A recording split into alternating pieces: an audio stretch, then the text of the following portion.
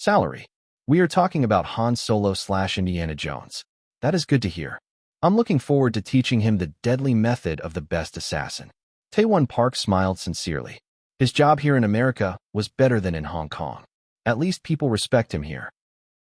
The North American release of Taken has ended. Cinema Alliance has already given the remaining money to Paramount. The North American box office for Taken was $268.42 million. Cinema Alliance took 40%, or $107.36 million. Paramount then subtracted the advertising budget and films they invested, $23 million, and the 25% box office fee. The total was $90.1 million. The rest went to Grey Pictures. The money that went to Grey Pictures was $70.96 million. In addition, Kazir Grey, the director, would get a 10% share of the box office. Kazir Grey got $26.84 million, and it was transferred to his bank account. In the end, Grey Pictures only got $44.12 million. They basically made $19.12 million. That was pretty much their profit in North America. It clearly showed that the Cinema Alliance and the distributors were the only winners. However, the international box office was still running at $224.25 million. Grey Pictures had another way to make money. There were the videotapes as well. Grey Pictures would get most of the profits for this one. Grey Pictures would produce the videotapes and Paramount would distribute them. Paramount would get 20% of the profit while Grey Pictures would get the 80%. The profit on the videotape was much better than the box office because a blank videotape was cheap. A blank videotape cost $1, but a movie videotape could be sold for $30. Chapter 127. Now that the screening of Taken was over, Grey Pictures and Paramount signed a distribution deal. Paramount would receive a 20% profit fee after distributing their videotapes to the market. The contract was for 5 years. Grey Pictures produced 3 million copies of videotapes at a cost of about $2.7 million. Producing videotapes was cheap, but the profit was big. Besides, Taken had 2 videotapes, the normal one and the luxury version. The normal videotape cost $30, while the luxury version cost $60. The luxury version came with 3 Continental coins. People still oblivious about these coins except for the time when retired agent Brian Mills threw them to the ninja. A year later, however, these coins would become a sold-out item. Aside from the coins, the deluxe version had the extended version of the movie, a longer viewing time than the theatrical release. Kazir Grey added 15 minutes of footage to the deluxe version. The content of the extended version was the snippets about the Continental Cinematic Universe, such as the conversation with the ninja. In the extended version, Brian Mills even fought a killer who could bend the trajectory of bullets. 2 million copies of normal videotapes and 1 million copies of luxury videotapes. They never intended to produce many luxury versions for the scarcity effect. The videotapes of Taken would be in Walmart, Blockbuster, and other movie stores at the start of December. Paramount and Grey Pictures hoped that Taken would sell at least 1 million copies in its first month. As the days of November passed, Kazir Grey visited the investment firm that handled his investment. As usual, the stockbrokers tried to sell him investments and insurance, but Kazir felt that their choices were dubious, so he stuck to his usual ones. If I remember correctly, I also visited this place in November last year. Kazir chose only 3 companies to invest in: Nokia, Cisco, and Microsoft. Last year, his investment in Nokia grew to $2.4 million. He also invested another $3.3 million in Nokia last year. Unlike last year, Nokia's stock price increased only 21.78%. So this year his investment in Nokia increased to $6.9 million. Nice, Kazir muttered as he looked at the specific number. As for Cisco, his $2.7 million plus $3.3 million went up 31.4%. That made his stake in Cisco $7.8 million. It was not bad to see his investment increase by another $1 million. It was actually a good thing. As for the last one, he had $3 million in Microsoft, plus he invested $3.3 million last year. As always, Microsoft was one of the best investments of the 90s. With a 56.44% increase in value, his money in Microsoft was now $9.8 million. There was a reason why millionaires and billionaires would never lose money. because they had many ways to make it. They would never reach a point where they would be poor and homeless. With the three investments combined, Kazir had $24.5 million. His money grew even though he did nothing. Seeing that his money was growing again, he decided to invest another $30 million and split it three ways. The investment firm he chose was very trustworthy, and he was confident about his money. He also planned to withdraw all the money around the last quarter of 1999. He knew that the internet bubble would burst around 1999 and 2000. He planned to buy a house at that time. I didn't need a house because I'm a workaholic type, but it's not bad to buy a few houses. After his visit to the investment firm, Kazir Grey returned to his office as usual. While most of the employees were working, Kazir Grey was doing his job as a director, writing the script and drawing the storyboard. He was pretty lonely these days, but he was used to it anyway. Reese Witherspoon joined the crew of There's Something About Mary, and it might take 3 or 4 months to finish shooting. Even Salvatore Barlow was busy helping Brianna Evans in her role in The Truman Show. As long as everybody is happy. Kazir shrugged and sat down. He began to draw sketches with his pen. He drew a man in a suit, with shoulder-length black hair and a short beard. The man, the Baba Yaga, John Wick, Mr. Jonathan Wick. As long as the actor passed the appearance requirements, he would have a chance to show his acting talent. Then Kazir would meet him for the final round of auditions. To be honest, he had a few actors in mind, but he was not sure if they would agree to his requirements. We need a protagonist as soon as possible to give him more time to train. Because John Wick is different from Taken. It's action-packed, I'm not even lying. The gunfights and hand-to-hand combat filled almost the entire movie. There was never a dull moment. It was all adrenaline.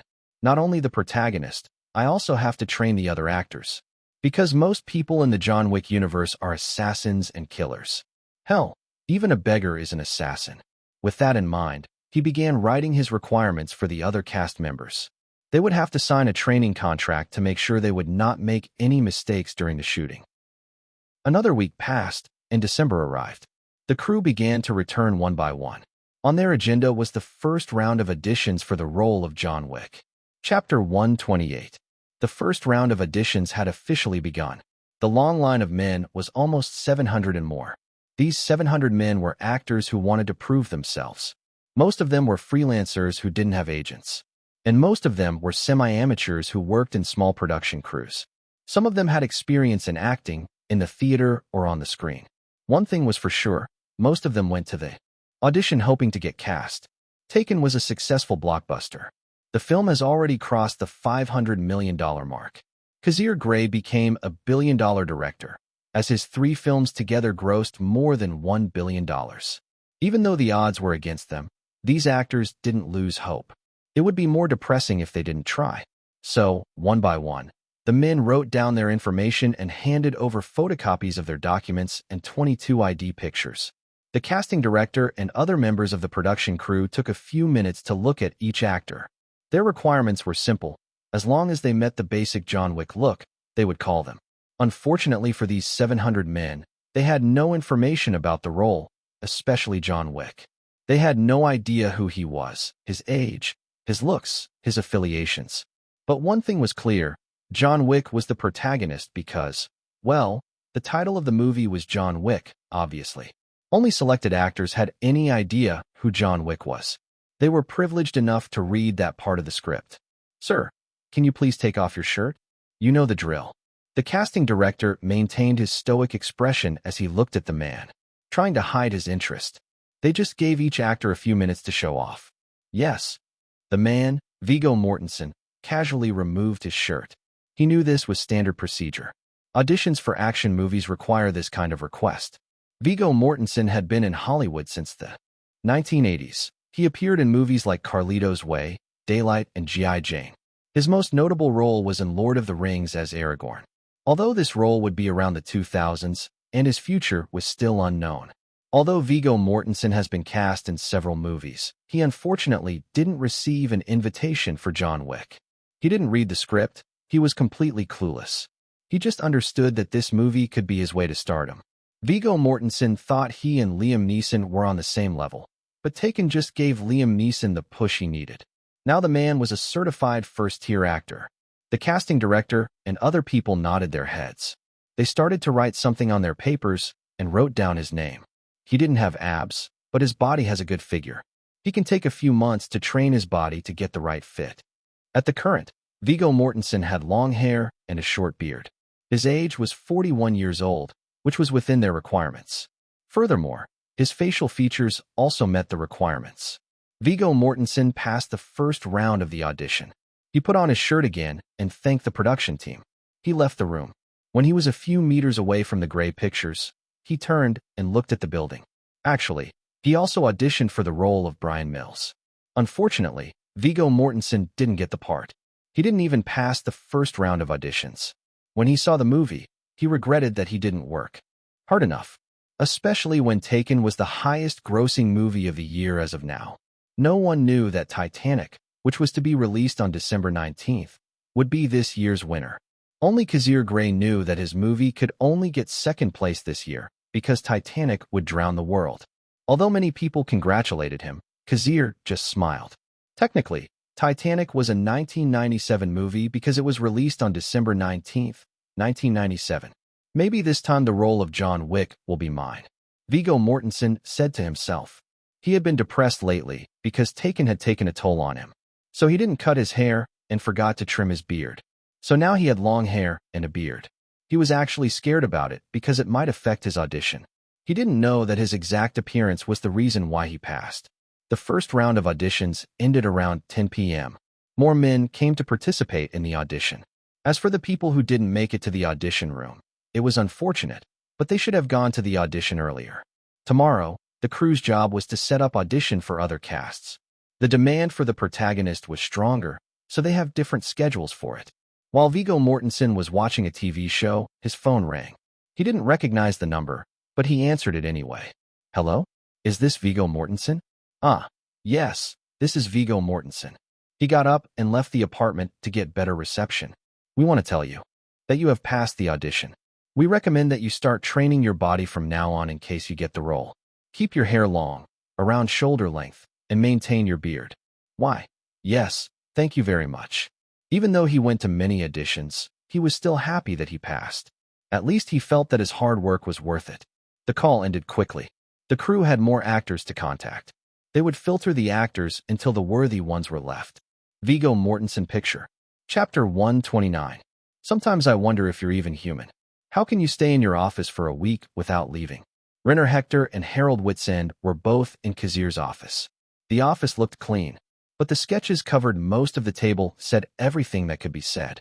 Kazir didn't have time to arrange his things. I'm fine. I don't need a vacation. The reason we want a vacation is because we need rest. But vacation can also help you. Still, I can't believe you decided to lock yourself in this room and spend your month working. Kazir, have pity on yourself. Harold rubbed his throbbing forehead. He knew Kazir Grey was a workaholic bastard. In fact, that was one of the reasons he and Cassandra had divorced. You can't start a family if you stay like this. I just got divorced. I don't intend to get married. We'll see when I get there. But still, you need rest for peace. Harold, I understand that you are concerned about me. But I'm fine. Doing what I love brings me peace. Some of the crew members were married and needed time for their families. Going to a foreign country to make a movie was a tough thing to do. Fortunately, the three men in the office were single. Although Harold was interested in a woman and they were going out for dinner that weekend. Kazir, I know you're not the type to spend money recklessly just to get the perfect shot.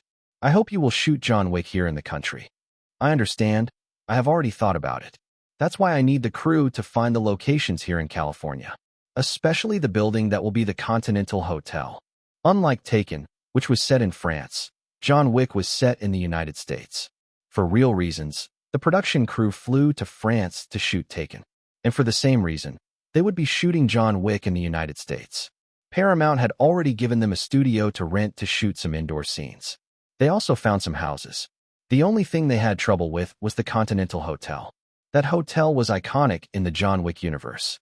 It was a place where assassins could drop their guns and talk like human beings. There's no killing at the Continental Hotel. John Wick suffers for this reason throughout Chapter 2 and the next sequels. It's my job, so I'll take care of it. Usually the person in charge of this kind of job was the director and the cinematographer.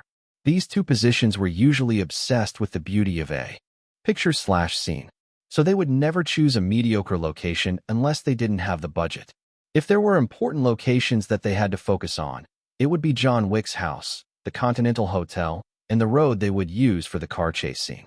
The crew had already contacted the city of Los Angeles. Los Angeles was the place of Hollywood, and this city had many film projects every year. Let's not talk about my vacation.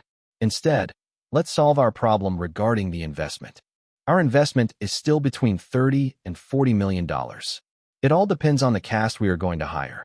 The main reason for the increase in production costs in these years was the salary of the actors. Agents realized the importance of first-rate actors and used them to make money. Now, agencies were the companies that protected and prioritized the concerns of actors/actresses. Back then, in the early years of Hollywood, studio companies used actors as if they were disposable. Acting in the rain, giving actors pneumonia, forcing underage actors to kiss, no work limits for underage actors, using dangerous chemicals as props. The laws regarding actors were incomplete at the time. Studio companies never respected them. Even if agencies were like leeches, it was true that they would protect their clients. The opposite could also happen. For franchises and trilogies, it was important to hire the same actors. Because of this, the said actors would ask for more salary. Grey Pictures decided that they had to sign the actors to a trilogy or more contracts so that they wouldn't have problems later. For that reason, Grey Pictures was not sure that they could cast a famous actor. It was a miracle that Liam Neeson agreed to their terms. We are talking about this topic because of the information we have received. Apparently, Harrison Ford is interested in the project. Obviously, he is asking for a whopping $10 million and 10% of the worldwide box office. Another obvious thing, he is not going to sign a trilogy deal. The three men both shake their heads. They have the same answer, no. Harrison Ford is a great actor, but it's impossible to hire him. He makes more than the director. Kazir only has a $5 million salary for this movie. If they signed Harrison Ford for a single movie, their plan to create the Continental Cinematic Universe would disappear. Kazir didn't want a situation like Edward Norton and The Incredible Hulk. I can agree to his terms if he signs a trilogy and cameos. But Harrison Ford definitely did not like that kind of thing. Even though they invited the actor for the audition, Kazir never had any intention of casting the man. He made his decision from a business standpoint. So let's decide after we've hired all the cast. For now, our minimum investment is $30 million. Chapter 130. The production crew has already cast the major characters in John Wick. For Winston, the owner of the Continental Hotel, Kazir decided to go with the original actor. Ian McShane signed on for sequels and cameos. He was trying to break through because his work in the 90s was all TV shows. Isef Tarasov was the asshole who caused all the John Wick movies. He was the son of Viggo Tarasov. He was responsible for killing John Wick's dog. Because of that, John Wick returned to the underworld and ended his retirement. Kazir could not find the original actor, so he decided to choose someone from the auditions. Of course, Viggo Tarasov was played by Michael Nyqvist. He was the original actor, and he willingly signed a contract. He had just started in Hollywood that year. He was a policeman in a TV show. Compared to his role in the TV show, being a mafia boss was better. Kazir also didn't forget about Willem Dafoe. Willem Dafoe was a theater stage actor at this time. Even though Marcus, Willem Dafoe, died in the first movie, his role was quite important. In fact, Kazir was not sure if he would kill Marcus this time. The man was a real homie for saving John Wick. In addition, Kazir wanted to make Marcus a member of the fraternity. The fraternity was a group of assassins who had high concentration and could bend trajectory of bullets. Then another important character, Kirill. This certain bodyguard was, in Kazir's opinion, the toughest opponent John Wick ever faced in the entire John Wick universe. Well, Kirill defeated John Wick once, throwing him off the second floor of the bar. Also their last fight was a dogfight. It was dog eat dog. For Kirill, the crew could not find the original actor, so they went with another actor. They chose Bryan Cranston. To be honest, their first choice was Sean Bean, but Kazir pushed Bryan Cranston. He was interested in seeing Mr. White and John Wick fight. That's right, Sean Bean, Lord of the Rings and Game of Thrones, and Bryan Cranston, Breaking Bad, auditioned for the role of John Wick. Kazir saw their names and invited them to audition for Kirill's role instead. As for the rest of the characters, they easily filled them. The most important, of course, was John Wick himself. Kazir was actually thinking between Gary Oldman and Viggo Mortensen. He invited Gary Oldman and even gave him a script. The actor had the privilege of auditioning in the final round of casting. Gary Oldman is fully prepared for the role. He got long hair, a beard, and a black suit. He looked like the incarnation of John Wick. The production crew almost nodded their heads and gave him the part. But Gary Oldman didn't want to sign on for a trilogy for a starting salary of $1.4 million. He wanted more. Well, that is how business works. Kazir Grey didn't want a long negotiation because the actors needed training as soon as possible. So Kazir looked at the other actors who had passed the last round of auditions. Then Viggo Mortensen caught his eye. The man also passed the appearance of John Wick. To make it better, Viggo Mortensen promised to learn Russian, and his salary was only $1 million. In the end, Kazir Grey decided to let go of Gary Oldman. He chose Viggo Mortensen and signed 5 films and cameos. The increase in salary per film was 40%. Just before the last week of 1997, the cast of John Wick was complete. Grey Pictures got a holiday break as Christmas and New Year's were coming up. All work would resume the first week of January. As for Gary Oldman, unfortunately, he might regret his decision later. Phew. Now that the cast was complete, the actors began their training in early January. The training studio was filled with equipment for them. Grey Pictures hired professional trainers. The actors were drenched in sweat and panting, especially Viggo Mortensen and Bryan Cranston. The two continued to practice their stunts. Even though they were practicing safely, they could not help but get a few scratches. Unlike the usual protagonists who didn't get any wounds or bruises, John Wick was the type to get hurt by everyone. Throughout the entirety of Chapter 2 to Chapter 4, John Wick walked with a limp due to the damage he received from the battles. Note that the entire John Wick plot only happened in weeks. Maybe that was why the movie was successful, because John Wick was a vulnerable person who could feel pain. He could get hurt, not like Rambo and T-800. The cast has to finish the 100 days of training. Everybody signed a contract and it should be respected. If someone tried to disregard the contract, they can hire another one. It was good that most of the actors were not famous and humble. They were afraid of being replaced. Filming would begin around April. The whole shooting would take 2 to 3 months. Thankfully, Kazir's work was much faster and more efficient than other directors. Most directors take 2 years to complete a project, but Kazir could complete 1 film a year. And his films were all successful. With this ability, the Big Six were salivating to have him. In fact, one of the Big Six was thinking of acquiring Grey Pictures just to have Kazir Grey. His future was promising, and they would do anything for the profit. If Kazir and Grey Pictures were worth it, they were willing to pay. Chapter 131. Kazir Grey was in high demand at the moment. Right after New Year's, Kazir was contacted by 3 companies at once. John Wick was still in pre-production, and this was the right time for Paramount, 20th Century Fox and Warner Brothers to work with Kazir Grey.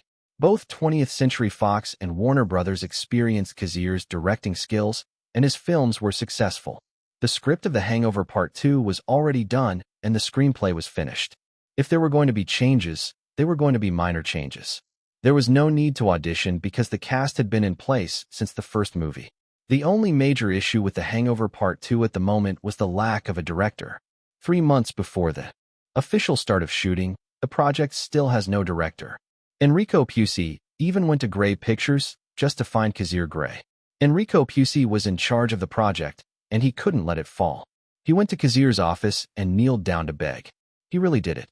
Kazir massaged his forehead.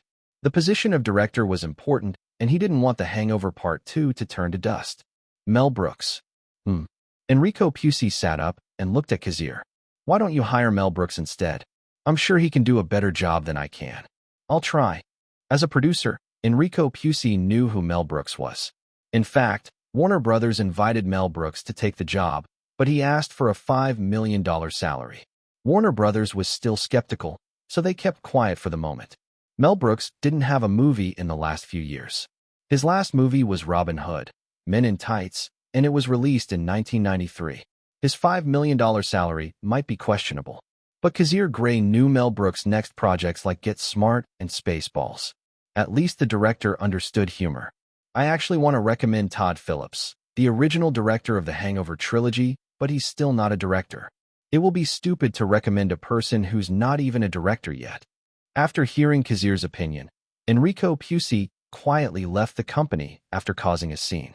For the success of The Hangover Part 2, Enrico would have a face as thick as the Earth's crust. Shamelessness was needed. Later, Enrico thanked Kazir Grey for his suggestion. As long as all was well, taking a knee was no problem. The next person to appear was none other than Paramount's Shirley Lansing, the head of publicity management. The woman started to ask her about the possible promotion methods for Meet the Parents. Shirley asked Kazir Grey to visit Paramount at least once. The project began its first round of auditions that week.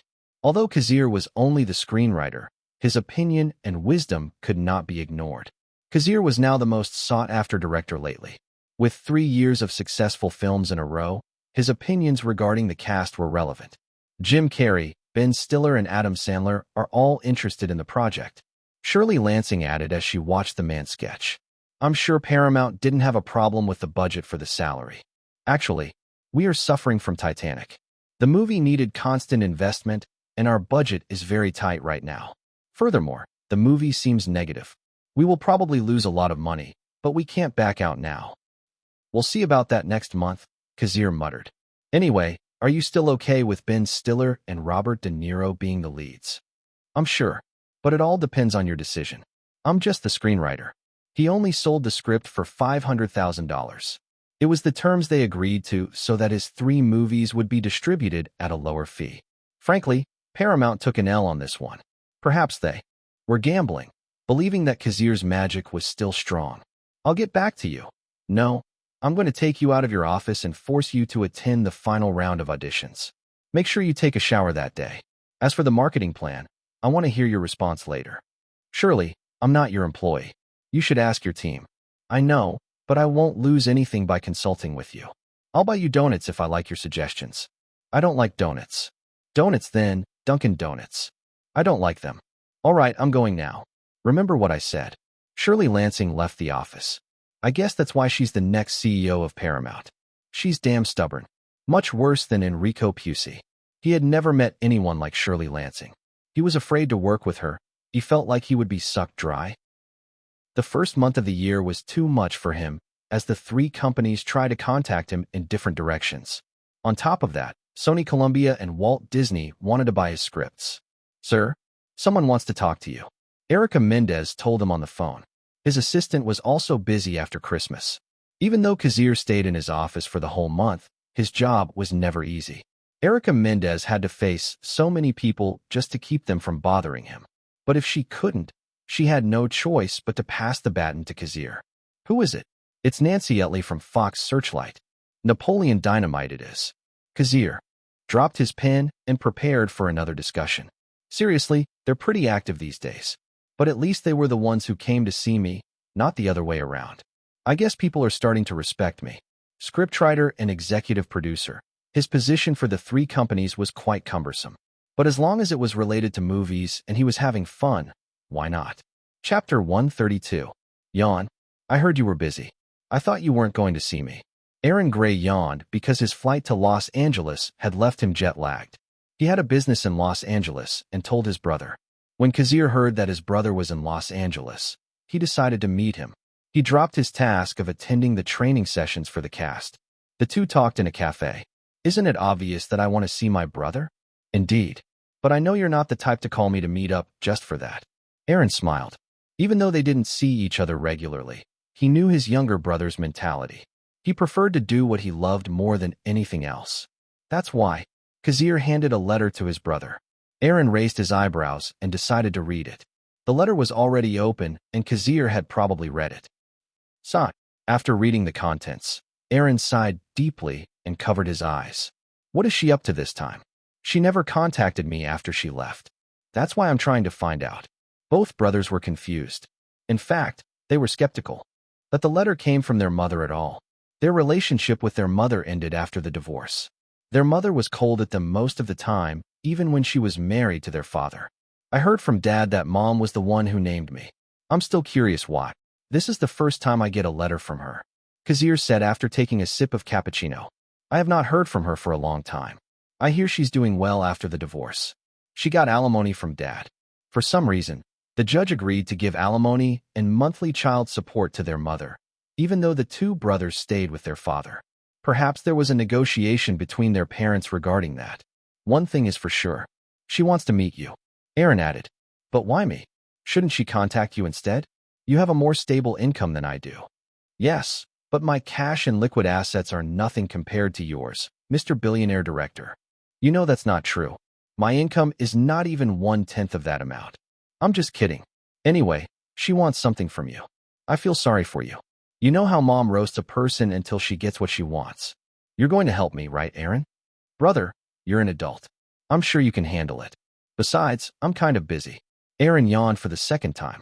He hadn't gotten enough sleep lately. By the way, congratulations. I didn't congratulate you personally. Am I going to have a niece or a nephew? Aaron's wife was pregnant.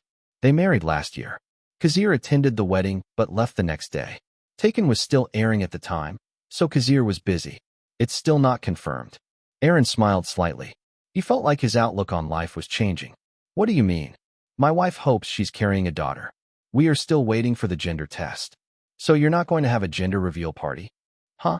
I never heard of that. But now that you mention it, maybe we can do something like that. Let me know when. I'll buy a plane ticket. All right, Mr. Billionaire Director. Damn it, I said don't call me that. Ha ha ha.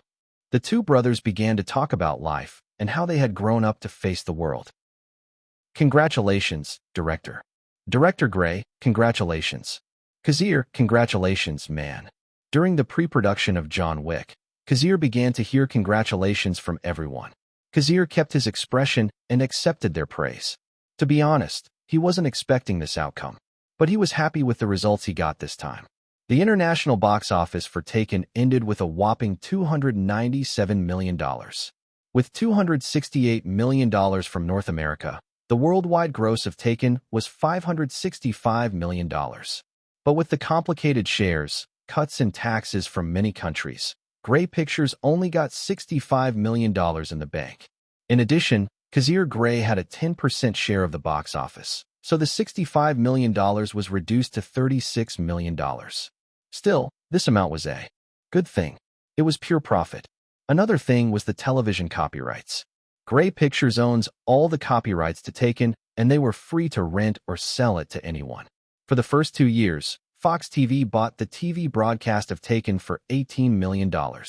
This means that only Fox TV was allowed to broadcast Taken in the United States for 2 years. Note that this is only in the United States. In Australia, they sold the 2-year TV broadcast of Taken for $12 million. In other English-speaking countries such as the United Kingdom and Canada, Grey Pictures received a total of $25 million. Truth be told, Grey Pictures' profit from Taken was already over $100 million. Especially once the sales of videotapes increased. They could make money from Taken no matter how many years passed. As long as they owned most of the copyrights, they could make money. Gone with the Wind came out in 1939, and to date, the movie has grossed more than $3.4 billion in profit after so many decades of sales, TV broadcast, even the re-release. One of the proofs of why movie companies made money even though movies weren't very profitable in theaters. The Shawshank Redemption was a huge flop in theaters, yet the movie continued to make money over the years. There were no unsuccessful movies. As long as people were interested in movies, they would buy them. I know it's already obvious, but I think Taken is going to be the box office champion of 1997. His assistant, Erica Mendez, told him. Confidently, but Kazir shook his head. He grinned. I don't think so. It was the last week of January, and news of the Titanic was slowly sinking in the media. No one expected the outcome except Kazir Grey. Chapter 133. In the history of movies, perhaps only Titanic had a unique trend. Normally, the box office trend of movies would go down after 2 or 3 weeks. But Titanic had an upward trend. The movie didn't have a good reputation when it was released. The first and second week were below average performance. Even the movie critics bombarded it as a disaster. Everyone thought it would be a flop. Paramount and 20th Century Fox invested a lot of money into the project, but they felt that the only way to make a profit was by relentlessly selling videotapes/DVDs for decades. The extravagant filmography. the real ship built under James Cameron's orders. The sickness the cast suffered while working in the middle of the lake. The last part of the movie was about the shipwreck, so the cast had to be in the water every time they shot. Some of the cast went to the hospital. There were many disasters and bad signs that Titanic would be the biggest flop of 1997. Even Paramount and 20th Century Fox were not confident in the movie, so it was released in December. Everyone expects the downfall of Titanic, just like its historical version. But well, the opposite happened. A month after the release of Titanic, critics began to change their minds. They said that Titanic was the best movie ever made, that it was the movie that would change Hollywood after Jurassic Park. They were not wrong. If Jurassic Park was the first billion-dollar movie in history, then Titanic was the second. However, Titanic's performance was tremendous. It was the highest-grossing movie of all time before Avatar. Note that Titanic and Avatar were created by none other than James Cameron. Unlike Kazir Grey, James Cameron was the real deal. Honestly, he is the GOAT in my opinion. Better than Steven Spielberg, Stanley Kubrick, or Alfred Hitchcock if you based it on the box office of each of his movies. The man had 3 movies that grossed over $1 billion worldwide, a feat that was hard to achieve. February arrived, and the North American box office for Titanic was already a whopping $308 million. The film easily beat Taken's $268 million. The people who congratulated Kazir scratched their heads in embarrassment. They didn't think that Taken's performance would be so easy to beat. However, unlike them, the director himself was not affected. For someone who knew the future, Kazir remained calm. He went about his work meticulously. He met with the cast, checked the props, attended their rehearsals, and searched for shooting locations. They even hired a professional dog actor for the film. This meant that the animal rights organization would visit the crew. Grey Pictures also contacted several companies for possible product placement. Rolex agreed to pay $1 million to promote their new watch. They would pay another $1 million if the movie grossed more than $300 million worldwide. Even Ducati and Coca-Cola agreed to pay $1 million each. The investment for John Wick was confirmed to be $30 million. But it seemed that Grey Pictures only needed to invest $27 million. The 3 companies didn't trust the movie. They only believe in the abilities of director Kazir Grey. Hollywood accepted the fact that Kazir Grey has what it takes to sell movies. The 3 companies understood that the movie would have a positive performance, and investing $1 million was not a problem. Are these the real numbers? That's right. Erica Mendez assured her boss. I'm not good at math. In fact, I hate math. Still, seeing numbers like this makes me laugh.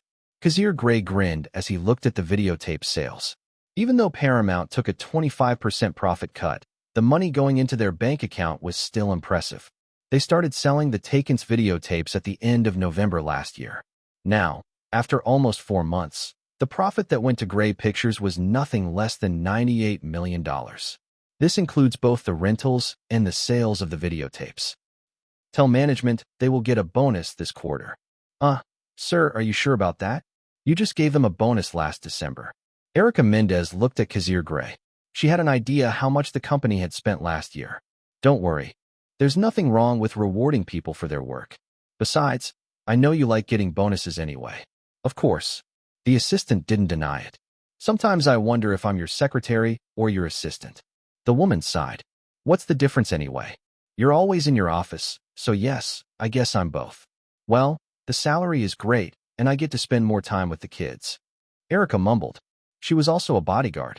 The gun in her purse always reminded her of that. I'm actually glad you stay in one place all the time. She felt like her job was getting mixed up.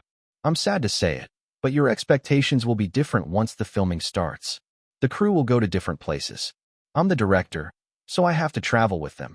And yes, you will follow us. Kazir chuckled. He could not help but smile when he saw the profit the company made after selling the videotapes. That business was not bad. However, he still preferred the thrill of the box office after the hard work of making a movie. He felt it was more rewarding than selling videotapes. It's okay. I'm prepared. I'm already happy that you're shooting in the country. Better stick to the plot. John Wick was set in the imaginary dark city of New York City. Although the crew would shoot most of the movie in Los Angeles to cut costs, there was no reason to leave the country as they could not get tax incentives anyway.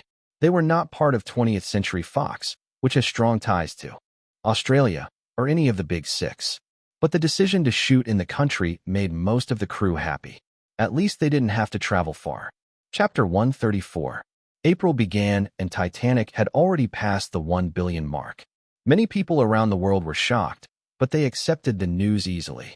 After all, Titanic had touched the hearts of many people. Especially women fell in love with the movie. They fell in love with Jack's sacrifice. And, of course, they fell in love with Leonardo DiCaprio. The young heartthrob stole the hearts of many women. This was the beginning of Leonardo's adventure of dating women under 25 officially happened. He always breaks up with his girlfriend when she's over 25. Well, 3 decades later, Leonardo DiCaprio would be categorized as a borderline creep. There was even news that he was dating a 19-year-old model at the age of 48. That was a huge age difference. The model was not even alive when Titanic came out. Leonardo definitely has the P-power, I won't lie. Along with the sinking power of Titanic, the movie industry in Europe went into a protest, saying that Hollywood was nothing but an entertainment factory, which was true. Years went by, and the production of movies matured. Distribution was in full bloom, and companies were using strategies to maximize their profits. Nothing wrong with that. Perhaps the European film industry realized the danger that Hollywood posed to them. If Hollywood continued to produce high-quality movies, the European film industry would die. The European film industry has a strong sense of pride because they were the first to produce a movie. Their era was over after many countries realized that English was the universal language. Aren't you angry that your movie didn't become the champion of 1997? Me? Of course not. I know my movie is nothing compared to Titanic. Is it humility or lack of confidence? Anyway, let's stop talking about me. What about you, kid? Why are you here? Kazir was confused as to why this little kid, Scarlett Johansson, was at the Paramount studio. The crew was preparing the set for some interior scenes for John Wick. Filming began last week, and the cast was starting to get into the spirit of working. I got a part in Deep Impact. I heard that you recommended this movie to Salvatore after reading the script. It's actually a partial script. Whatever. Anyway, thanks for that.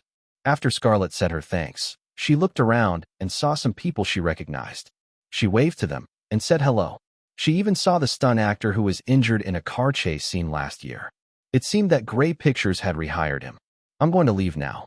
My mom is going to take me to Disneyland. Take care. Kazir shrugged and watched the little girl act mature. She really has the guts to say Disneyland in a Paramount studio. As for the clash between Titanic and Taken, Kazir didn't bother. William, are you ready? This is a close-up, so it's hard to use a body double. I understand, director. William Dafoe smiled.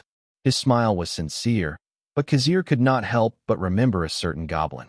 This was William Dafoe's first big role after acting in the theater stage. He could not help but be nervous and excited at the same time. He did his best to understand his role so that he wouldn't disappoint the director who chose him.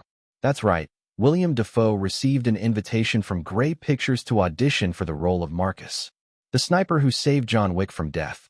William Dafoe was grateful for the opportunity director Kazir gave him. Within 3 months, he spent his time training in hand-to-hand combat and firearms.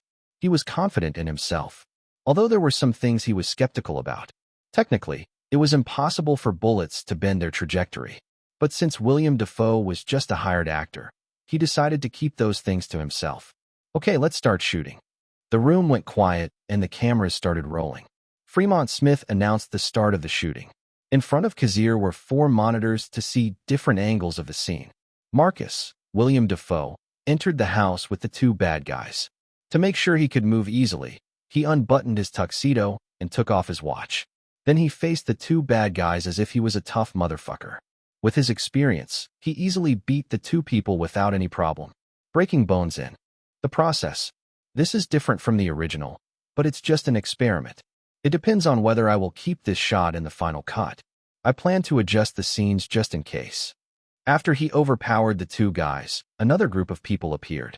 Marcus grinned, and the real fight began. He pulled out his gun and fired bullet after bullet. Of course, the enemies also shot at him. This scene might look cool on the screen, but filming it in real life was really boring. There was no sound. Even the guns they used were fake. It was just an imaginary gunfight. Even the recoil was hard to believe.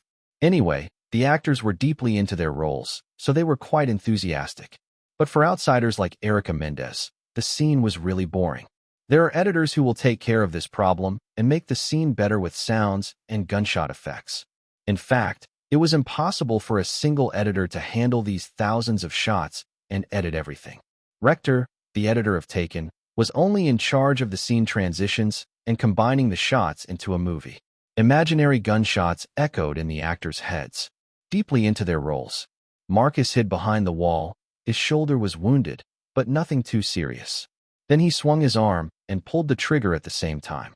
The bullet miraculously bent, killing 3 people.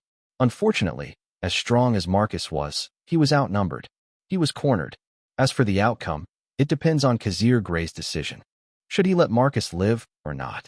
That was the question. Chapter 135. Yes, I understand. I will try to deliver your message. Director Grey is busy right now. No, he can't talk to you. Please give me your message. No, he is also busy tomorrow. Me? No, I'm not going to give you my home number. Erica Mendez ended the call with a depressing sigh. She knew that her boss was becoming famous and that many people wanted to work with him, either to buy his script or to hire him as a director. And honestly, their terms were not bad. An assurance that his salary would be over $10 million plus 10% of the box office. They can negotiate and make a good contract. But Erica Mendez understands the intention of her boss. Looking at the man massaging his forehead after a sleepless night, she knew that Director Grey didn't have time for anything else. Kazir Grey didn't get much sleep last night because he was reviewing all the shots they had taken. So Erica, Hector, and Fremont didn't sleep either. Erica was responsible for serving them a ton of coffee while the 3 men talked about the best footage they could use. Kazir intended to let the 2 of them handle some scenes on their own. Hector knew about cameras and lighting, but he was clueless about the director's position. This project might be his first time directing people while watching the scenes unfold. As for Fremont, the man was young. He was only 23 years old and lacked experience. Kazir could sense his sincerity and enthusiasm, so he gave him a chance to blossom. Kazir understood how terrifying the role of a director was. The pressure was crushing, and Kazir suffered from insomnia most of the time. There was a time when he felt that this would be his last movie. If a movie was a disaster, everyone would blame the director because he was the creative mind of the project. Kazir hoped that the 2 of them would have the strength to withstand that kind of pressure. Okay, let's rest. You can eat lunch, Kazir announced, and the people were relieved. Kazir was a fast, consistent type of director who didn't like to do pointless shots. As if everything was already in his head, and there was no point in doing useless things. Fremont, take your crew to the Waldorf Astoria Hotel and get some background shots. All right. Fremont nodded seriously. Unlike the original version, the Waldorf Astoria contacted Grey Pictures and offered their hotel as the Continental Hotel. The accommodations were free as long as they advertised their hotel. They also gave Kazir Grey and the crew VIP cards. Kazir's card could use the VIP room at a 50% discount while the crew could get up to 30%. Kazir was not picky about the hotel, so there was no reason to say no. However, he stated that the hotel might appear in many sequels and related movies, so he signed an agreement with the Waldorf Astoria Hotel. In the next movie, if the Waldorf Astoria Hotel wanted to promote their hotel again, they would have to pay the crew $1 million. Of course, the Waldorf Astoria Hotel had the right to refuse. Although it could be inconvenient for sequels, the good thing was that the Waldorf Astoria Hotel was in Los Angeles and Grey Pictures could easily contact the management. Grey Pictures believes that both parties would have a good cooperation. For the sake of their business, cooperation was not a problem. Huh? What is it this time, Erica? Kazir saw his assistant coming towards him. He already had an idea. Maybe it had to do with his scripts again. People kept pestering him about it. It's Warner Brothers. Warner Brothers? Are they talking about The Hangover Part 2 again? I thought they had a director already. No, sir. It's different this time. It's the Bourne Identity. Tell me more about it. Hearing something unexpected, Kazir became serious. Even though his eyelids were quite droopy, he knew that the subject was too important to ignore. They want to buy the copyright of the Bourne Identity movie that's in our film library. Kazir knew that Warner Brothers had a claim on Bourne Identity back in the 80s, but someone had already gotten the movie copyright. In the end, they stopped acquisition when the first Bourne Identity television movie, 1988, came out. Bourne Identity, 1988, flopped, so Warner Brothers lost interest. So what is the reason they are doing this now? Is it because of the Continental Cinematic Universe? Warner Brothers and 20th Century Fox had an idea about Kazir's huge project. Maybe Warner Brothers felt it would be dangerous if his plan succeeded, so they decided to stop his plan step by step. Movies based on novels were quite a hype in the 90s. The Shawshank Redemption, Silence of the Lambs, Forrest Gump, and many more. They were all based on novels. Warner Brothers concluded that the Bourne Identity copyright in Kazir's hands was too dangerous. They are interested in buying the copyright. I guess they have regained their passion. Also, they want to prevent the addition of Jason Bourne to the Continental Cinematic Universe. Warner Brothers realized that Bourne Identity would definitely be part of the Continental Cinematic Universe, considering Kazir's projects.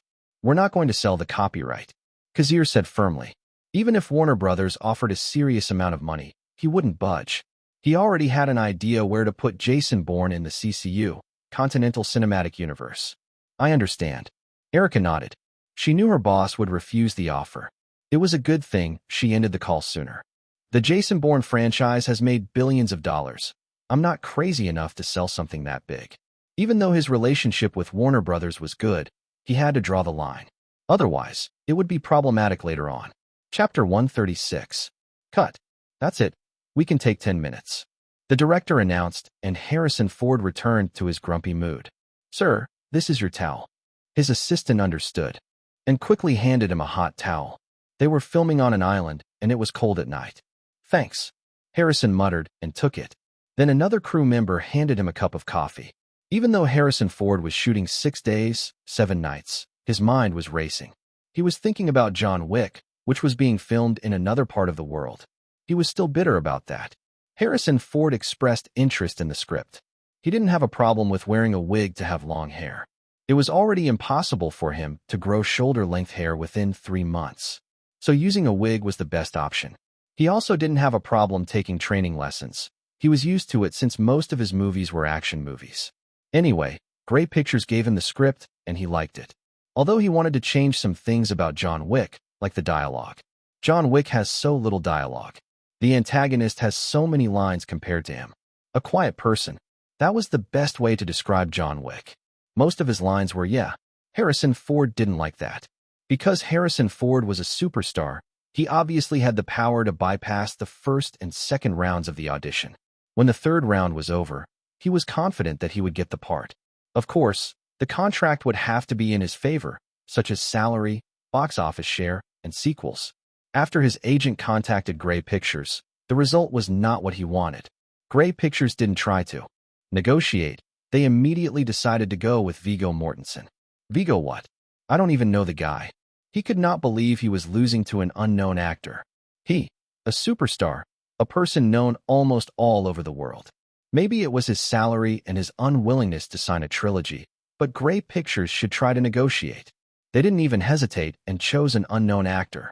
Harrison Ford was angry, although he understood why. His heart and mind were at odds. One thing was certain. He didn't want the movie to have a good result. At least his current movie, 6 Days, 7 Nights, should do better than John Wick. That was the only way he could feel better. After this, we will shoot another scene, the director announced, and everyone started to prepare. Even though Harrison Ford was a superstar, he knew that he was an actor who should take every movie seriously. 6 Days, 7 Nights was not his first choice, but at least his salary was much better. He showed dedication equal to the salary he received. He sipped his coffee and hoped that Kazir Grey would have a flop movie. I don't want to experience what happened in Air Force One again. Okay, lights, camera, action. With Fremont off shooting the Waldorf Astoria Hotel, another person took his position holding the clapperboard. The crew rented a bar to shoot the most action-packed part of John Wick. This was the scene where John Wick showed up at the bar to take revenge for the death of his dog. The bar was filled with bodyguards, but John Wick killed them all. Well, except for one person. Filming started and Viggo Mortensen started shooting with his fake gun. They rehearsed this action sequence a long time ago. Taewon Park stood in the corner and watched the actors do their jobs. He was proud to see that they were doing well. Especially Viggo, He looked like a different person. Cut. Adjust the lighting, it's too dark. Out of nowhere, Kazir stopped filming after checking his monitors. Let's shoot the scene again in 10 minutes. Vigo, your performance is great, but we need better lighting so we can capture it better. Viggo Mortensen and the other actors nodded their heads. They were really in their zone and felt like they were doing well. They felt like they were real bodyguards working under a mob boss. Even though there were no gunshots and the punches were fake, they felt like it was all real. It was a unique sensation, as if they were sinking into their roles. The lighting crew were adjusting the lights. It was a bit difficult because the setting was a bar, and that kind of place is usually dark. After that, filming resumed, and the actors did a good job. It is good that our pace is on schedule. After some grumbling with the animal organization, the filming didn't encounter any problems. Animal organization was quite strict, and the dogs' working hours, on-set housing, and environmental aspects had to be taken into account. Fortunately, the dog had a better attention span than the baby in The Hangover. Kazir understood that there would be a lot of dogs on John Wick franchise, and he needed to maintain a good relationship with the animal organization to avoid unnecessary hassle. Let's deal with that later. Bryan, are you ready? Director, I've been ready since yesterday. Bryan Cranston smiled modestly. He was excited because the action sequences in this movie were unique and interesting. He had a scene where he fought John Wick in hand-to-hand combat, and it was a dirty fight to the max. He was excited to imagine it. His character in this movie was called Kirill, a person who works under Viggo Tarasov, Michael Nickvist, a Russian mafia boss. He was the strongest person that John Wick fought in this movie. They started shooting the bar scene since yesterday, and he could not wait to get into action. Don't get excited, this is acting. Chapter 137. Yes, director. Bryan Cranston replied. Kazir shrugged and let the man feel the adrenaline. As long as everything went well and the shot was good, he didn't have a problem. Bryan Cranston was 42 years old and still confident in his physique. Honestly, I'm not sure if I should kill him in this movie or not. But given John Wick's disposition, he will never leave an enemy alive. In their final fight, John Wick strangled Kirill with his handcuffs. John Wick made sure the guy was dead. His chances of appearing in the sequels may be close to zero, unless it's a movie about the past, before John Wick retired. After Kazir announced another break and checked the footage, filming resumed. This time John Wick, Viggo Mortensen, was wounded by a gunshot. He fought Kirill, but his wound prevented him from giving his best. He was easily subdued and kicked several times after he tried to get up. Kirill also smashed a wine bottle against his head, breaking it. He then proceeded to stab John Wick with the broken wine bottle and threw him to the ground. By the way, they were fighting on the second floor, so John Wick's impact on the ground was really painful. Of course, that whole action sequence didn't happen all at once. It was shot piece by piece, and even the wine bottle was fake. The person falling from the second floor was a professional stuntman, and there was padding for a safe landing. They spent 4 hours filming those 4 minutes of footage. Even John Wick and Kirill's fight was filmed 3 times just to get a better performance. Watching it on the screen was completely different than watching it being filmed. Cut. Let's wrap it up this time. Tomorrow is Sunday, and we don't have any work, but some of you have to stay to take care of the equipment. Kazir announced the end of work after looking at his watch and showing that it was past 10:30 p.m. Yes, director. The crew replied and began to clean the set. They were done with the bar scene and would have to move on to their next location on Monday. Kazir was not a heartless person who would terrorize his crew members. They deserved a break. It was good that they were filming in California because most of the crew live in the state. The schedule was all good, and there was no pressure on the crew. Maybe this production crew is the most relaxed crew they have ever worked with. Kazir Grey didn't have time to go back to his apartment or the company. He decided to spend the night at the Waldorf Astoria Hotel. As for reviewing the footage, he would have plenty of time for that tomorrow. He closed his eyes and let the sleep sink in. He woke up early, around 6 a.m., and started reviewing yesterday's footage after eating breakfast from the hotel. Reviewing the footage was mostly about checking if the shots were good and could be used. After that, he decided to go back to the company to check some documents he has to sign. He drove his Honda car easily through the traffic. However, his eyes caught something interesting. The movie theater near his office was showing a brand new movie called City of Angels. He saw on the poster that Nicolas Cage and Meg Ryan were the stars of the movie. Nicolas Cage and Meg Ryan were superstars back in the 90s. Kazir Grey believed that he had seen this movie before, but his memory was a bit fuzzy. Since he was interested in the movie, he decided to watch it before going to the office. He spent almost 2 hours watching the movie. The movie is about an angel and a surgeon who fall in love with each other. Kazir thought and entered the office. The receptionist greeted him and told him that someone was waiting for him. Huh? Someone is looking for me. Erica Mendez had Sunday off, so she was not working today. Perhaps that was why Kazir hadn't received any information about it. He went to his office and found an old man waiting at the door. He was about 70 years old. Kazir Grey had a premonition. He recognized the person because he had met him once. To be precise, he met him 2 years ago, after he bought the Bourne Identity film rights from Alan Shane Production. Robert Ludlum, the author of the Jason Bourne series. Mr. Ludlum, it's nice to meet you. Kazir smiled and greeted the old man. Haha, nice to meet you too, Kazir. The two shook hands. Kazir invited the old man into his office. He had a feeling that the subject they were about to discuss was related to the Bourne Identity. So, Mr. Ludlum, may I know the reason you're here? Kazir, you can call me Robert. You don't have to be formal. As for the reason, I actually received a call from someone. Kazir's eyes became serious. Is it someone from Warner Brothers? Warner Brothers? No, he said he was from Walt Disney. Robert Ludlum replied. Hearing this, Kazir Grey realized that things were getting complicated. About that, can you please tell me why they contacted you? Kazir ordered 2 cups of coffee, knowing that this conversation might take a while. A few minutes later, someone brought them coffee. Walt Disney wants to buy the Jason Bourne movie copyrights. Kazir remained silent. Of course, the copyrights of the Jason Bourne series such as Identity, Legacy, Supremacy, and Ultimatum were already acquired by Grey Pictures.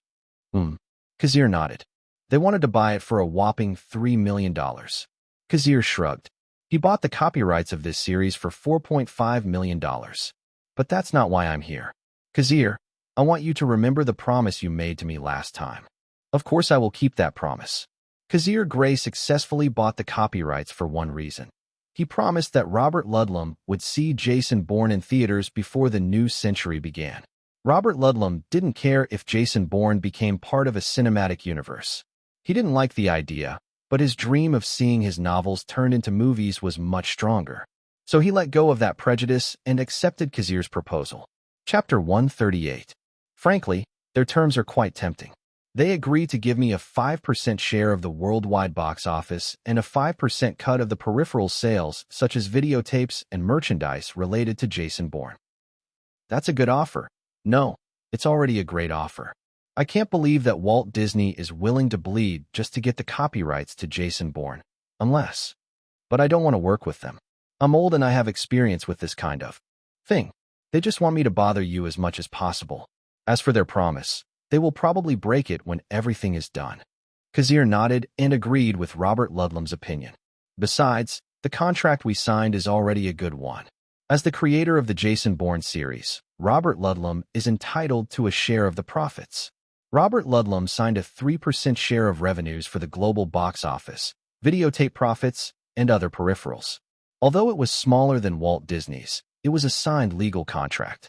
Robert Ludlum realized that Kazir Grey was more honest than Walt Disney. He also felt that Kazir Grey would make a good Jason Bourne. The success of Taken reassured him. However, if you want to adjust the distribution deal, perhaps. Mr. Robert Ludlum, we already talked about that. Haha, of course. I'm just joking with you. The old man laughed, but Kazir knew that he would try his best to get more money if Kazir showed any hesitation. He had to be firm when dealing with a tricky old man like Robert Ludlum. The only reason he stuck with me was because of the contract we signed. If Grey Pictures failed to produce the Bourne Identity before the year 2000, all copyrights would revert to its creator, Robert Ludlum. On top of that, Grey Pictures has to pay $3 million if they can't produce the movie.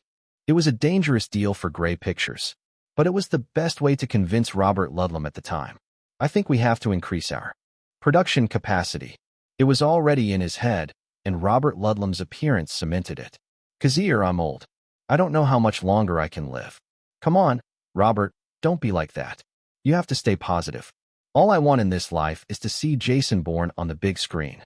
Alan Shane Production produced a movie of the Bourne identity, but it was only shown on television. It was a TV movie, and it didn't do well. Robert Ludlum was so disappointed after he sold the copyrights to them. He felt that his movie could be better in the cinema. Unfortunately, the copyrights of the Bourne identity would last 10 years before he could get it back. Everything changed when Kazir Grey contacted him and said that he had acquired the copyright to the film version of Bourne Identity. He was happy, to be honest. He was a successful author, and the royalties from his books were enough to give him a good life. He was happy with his success. However, he could not help but dream of seeing his book made into a movie. The best author of his time was Stephen King. But the reason why his career had a successful run was because of the movie adaptations of his books. This was the stepping stone that made him famous all over the world. The Shining, The Shawshank Redemption, Carrie, The Green Mile, IT. These are just a few of the films based on Stephen King's books. Robert Ludlum would be lying if he said he was not jealous. He wanted the same success. The money? Robert Ludlum already had a successful career. Besides, he was past the age of 70 to be thinking about materialistic things. The money was for his family, not for him. Robert Ludlum lived a life. Kazir, keep your promise. I didn't like Walt Disney's offer, but we can negotiate if I want to. The old man stood up. But you have to buy back the copyrights from Grey Pictures. Kazir replied and shook his hand. Of course, I bet Walt Disney can help me with that. They will not let another movie company flourish. I hear they are trying to sabotage DreamWorks these days. Robert Ludlum smiled and headed for the door. Before you go, Robert, if Warner Brothers contacted you, please let me know. Very well. Next year, I promise you, you will see Jason Bourne on the big screen. Stay healthy, Robert. Kazir escorted him out of the company. Robert Ludlum, assisted by his son, got into the car. Robert personally went to Grey Pictures to talk to Kazir, because he could not wait to start the Bourne Identity project. Kazir waved as the car slowly disappeared from the street. Then he opened his phone and called his agent, Salvatore Barlow. Salvatore, hire another production team. I'm going to start the Bourne Identity after I finish John Wick. Are you serious? Kazir, you haven't taken a vacation in the last 3 years. Are you sure your body can take it? Kazir chuckled and replied, I'm sure my body is healthier than yours. I exercise 3 times a week, and my diet is mostly vegetables. How about your sleep? That's another story. Sigh, okay, fine. CAA can easily find a crew for your problem. But what about Taken? It was also supposed to come out next year. Salvatore knew the projects that Grey Pictures would be shooting over the next 3 years. However, he had only read the scripts for The Bourne Identity and Taken 2. The other projects were still a mystery to him. By the way, I'm thinking of letting Fremont Smith take over as director. Do you think your client is ready? Kazir joked. Kazir, if you ask me, I'm still not convinced that Fremont can handle a big project. The pressure could break him. Kazir and Salvatore watched Fremont gain experience. They had no problem with his work ethic, but he was still young and might not be able to handle the pressure. Chapter 139. Directors were different animals who could handle extreme pressure. This should be one of the common traits that directors should have. They suffer months of nervousness in case their movie doesn't work out. If a movie flopped, the director was usually blamed. The responsibility they had was a double-edged sword. I know. That's why I decided to let him direct Taken 2 instead of The Bourne Identity. Unlike The Bourne Identity, which didn't have a strong guarantee, Taken 2 is a sequel to Taken, which has a successful box office. Even if Taken 2 can't surpass the box office of Taken, it has a strong ability to make a profit. To be honest, Kazir knew that Taken's success was due to the human trafficking that happened last year.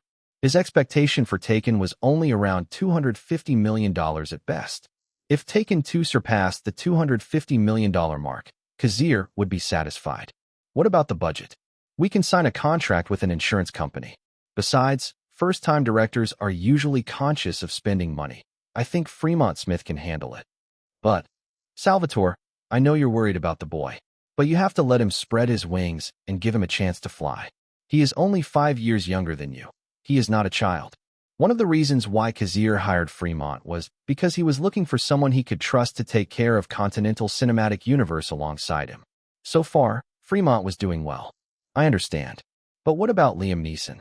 Salvatore Barlow had a lot to worry about because their plan to speed up the projects might cause a problem. Yeah, I need to talk to Liam to convince him. Liam Neeson trusted Kazir Grey, but it was another thing if another person took over the director's position. Liam Neeson might have a problem with that. He could drop the Taken franchise altogether and pay damages instead. That would be irreparable damage to Grey Pictures once it happened. Kazir Grey could be trusted because he had already proven himself. But Fremont Smith was just a rookie. Not only Liam Neeson, but also the other actors might have a negative opinion about these changes. Kazir hoped that Liam Neeson would not be disappointed. Keep this information private for now. We can't let others hear it because it could cause us trouble. Okay, I will start looking for talented people. Who will lead this new team? I will take half, and Fremont will take half. Fremont Smith would perform better if he recognized the people he was working with. Kazir had Fremont build a small team for him to take over when he started his own project. Kazir was confident he could handle new people. To be honest, I thought about giving Renner Hector the chance to direct Taken 2, but the fire in his heart is still not enough. It needs to be ignited. As long as Renner is not ready to make his own movie, I will let him do what he wants. It was funny that the veteran wanted to stay in his position while the rookie was hungry for recognition and wanted to start his own movie. I need to talk to Liam Neeson before Grey Pictures starts the project. I have an idea. How about you go to the Academy Awards? Huh? I thought that was over. The Oscars are always in March. Something happened, so they changed the date to April 12th. There was a small fire at the venue, so they changed the schedule. I understand. Kazir felt that this change was because of him, but he decided not to think about it. I will attend. That's good. I will call you again. Kazir ended the call. Maybe because he was too busy, he didn't think about the Oscars. He hadn't noticed that the Oscars were late this year. If I'm right, Taken has 3 nominations: Best Actor, Best Original Screenplay, and Best Sound Editing. Even though they got 3 nominations, it would be hard for them to win even one of the categories. First of all, Grey Pictures never invested in PR, public relations. Well, except for Liam Neeson. In his career, Liam Neeson has only received 1 nomination in the Best Actor category. It was none other than Oscar Schindler in Schindler's List. That was the only time he got it. Grey Pictures and Paramount felt that Taken didn't have a chance at the Oscars after Titanic flooded theaters. So it was pointless for them to invest in PR. But for Liam Neeson it was different. He wanted that golden statue. Well, everybody in Hollywood wanted that golden statue. Even Kazir Grey was no exception. He was hungry to get one. However, there was no chance for Kazir to find the best script to make a movie that would attract the members of the Academy. Although I know that the Academy will slowly become conservative and afraid of change. They will stick to their old school ideals and reject others. They will try to accept changes and become so-called woke, but they are just hiding their extreme prejudice. Still, I can't deny the truth that I want to get the best director statue. Maybe Kazir Grey was a hypocrite, too. The Academy was not perfect, and neither was Kazir. I heard that Liam's PR team is contacting members of the Academy and giving them gifts. Even Liam Neeson attended so many parties to build connections. Kazir knew Liam Neeson's temperament. Like Kazir, Liam Neeson hated parties. But he ignored that just to get the golden statue. Hell, I'd do the same if I were in his position. But Liam's opponents were not so easy. Matt Damon from Good Will Hunting. Robert Duvall from The Apostles. Jack Nicholson from As Good as It Gets. And Dustin Hoffman in Wag the Dog. In Kazir's opinion, Jack Nicholson has the best chance of winning this year. Still, I can't deny that Taken is the second best movie of 1997. Liam Neeson is only behind Jack Nicholson for Best Actor. Chapter 140. Okay, that's all for today. For those who are interested in attending the Academy Awards, you can leave after cleaning the set. Yes, director. Kazir Grey stood up and stretched his limbs. He groaned after a good stretch. He spent his day sitting in the chair and watching the scenes unfold. He knew he was getting lazy. He ordered people around while he just sat in front of the monitors. I might have to go to the gym tomorrow. I think my body is getting rusty. Benching 405? It depends if Kazir Grey could do it. He believed he had enough strength to do it because he could bench 6 plates. Maybe he needed to push his limits. Director Grey. Someone called out to him, and Kazir turned. He saw Viggo Mortensen wiping his face after a strenuous stunt. Viggo, you did a great job today. Keep it up. Yeah. Actually, director, I'm here for a favor. Can I have a few minutes of your time? Okay, let's talk. Kazir agreed after checking his watch. Today's work ended early, since the Academy Awards were tonight. It's still 4:30. I think I have enough time to talk to you. Thank you. The two walked off the set and started talking. Director, I know this sounds ridiculous, but can I get your opinion on something? I heard that you helped Reese Witherspoon and Brianna Evans pick their projects. Well, I just gave my honest opinion based on the information I could get. I told Reese that there's something about Mary seems promising. As for the Truman Show, Salvatore was actually the one I talked to. Then Salvatore decided to convince Brianna Evans to audition for the role. There's something about Mary and the Truman Show are movies scheduled for summer release. No one knows if they will be successful except Kazir. That's enough. Viggo Mortensen nodded. Viggo, before we talk about it, the two movies I recommend to them are still not in theaters. There are no clear results for you to trust me. So I advise you not to believe everything I say. I understand. I want to ask your opinion because you are one of the best directors I know. Viggo, you know I can't increase your salary no matter how much you praise me. How about you give me more screen time? But you're already the lead. The two men laughed. Mild jokes were good to lighten the atmosphere. Go ahead, you can ask me. Actually, my agent contacted me and said he received an invitation for me to audition for a project. I'm skeptical about whether this project can help me further my career. Can I hear the title of this project? It's nothing new. It's The Lord of the Rings. Kazir almost coughed. It seemed that New Line Cinema and Miramax were in negotiations. Actually, Kazir Grey tried to buy the copyrights, but it was impossible to acquire them. Miramax owned the copyright, and they didn't want to sell it to Grey Pictures. Harvey Weinstein still held a grudge, and so did Kazir Grey. The last time he heard, New Line Cinema contacted Miramax about The Lord of the Rings. The two studios decided to work together on the project, but Miramax stepped back because they felt it was impossible to adapt the classic novel. In the end, Miramax sold the copyright to New Line Cinema and let them take responsibility. Harvey Weinstein would probably regret that decision. According to Kazir's recollection, The Lord of the Rings had 2 years of pre-production. The pre-production took 2 years for obvious reasons. The budget and props take time to prepare. I know The Lord of the Rings is a classic and Star Wars was created because of the inspiration George Lucas got from The Lord of the Rings. But I'm afraid that my decision will be wrong. So I'm looking for an opinion from a professional, just like you, Director Grey. Frankly, I think adapting The Hobbit is a better choice. The Lord of the Rings is considered the mother of all fantasy genres. However, The Hobbit was written by J.R.R. Tolkien before the Fellowship of the Rings. Let me guess, the director is Peter Jackson? That's right. Peter Jackson, of all the directors in Hollywood, he was the only one who persisted to adapt The Lord of the Rings. George Lucas had the chance, but he didn't choose to do it. Because everyone knows how hard it is to adapt a classic like The Lord of the Rings. The backlash from avid fans was one of the reasons. The production cost was astronomical as well since they need a proper VFX, visual effects. But this is just my opinion. I have met Peter Jackson twice, and I know he is a hard-working man. I think he takes this project seriously. To be precise, he met Peter Jackson in his previous life, and his impression of him was mostly positive. He was an avid Lord of the Rings fan. Too bad, New Line Cinema fucked Peter Jackson and didn't pay him according to the contract. The adaptation of Lord of the Rings is difficult, but there's always the first in everything. Maybe The Lord of the Rings will start the epic genre. I see. I don't have any upcoming projects, and the role they gave me is an important one. Maybe I'll give it a chance. Viggo smiled and thanked Kazir for his opinion. It's still pre-production, and it will not distract me from shooting John Wick. Thank you, director. Glad I could help. The two parted. Of course, they would meet again tomorrow. Maybe next year Aragorn, Viggo Mortensen, will go to New Zealand with the Lord of the Rings crew. I look forward to seeing that movie again. Chapter 141. You look good in that suit, sir. Erica Mendez praised Kazir. I don't like makeup on my face, but I guess I have no choice. Kazir hired a professional designer. The time was hectic, so the suit he wore was made in 3 days. As for his appearance, he was given a light touch-up to make sure his face didn't look oily on camera. I'm not one of the presenters, and I'm just a regular guest.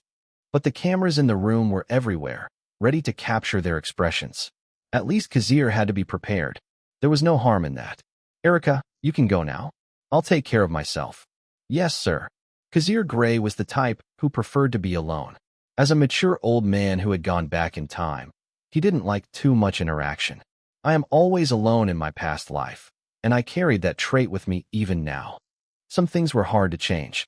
After thanking the designer and Erica, he said goodbye. As he walked out of the building, a limousine was waiting for him. Salvatore arrived in a limousine. Looks like you're getting rich. Kazir grinned. Don't joke. I'm just renting this car, so don't scratch it. Of course. Kazir got into the limousine. It would be embarrassing if he showed up at the Shrine Auditorium in a bumpy car. TCHU. Have millions in your bank account. Why don't you buy yourself a luxury car? If Salvatore Barlow made 7 figures last year, Kazir Grey made 8 figures. The difference was astronomical. Furthermore, Grey Pictures' profit for the last 8 months was over $100 million. Meh, my Honda works fine. Why do I need to buy another one? Kazir shrugged and found it pointless. He didn't like luxury cars in the first place, especially Ferraris. I can't customize a Ferrari car, so it's garbage. His opinion about cars might be incomplete. Kazir, I have a suggestion.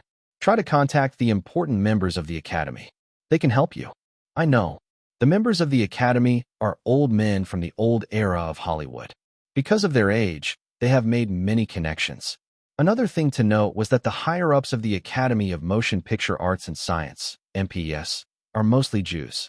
It was related to the migration back in World War II. Jews gradually set their roots in Hollywood and some sectors of the U.S. Do you understand what I mean? Of course, Salvatore. If there's a chance, I'll talk to them. Just like that, they reached the Shrine Auditorium. The arrival of the actors was arranged, and Kazir's limousine was the 22nd car to arrive. As usual, Kazir Grey walked the red carpet, waved, posed for cameras, and was interviewed by an ABC reporter. Standard procedure. Our most handsome director, Kazir Grey. Where is the muse of our handsome director? This time the reporter was a flirtatious woman. She was wearing a red dress. Her cleavage was quite obvious because she has massive ahem. Anyway, Kazir Grey was already a famous director, and many actresses tried to seduce him. Most of the time he attended parties and movie premieres alone. Only Reese Witherspoon was the woman who could be his partner.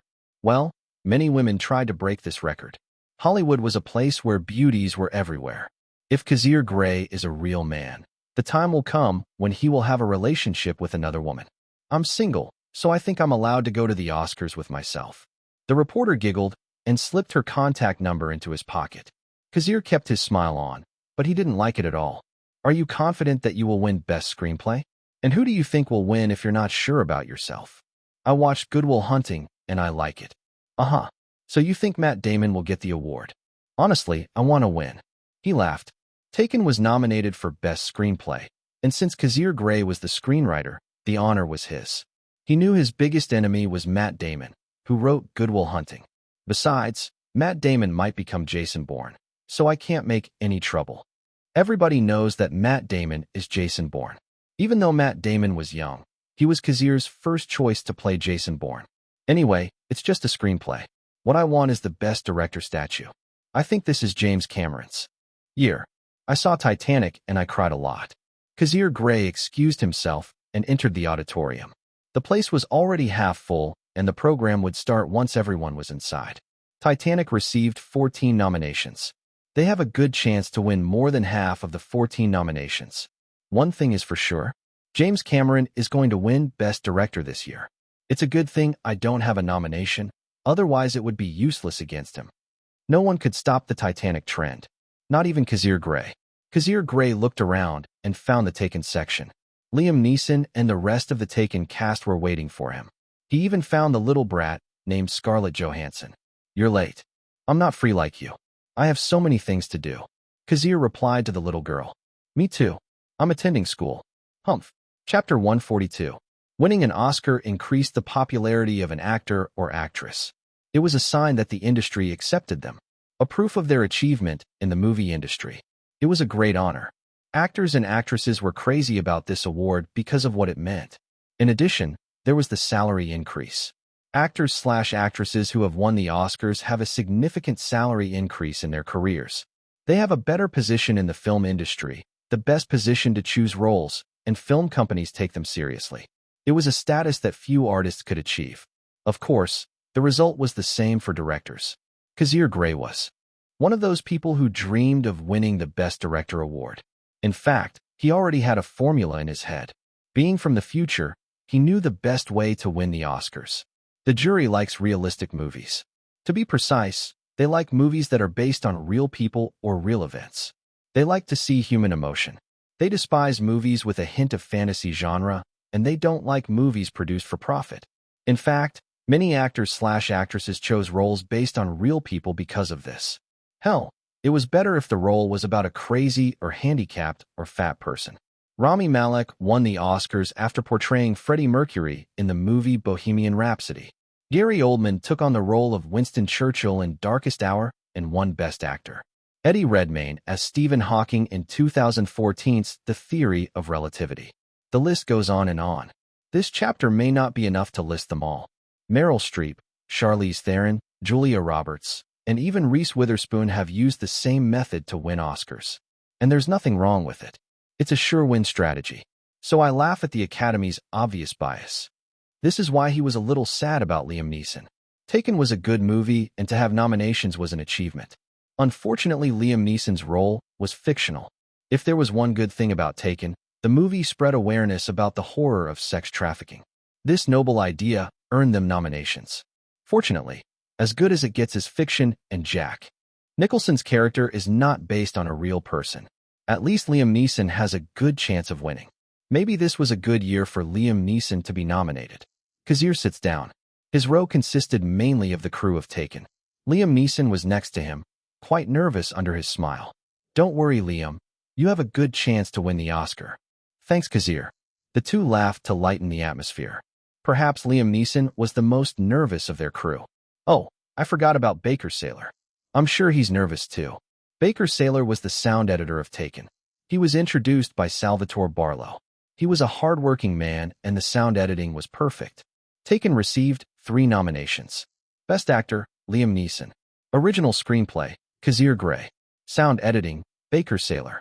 Best Original Screenplay and Best Actor are major awards, while Best Sound Editing is a minor award. More people from the industry showed up in glamorous attire. Fortunately, fashion sense makes sense these days. Unlike next 2 decades when a garbage bag would become a sense of fashion. Balenciaga was crazy for selling a trash bag for $1,000. The ceremony began with a parody of Titanic, hosted by Billy Crystal. From the moment the show started, everyone already knew the biggest winner of the 1998 Oscars. Everyone was expecting it in their hearts, considering that Titanic had already crossed the $1 billion mark. The second movie to make $1 billion worldwide. They definitely got the best picture, for sure. The awards ceremony continued. The presenters came out one by one and announced the winners. Of course, no one forgets the performances. The best performance at the Oscars this year was My Heart Will Go On by Celine Dion, the theme song from Titanic. Then the presenter for Best Sound Editing came on stage. It was none other than Cameron Diaz. Kazir Grey didn't expect the woman to be the presenter. The woman said a few things before opening the envelope. She looked over the audience until her gaze stopped on Kazir Grey. Is it my imagination, or is she looking at me? Kazir Grey didn't avert his gaze and looked at her eye to eye. He had no reason to look away. The woman smiled and said the nominations like Titanic, Taken, Air Force One, Con Air, and Contact. Congratulations, Gary Ridstorm and Tom Johnson of Titanic for winning Best Sound Editing. Cameron Diaz ended the suspense, and everyone in the room clapped. Titanic has won 4 awards so far. Before leaving, Cameron Diaz looked at Kazir and winked. The ceremony continued until the big awards were handed out. Everyone sat in their seats. The first to be announced was Best Supporting Actor. The winner was Robin Williams as Dr. Sean Maguire in Good Will Hunting. Then the presenter for Best Original Screenplay appeared. The presenter was Walter Matthau, an old veteran actor. Walter stood on the stage. The nominees for Best Original Screenplay are Good Will Hunting by Matt Damon and Ben Affleck. As Good as It Gets by Mark Andrus and James L. Brooks. The Full Monty by Simon Beaufoy. Boogie Nights by Paul Thomas Anderson. Taken by Kazir Grey. Though his hopes were not high, Kazir Grey could not help but be nervous. Seconds passed before Walter Matthau opened the envelope. Then he announced the winner. The winner for Best Original Screenplay is Kazir Grey. Congratulations. The people began to clap. Huh. Kazir was surprised. What the fuck? We didn't do any PR, why did I win? He thought to himself. He stood on the stage. He hadn't prepared a speech, so he just thanked his crew, his family, and the cast of Taken. When he went backstage, he was totally stunned. Chapter 143. I would like to thank the entire production crew, the cast, my father, and my brother. Without you, it's impossible for me to reach this stage. Thank you very much. Kazir smiled, and the audience applauded. Kazir Grey looked like a rugged, handsome man. Over 6 feet tall, broad shoulders, and a dark short beard. A masculine kind of handsomeness. He waved his hand and left the stage. The coordinator motioned for him to go backstage, and Kazir Grey walked confidently, hiding his awkwardness. If I know I'm going to win, I should have prepared a speech. He didn't think he would get the award, especially when they didn't have any PR, public relations. Sir, you can go back to your seat when the commercial starts, the coordinator said while another presenter introduced the nominations for Best Actress. Congratulations, Director Grey. Robin Williams reached out for a handshake. Thank you, Mr. Williams. Kazir accepted his handshake. The two were at backstage waiting for the commercial. They were both holding Oscar statues. Honestly, Kazir felt awkward because Robin Williams was part of Good Will Hunting. Everyone strongly believed that Good Will Hunting would win Best Original Screenplay, but Kazir unexpectedly won it. Haha, you don't have to be embarrassed. These things happen sometimes. We can't predict the future. That's right. Kazir Grey could not agree more. It seemed that his knowledge was slowly becoming useless against the unpredictable flow of time. By the way, congratulations in advance. Taken might get 2 awards tonight. You mean the Best Actor award? That's right. Jack Nicholson is the strongest contender, but the impact of Taken last year is enormous. It spread awareness about the dangers of human trafficking. The movement it created caused a massive change in society. It's so influential. Kazir nodded. He knew that an organization had been created to help people suffering from this kind of injustice. Moreover, Liam Neeson had become an ambassador for the movement. Maybe the members of the Academy would vote for Liam Neeson because of that. Considering that the Academy loves to shower itself with humanitarian work. You know what they call Liam Neeson these days? They call him the Rescuer. Some call him Daddy Rescuer. So yeah, you get the gist. Well, Liam Neeson was famous for having roles that involved saving people. The Taken trilogy, Nonstop, and Schindler's List. Just some of the movies he was in that were about saving people. Honestly, I'm skeptical about only getting 3 nominations. With the good influence that Taken has spread, I think you deserve a Best Picture nomination as well. Robert Williams added. He had no grudge against Kazir Grey or the Taken crew. In his opinion, making a connection was better than holding a grudge. Making a good impression was the best choice. Maybe they could cooperate next time. After all, Kazir Grey was a great director. I have only one answer, Paramount. Understood, have a nice day? With one word, Robin Williams knew the answer. Paramount was one of the investors in Titanic. It could not share its resources, especially for a movie like Taken. Taken was completely owned by Grey Pictures. It would be pointless for Paramount to promote the movie. Besides, Kazir knew that Titanic would win most of the awards this year, so he had no reason to waste his money on PR. It is impossible to beat Titanic, so it's better to choose a better year to compete instead of facing a huge boat. That was the best answer in this situation. However, Kazir didn't expect to win an Oscar without any PR. I guess this is another achievement I can be proud of. Perhaps Kazir was not confident in his movie. He didn't expect that he would win, even though Taken had a very strong influence last year. A few minutes later, the audience started clapping again. Helen Hunt went backstage. She saw Robin Williams and Kazir Grey talking. She smiled and greeted them, and they congratulated each other on the awards they had won. Unfortunately, Helen Hunt didn't have time to talk to Kazir Grey because the coordinator told them to return to their seats. Kazir Grey sat down and sighed. He was happy, of course. Congratulations, Kazir. Liam Neeson was happy for him. Liam, I think you are going to win Best Actor. At first, Kazir was skeptical about Liam Neeson's chances of winning the statue. But after what he experienced, he felt that Liam Neeson would win. Robin Williams was right. The impact of Taken was not just a simple action movie.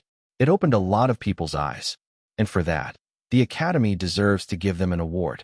I regret that I didn't give Liam too many emotional scenes. The Academy loves explosive acting. I hope so. Liam Neeson laughed nervously. He knew his role was too weak against Jack Nicholson's. But this was his second chance to get nominated, and it would be foolish of him to pass up the opportunity. Luckily, CAA was great at PR, and they helped him a lot. Liam, let's set up a time to talk. I have something to tell you. I hope it's not something bad, right? Liam Neeson looked at him. I don't think it is. Of course. If I win Best Actor, I'll take you to a nice restaurant. Nah, I'm good with fast food restaurants. The two laughed. When the commercial ended, the live broadcast resumed.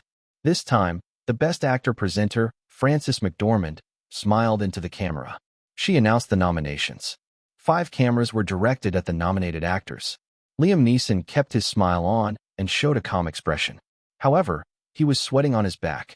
Winning the Best Actor award was very important to him. He dreamed of getting one, especially after his nominations for Schindler's List. He wanted one, a proof of his achievement in the industry. And an Oscar statue was the best way to prove it. He clenched his fists and hoped his prayers would be answered. Chapter 144. The whole place fell silent, waiting for the announcement. The cameras never left the 5 actors, broadcasting their expressions live. The presenter opened the envelope and paused for a few seconds, leaving the nominated actors nervous. The winner is Jack Nicholson, Matt Damon, Robert Duvall, Dustin Hoffman, and Liam Neeson held their expressions under suffocating tension.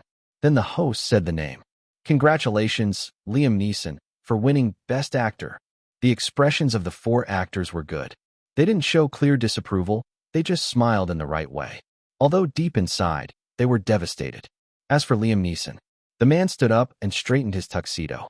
Then he shook hands with director Kazir Grey and producer Harold Whitsend. Kazir, thank you for giving me this opportunity. Don't joke.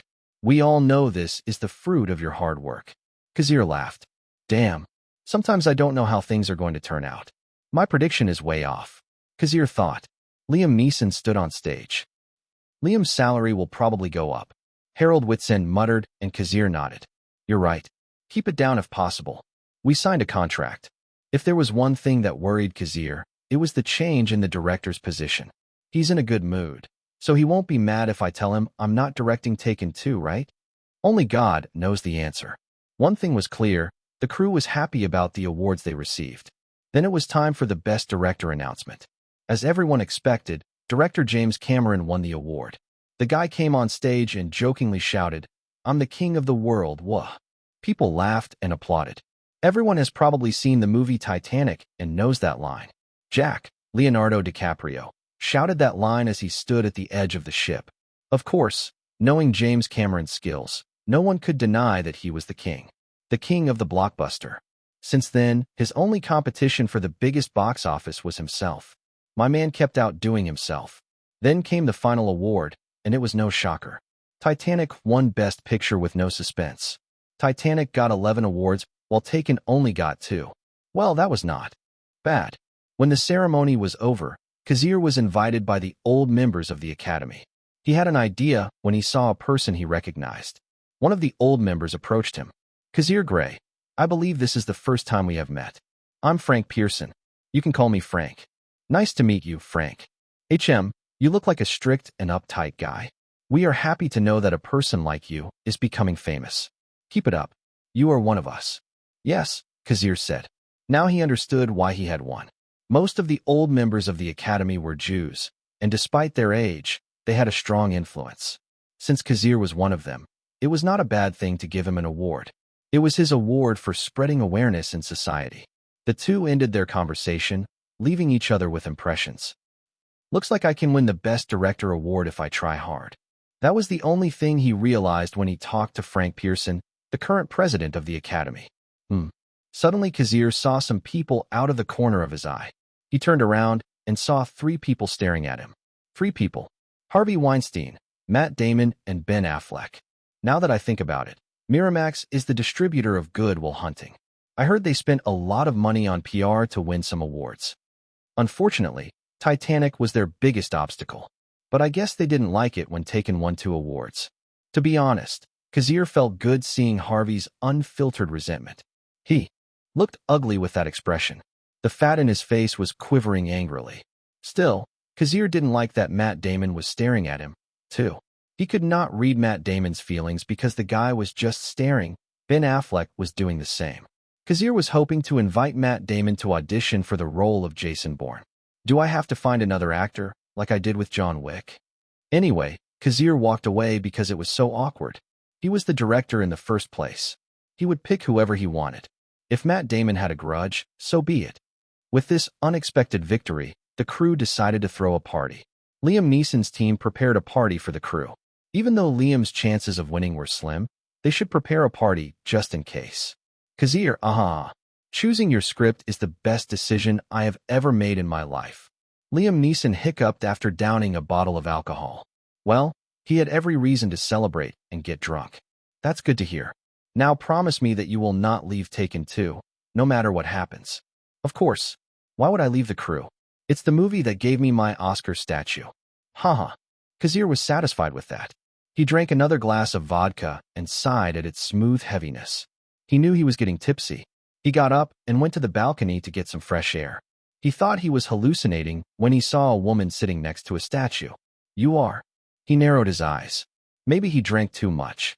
Because his vision was blurred. Winning Best Original Screenplay made him so happy that he didn't hesitate to drink any alcohol he touched. Chapter 145. Kazir stumbled to the railing, wobbling quite a bit. The woman turned to her right and found an unsteady man. Excuse me, are you okay? She looked up at the city lights as the man stepped onto the balcony. Still, this was a party and the balcony was free for everyone to use. Yeah, I think I'm fine, Kazir replied, kneading his forehead hard. Do you want me to get you a glass of water? Thanks, I really need it. He smiled bitterly. His head hurt and his vision was blurry. He also felt like throwing up. Kazir Grey likes to drink, but he never likes the feeling of a hangover. So he never gets to the point where he has to go blank. But today's party affected him. To be precise, he was happy about winning the golden statue and got drunk because of it. Oh, okay, I'll get you one. The woman went to the party and found a waiter handing out glasses of water. She grabbed 2 glasses and returned to see the man vomiting violently. Kazir was leaning against the wall, spitting out what he had ingested. The woman flinched. It was disgusting to see a stranger throwing up. Still, she handed him the water. Here. Thanks. Kazir Grey sobered up after vomiting and drinking 2 glasses of water. Damn, I'll definitely have a hangover tomorrow, he thought. It's okay. Alcohol can be dangerous sometimes. The woman put down the glasses. Too much alcohol is dangerous. That's true, she agreed. By the way, have we met before? Curious, Kazir looked at the woman. He felt like he knew her, but he could not remember. Your pickup line is too rusty. You should use a better line. The woman sighed. It was the 3rd time she had heard it tonight. She was here to make connections because her career was not getting any better. She had heard that Grey Pictures was a new production company and the prospects were good. But all she got was endless flirting from the opposite sex. I think you misunderstand. I have no intention of doing that. Okay. She tilted her head. She helped the man to his feet. The light on the balcony was too dim, so she had to get close to see his face. Suddenly, the woman remembered a scene in the gym 3 years ago. She could not forget this memory because it was quite funny. Now I remember. You're the fat guy who was wheezing in the gym. That was embarrassing. Sober for a while, Kazir remembered that scene as well. You're Jennifer Connelly. That's right. Wow, I can't believe you look so good now. Looks like you work hard. I'm proud of my accomplishments. It looks that way. They both looked into each other's eyes before realizing that they were quite close. Jennifer was the first to step back. She smelled the terrible smell of alcohol on Kazir. Anyway, what's your name? It seems you're part of this industry. Too. I'm a director. Oh really? I'm Kazir Grey. You've got to be kidding me. Jennifer Connelly was stunned. She didn't expect to hear that name from the man who threw up. When she attended the party, her agent told her to flirt with Director Grey. To be honest, she didn't like the idea. But now that she saw Kazir's performance, she had second thoughts. No, third thoughts. Well, I guess I have to go now. See you later. Okay, take care. Thanks for your help. You can go to Grey Pictures if you're interested in working with us. Kazir waved his hand without a problem. He was shocked to see an actress alone on the balcony, but that was all. He didn't have to act starstruck. He was a famous person too. In fact, his name is probably more famous than Jennifer Connelly's. especially after the scandal 2 years ago. Almost everybody knows his name. Of course, Kazir Grey found her attractive, but he was not a creepy asshole. Besides, I don't want to be part of the Me Too movement, the negative side of it, of course. Well, the main antagonist of the Me Too movement was none other than Harvey Weinstein. Jennifer Connelly, huh? Kazir actually has a crush on the actress. He was one of his top 5. That sounds bad. Anyway, Kazir said goodbye to the party and finally returned to his apartment. He hired a taxi because it was too dangerous for him to drive. As expected, he threw up in the toilet again. He fell asleep in his dirty tuxedo. He was too tired to change. When Kazir opened his eyes, a sharp pain hit his head. He groaned and rolled over to the left side of the bed. "Fuck," he said. Then he sat up and looked at his watch. He realized he was late. Fuck. Kazir had never been late for filming. This might be the first time. He didn't have time to shower, so he changed his clothes instead. He checked his phone and found dozens of messages and missed calls. "Hello, Kazir. Where are you?" Producer Harold Whitsend contacted him. "I'll be there. Just give me 15 minutes. No, half an hour. Give me half an hour, and I'll be there. While I'm gone, tell Fremont to shoot the gas station scene." Kazir quickly came out of the apartment and ran to the elevator. "Okay.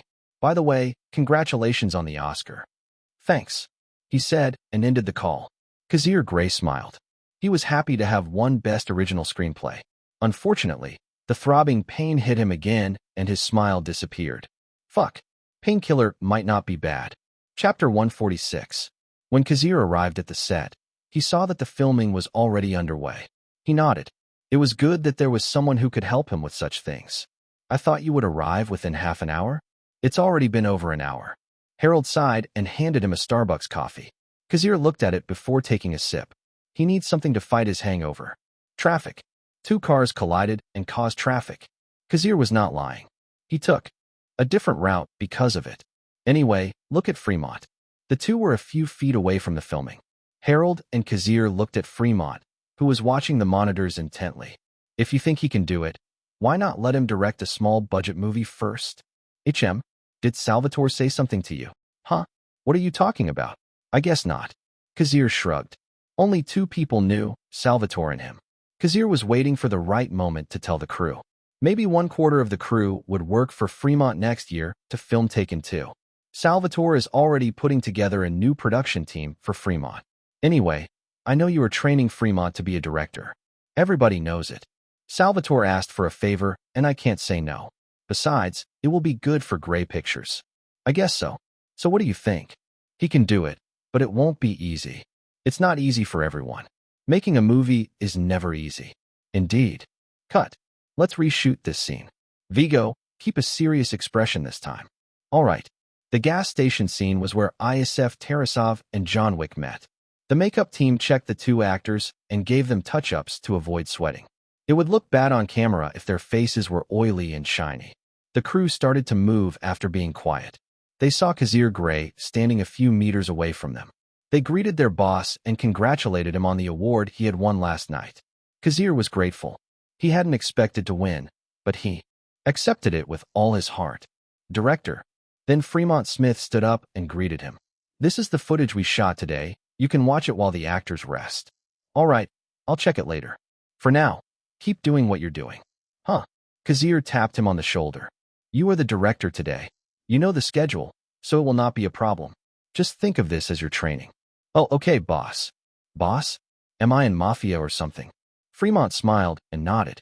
He returned to the director's chair and watched the footage. "What about you?" Harold looked at Kazir. "I'm going to take a rest. I can't think straight with a hangover." "What about you?"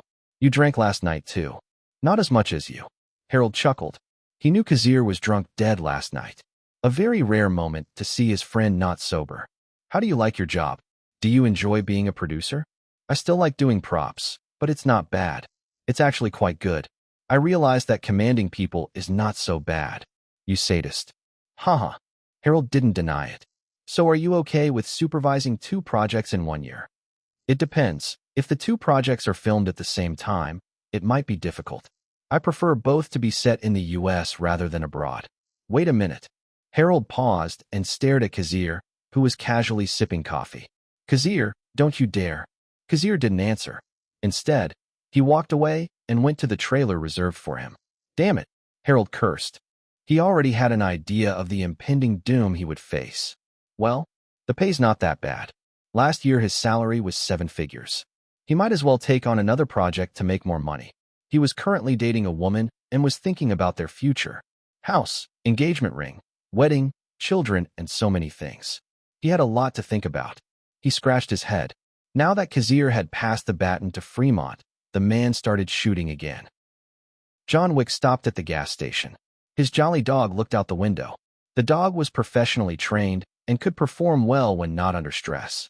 Then ISF Tarasov and his bodyguards also stopped at the gas station. They spoke in Russian. As for John Wick, he was minding his own business.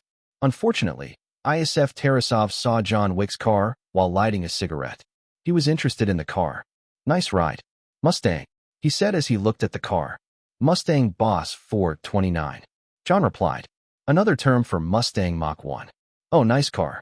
How much? ISF tapped the car and asked John Wick. Excuse me. How much for the car? ISF asked in a slightly raised voice. It's not for sale. John Wick jumped into the car. Oh, I love dogs. ISF rubbed the dog and then looked at John Wick. Everything has a price, he said in Russian. Out of ISF's expectations, John Wick replied in Russian as well. Not this bitch. ISF was very annoyed as he looked at the Mustang leaving. He suddenly had an idea, a decision that would cost him his life. Okay, that's enough. Let's finish filming today. Fremont was a little sad that he was only shooting one scene today. He had experience making short movies, but this was different. Fremont could not help it. He wanted to get the best shot. Now he realized how amazing Kazir's direction could be. He was fast and precise and knew how to film the scene without any excess. He sighed. He needs to step up his game. Chapter 147. Fuck this. All that investment. For nothing. Brother, you need to calm down. Harvey Weinstein smashed the vase in his office. He was furious. His brother, Bob Weinstein, tried to stop him, but Fat Harvey was too difficult to calm down. How can I calm down? Harvey flipped the table, sending more stuff to the floor. We have so much invested in this movie. We think we will win the Oscars. I know, but we can't predict the future. Who knows, Titanic will have a strong influence on the Academy members? Bob Weinstein replied. Fuck Titanic. The critics said it was a big disappointment. Then what happened? Titanic has already grossed over $1 billion. I tell you, movie critics are stupid. They are stupid. He gritted his teeth in anger. Calm down. We stopped all our investments when we realized that Titanic will compete for the Oscars. In a way, we are preventing greater damage. Indeed, Miramax pulled back on its PR once Titanic began to show its strength. To be honest, Harvey was not angry with Titanic. If there was anything he was angry at, it was Taken. It was all Kazir's fault. Kazir Grey. You fucking bastard. Miramax believes they will get at least 2 awards, but the reality was often disappointing. Good Will Hunting got only 1 award. The Best Supporting Actor award went to Robert Williams. Miramax believes they will win Best Original Screenplay, but Kazir won it instead. It was a big slap in the face for Miramax, known as the king of PR. Fuck. My cholesterol is quivering with rage. He kicked the table. He almost slipped. Huh. After throwing a fit, Harvey was breathing hard. His face was covered with oily sweat.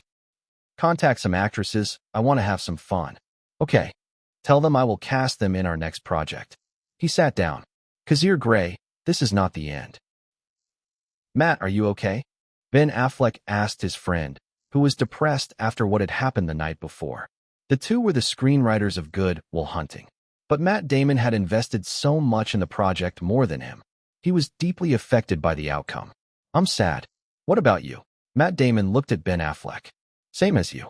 They both chuckled. Honestly, I thought I had a chance to win Best Original Screenplay and Best Actor. Nah, you are too young to win Best Actor. Haha, maybe you are right. The two were silent for a minute. What happened at the Oscars was still fresh in their minds. I thought Good Will Hunting was our door to fame. Matt Damon said as he looked away. We're just unlucky. Titanic is so strong, while Taken is trending last year. Besides, we are not Jewish. There were instances why people hated Jewish people. Probably this was one of the reasons. Anyway, this is no time to be sad. In fact, I have to congratulate you. Congratulations on getting a role in Saving Private Ryan. How scary is director Steven Spielberg? Ben Affleck joked. You don't want to know. All right, let's not think about it. We did our best. Besides, maybe we can work with director Grey. Yeah. Matt Damon had a complicated look on his face, but he knew how important it was to make a connection. It was already a miracle that he got a role in Saving Private Ryan. If they have another project, how about we audition for the important roles? Luckily, we are both under CAA. Is everything ready? Kazir asked into his megaphone. The crew gave him the go signal. Graveyard scene. Take 5. Lights, camera, action. A sprinkler was used to create artificial rain in front of the camera, making the whole scene look desolate and depressing. Everyone wore black clothes. John Wick, Viggo Mortensen, stood in front of a grave. He watched as his wife's casket slowly descended to the ground. Holding a black umbrella, his eyes never left the grave. Time passed until only a few people remained at the funeral. John, I am sorry for your loss. Reizo, Enzo Park, a ninja currently hiding from a certain organization, attended the funeral of his friend. Reizo, this place is not safe for you. I know. After those 2 lines, the man walked off into the darkness and disappeared completely. I guess Reizo feels indebted to you. Suddenly, another man appeared. Marcus, it's been a while. My condolences. How are you? I keep asking why. The two talked for a while. John, don't blame yourself. There was a pause in their conversation before John Wick asked him. The atmosphere turned cold. What are you really doing here, Marcus? Just checking up on my old friend. The rain did not stop. It became stronger instead. Cut. Let's do the scene again. Marcus, Willem, try to smile at the last line. Just a little smile. I understand, director. Throw more water on the ground. Make the spot look wet. That spot is dry. Put some water there. It would be embarrassing if some parts of the place were dry even though it was raining. That kind of problem should not be shown on camera. The filming was already 3 of 4 finished. It would take at least 2 weeks to finish the whole shooting. Everyone in the crew was happy. As for the cast, they were quite surprised because they didn't expect it to go so fast. Kazir Grey was efficient as always, and the cast noticed. Well, Hong Kong movies could be finished in a month. There was nothing strange if Grey Pictures could do it as well. Chapter 148. Are you okay? Reese put a worried hand on Kazir's forehead. The man looked tired. The dark circles around his eyes were obvious. I'm fine. I can't miss this event. It's the first movie where you're the protagonist. Okay. She smiled and kissed him on the forehead. Now let's contact Jane to hide your haggard face. I hope so. The two chuckled. John Wick wrapped in the second week of June. After that, Kazir Grey put all his time into post-production. Of course, he hired his trusted editor, Rector Richmond. The two have a good relationship and can talk without barriers. Other than that, Kazir had an editing team to take care of other editing jobs such as cutting useless scenes. The movie was slowly coming together. The dubbing, the sound, the music, the editing, the transitions, everything was going well. Then, after spending 3 weeks in the editing room, Kazir Grey was invited to the premiere of There's Something About Mary. It was a publicity stunt to get attention. He would go to the theater with Reese Witherspoon. In fact, 20th Century Fox, the investor in the movie, asked Kazir Grey to be one of their promotional methods. People loved to gossip, and 20th Century Fox would use Kazir and Reese's relationship to create hype. They would use this news to their advantage and promote the movie. That way, more people would see the movie. Kazir was hesitant at first, but decided to agree. He wanted to make sure that Reese's movie would be successful. However, Reese was the one who was against it. She felt like she was using Kazir, and she didn't like it. In the end, the two agreed to attend the premiere together. When reporters asked them about their relationship, they gave ambiguous answers. All right, looks like you can go. Reese was pleased with Kazir's makeover. The bags under his eyes were gone, and he looked fresh. We can go to the premiere. The two entered the limousine holding hands. The main cast of There's Something About Mary was Matt Dillon, Ben Stiller, Lee Evans, and Chris Elliott. In the movie, these men were obsessed with Mary, Reese Witherspoon. They did their best just to get Mary's attention. Some famous actors also attended the premiere. Ed Helms and Pedro Pascal were at the premiere to support Reese. Another reason why they were at the premiere was to promote Napoleon Dynamite 3, which will be released in December. Even Hugo Lemire was there. He was the director of Napoleon Dynamite too. He was smiling and letting the press take pictures of him. The attention he got was SOSO. The limousine arrived and Kazir Grey was the first to get out. He was wearing a neat gray tuxedo. He held out his hand to a beautiful woman. Reese smiled and took his hand. The two walked down the red carpet, looking nice together. Reporters bombarded them with pictures and questions, but the two just posed and smiled. Most of the reporters were from News Corporation, maybe 2/3 of the reporters. Of course, the interview from a major TV network would ask them before they went to the theater. "Wow, you look good together," the reporter said. The two giggled, showing their affection for each other. "Ahem, I know I'm crossing the line, but I have to ask this question. Are you two dating?" Reese and Kazir were expecting this question. They looked at each other before answering. "Reese is very important to me. I feel the same way about Kazir." Ah. After that, the reporter let them slide into the theater. Their answer was enough to make a topic. "I must apologize." Reese smiled bitterly. "They made you dirty." She added, "What are you talking about? It doesn't concern me. Besides, it's good for John Wick as well, another method to promote my movie." "I see. So only John Wick is all in your head." She pouted and tightened her grip on his arm. "Honestly, yes." "What did you say?"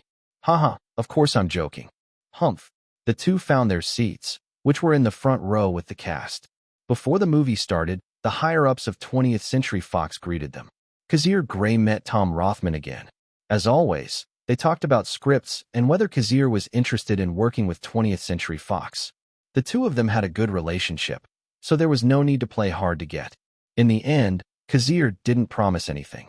"Our contract with Paramount expires next year. Maybe working with 20th Century Fox is not bad.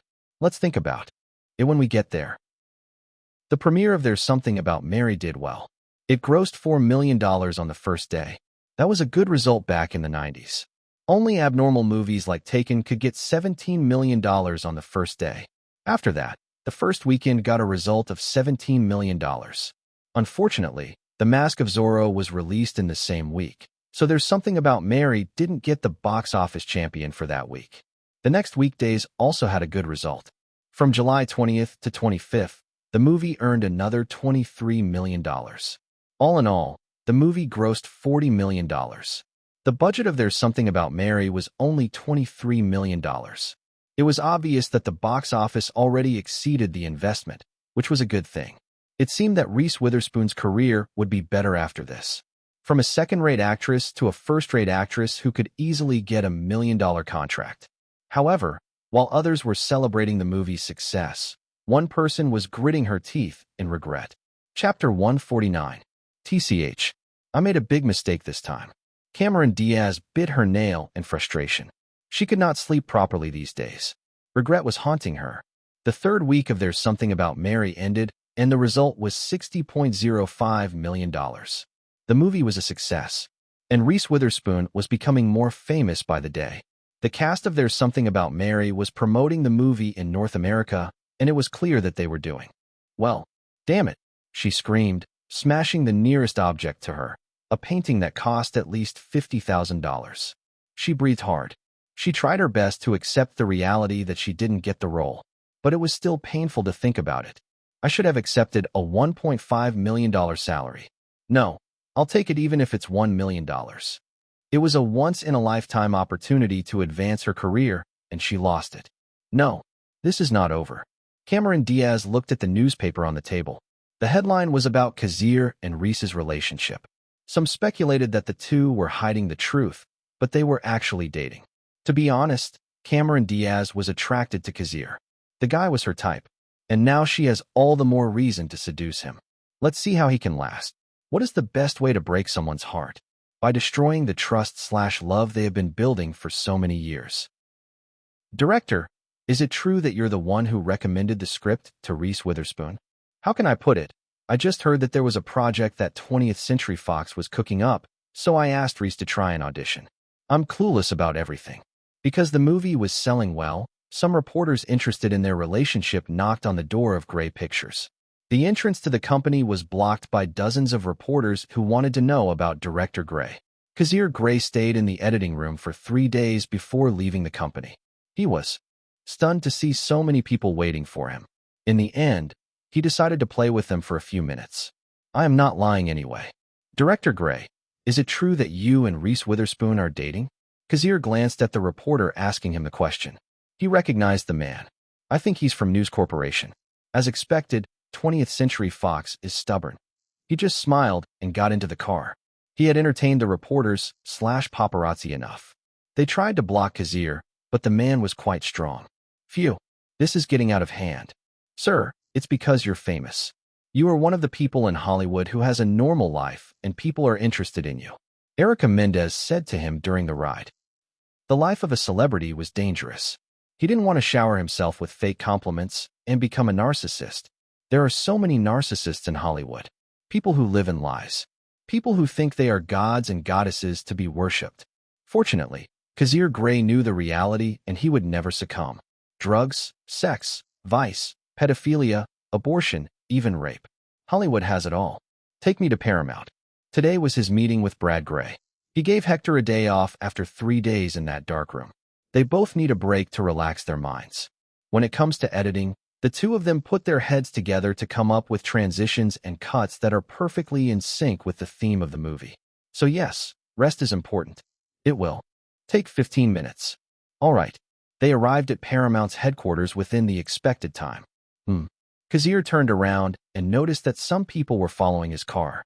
They are acting normal, but it's obvious that they are paparazzi. Don't mind them, sir. They can't get any closer. Erica Mendez knew there were some cars following them. Okay. Yes, the paparazzi who didn't care about privacy. There must be a place in hell for these people. Kazir shook his head and left them alone. They could not enter the Paramount headquarters anyway. Wait all you want. I'm here to meet Brad Grey. Let me check the list, sir. Kazir spoke to the receptionist. The woman contacted Brad Grey's secretary to let him know that Director Grey had arrived. The two reached the CEO's office. Kazir, my nephew. I don't know about that. You and my father are third cousins, and I believe we have no connection at all, except as acquaintances or business partners. Kazir kept that in mind and accepted Brad Grey's warm hug. You can sit down. And you too, Miss Mendez. The two began to talk about their collaboration. As for Erica, she was just there. Kazir, the last round of auditions for Meet the Parents is next week. I hope you can be there. Of course. Kazir nodded. He didn't have a problem with it. He was the executive producer and screenwriter of the movie. He wanted to make sure that his script would do well at the box office. Is Ben Stiller the protagonist? Yes, we have already signed a contract. The only roles that are open are Jack Burns and Pam Burns. We have invited Robert De Niro to audition for the role of Jack Burns. Jack Burns was the father-in-law in the movie. He was a retired CIA agent who caused so much trouble to Gaylord Fokker, Ben Stiller. Kazir nodded. About Pam Burns. I know. Your agent, Salvatore Barlow, introduced us to Brianna Evans. I can tell you there's no problem with her acting or her salary. However, some actresses have the same advantage as her, like Terry Polo. Kazir realized something immediately. There must be some politics going on in the crew. People are trying to push their favorite actress to get the part. Well, I'm basically doing the same thing. Helping Brianna Evans get the part. Also, who is Terry Polo? Never heard of her. Anyway, it all depends on the results of the last round of auditions for the heroine. Chapter 150. The Truman Show was released last month, and its performance was strong, especially since Jim Carrey was the protagonist. After all, the 90s were Jim Carrey's era. Of course I understand where you're coming from. I saw Brianna Evans audition, and she is a talented actress. Still, we should give others a chance to get the role. Brad Grey smiled. The Truman Show was owned by none other than Paramount, and the profits from the film were promising, though he could not deny that the film was largely carried by Jim Carrey. His box office appeal was amazing. As of July 31st, The Truman Show had grossed more than $122 million at the North American box office. Haha. People say you have a good eye for picking movies. 2 of the projects you recommended are successful. You know, I'm just lucky. Maybe, but give us your opinion once in a while. Hell, we can send you the scripts just to get your opinion on whether it's a hit or a flop. Brad teased. Kazir kept his calm expression. Lately, people are contacting me about so many projects. They want my opinion. Jack Black, Pedro Pascal, and even Salvatore Barlow were pestering him these days. Kazir didn't tell them what to do and let them decide for themselves. He decided to let fate take its course. Or maybe I'm just biased. He helped Reese Witherspoon because of their relationship. He helped Brianna Evans because he was amazed by her talent. He felt it was a waste to let a talented woman rot in the theater acting.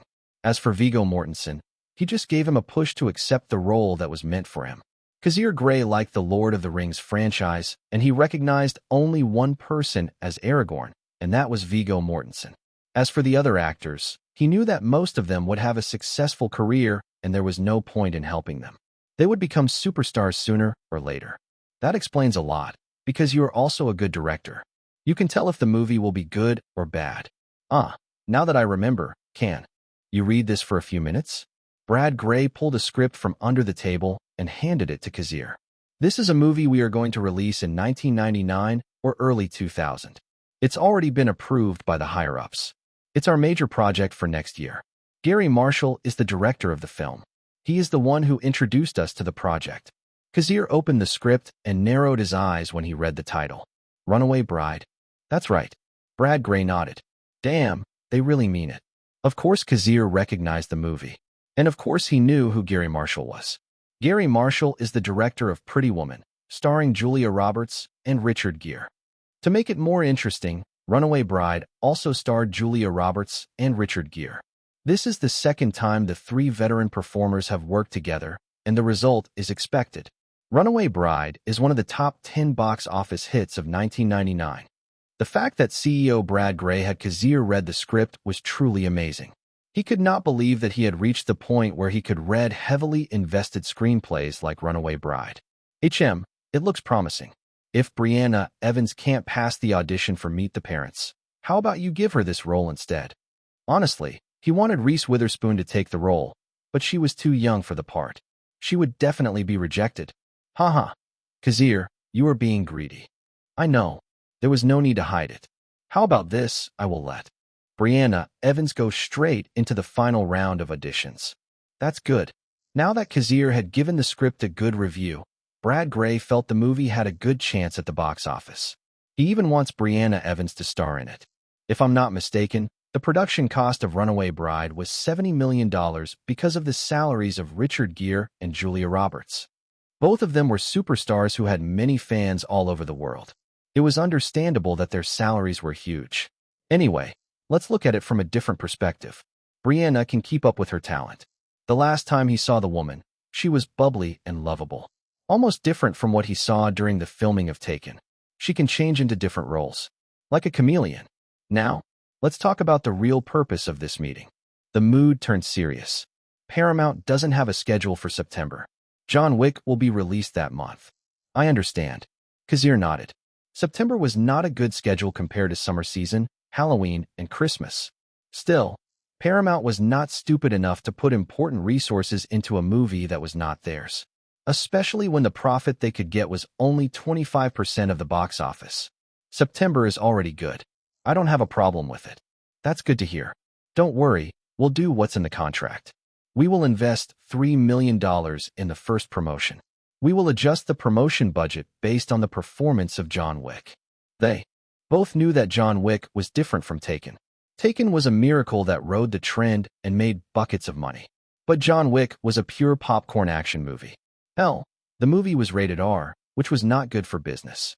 Even Brad Grey thinks that John Wick's performance was average at best. Maybe it would be a miracle if the movie made more than $200 million worldwide. Unless something unexpected happens. The two Greys shook hands after the meeting. They both used each other, and there was nothing wrong with that. It was a win-win situation anyway. Chapter 151. Do I have a schedule for today? After this, no sir. Erica Mendez drove out of Paramount headquarters. Just as they reached the highway, Erica and Kazir noticed that several cars were following them. Really? They didn't care at all. He shook his head. He had expected this. From the moment he became a successful director, he knew something like this would happen. Being a superstar was not that easy. You have to maintain a certain image in front of the public. But celebrities are also people. They shit and fart. One wrong move, and the paparazzi would take advantage of you, bombing you with insults. Erica, your work is done for today. Thank you, sir. Kazir reached the apartment and said goodbye to Erica. The paparazzi could not get into the building, so there was no reason to be afraid. I think I'll watch a movie. Kazir prepared dinner for himself. Nothing fancy, just pancakes, eggs, and buffalo wings. Calix had a library of videotapes in his apartment. Some of them had been purchased recently, while the others were the fruit of his labors when he was still a small-time director. He took a few steps until his feet stopped at a certain movie. All right, let's see Pulp Fiction, directed by none other than Quentin Tarantino. Actually, I want to watch Django Unchained, but oh well. He might have to wait 2 decades for that. Quentin Tarantino's movies usually have a strong depiction of violence, so his movies were not family-friendly. Still, no one could deny that his movies were good. At least Kazir likes Quentin's filmography. Kazir, look at this. These scripts look interesting. How about you read them? The young-looking agent gave him screenplays to read. Salvatore, put the scripts away. Kazir sighed when his agent kept asking him for his opinion. Besides, am I even allowed to read them? It's from 20th Century Fox and Warner Brothers. They want to hear your opinion, so they approve it. Kazir decided to entertain Salvatore. Listen, I'm not a god. I don't know if a movie can be successful just by reading the script. Sure, I just want to hear your thoughts. Kazir raised his eyebrows and read the script. He didn't expect to read a very famous movie. What the hell? Paramount let me read Runaway Bride, and now Warner Brothers is giving me the chance to read The Matrix. He realized that just like Paramount, Warner Brothers' main investment for the next year would be this R-rated science fiction movie. Let me guess, you want Enzo Park to audition for the male lead? Nah, I heard Keanu Reeves is interested in the movie. I just want Enzo to have a supporting role. Kazir nodded. Asian aesthetics were not well accepted in Hollywood, not even for the next 3 decades. Asian actors/actresses have so few roles to take. So, what do you think? It's interesting. If they can pull it off, this movie could be good. Okay, then what about the next one? Kazir looked at the second script. He almost jumped when he read the title. What the hell is wrong with 20th Century Fox? They are basically giving me a spoiler. I'm a Star Wars fan. He didn't even read the script and immediately put it on the table. Why don't you read it? Tom Rothman asked me personally for your opinion. Fuck no. This is Star Wars. Of course it's going to be successful. There's no need to hear my opinion. But still, it seemed that Lucasfilm wanted to start a Star Wars trilogy. However, they were not sure if this would be successful. So 20th Century Fox was interested in Kazir's opinion regarding the script. The last Star Wars movie was released in 1983. Even nostalgia had its limit. If the plot of the upcoming movie was not great, then the whole franchise might be affected. Salvatore, take these scripts away. If you're interested in this project, why don't you audition your other clients? You mean Scarlett Johansson? That's what I'm thinking. Their conversation turned to Star Wars. Kazir never read the script because he already has an idea of the plot. Star Wars E.P.I. The Phantom Menace, 1999. Enough for Kazir to remember. Now I know why Liam Neeson was practicing swordplay when I called him. Liam had a big part in this movie. Damn, I feel like I'm their advisor. He muttered after Salvatore left the office. He was clearly influencing Hollywood from now on. No one could deny it. Post-production on John Wick had finished 3 days ago, and Kazir Grey had so much free time. So he spent most of his time in the office, sometimes writing original scripts. It's August 17th. We have 3 weeks to promote John Wick before it opens. He might have to do another round of interviews and travel all over the country. Then there was the project he wanted to start before November. He wanted to shoot The Bourne Identity in early 1999. Another project was taken too. He already gave some hints to Fremont Smith. Maybe the young man already has an idea. Damn, I just realized this might be my only free time from now on. Haha, how fun. He grinned. Instead of feeling burdened, he was happy to see another day. Unfortunately, the next day, someone contacted him for the first time in so many years. Someone he had already forgotten. He could not believe that he would meet her again. Mother. Kazir greeted the woman, who was in her early 50s. Even though she was over 50, she still looked young and beautiful, as if time had never cursed her. Hello, Kazir, my son. The woman smiled and sat down. Their meeting place was the park. The one who chose this place was his mother, Eliza Cohen. This was her maiden name, for it seemed that Eliza had divorced her second husband a few years ago. Chapter 152. Did you miss me? My dear son. Kazir stared at the woman before him. The two of them were walking through the park. He felt something odd when his mother called him son instead of his name. He felt that the woman hadn't aged at all. She still had that angelic smile. Her skin looked smooth with almost no wrinkles. Maybe her last husband was quite wealthy for her to maintain a beautiful lifestyle. Miss Cohen, do you remember the last time we met? Let me guess. She touched her lips and thought. 10 years ago, I guess. She giggled. It's been 16 years. The last time I met you was when I was 13. Uh-huh. That means you'll be 24 this year. The woman smiled. I'm 29 years old. Fufu, of course I know. I'm just kidding. She giggled. But Kazir could see that the woman was lying. He knew that Eliza Cohen had no idea about his age. Kazir clenched his teeth. Honestly, he didn't know why he agreed to this meeting. He was a director, and he could tell if someone was acting or not. Eliza might be a good actress, but she couldn't escape Kazir's gaze. So what is the reason you are here? Oh, isn't it obvious? I want to see you. I miss my son. She approached him and hugged him, but Kazir didn't react. He was just unmoved. Eliza noticed the awkwardness and stepped back. Son, you have grown up so well. I can't believe my son is handsome, tall, and rich. A successful film director, Fufu. Again, she didn't speak his name. He just stared at him. Kazir knew that this woman had a reason for wanting to see him. Judging by her appearance, the least she needed was money. She looked like a rich madam who owned a business. Miss Cohen. Mom, call me Mom. She said with a smile. Miss Cohen. Mom. Miss Cohen. Call me Mom, son. Mom. As expected, the woman was unreasonable. Still, Kazir had no choice but to comply, for he wanted the conversation to continue. That's good. What is it, my son? Why are you here? After so many years, this is the first time you have contacted me. Because you never answer my letter. Don't you feel sad? Your mother wrote so many letters for you, but you didn't answer any of them. She pouted. You only started sending letters when Taken became successful. You never contacted me before that. Besides, you didn't try to phone call me at all. So what is the reason why you are here? As always, you don't love me. She touched her cheek. Mom, you're the one who doesn't love me. What do you mean? Of course I love you. I always love you. She tried to touch Kazir, but the man slapped her hand away. I guess you don't believe me. She looked sad. When is my birthday? For God's sake, prove to me that you have an ounce of motherly love in your heart. Isn't it October dash? Don't speak. I don't need to hear it anymore. Uh-huh. It's December, right?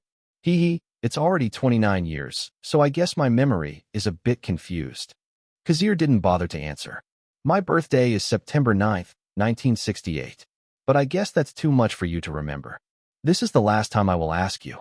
Why are you here? His eyes stared at her gravely. It was hard not to be angry in this situation. I guess I have no choice but to answer you this time. Eliza turned to her side and looked at the teenage girl standing a few feet away from them. This is Mara Cohen Foster. She is your younger sister. She is 15 years old. The teenage girl looked exactly like Eliza. They could be mistaken for sisters instead of mother and daughter. You want me to see your daughter with another man? Of course not. I'm here to ask you to help your sister become an actress. She is not an amateur. She is a model and has been on a local TV show in Vermont. This is a complete joke. Mara, say hello to your brother. Hello, director. I mean brother Keith. I'm Mara. Mom's told me a lot about you. Like what? That you're a smart guy? You won the spelling bee when you were 9 years old. That's Aaron, not me. Really? Wow, I thought it was you. Eliza was surprised. It seemed she had misremembered. Anyway, it's not important. I heard that you are going to make another movie next year. Why don't you let your sister be in it? I want a supporting role with at least 5 lines. Kazir laughed. This whole charade was stupid. Very stupid. Why am I even here? At first he wanted to leave, but he knew how annoying his mother was. One of the reasons why their father was so broken that he lost himself in alcohol. No, I know the answer to why I'm here. Kazir hoped that his mother would change, that his mother would show a little bit of affection, to see even a sincere smile. But what he saw was utter garbage of a woman. Suddenly, he felt his heart breaking. Even breathing was difficult. His face contorted as he looked at them. Son, are you all right? Eliza approached him, but Kazir stared at her with a cold look. Don't fucking touch me. You despicable bitch. What? Eliza and Mara were both stunned. They had heard that Kazir Grey was a gentleman and a good person. But the man in front of them was the complete opposite of a good person. Kazir's look could kill a person. Mrs. Cohen, no, Mom, tell me. Why did you name me Kazir?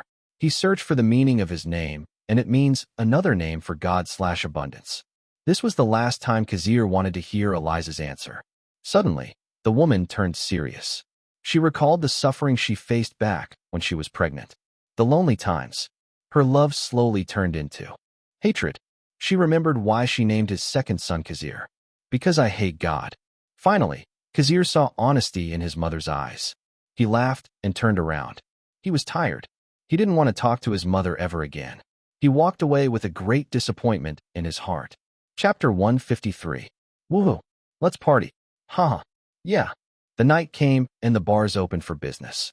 The city of Los Angeles had its nightly fun almost every night. Men and women went into the bars and had fun. Drinking alcohol, taking drugs, and maybe having sex. Having the best day of their lives. Just like that, Cameron Diaz was having fun with her friends. The bar they usually went to was a high-end, and the price of a shot of alcohol was outrageous. But for an actress/model who earns millions from her movies and sponsors, such an amount was nothing to Cameron Diaz. She danced to the party music and let the alcohol flow through her veins. Hey, girl, check out that guy over there, isn't he hot? Like, oh my God. The Valley Girl accent was something else. As they danced, one of Cameron's friends pointed to a lonely man sitting in the corner. The man was tall, over 6 feet, with broad shoulders. The muscles under his long sleeves were obvious, even though the lighting in the bar was dim. He was drinking a bottle of vodka, and it appeared that he was far from sober. Even Cameron Diaz took an interest. She was in a foul mood these days. She grinned and approached the man. But as she got closer, she realized that she recognized the man. Kazir. Cameron was surprised. Kazir Grey was known to never set foot in a bar like this. He was not the party type. Besides, the man in front of her seemed to be drowning in alcohol. The smell of alcohol on Kazir was quite strong. Frankly, she never expected to meet Kazir in this place. Cameron thought about seducing Kazir, but the chances of that happening were slim. After all, Kazir Grey spent most of his time in his office. So it was a miracle to see her target tonight in this very bar. Of course, Cameron was not foolish to pass up the opportunity. She approached Kazir with sexiness. She was a model, and she knew how to swing her waist when she walked. Kazir? Kazir, is that you? She said in a shocking manner. Huh. Kazir was a little slow to react. He looked at Cameron Diaz, but his brain processor was sluggish. After meeting his mother, Kazir was too mad to think. He saw a bar and decided to go in. He didn't care what kind of bar it was. He just wanted to forget everything and get drunk as hell. At that moment, he felt that alcohol was the only thing that could help him. It's me, Cameron Diaz. Kazir tilted his head, his eyes staring at her yet not. Cameron Diaz. The man nodded. Cameron giggled. She found his reaction funny. She realized that a drunk Kazir was a cute Kazir. Oh, you're Cameron Diaz. Took him a few seconds to realize. That's right. I'm glad. You remembered my name. She smiled and sat down beside him. How could I forget? You're a beautiful woman. He muttered, quite drunk. Thank you. I mean it. I'm not kidding. Cameron Diaz, you are sexy and beautiful. Don't demean yourself.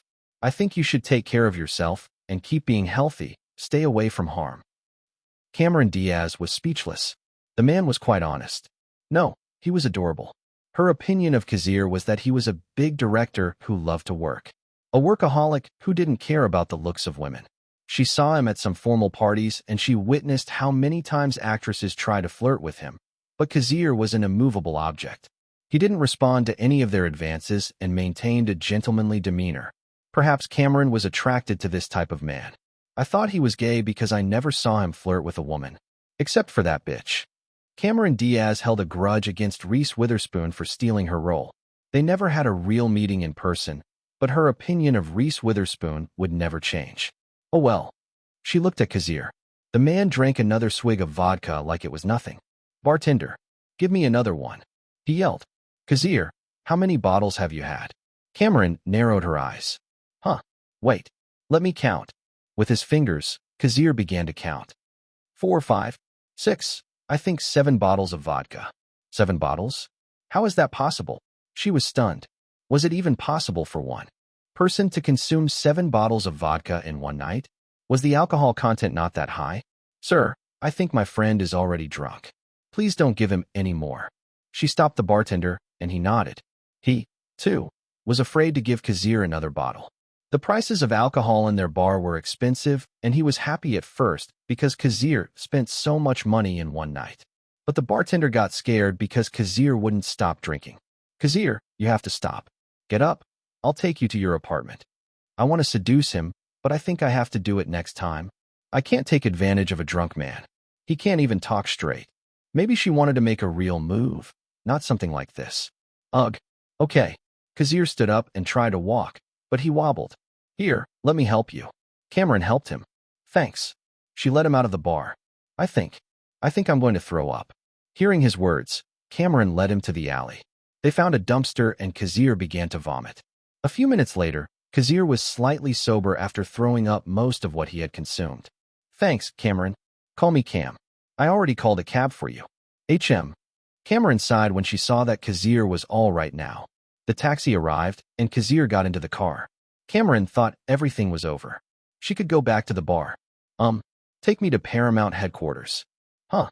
That was when Cameron Diaz realized that Kazir was not sober at all. He was still not. Thinking clearly, she bit her lip and got into the cab, too. Take us to Mulholland Drive. Luckily, Cameron Diaz knew Kazir's address. She had done some research on him. The cab driver nodded. Ma'am, just to be sure, there's an extra charge if your friend vomits in my car, and it's not a small charge. All right, I'll take care of it. Cameron Diaz was here to have fun, but it seemed she had to take care of a drunk man. Chapter 154. The two of them were in the cab, and it was a little awkward, especially for Cameron Diaz. She was very aware of Kazir. She could feel his breath and warmth since they were sitting next to each other. Thank you. It's okay. Their conversation ended just like that. Kazir was too drunk, while Cameron Diaz didn't know what to say. It was ironic that she wanted to seduce Kazir, but now she had cold feet. I thought you hated me. Do you even find me attractive? Cameron blurted out, and it was too late to catch it. She looked at Kazir, and the man just stared ahead. He seemed serious. Maybe he didn't hear what I said. She didn't know what to expect. No, I don't hate you. She was shocked and looked at Kazir, only to find that Kazir was still looking ahead, as if he was looking far away, remembering something. What about me? Do you hate me? Kazir returned the question. Honestly, I don't know. I heard that you're the one who introduced Reese to the role. I hate you for that, but still. That's okay. You are free to hate me. Huh? I don't hate you. I don't hate you that much. It's just that I like this role, and I was hoping to get it, but Reese took it from me. I see. Their conversation ended again. It took another 5 minutes before Cameron Diaz got up the nerve to ask Kazir. It seemed that a drunk Kazir was an honest Kazir. Perhaps this was a unique opportunity to ask him about so many things. I thought you hated women. What kind of question is that? I've never seen you get close to any woman except Reese. Oh, you're a divorced man? I'm sorry. Kazir massaged his forehead and leaned against the back seat. I don't hate women. In fact, I like attractive women. But I'm afraid of them. I feel like I'll get hurt again if I get close to a woman. That explains why. After the scandal, Kazir had a hard time trusting women. Cameron Diaz realized that this man was actually fragile. She thought Kazir Grey was a perfect guy who could make masterpieces without any problem. A talented director who made over $1 billion with his movies. My ex-wife, my mother. After that, Cameron Diaz decided to be quiet and gave Kazir peace. She could not speak when the man next to her was crying. They reached the building. Kazir could not walk straight, so Cameron helped him. They got into the apartment after so much trouble. It was the first time she had been in his apartment, and it was minimalist as hell. There was almost nothing.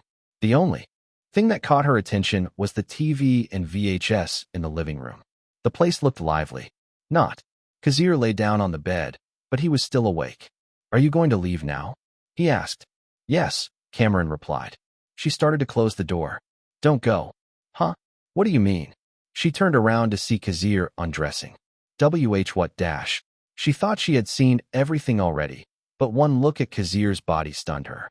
Kazir got up and approached her. She gasped. Kazir's presence was so strong. She realized something very important. This man is the definition of a hunk. His body was very attractive that her heart started beating faster just by taking a glance. Don't go. You asked me earlier if I find you attractive. The answer is yes. Why yes? She replied with a squeal. She nodded her head, quite tranced. The door closed, but Cameron Diaz never left. One thing was for sure, she never regretted her decision. Because this was the best night of her life. This night is very boring. Disaster yawned after a day of trying to get a scoop. D was a paparazzi currently stalking Kazir Grey. He had been following the director for almost a week, and he could say one thing. Kazir Grey is dedicated motherfucker. He always stays in his office. Today he tried to follow him, but he lost Kazir after he took a shit. So his work today was fruitless. He decided to wait in his apartment building, hoping that Kazir Grey would be sleeping in his apartment. Actually, he was hoping for something big to happen, because he needed something to sell to the news publisher. He sipped his coffee in the middle of the cold night. Suddenly, Disaster saw a taxi pull up in front of the building. He narrowed his eyes and realized that it was actually Cameron Diaz. Nice. I can sell this. Cameron Diaz was also a famous actress, and Disaster could stalk her to get an interesting scoop. He put down his coffee and grabbed his camera. The distance was pretty far, and the pictures might be blurry. But that didn't stop him. I hope her face is recognizable. Another thing shocked him. Disaster was stunned when he saw Cameron Diaz and Kazir Grey enter the building. The two looked intimate. Disaster snapped a bunch of pictures, hoping to get some good shots. This is lit. He suddenly realized that he might get a better scoop if he stayed up all night. I'm going to stay here and wait for Cameron Diaz to leave. I'm not going to blink. Unfortunately for him, Cameron Diaz left around 11:30 the next morning. She looked refreshed and radiant. With no sleep, Disaster took another bunch of photos. He sacrificed his sleep just for this moment. This is big news. I can get at least $10,000 with this. He grinned from ear to ear, although he didn't look good because of the dark circles around his eyes. Kazir Grey, you bastard. After stalking you for a week, I finally get my revenge. The stalkers. Audacity was laughable. Chapter 155. The car accelerated and Cameron Diaz blushed as she looked at herself in the rearview mirror. It seemed she didn't need to put on any blush because her cheeks were already red. She grinned and couldn't help but remember what had happened last night. Kazir may have been drunk, but the way he caressed her was satisfying and breathtaking. Honestly, she slept peacefully after that. It was late when she woke up. The thing was that Kazir had already prepared breakfast for her. If there was one disappointing thing, it was that Kazir had told her that he was not ready for a serious relationship.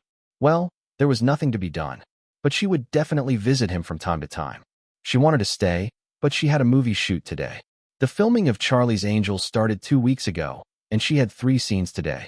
Cameron Diaz smiled as she looked at the apartment building for the last time. She hadn't expected this meeting, but she didn't regret it. Charlie's Angels.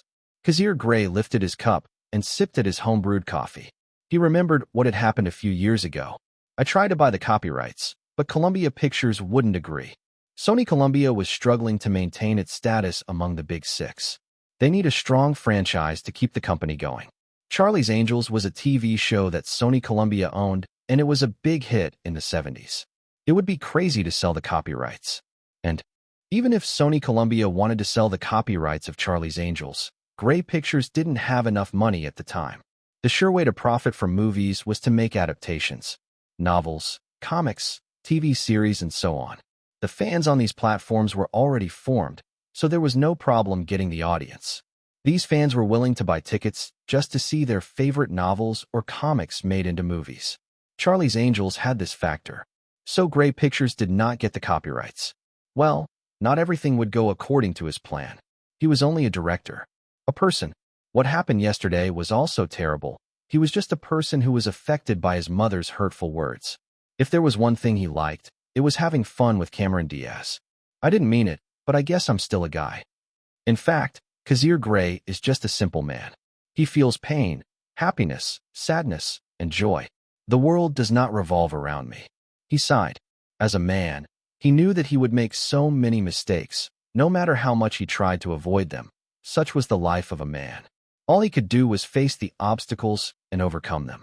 If that wasn't enough, he had to destroy them so that they wouldn't come back. I wonder if I have the strength to do that. He got up and went to the shower. His legs were quite shaky after a long session last night. Good thing I never skipped leg days. He would be lying if he said he was not depressed. He was damn depressed. His mother basically told him that she hated Kazir's existence because of the name she gave him. He didn't know what happened to his mother, but she was certainly not a good person. He's not going to sympathize with her, not after what she did to their family. And yet she has the audacity to talk to me about helping her daughter. Wow. The water poured over his body, cooling his mind. That day was like any other. He was attending a meeting about the promotion of John Wick at Paramount headquarters. The meeting was going well when Kazir Grey and Brad Grey received a text message at the same time. "Open the TV," Brad Grey announced. On the screen was a reporter talking about the latest happenings in Hollywood. The two Greys listened as the reporter gossiped about the relationship between Kazir Grey and Cameron Diaz. The pictures were on the screen. Although the resolution was not good, every person could recognize the people in the pictures. "Kazir, are you dating Cameron?" Brad Grey asked. This situation could be good or bad. He thought that Kazir Grey and Reese Witherspoon were in a relationship. If this situation turned bad, it might affect the performance of John Wick, which would be released in a week. "We are not dating. Something happened last night, and things went that way. Care to explain?" "Sorry, it's a private thing." Brad Grey narrowed his eyes. "Then you expect Paramount to invest in your movie now? What if this scandal becomes big? It will affect John Wick. Paramount would never invest in a movie that would make them a negative profit." "I know. I have an idea." Kazir didn't like this kind of hype, but it seemed he had no choice. "Now I'm starting to realize that I'm not that strong. One mistake could cost me my career. I will contact Cameron. Maybe we can use this situation to our advantage." "All right." Brad Grey nodded. "What about Reese Witherspoon? She's not going to give us any trouble, is she? We made our relationship clear from the beginning. We're just friends. I don't think she'll be affected." Kazir got up and opened his phone. It was a good thing that he had exchanged contact with Cameron Diaz. At least he could call her now. "Hello? Kazir, thank God. I heard what happened. Will this affect your movie?" "Cameron, can you do me a favor and meet me at Paramount headquarters? Please bring your agent. I want to talk business." He hated the idea of using love for promotion, but that didn't mean he wouldn't use it. I'm a fucking hypocrite. Well, he is just a human being. No one is perfect in the first place. Chapter 156. So it's only 6 months? How about we make it official? No expiration date. Cameron Diaz crossed her legs and looked at Kazir Grey and his agent, giving her best smile. Even Salvatore Barlow was wiping his sweat. He had just learned that Kazir was involved in a scandal. His last scandal almost gave him a heart attack. He didn't want to experience that again. Thankfully, this kind of scandal was quite tame, but it could still affect the release of John Wick. "Miss Cameron, I think keeping it within 6 months is the best choice." Salvatore looked at Kazir Grey, who was standing next to him. Kazir nodded and agreed. "Ah, what a waste." Inside the Paramount headquarters, the two sides decided to sign a contract. Kazir Grey and Cameron Diaz didn't have a problem with forming a relationship, but they both have their own opinions. Kazir Grey has to make sure that John Wick does not suffer from this scandal. So instead of denying the relationship and causing trouble, he might as well join the hype. As for Cameron Diaz, she wanted a longer duration because her 2 movies were already released this year. Her next project would be released in November next year. The 6 months contract would be useless for Cameron Diaz, and she could not use it as a means of promotion. So she was hoping for at least a year or more. However, Kazir's side was adamant to keep it within 6 months. He could extend the contract, but that would be another story. Not connected to the story. Anyway, I only post my novels on WebNovel, Scribble Hub, Royal Road, and Questionable Questing, where you can read them for free. So if you're reading this on another site, it means this novel is being pirated. If I don't make money on this contract, I have no reason to sign it. Cameron Diaz had a high opinion of Kazir Grey, and frankly, she wanted to have a relationship with him, but it was clear that Kazir didn't want a serious relationship. Kazir was silent for a few seconds. "So you expect me to accept this contract without getting anything in return? Extend the relationship for a year, and I will agree." Cameron Diaz smiled sweetly. In a way, what happened was not her problem. She didn't have a movie at the moment, so the scandal wouldn't jeopardize her. But for Kazir it was different. John Wick was scheduled to be released next week. The ticket sales of the first week were important to determine the strength of John Wick at the box office. Well, Cameron Diaz liked Kazir, so she was going to sign the contract, but it was going to be a one-year contract. What do you think, Kazir? I'm fine with a year. We can live in a single house if you want. Kazir Grey thought seriously. I guess I don't have a choice but to use this method. He sighed and leaned back in his chair. A role. I can give you a role in my movie. HM?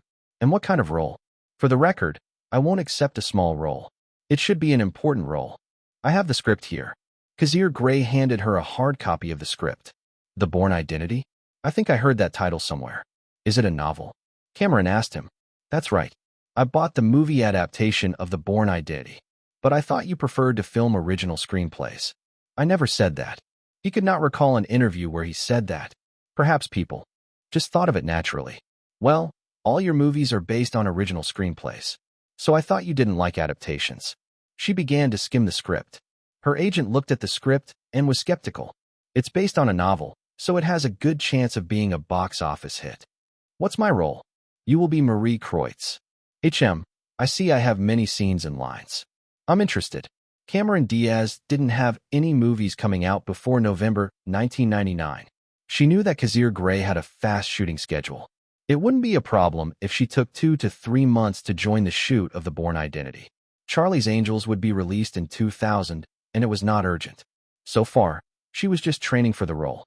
Anyway, Cameron was sold on the idea of working with a successful director like Kazir Grey. Foo-foo. I can use this opportunity to seduce Kazir. How fun. She looked at Kazir. In fact, this man might be the best she ever met. Cameron Diaz looked at her agent and nodded. Her agent didn't have a problem. Director Grey had the best filmography of the last 3 years. The agent liked that Cameron Diaz had an interaction with him. Okay, I agree. As for the salary, let our agents negotiate that. I understand. The two shook hands and signed a 6-month relationship contract. Of course, they listed their conditions, likes, and dislikes. This kind of promotion was never old. This was still a speculation, but rumors said that Kristen Stewart and Robert Pattinson became a couple to promote Twilight. This was also the same with Tom Holland and Zendaya to promote Spider-Man. Even Emma Stone and Andrew Garfield for the same reason. Of course, this was nothing but rumors, and no one could prove it. Sometimes relationship gossip was the best way to get media attention.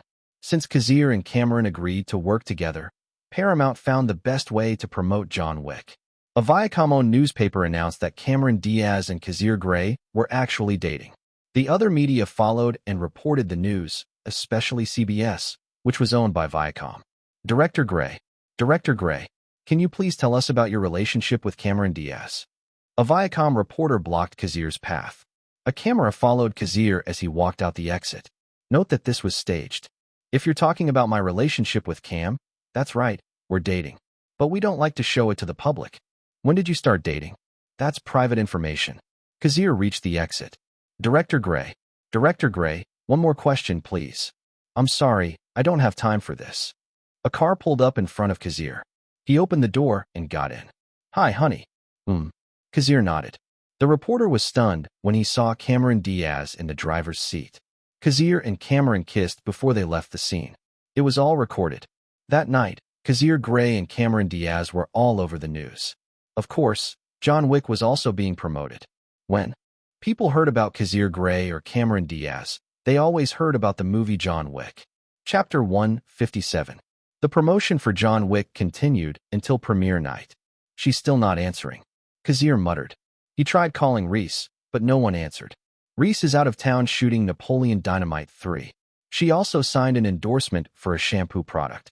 She is really busy. Still, Kazir tried to explain to Reese, but the woman remained silent. Even the reporters could not get any information from her. Kazir sighed and hung up the phone. He had to meet Cameron Diaz for the premiere tonight. He was already in his tuxedo, ready for the big day. A few minutes later, they arrived at Cameron's house. The woman came out of the house and got into the limousine. Good evening, Cam. You look beautiful as always. Kazir greeted her. After signing the contract, the two became much closer.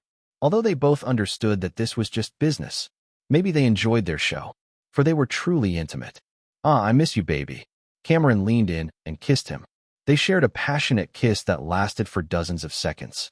As for Erica, who was holding the steering wheel, her expression was stoic. She saw nothing as she drove the limousine out of Beverly Hills.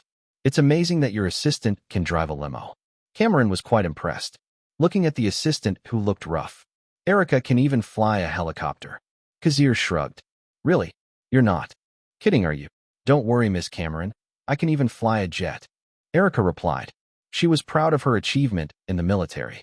Wow. Erica, just call me Cam. I insist. Yes, Cam.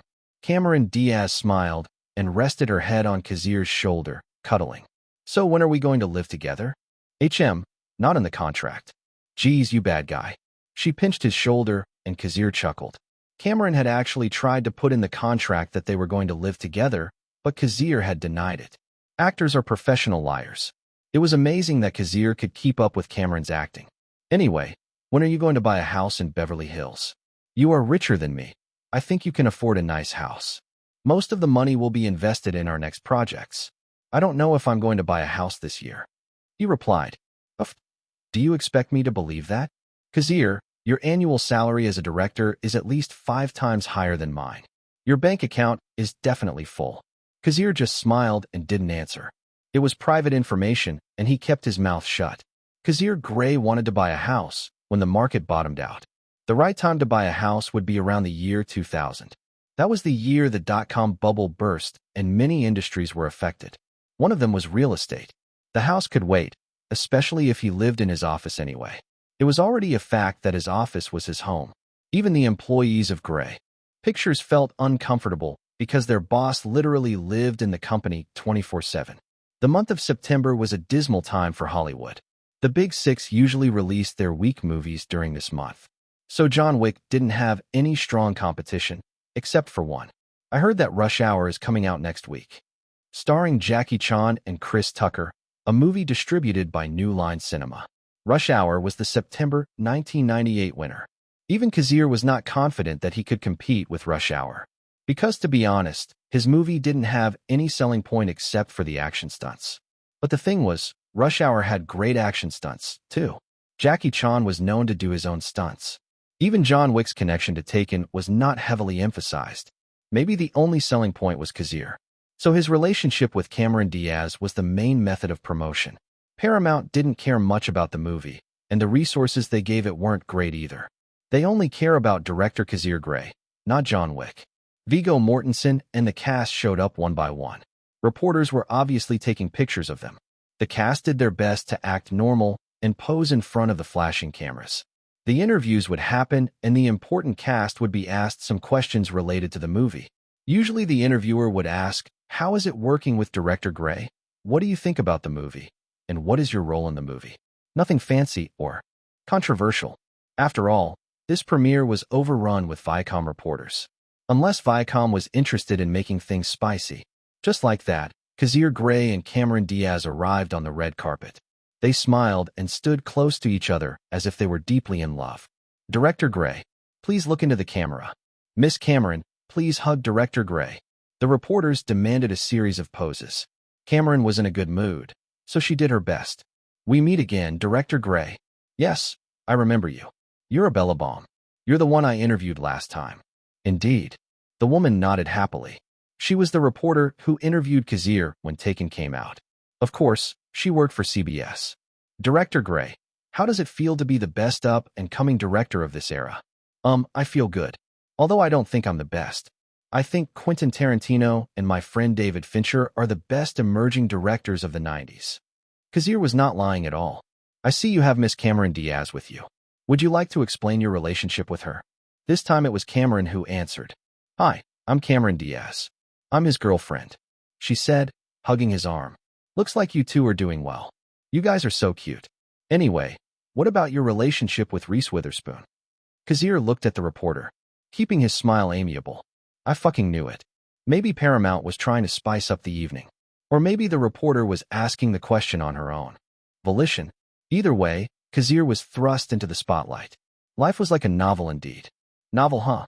Well, if my life is a novel, I'm sure many readers will drop my story because of what I did to Reese. But that's not the case at all. Reese and I have a good relationship. He smiled for the last time before entering the theater. He didn't let the reporter ask him another question that could cause trouble. The answer was not satisfactory, but who cared? Kazir Grey would be busy this month. He didn't have time to think about useless things. By the way, Kazir, happy birthday. Thanks, but my birthday was yesterday. I want to be the last one to greet you. Make sure I'm your last. Holding Cameron's hand, Kazir was as composed as ever. Chapter 158. Wallace. Hurry up. Take your damn popcorn and sit down. Seriously, why are you even buying popcorn in the cinema?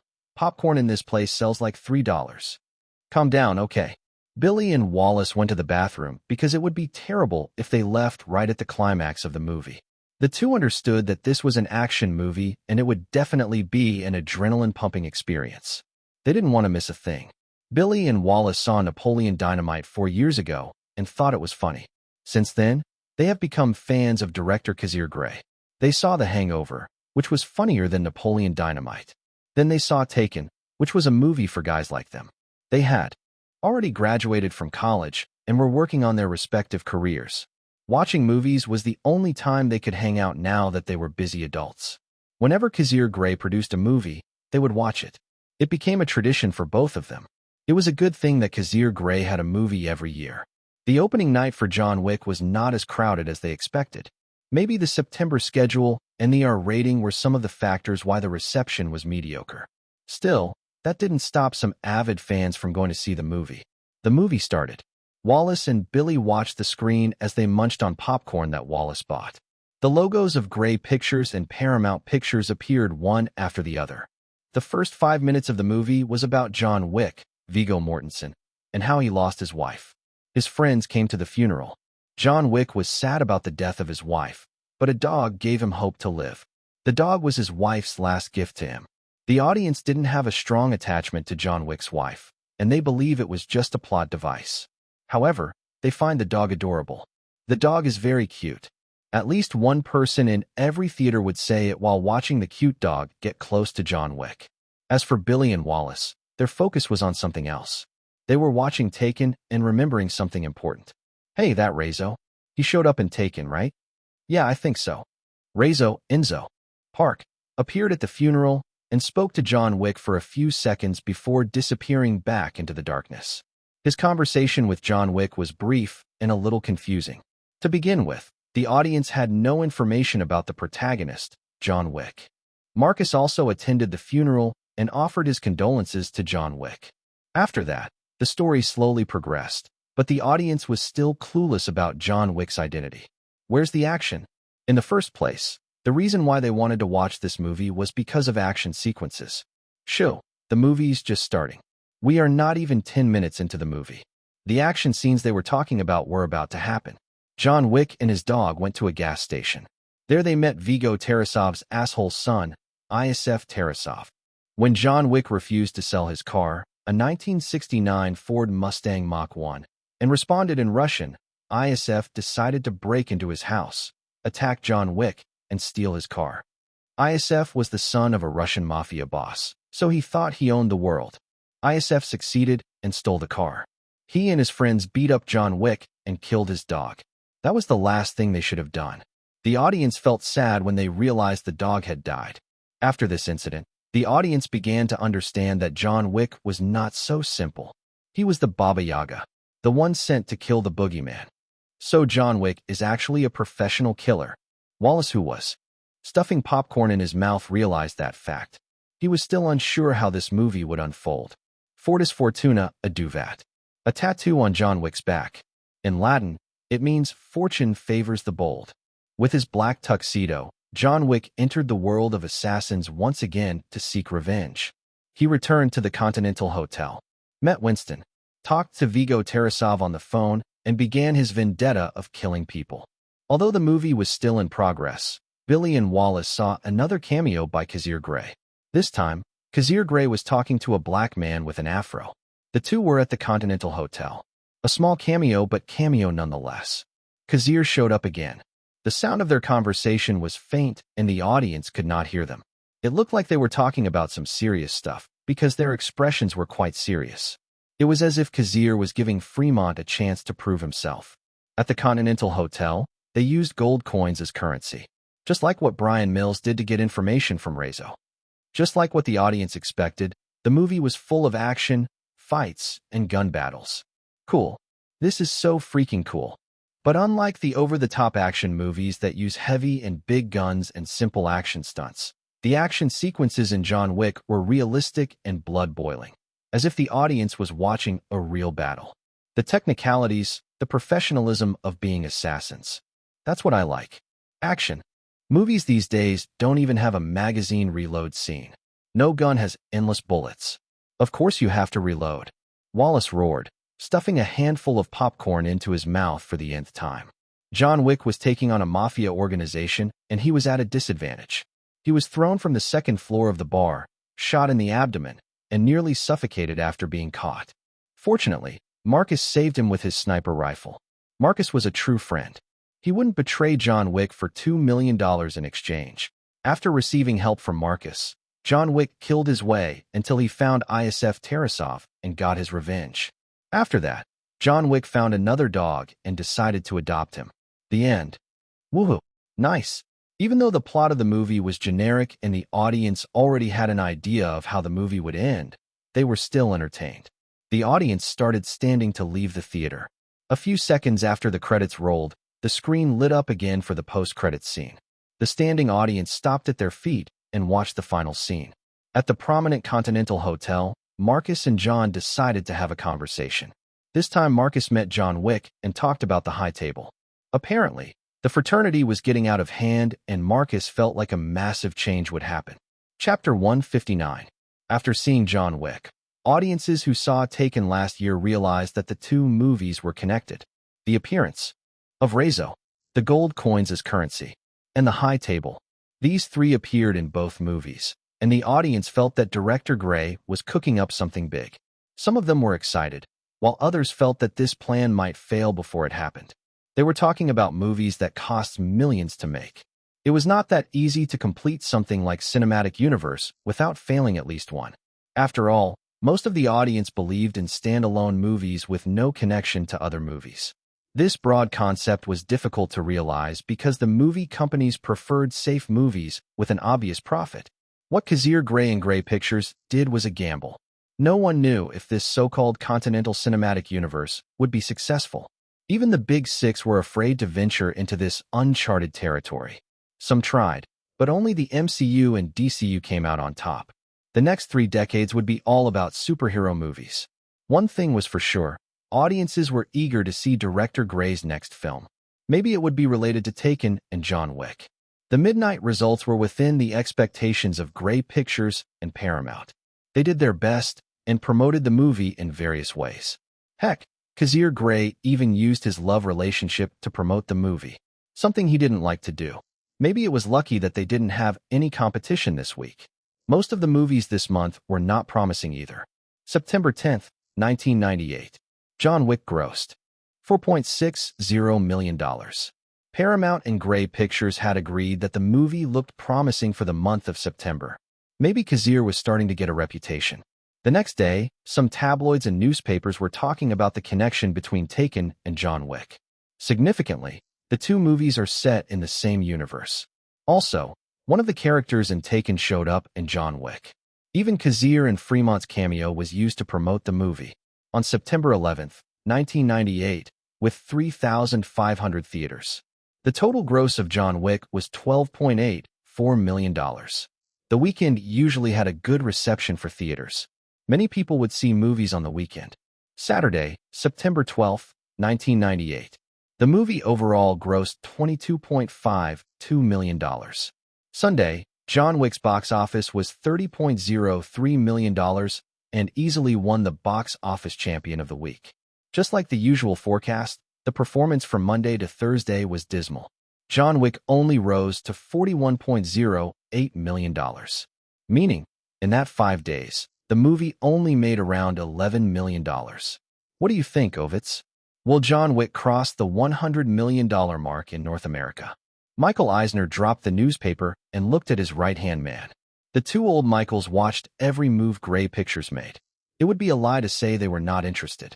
After all, Grey Pictures was doing something new. The best it can do is $90 million. Michael Ovitz shook his head. He watched the movie on his own time and didn't like too much violence. Maybe his age was one of the reasons he didn't like the movie. The schedule, the promotion, and the movie itself were too weak to produce a good result. It can make over $100 million internationally, but it might be hard for the movie to make the same result here in North America. So you think John Wick can make at least $190 million worldwide? That's not bad, considering the movie's budget is only $30 million. Indeed. But it all depends on Paramount's decision. Will they distribute it internationally? The two old men are not interested in this movie, so they won't contact Grey Pictures. They don't think the other companies will either. While people speculate, John Wick crossed the $50 million mark on its second Sunday, September 19, 1998. The movie grossed $54.48 million to be exact. Unfortunately, John Wick didn't win the box office champion of the week because it was beaten by Rush Hour. Rush Hour grossed $33 million and obviously knocked John Wick off its throne. After that, Paramount decided to cut their advertising budget and let fate decide the outcome. Grey Pictures had no say in the matter unless they used their own money, which would be detrimental to their next projects. Overall, everyone involved with John Wick was happy. Even Viggo Mortensen was happy that his first movie as a protagonist didn't flop. Plus, he heard from Kazir himself that there would be a sequel in the next 2 or 3 years. He even had cameos in a couple of movies. Viggo Mortensen was still not famous, and almost nobody knew his name. He was still a nobody. He hoped that his appearance in Lord of the Rings as Aragorn would bring him fame, but after attending the script reading, Viggo realized that he was not the protagonist at all. The plot of Lord of the Rings didn't revolve around him. In a way, he was a supporting character. He was only protagonist in name, but the movie focused on so many people. With no hope, his role as John Wick was his best option. He started studying Russian just to make sure his next performance would be better. As long as he was part of Kazir's movie, he had a chance to turn the tables and become a household name known all over the world. Just like that, 2 months passed, and John Wick did its best to cross the $100 million mark. The film grossed $103.36 million. Obviously, John Wick just scraped by to cross $100 million. Cinema Alliance felt that John Wick had already wasted all of its potential and pulled it out from theaters. Fortunately, Paramount kept their promise and released the film internationally. Worldwide, the film grossed $186.72 million. Unlike the North American box office, John Wick did quite well in other countries. Paramount expected the movie to make at least $100 million internationally. I'm back. Kazir Grey sighed as he stepped onto the ground in Los Angeles. He joined the cast and promoted the movie in major countries like UK, Japan, and Australia. He enjoyed the foreign countries, especially Japan. Japan was a great country. The people there were decent and disciplined. Probably the best country in Asia in his opinion. Japan, #1 in Asia. He returned earlier than the cast because he had a lot of things to do in the month of November. The first was the release of The Hangover Part 2. The second was auditioning for The Bourne Identity. Kazir had no rest.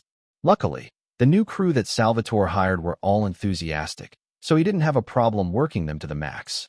Chapter 160. Kazir yawned after yesterday's tiring work.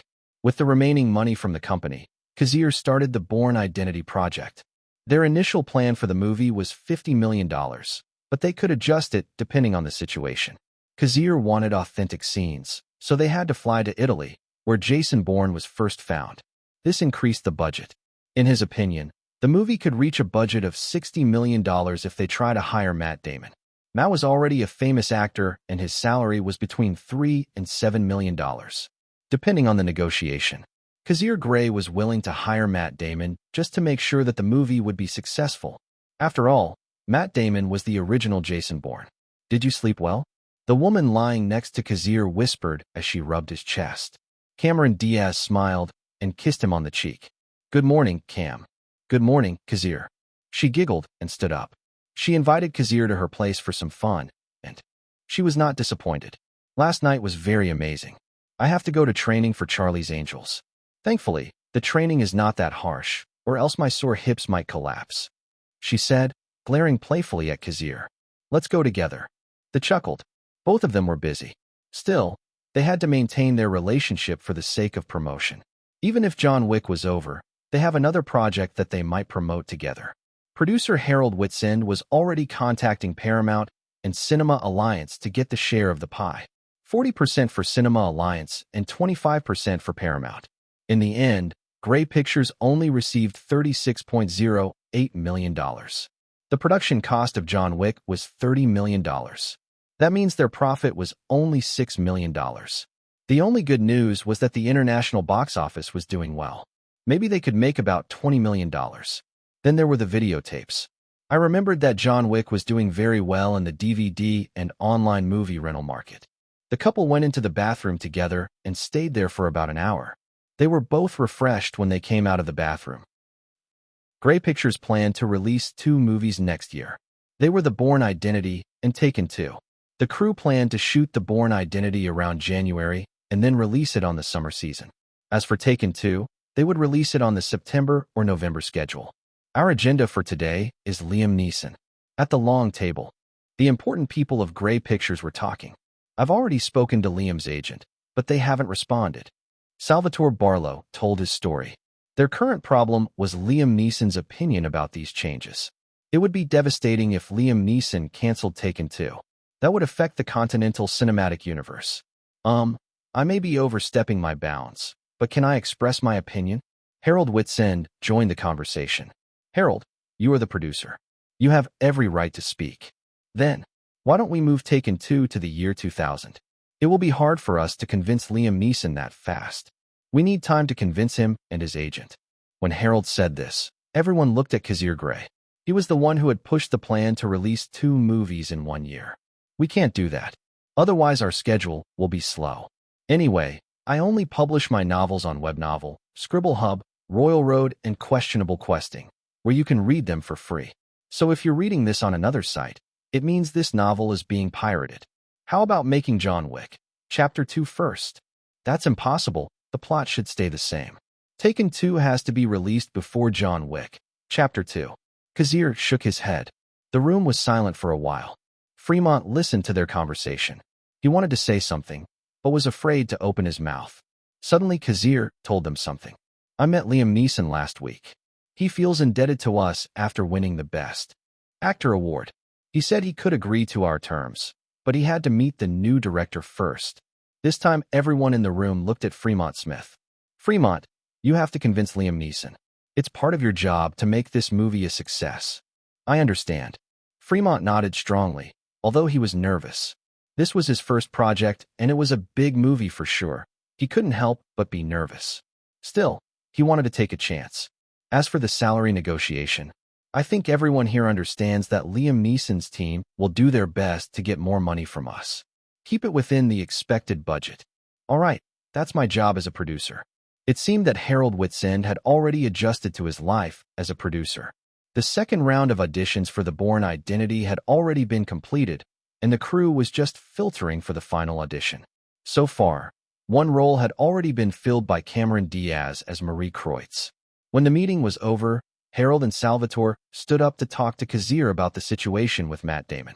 Kazir, Matt Damon has enough training since he just did Saving Private Ryan. I think it will be no problem for him to do action stunts. But he is too skinny.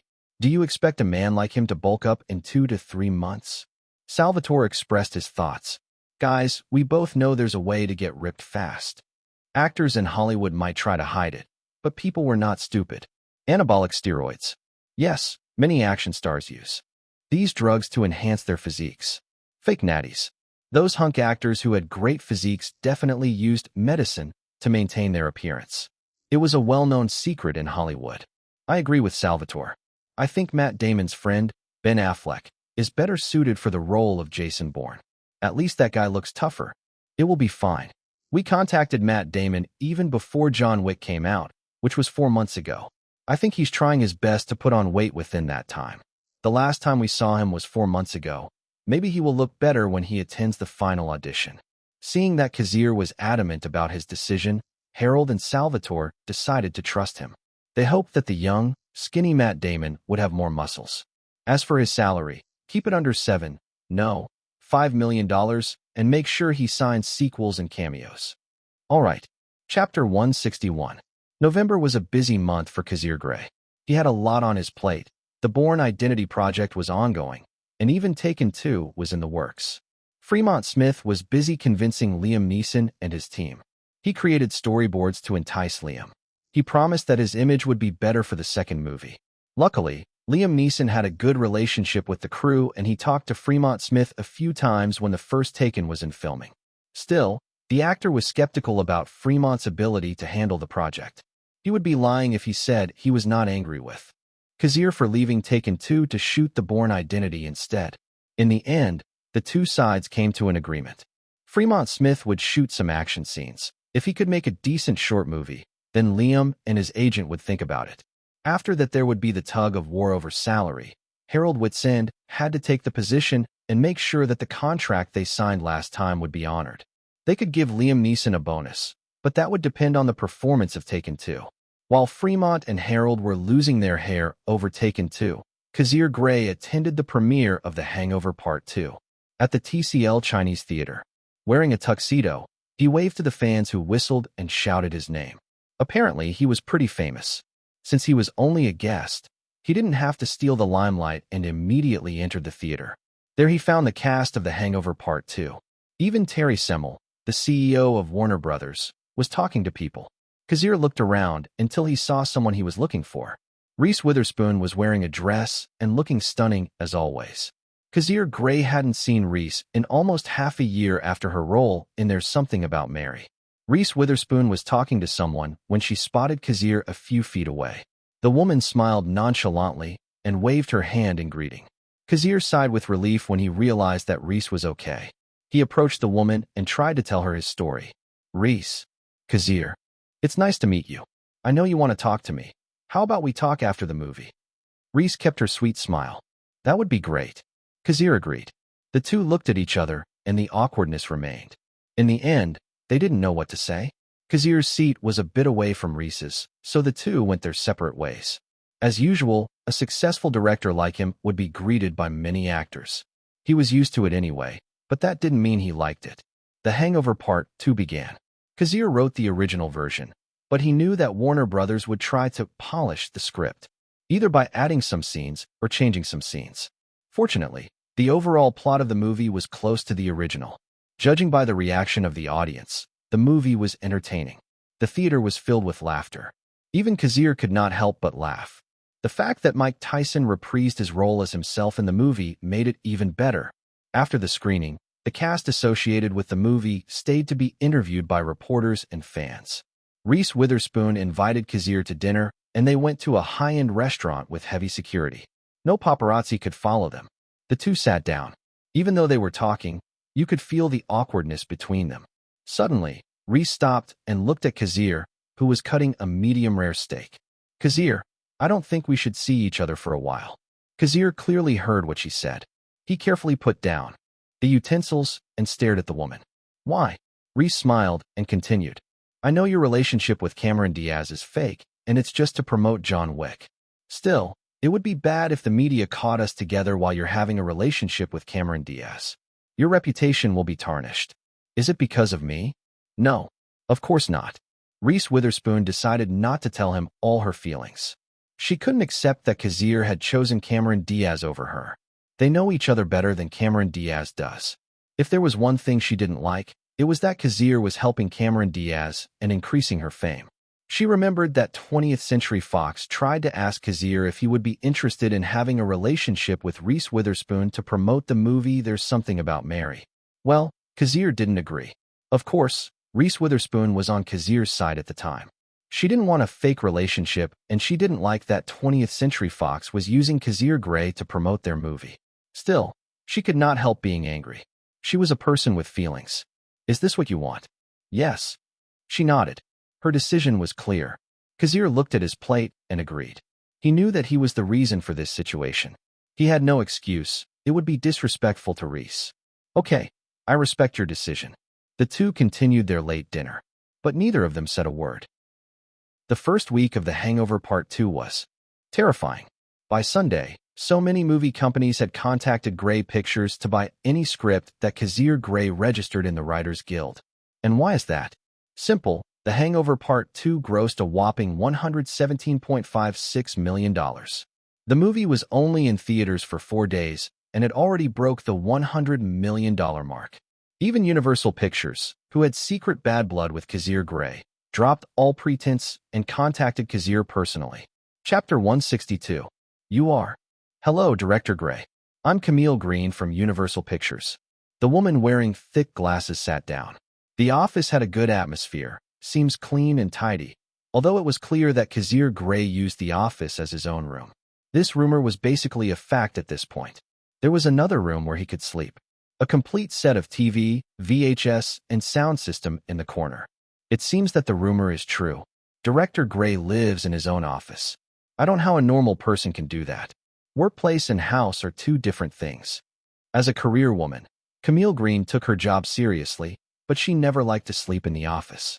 The atmosphere in the company was too stifling for her to fall asleep. But the man in front of her had the courage to close his eyes in the dreadful place of endless work. Maybe that was the difference between an employee and an employer. Universal Pictures is interested in buying a script. No, 3 scripts from you. Kazir nodded. We are talking about Universal Pictures, one of the big 6. Of course they have ways to get information about my scripts. In fact, Universal Pictures was not the first to express an interest in buying his scripts.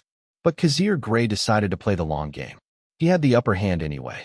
And he also didn't like Universal Pictures. $3 million. Excuse me. Camille Green tilted her head. She didn't even say which script Universal Pictures wanted to buy. $3 million for each script. You've got to be kidding me. Director Grey, that's too much. Is it because of what happened last time? People have changed. I'm more mature now. I don't hate Universal Pictures. But I don't like them either. I hope my feelings towards Universal Pictures will change. You know what I mean, right? I understand. But still. Camille probed. $3 million for a script was too much. Unless it was an adaptation of a novel or a comic book, Universal Pictures wasn't going to open their pockets for that amount easily. An original screenplay is a huge gamble because there is no fan base willing to spend money to see the movie.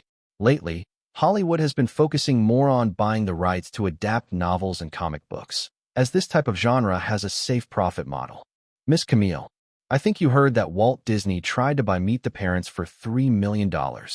That's right, but I heard you sold it to Paramount for $500,000. I bet you know why I did that. Indeed I do. Because of that transaction, Paramount decided to sign a 3-movie distribution deal with Grey Pictures for a 25% share of the box office. In a way, Grey Pictures got more out of that negotiation. I am not petty enough to interfere with Universal Pictures. If they want to buy it, they can buy it. But they can only buy it if the price is right. I need to contact my supervisor. Camille Green was just a producer in production management. Her purchasing limit was $2 million at best, and anything more would require approval from higher-ups. I don't have a problem. But you have to be quick. The price goes up by the hour. Kazir smiled. Meet the Parents will be released in January. If the movie is a success, the price of my scripts will be more expensive. What if it flopped? Camille Green asked back. Then my price will go down. It depends on Universal Pictures' decision if they want to wait. Kazir had the advantage. Meet the Parents was a successful movie in his past life, so the chances of it flopping were very small. If you want to wait and see the results of Meet the Parents, no problem. But you have to take responsibility for your actions. In fact, his opinion of Universal Pictures hasn't changed. He hates the company. However, Grey Pictures was looking for another distributor because their contract with Paramount was going to expire when The Bourne Identity was released. If Universal Pictures reached out and gave him a good contract, Kazir Grey would be generous and offer them a very low price. As of now, the Continental Cinematic Universe was more important to him than any other project. If the only way to be in good graces was to sell his non-action scripts cheap, then Kazir Grey would gladly do it. First of all, I have no intention of directing these projects, so they are free to buy them. Is there any way to lower the price? Camille Green crossed her legs. Miss, I'm sure you have an idea. The two stared at each other before Camille Green stood up. I think I really need to talk to my supervisor. The only way to buy the script cheaply was to sign a distribution deal with Grey Pictures. A deal that would make both parties happy. I hope to hear good news. Director Grey, first of all, please reserve Bruce Almighty for Universal Pictures. We are interested in this movie. I can't promise anything. The woman's lips twitched before she left. She was actually wearing a very nice office dress that showed off her cleavage, but Kazir Grey never showed any interest. As expected, he was difficult to talk to. Looks like Universal Pictures wants a piece of the cake. When Camille Green was gone, Kazir Grey leaned back in his chair and sighed. He massaged his forehead. He was getting migraines these days. That's why I don't want to be a CEO or anything like that. It's too exhausting. It's not for me. I'm going to die slowly if I keep signing these documents. God, I want to make a movie. Maybe he should hire a professional manager. Someone who could take care of Grey Pictures while he was busy making movies. Right now, I'm really thinking about selling the company for $1 billion. He controlled his urge. At least not until the Continental Cinematic Universe was successful. Chapter 163. Just as Kazir expected, Universal Pictures went quiet after contacting him. Perhaps they were skeptical about the offer and felt like it was not worth it. Maybe Universal Pictures was waiting for the results of Meet the Parents in January before making another move. Or maybe they wanted to sign a distribution deal with Grey Pictures to get the script. Bruce Almighty was a great movie starring Jim Carrey. If Kazir remembered correctly, the movie had a sequel called Evan Almighty. Although I don't remember the box office of the next movie, not that it matters. I'm getting busy and I don't know if I can write the sequel. Kazir Grey had a good stretch in the morning and started his day. His office was fully furnished. Erica Mendez arrived at the office at 8 a.m. on the dot and saw that Kazir was already at work. Her boss was a workaholic freak. Erica, have you found a professional manager to take over some of the work? Sir, you just announced it yesterday. Haha. He sipped his bitter coffee, quite disappointed. Grey Pictures was becoming more and more successful, and it was slowly making him exhausted. Harold Whitsand read the newspaper and nodded. Sometimes Kazir's creativity and imagination amazed him. He had known Kazir for almost a decade. They met in June 4th, in the year of 1989. He never forget that date. He realized that Kazir was getting better every day. He watched him improve until people started to respect him. The script of The Hangover Part 2 was not magical. It was very clicked and simple. But by combining all the best elements, it produced terrific results. After 2 weeks, The Hangover Part 2 had grossed $185 million. Everyone already thought that the movie was a success. So people started congratulating Harold, even though he had nothing to do with the production of The Hangover Part 2. Enrico Pucci was the producer of the movie, not him. Kazir is indeed a talented guy. He knew that Kazir was a hardworking person. Now that his talent was blossoming, Harold expected Kazir's filmography to be amazing in the next 5 years. If there's one thing I'm confused about, I don't know why he's so confident that Matt Damon is going to ask for $7 million. Matt Damon is still a newcomer to the industry. He only has 2 leading roles, The Rainmaker and Good Will Hunting. In a way, Matt Damon was not qualified to ask for $7 million. Saving Private Ryan and Ocean's 11 have not been released yet, so Matt Damon's salary should be within $4 million at best. Well, it seems that Kazir Grey made a mistake. He is a human being after all. Good morning, Harold. Oh, hello. Wilson. Harold realized that the person he had been waiting for had arrived. However, he was confused to see that Agent Wilson Marrera had a companion. I'm sorry, but this is... He looked at Wilson and asked, I guess you never met him. This is Matt Damon. Nice to meet you, Harold. Matt Damon extended his hand for a handshake. It's nice to meet you. Harold kept his composure, but deep down he was shocked. Excuse me? Matt Damon? Nah, dude, you're not Matt Damon. Matt Damon is fucking skinny. The man in front of him had gained dozens of pounds. The innocence was gone, and he looked mature and strong. Indeed, Matt Damon was serious about playing Jason Bourne. To be honest, Harold didn't expect Matt Damon to show up. He also didn't expect the big changes. This is my second meeting with Wilson, and we already have a baseline to discuss. By the way, Harold, congratulations on The Hangover Part 2. It's a great movie. Thanks. Harold's lips twitched. This was the 4th time this had happened today. Enrico Pucci could strangle me if he found out about this. After the introduction, Matt Damon left their table. The presence of the actor would affect the negotiations. Besides, his agent would not settle for less. Agent Wilson will fight for a better salary and better conditions. After a few conversations here and there, Wilson and Harold began to talk about the most important thing. $4 million. I think my client has enough credibility to get that amount.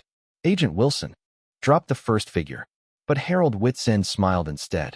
Kazir, you are damn wrong. Who said they were going to ask for $7 million? For $1 million. They are only asking for a $4 million salary. Harold was glad that Kazir was wrong. Still, Harold Whitson won't let things go according to Wilson Moreira's plan. Wilson, your client has only had 2 leading roles in the last few years. He doesn't have strong box office appeal. He is still young, not an experienced actor. Even Good Will Hunting, his best film, didn't win at the Oscars. Who's the reason he didn't win? Liam Neeson and Kazir Grey. Wilson gritted his teeth and muttered. Matt Damon lost Best Actor and Best Original Screenplay at the last Oscars. Maybe his age was a factor. Let's not talk about that. $2 million. That's the best I can do. $3 million. $2.1 million. The agent in charge of his client and the producer in charge of the project began to argue. Both sides had a good impression of each other, but business is business. Their second meeting ended with $2.8 million as the baseline. As Harold left the building, he decided to call Kazir. Kazir? Yes, that's right. I already talked to him. Anyway, that's not why I wanted to call you. Maybe you need to meet Matt Damon before we decide to cast him. What? No, he just gained weight. Well, if you ask me, I think he looks tougher now. Chapter 164. Matt Damon had mixed feelings about Director Grey. He respected him for his accomplishments despite his young age. Most of the directors around the industry were in their 30s and 40s. Someone like Kazir, who was 29 years old and had been a successful director for the past few years, was incredible. I can't believe he's only a year older than me, Matt Damon thought. As an actor, Matt Damon wanted to work with Kazir. Of course, he could not deny that he was sad and perhaps held a grudge against Director Grey. The Best Actor award went to Liam Neeson for his role as Brian Mills in Taken. Best Original Screenplay was won by Kazir Grey, the director of Taken. Matt was nominated in both categories, but lost. The Oscars were the dream of every actor/actress in the industry. Some people were willing to trade their bodies just to get the golden statue. Well, that was all in the past, and Matt Damon was mature enough to understand that. There was no reason to hold a grudge against a director, especially when that director expressed his intention to cast him as the protagonist of his action movie. Action movie? For a 28-year-old man, of course Matt likes action movies. Besides, this was different from the war movie he had starred in with director Steven Spielberg and Tom Hanks. Filming Saving Private Ryan is quite tedious because we have to wear dirty uniforms and get our faces dirty. On top of that, I don't like the weather in Ireland. It's not for me. Another factor is the atmosphere in the film crew. He heard that Kazir Grey was easy to work with. A lot of actors who worked with Kazir Grey said that, but maybe it was just flattery and publicity. Overall, his opinion of Kazir Grey was quite positive, except for the Academy Awards.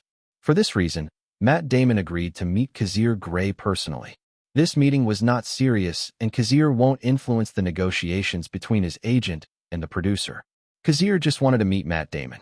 A few minutes later, Kazir showed up, getting out of a Honda car. They agreed to meet at a cafe to discuss the project. Matt Damon stood up and greeted Kazir and shook his hand. Nice to meet you, Director Grey.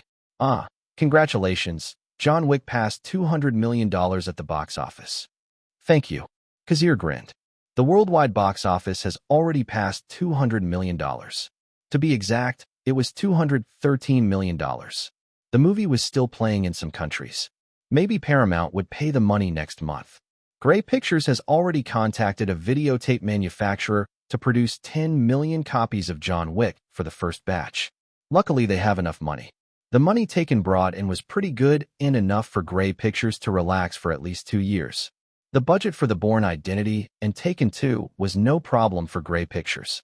In addition, Kazir Grey had his personal bank account to invest in the 2 films if they ran out of money. He had more than $30 million in his bank account. Maybe he wanted to invest in the stock market again. Microsoft and the other companies were doing well this year. His least problem right now was money. He had a lot of it. He didn't like to spend extravagantly. He was very cheap with himself. He didn't like to buy things. His hobbies revolve around movies. He would buy old movies from time to fill up his library, but even that didn't exceed $1 million. Let's talk about your character. I know you have already read the script. I just have a few questions. Have you read the novels? Yes, Jason Bourne was supposed to be an old man. In the novel, Jason Bourne was in his 50s. I decided to change the age. Don't worry, Robert Ludlum agreed with that decision. Robert Ludlum was the author of Jason Bourne series, and Matt knew about it. Never met the guy, though. I see. Matt Damon recalled that the two movies Taken and John Wick had old protagonists, between 40 and 50 years old. But it seems that Kazir is trying to do something different. For a second, Matt Damon was worried about this decision. No, to me it's a good thing. If Jason Bourne is 50 years old, then I don't have a chance of getting the role. He learned quickly. I heard you did some training for Saving Private Ryan. Yes, but it focuses more on military training. As for action stunts, I'm still learning. That's okay, we have plenty of time. Kazir was confident because he has fast filming method. He thought it wouldn't be a problem to train Matt Damon and the other actors for 3 to 4 months. Also, most of the action stunts would be filmed using stunt doubles. These stunt doubles are professionals, and they can do the job. Harold wasn't lying. Matt Damon really put on weight. He didn't look like a teenager anymore. He looks his age, which is 28 years old. Kazir slightly nodded. Many actors decided to keep their youthful looks for the sake of their careers. It was difficult for them to get mature roles, so they maintained their youthful appearance. The only appropriate roles for them were teenage roles. But it seemed that Matt Damon was ready to change, which was the best thing to do. He's going to be 30 years old, and it's time for him to do old, mature, serious roles. Putting on weight for the Bourne identity was the first step in his transformation. Once successful, Matt Damon's career had more paths to choose from. The two started talking about the movie. Surprisingly, they have a good conversation, maybe because of their age. Still, it didn't change the fact that Matt Damon looked younger than Kazir Grey, even though they were only a year apart in age. The beard. My beard is the reason. Kazir justified the difference, explaining that he was not old. Chapter 165. Continental Cinematic Universe. Matt Damon muttered as he got out of the car.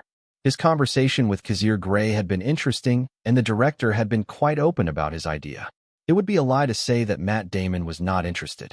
Kazir Grey had a plan to create dozens of movies set in one universe. Moreover, Kazir didn't hide that the protagonists/characters would meet in some of the movies. Well, Matt Damon signed a non-disclosure agreement with Grey Pictures from the moment he received the script for the Bourne identity. But that didn't stop Kazir Grey from telling him a big secret about the cinematic universe. Maybe it was his sincerity. Suddenly, Matt Damon felt bad for thinking that Kazir Grey was a bad person. We are all artists and we want a stage to prove our talent. The Oscars choose the artist who is worthy of the golden statue. Besides, Director Grey is more talented than me in terms of writing. All his scripts are box office hits. Now Matt was confident about this movie. Moreover, he wanted to be a part of this development that Kazir was planning. He believed that once the Continental Cinematic Universe was a success, it would go down in the history of cinema. Perhaps the Big Six would follow suit and try this difficult yet novel idea. Matt, how's it going? Ben Affleck greeted his friend. Standing next to him was Matt Damon's agent, Wilson Moreira. The two of them knew that Matt Damon was going to meet Kazir Grey to discuss the Bourne Identity project. Being close to Matt, they wanted to see his reaction after talking to Kazir Grey for the first time. After all, Wilson Moreira and Ben Affleck were affected by the loss they suffered at the Oscars. So they were interested in this director. Named Kazir Grey. He's a nice person. Respectable.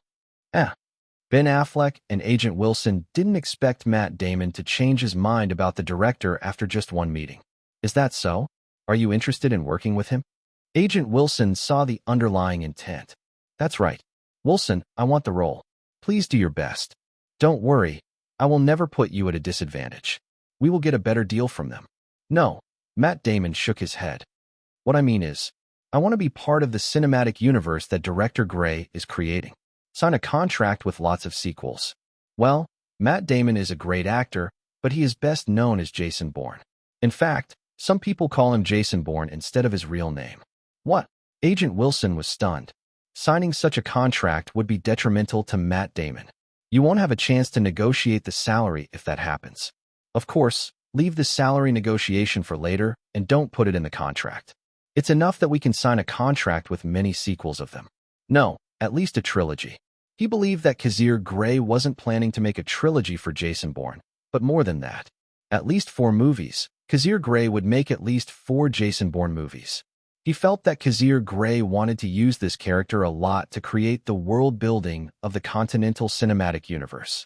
He didn't know that every Jason Bourne had a good box office, so that was why Kazir Grey wanted to make a lot of movies about the character. Added to that was the profit he could make from the videotape market. A week later, in the last month of November, Matt Damon signed a trilogy contract with Grey Pictures. Unfortunately for them, Harold Whitsand was quite good at his job. In each sequel, Matt Damon's salary would increase by 65%. He also didn't have the power to negotiate his share of the box office. After all, Matt Damon was not that famous yet. He was different from Liam Neeson, who was a veteran and had won a Best Actor award. His position in the industry was not strong. Even his salary for the Bourne Identity was only $1.9 million. That was within their expectations, so they didn't have a problem. However, if the trilogy ended and Kazir Grey intended to make another sequel of Jason Bourne, of course Matt Damon and his side would fight for a better condition. As for the cameo appearance, this side was still in negotiations.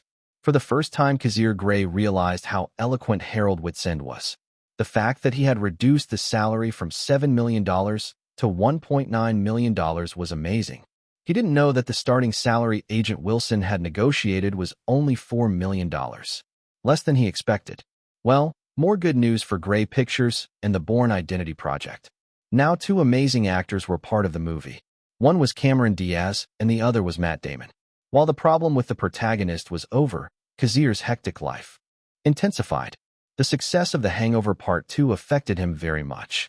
The box office of The Hangover Part 2 was $239.89 million after 30 days. On top of that, the movie was to be released internationally. The cast of The Hangover Part 2 flew around the world to promote the movie. Even Enzo Park was with them since his role in the movie was bigger this time. However, that was not the problem. A news suddenly broke out and left Grey Pictures unexpectedly in the middle of the road. They were caught off guard by this. Paramount announced that they would distribute Taken 2 instead of the Bourne Identity. Apparently, Paramount had more faith in Kazir's original film than in the novel adaptation of the Bourne Identity. So yeah, the Bourne Identity currently had no distributor. Because of this, Kazir Grey had headaches. Migraines were killing him, and he could not sleep even though he was exhausted. Chapter 166. Hi, I'm Chris Cooper. I'm here to audition for. Kazir was too out of this world to listen to the actor. He massaged his forehead because he was having some problems these days. In the end, Renner Hector and Harold Whitsand took over the audition and gave Kazir some peace to relax. This was the last round of auditions, and most of the cast was already filled. Their main priority was only Matt Damon and his role as Jason Bourne. Other than that, Kazir Grey let the other people choose the cast. That was the privilege they could get from him. Of course, the actor they chose had to know how to act. Kazir knew that some of the crew used a certain kind of transaction to cast some actors/actresses in small roles. As long as it didn't affect the filming, Kazir turned a blind eye to such things. This was the norm in Hollywood, and this kind of practices was impossible to stop. Sir, here's the Monster Energy drink you asked for. Thank you, Erica. Maybe it was unhealthy to drink an energy drink in his condition, but Kazir didn't have time to worry for that. Once the auditions were over and the cast was complete, training would begin. Script readings would be held once a week so that the cast could adapt and act well. Obviously, Kazir Grey was busy. Unfortunately, he could not help but think about the conversation he had with CEO Brad Grey of Paramount. Paramount Pictures decided to distribute Taken 2 instead of the Bourne Identity. They believed that the performance of Taken 2 would be better than that of the Bourne Identity. As for the reason, well, the sequels of a successful movie had a safer profit. In a way, Paramount decided to distribute a safer movie than a movie with an unknown future. So they chose Taken 2 because the money they could get from it was better. Even though the director of Taken 2 is Fremont Smith, they still chose it. Without talking to me. Of course, Kazir wasn't expecting this. Paramount promised to distribute his 3 movies. Unfortunately, they could choose which one they wanted to distribute. Maybe Kazir believed that everything would be fine, that there were no more obstacles. I I was too confident. Now Paramount has shot me in the back without knowing it. In fact, Grey Pictures had already contacted a number of film companies about distributing Taken 2, and their response was positive. Based on the box office success of Taken, they believe that Taken 2 will not be a disappointment. They were willing to sign a 25% to 30% box office fee to distribute the movie. The reputation of Taken 2 was very good, and the profit was obvious. But if Paramount decided to distribute Taken 2, then Grey Pictures had to find a movie company to distribute The Bourne Identity. And unlike Taken 2, The Bourne Identity had no clear profit. The movie companies won't be confident in distributing it because they think it will flop. First of all, The Bourne Identity was based on a novel, not written by Kazir Grey. Another factor they have to be aware of. If a movie company agrees to distribute The Bourne Identity, the box office fee might be 35% to 45%, which is not good for us. This was the reason why Kazir was having trouble these days. No one had confidence in his current movie, a movie based on a novel. It's ironic that they prefer an original script more than an adaptation of a novel. There is only one thing to do. Calm down and forget about this problem for now. I have to focus all my mind on making sure that the movie will be successful. I have to leave this problem to Harold and Salvatore. Was he holding a grudge against Paramount? Yes, a little bit. Last month they already had an agreement that Paramount would distribute The Bourne Identity. Unfortunately, they were still trying to close the deal when Paramount decided to back out. The rats got them, and they became cowards. After a few hours of calming down, Kazir decided to return to the audition room. He drank the Monster Energy drink in one sitting without hesitation. When he returned, he realized that most of the cast had already been chosen, and the crew would contact them later or tomorrow to announce that they were hired. The crew decided that pre-production would last 60 days before shooting began. This would include preparation of props, script readings, and training. The props were not a big problem as their costumes were simple. Even the locations were already planned. As for the script reading and training, most of the actors were professionals. In addition, Cameron Diaz and Matt Damon had taken training classes a few months ago. Heck, Matt Damon has gained weight and is currently learning boxing. They have enough experience. Still, proper training was needed, even for a month. Just like that, December came. Kazir's stock portfolio grew again. Now his investment has become $48 million. Of course, Kazir was happy to see his money growing. So he decided to invest another $15 million. He knew that as long as the year 2000 didn't come, he would be safe from the bursting of the bubble. Hey Kazir, when are you coming to visit? I know you're busy, but Christmas is coming. You need to take a vacation. Dad is looking for you. Aaron, you have to understand. I have a lot of things to do. Kazir muttered. I don't give a damn. Come and see your niece for the first time. Aaron, hey, I'm your brother. Okay, fine. I'll try to do what I can. Bruh, you're the boss of your company. You can do whatever you want. In the first place, you never liked business management. That's why you ran away from the house. Because you want to pursue making movies. Chapter 167. Abu-bu-bu. Kazir made funny faces in front his baby niece, who kicked her feet in the air and giggled innocently. The baby was cute and Kazir obviously liked his niece. He was happy to see an innocent baby, untainted by the world. He felt as if all the stress of the past few days had disappeared as he played with his niece. How is Alyssa? Aaron appeared and checked on them. She's cute. Of course, she's a baby. What do you expect? A gremlin. Aaron handed him a bottle of beer. Something like that. You bastard. Aaron's wife looked at him as he cursed. It would be bad for the baby girl to hear bad words at such a young age. Aaron, help me with the turkey. Okay, honey. Like a bee serving its queen, Aaron got up and went into the kitchen. Goo goo ga. Kazir looked at his niece lying on her crib. The baby waved her hands at the door. She was smiling, very cute. Oh, you want this teddy bear? Kazir thought. Kazir held a teddy bear and gave it to the little baby. Alisa bit the toy's ear before throwing it on the floor. The baby waved her hands at the door again. Kazir giggled at her cuteness. Kazir smiled at her. He had a chance to be a father, but fate was cruel to him. Yet now that he was a successful director, Kazir was still afraid to start a family. He knew that he was a busy person and he was not sure if he could make his family happy. In the first place, the reason why Cassandra cheated on him was because he was always busy. After all, he was not sure about that part of his life. Well, He was living happily, and having a baby might bring him another source of stress. He felt that looking at a cute baby and taking care of a baby were two different things. Suddenly, baby Alyssa burped, and white saliva flew onto her baby dress. Guys, I think your baby spit up on her dress. Is that so? Kazir, can you help her burp? I don't know how to do that, Kazir replied honestly. Sigh, you insignificant guy who only knows how to make movies. You don't even know how to help a baby burp. Yes. Kazir nodded. To be honest, he was afraid to carry the baby. Honey, just do it yourself. Aaron stopped what he was doing after his wife looked at him. He approached the baby and held her in his arms, against his chest. Then he gently patted the baby's back. A few seconds later, the baby burped, and both her mother and father celebrated because she burped. Even Kazir was happy. In a way, Alyssa was like an animal adored by large adult monkeys. While in her father's arms, Alyssa waved her hands at the door for the third time. Just then, someone knocked on the door. The three adults paused. Kazir was the least busy, so he got up and opened the door. He found his father standing in the doorway. Dad, Kazir. The two hugged each other. Then his father put his things down. Most of the things he brought were toys for the little girl.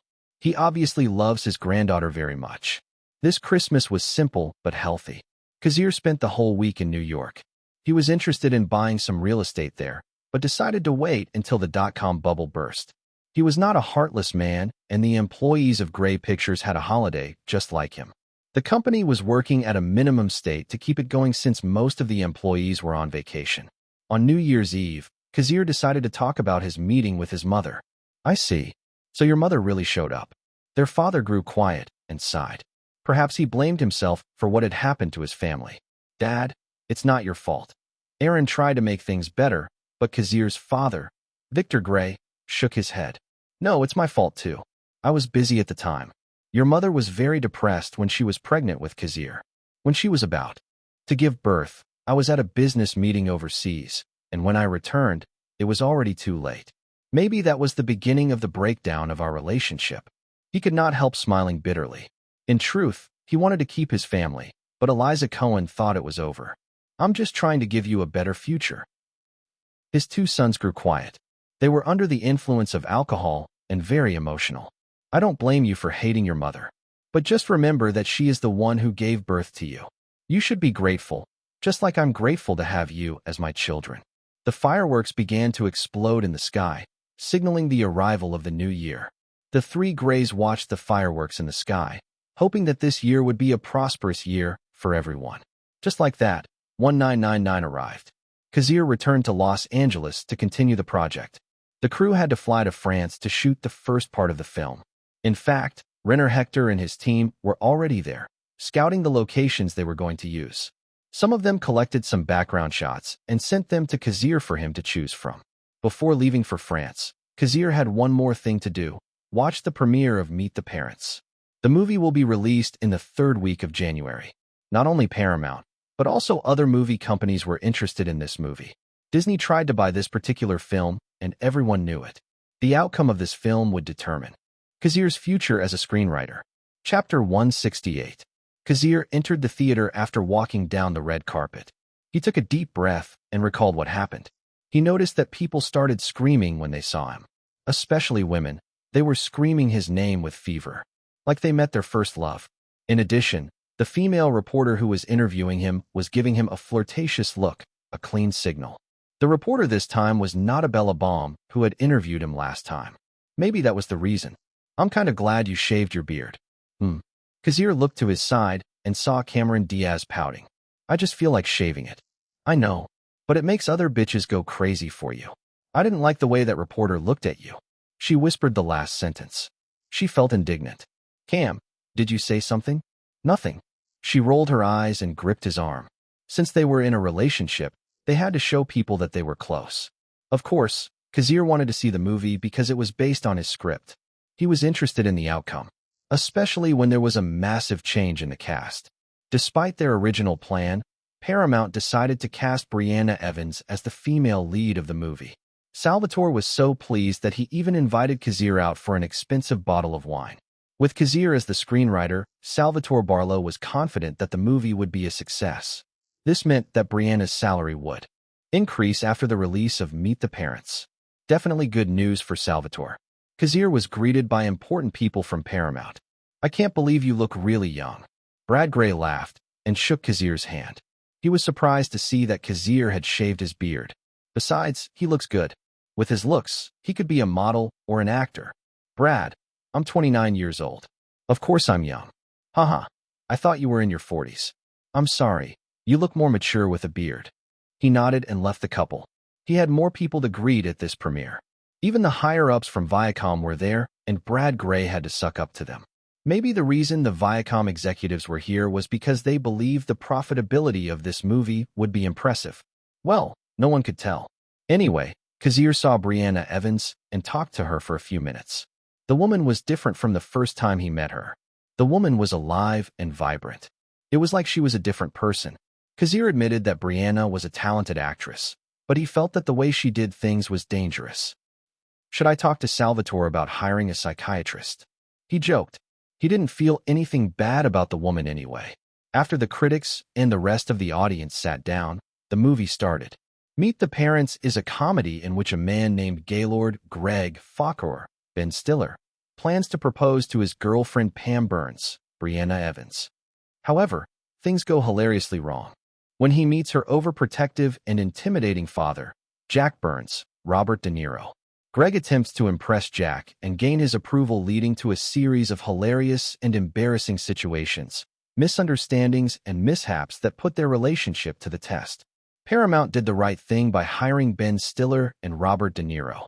They were the original cast of the movie, which made it authentic in Kazir's eyes.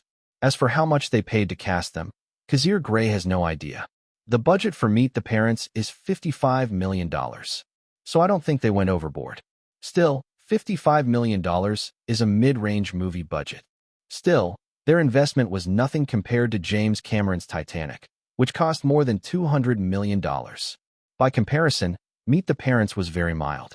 After laughing and seeing a happy ending, the audience was satisfied with the movie and clapped their hands when the credits rolled. The cast and director of the movie have to stay to be interviewed later for publicity. This was standard procedure for movies, and the contract the cast signed included this. Paramount cared about this movie, so they would do their best to promote it. Kazir didn't bother to stay and left the theater afterwards. He spent the night with Cameron, naked.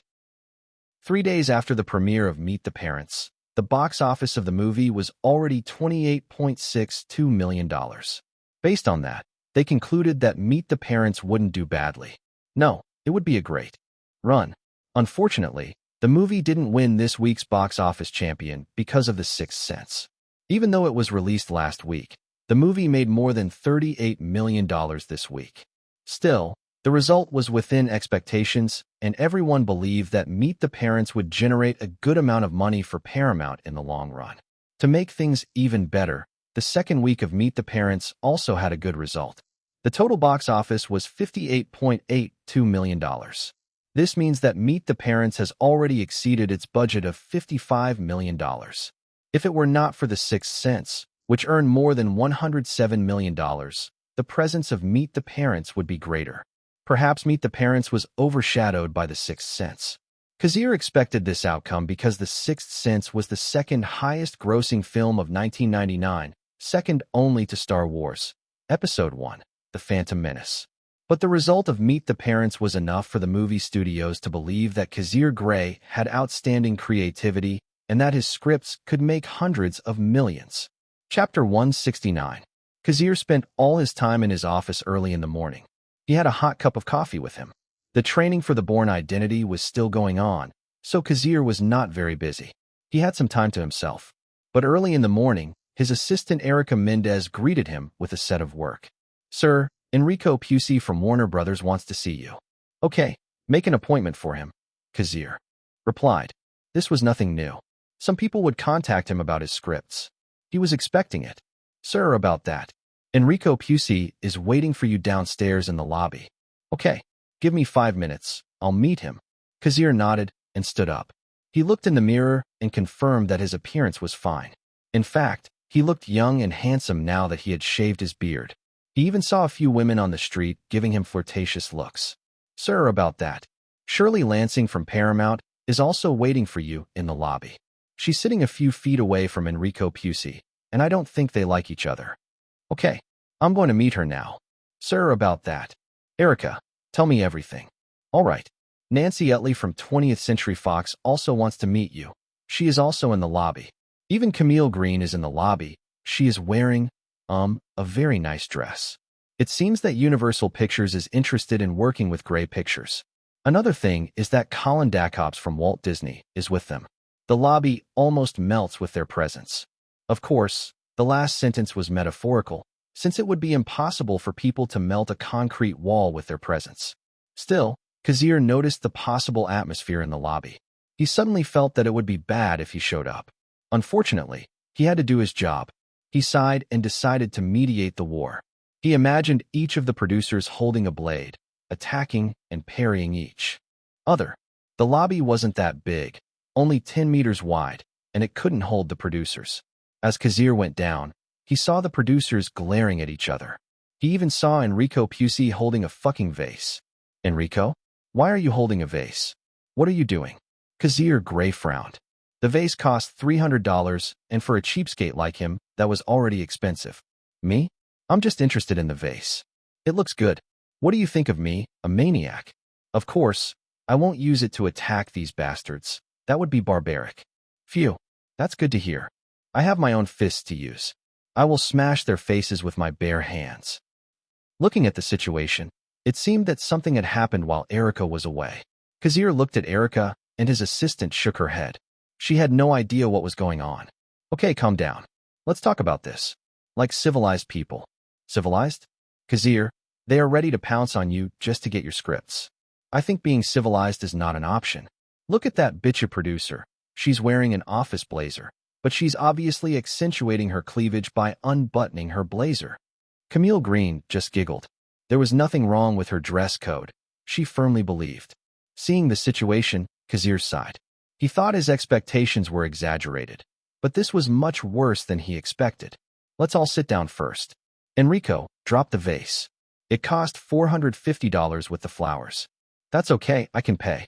Of course you can. I heard you got a 7-figure bonus from Warner Brothers for The Hangover Part 2. The Hangover Part 2 has already grossed $254 million in North America. Kazir replied in his head. That should be at least $1 million. Maybe that was the reason why Enrico Pusey was willing to fight for a contract with Kazir Grey. Because his script is a sure way to make money. Unfortunately, Grey Pictures is too small to film these projects. Even 2 films in 1 year is difficult. All I can do is sell these scripts and negotiate a better deal with the Big Six. The Big Six were the Big Six because of their ability to distribute movies worldwide. One of the best reasons why they were better than any other movie company in Hollywood. There were hundreds of production companies in this industry, but only 6 could monopolize the market. It was impossible to be equal next to them. Not even the old Metro-Goldwyn-Mayer or the blossoming DreamWorks. Not even Lionsgate of the future. Once everyone was seated, Kazir decided to speak. I'm going to sell 3 scripts and possible scripts for their sequels. The Big Six producers listened intently. Bruce Almighty, Anchorman, and Horrible Bosses. I think you already know what I want, right? Kazir looked for his coffee, but remembered that he had left it in the office. By the time he got back to his office, the coffee might be already cold. He sighed. The outcome of Meet the Parents was already affecting him. Director Grey, Paramount has decided to continue working with you. As long as we maintain the contract of a 25% box office distribution fee, I believe we will have no problem. Thank you, Shirley. Kazir smiled. This contract was already sincere. Very sincere, to be honest. But Kazir Grey was being shameless right now. Instead of showing approval, he looked at the others. I think you have better conditions, right? The producers gritted their teeth at Kazir's toothy grin. He was like the devil tempting them to sin. Anything less than 25% box office fee would affect their production. Basically, bleed them to possible death. However, the producers and higher-ups gave them the green light to negotiate with Kazir, believing that Kazir Grey would be their money maker. Shameless. Impudent. You don't deserve to be a director. You should be an agent instead. Kazir reminds them of talent agents who would suck the budget out of movies to satisfy their greed. Chapter 170. The group began their bidding. The 25% fee went down to 22%. They were very careful in this negotiation, because everyone knows that 1% is already $1 or $2 million at the box office. They couldn't make a mistake. Perhaps this negotiation was the most difficult they had ever experienced. Even though they had the approval of their companies to negotiate the box office fee with Kazir Grey, they could not afford to do it arbitrarily. Gritting their teeth, they settled on a 22% box office distribution fee. In their opinion, this amount was already heartbreaking. It could lead to a loss of millions of dollars for them. But the lure of the scripts in Kazir's hands was stronger. To be honest, they have the means to read his script and plagiarize it. However, it would destroy their reputation, and their association with Grey Pictures would be forever severed. They would never choose a short-term profit over a long-term one. Besides, their plan was to buy the script along with the sequels. If they plagiarized the first movie and it was successful, the sequels might not get the same treatment. It was better to negotiate with Kazir Grey than to be greedy. Besides, they would gain his trust and cooperation. This could lead to further cooperation. After all, Kazir Grey is a great director, and his movies are profitable as always.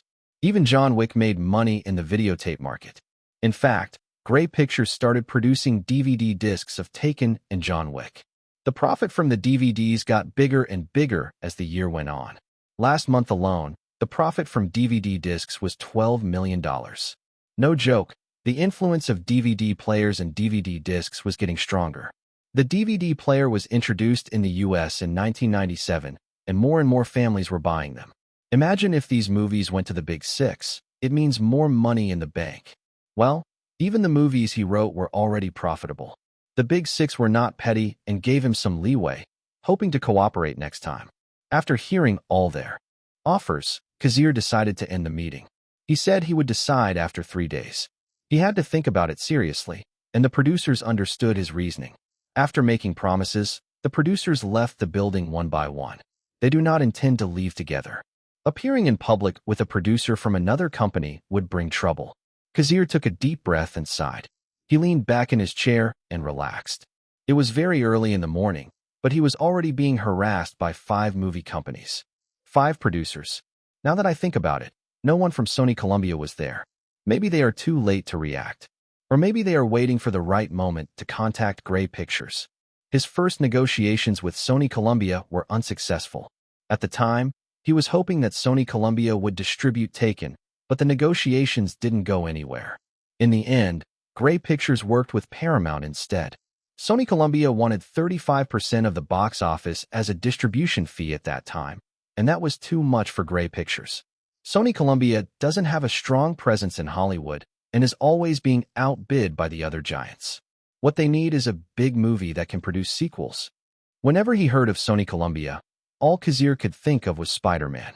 Other than that, Kazir had few movies to associate with Sony Columbia. Besides, the company rarely produced its own movies. They would only invest if the movie looked promising. Most of the time, they make a profit by buying movies and distributing them, or distributing movies from studios that didn't have the ability to distribute their movies. Having a distribution network was very difficult to achieve. It takes time, a very long time. Even buying a company that had a distribution network was very hard to find, because they would be bought by the big six as soon as possible. Especially for international distribution, it was almost impossible to acquire one, because it was a valuable thing. The ability to distribute your products to many countries to reach the consumer is not that easy. In a way, the big six have the right to demand a 30% share of the box office. Still, Kazir didn't give a damn. You want my scripts? Lower the distribution fee. He closed his eyes for a second and calmed his mind. There was no need to make a decision today. He had to think about it seriously. Besides, he has to find Fremont Smith to ask him about the progress of Taken 2. I remember, it should be Director Smith now. He chuckled. Fremont Smith signed up for membership in the Directors Guild. He needed recommendations from 3 directors to get approval. Salvatore Barlow had enough connections to help Fremont Smith with that. Unlike Kazir, who had experience in making big-budget films, Fremont Smith was afraid that his expenses might reach the limit. So he gladly agreed to sign a contract with the insurance company to make sure that the money provided would be enough for the film. In this aspect, maybe only someone like me can do it right. Once you become a famous director, it would be hard to stay within the budget. Sometimes they have to spend more just to shoot the scenes that the director wants. On top of that, if the director is not satisfied with the footage, the shooting may be extended. Perhaps the most famous director in this category was none other than James Cameron. He was known to be like this. His movie budget kept increasing as the filming went by. Well, this is Fremont's first movie, so I think he will not go over budget. Frankly, Grey Pictures was in a tight spot at the time. Chapter 171. The building had a training room. This was the place where Tae-won Park trained the cast of Taken 2 and The Bourne Identity. Kazir Grey checked the place and nodded when he found some actors he recognized. However, he did not see Matt Damon and Liam Neeson. Both actors were famous and busy. Matt Damon was filming a commercial today and would not be back until tomorrow. As for Liam Neeson, he would come at 1 p.m. and leave at 4 p.m. He only has to go to training 3 times a week. This was one of the conditions he said before signing a contract for Taken 2. The good thing was that Liam Neeson was serious about training. He always showed up 3 times a week, true to his contract. During his walk, he found Enzo Park, who was teaching the stunt actors how to fall to the ground with minimal pain. Enzo Park saw him and greeted him. Kazir nodded, signaling that they could continue. As he expected, Kazir found Fremont Smith filming experimental scenes in the training studio. He was filming the stunt performers fighting to improve his experience. He was practicing with the stunt actors. Director Grey. Fremont Smith finished rehearsing when he saw Kazir approaching. "How are you doing?" When Kazir came closer, he noticed that Fremont had lost weight and looked haggard. A normal appearance for directors while in the process of creating films. Even Kazir suffered the same treatment whenever he had a project. "I'm fine. I just practice so I have more ideas to use. I'm also studying a lot of cuts." Grey Pictures agreed to let Fremont Smith participate in the post-production of Taken 2, but if his director's cut didn't meet their criteria, Grey Pictures would decide to edit the film themselves. Usually directors don't have the right to participate in post-production and edit the film, they can only make suggestions. Maybe only a few directors in Hollywood get that privilege. Grey Pictures has already been generous in giving Fremont that privilege. Hopefully Fremont Smith will appreciate this opportunity and do his best. The two talked for a long time. As a veteran director with many successful films under his belt, Kazir Grey began to talk about his experience. Fremont Smith listened intently. He knew most of what Kazir was saying because he had been his assistant director for 3 years, but there was nothing wrong with listening. In fact, it could remind him of important aspects of filming, like preparing the scenes. The director should have a clear vision in his mind of what he wants to portray. If possible, the director should draw it in the storyboard to have a proper understanding. For example, if the director wants to film a scene with an overhead view, he may need to prepare a crane depending on the distance. If he wanted to capture an explosion from different angles, he had to prepare dozens of cameras in different locations. Let's not forget the theme of the movie. The color palette was the best way to portray it. The blue color palette represents cold, isolation, melancholy, and calm in the movie. An example was when Officer K, Ryan Gosling, was staring into the mirror after losing something important to him in Blade Runner 2049. The color palette in this scene was blue. In the same way, the orange color palette could represent warmth, sociability, friendliness, and happiness. Thank you, director. I learned a lot. No, unlike me, who didn't graduate from a film/performing arts university, I'm sure you already studied these subjects in college. Still, thank you, director. It's completely different to hear it from a professional director. You're just praising me. Anyway, we are both directors now. I guess I will have to call you Director Smith. Kazir chuckled. You can after the success of Taken 2. Fremont Smith replied. It will be a success. Definitely. That's right. It was a mystery where this confidence came from. Perhaps every director should be confident in their films, or there would be no reason to make them. After talking to Fremont Smith, Erica Mendez contacted Kazir and told him that another person was looking for him. As expected, Kazir said he would be there. When he reached the lobby, he found a person sitting in a chair. The man was nervous and was wiping his sweat. Kazir didn't know who he was. However, he could tell from the man's appearance that he might be of Asian descent. Director Grey. I'm Lee Himura from Sony Columbia. We would like to work with you on The Bourne Identity. Exactly what I expected. He's from Sony Columbia. Kazir nodded. The man's last name alone meant that he was from Japan, which was understandable. After all, The parent company of Sony Columbia was none other than Sony, a huge company based in Japan. Lee Himura didn't bother to talk nonsense. He got right to the point. After some thought, we came to the conclusion that the other companies were offering you a 22% box office distribution fee. Kazir was speechless. From the looks of it, someone leaked what happened earlier. There's a snitch. That's right. Kazir nodded. Then I'm happy to say that Sony Columbia is willing to work with Grey Pictures for 20% of the box office. The company was willing to buy the 3 scripts for $1 million each. Not bad. Kazir listened. Also, we were hoping you could write a script for us. We want to make a movie based on an old TV show from the 80s. What TV show? 21 Jump Street. Lee Himura licked his lips before he said it. When Kazir heard this, he couldn't help but feel that the future was becoming unpredictable. He could not help but smile. Chapter 172. Sony Columbia was the weakest of the big 6. No one could deny that. What they needed was a bunch of movies that would make them relevant. For the next few decades, the only movie that made them relevant was Spider-Man. Anything related to Spider-Man like Venom, Spider-Verse, and Morbius? Maybe? Men in Black is great, but its influence was weaker compared to Spider-Man. If this negotiation ended in cooperation with Sony Columbia, one thing was for sure: Sony Columbia would gain the power to fight the other movie companies.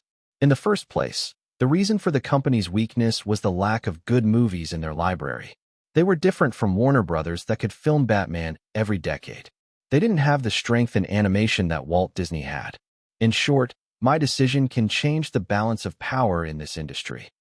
Such a thought made Kazir smile. He could not believe that a director like him could do such a thing. Was it even possible? Or perhaps Kazir was just being arrogant. The scripts he wanted to sell were all comedies with 1 or 2 sequels in them. That meant Sony Columbia could make a profit for at least a decade if they did it right. These movies were Bruce Almighty, Anchorman, and Horrible Bosses. These movies did well at the box office, grossing at least $200 million worldwide. In fact, Kazir was interested in selling the romantic comedy My Big Fat Greek Wedding, although he decided to wait a few years before making a decision. 20% box office fee is not bad. No, it's a steal. Almost no company would make that deal unless they are crazy. Well, given the situation, Sony Columbia was crazy to offer that kind of deal. How many films does Sony Columbia want to distribute? If Sony Columbia only wanted to distribute The Bourne Identity, then this negotiation was over. It would be detrimental to sell 3 of his scripts for 1 movie distribution. It should be at least 3 movies. 4 to 5 movies. Kazir nodded. He could sense the sincerity. Maybe Sony Columbia was getting desperate because their competitors were getting better while they were stagnating. I'll be honest, of all the producers who contact me, you from Sony Columbia is the most sincere. I'm glad to hear that. Lee Himura smiled. However, he didn't feel good about this negotiation. Obviously, Sony Columbia was the loser in this transaction. If it weren't for his boss nagging, Lee Himura wouldn't be doing this. If there was one good thing, it was that the responsibility for negotiating a 20% box office share with Grey Pictures was not his. It came from higher up. If that negotiation leads to disaster, he is innocent, although he could be fired if that happened. So his mood was not good. He only hoped that Kazir Grey would not ask for a lower distribution fee. Still, I have to think about it. Just like I said before, I need 3 days to think about it. If another movie company offered me a better deal, of course I would sign with them. Kazir smiled. There was nothing wrong with his decision. Even if I upset 1 or 2 of the big 6, I still have other companies to work with. Of course, let's pray they don't work together to destroy me like they did with DreamWorks, splitting the company in 2. I understand. Lee Himura bowed. He had already done his best. Anything less than 20% would be detrimental. This was the lowest they could offer. If Kazir Grey still said no, so be it. The Sony Columbia producer shook Kazir's hand before leaving. While the negotiations were going on, 20th Century Fox invited him to participate in the pre-production of Napoleon Dynamite 3, which was to be released in the summer or later this year. Kazir was no fool. He knew this was just a way for Tom Rothman to talk to Kazir personally. He had already done his job and turned most of the work over to the writers. In fact, Kazir didn't touch the Napoleon Dynamite 3 script that much. He just made some suggestions. He knew he was no genius. It would be better for the writers to build the plot. If I'm not mistaken, this could Be the last movie. Completion of the trilogy. The actors' salaries are getting higher and higher, and Fox Searchlight Pictures can't afford them anymore. Before the salary got bigger, they decided to finish the trilogy and get as much money as possible. As for the outcome of the final installment of Napoleon Dynamite, Kazir Grey had no idea. That movie never happened in the original timeline. As he expected, when Kazir visited the filming studio, he saw some people he recognized. The director, Hugo Lemire, looked at Kazir and nodded. There was no handshake or greeting. The director just walked by. I have no idea why he's like that, but who cares? He shrugged. Kazir then found Ed Helms, Pedro Pascal, and even Reese Witherspoon. The actors greeted him, but none stayed long. As for Kazir, he was mature enough to understand the situation. He kept his smile and talked to the writers of the film. But a minute after he talked to them, Tom Rothman appeared out of nowhere like a fucking mushroom. Kazir. Haha, nice to meet you. How's your day going? By the way, congratulations on John Wick and The Hangover 2. Damn, I still regret not signing a contract with you. Tom, my day is going well. Until you showed up. He swallowed the last part of the sentence. It seemed that even the big shot of 20th Century Fox was interested in his scripts to show such enthusiasm. So who am I meeting with tomorrow? Michael Eisner, Michael Ovitz? Or maybe Brad Grey? He shook his head. Such was the life of the most sought-after director of the era. Chapter 173. Kazir knew that Tom Rothman was interested in his screenplays. 4 of the scripts he sold were blockbusters. That was enough to prove that Kazir had what it took to be the best screenwriter in Hollywood. Say 7 On, the first screenplay he sold. More than $300 million at the worldwide box office. Meet the Parents, the last script he sold. The box office was already over $200 million. In that era, before the 2000s, $200 million was an amazing feat. But it seemed that Kazir's movie could do it easily. None of his movies had a box office of less than $200 million. Perhaps it would be better to call him Kazir Grey, the more than $200 million guy. That is, when Tom Rothman successfully buys a script from him and turns it into a movie. The chances of the movie making more than $200 million were high. This result was enough for Tom Rothman to lower the distribution fee. He believed that the money they could get from The Bourne Identity was minuscule, but it would be too bad to pass on the other scripts. At best, we can get $20 to $30 million, but we have to subtract the publicity and the prints. So the profit we can get is only $10 to $20 million. Not bad, because Kazir's movie will never go below $200 million. Of course, The Bourne Identity could flop and 20th Century Fox may never recoup its investment. But Tom Rothman was willing to gamble just to get the 3 scripts from Kazir. I know Kazir will make a good movie. He knows the formula for making a good movie. As long as nothing unexpected happened, The Bourne Identity would definitely be well received. Maybe that was why Matt Damon was interested in the role. Nancy already told you that 20th Century Fox is ready to distribute your movie, and the distribution fee is 23% of the box office. Well, I decided to make it 22%. How about it, Kazir? Are you interested? After talking nonsense for a few minutes, Tom Rothman decided to talk to Kazir about his decision. It's a good contract. But, Tom, I need to know how many movies 20th Century Fox plans to distribute. 2 to 3 films. That's the best we can do.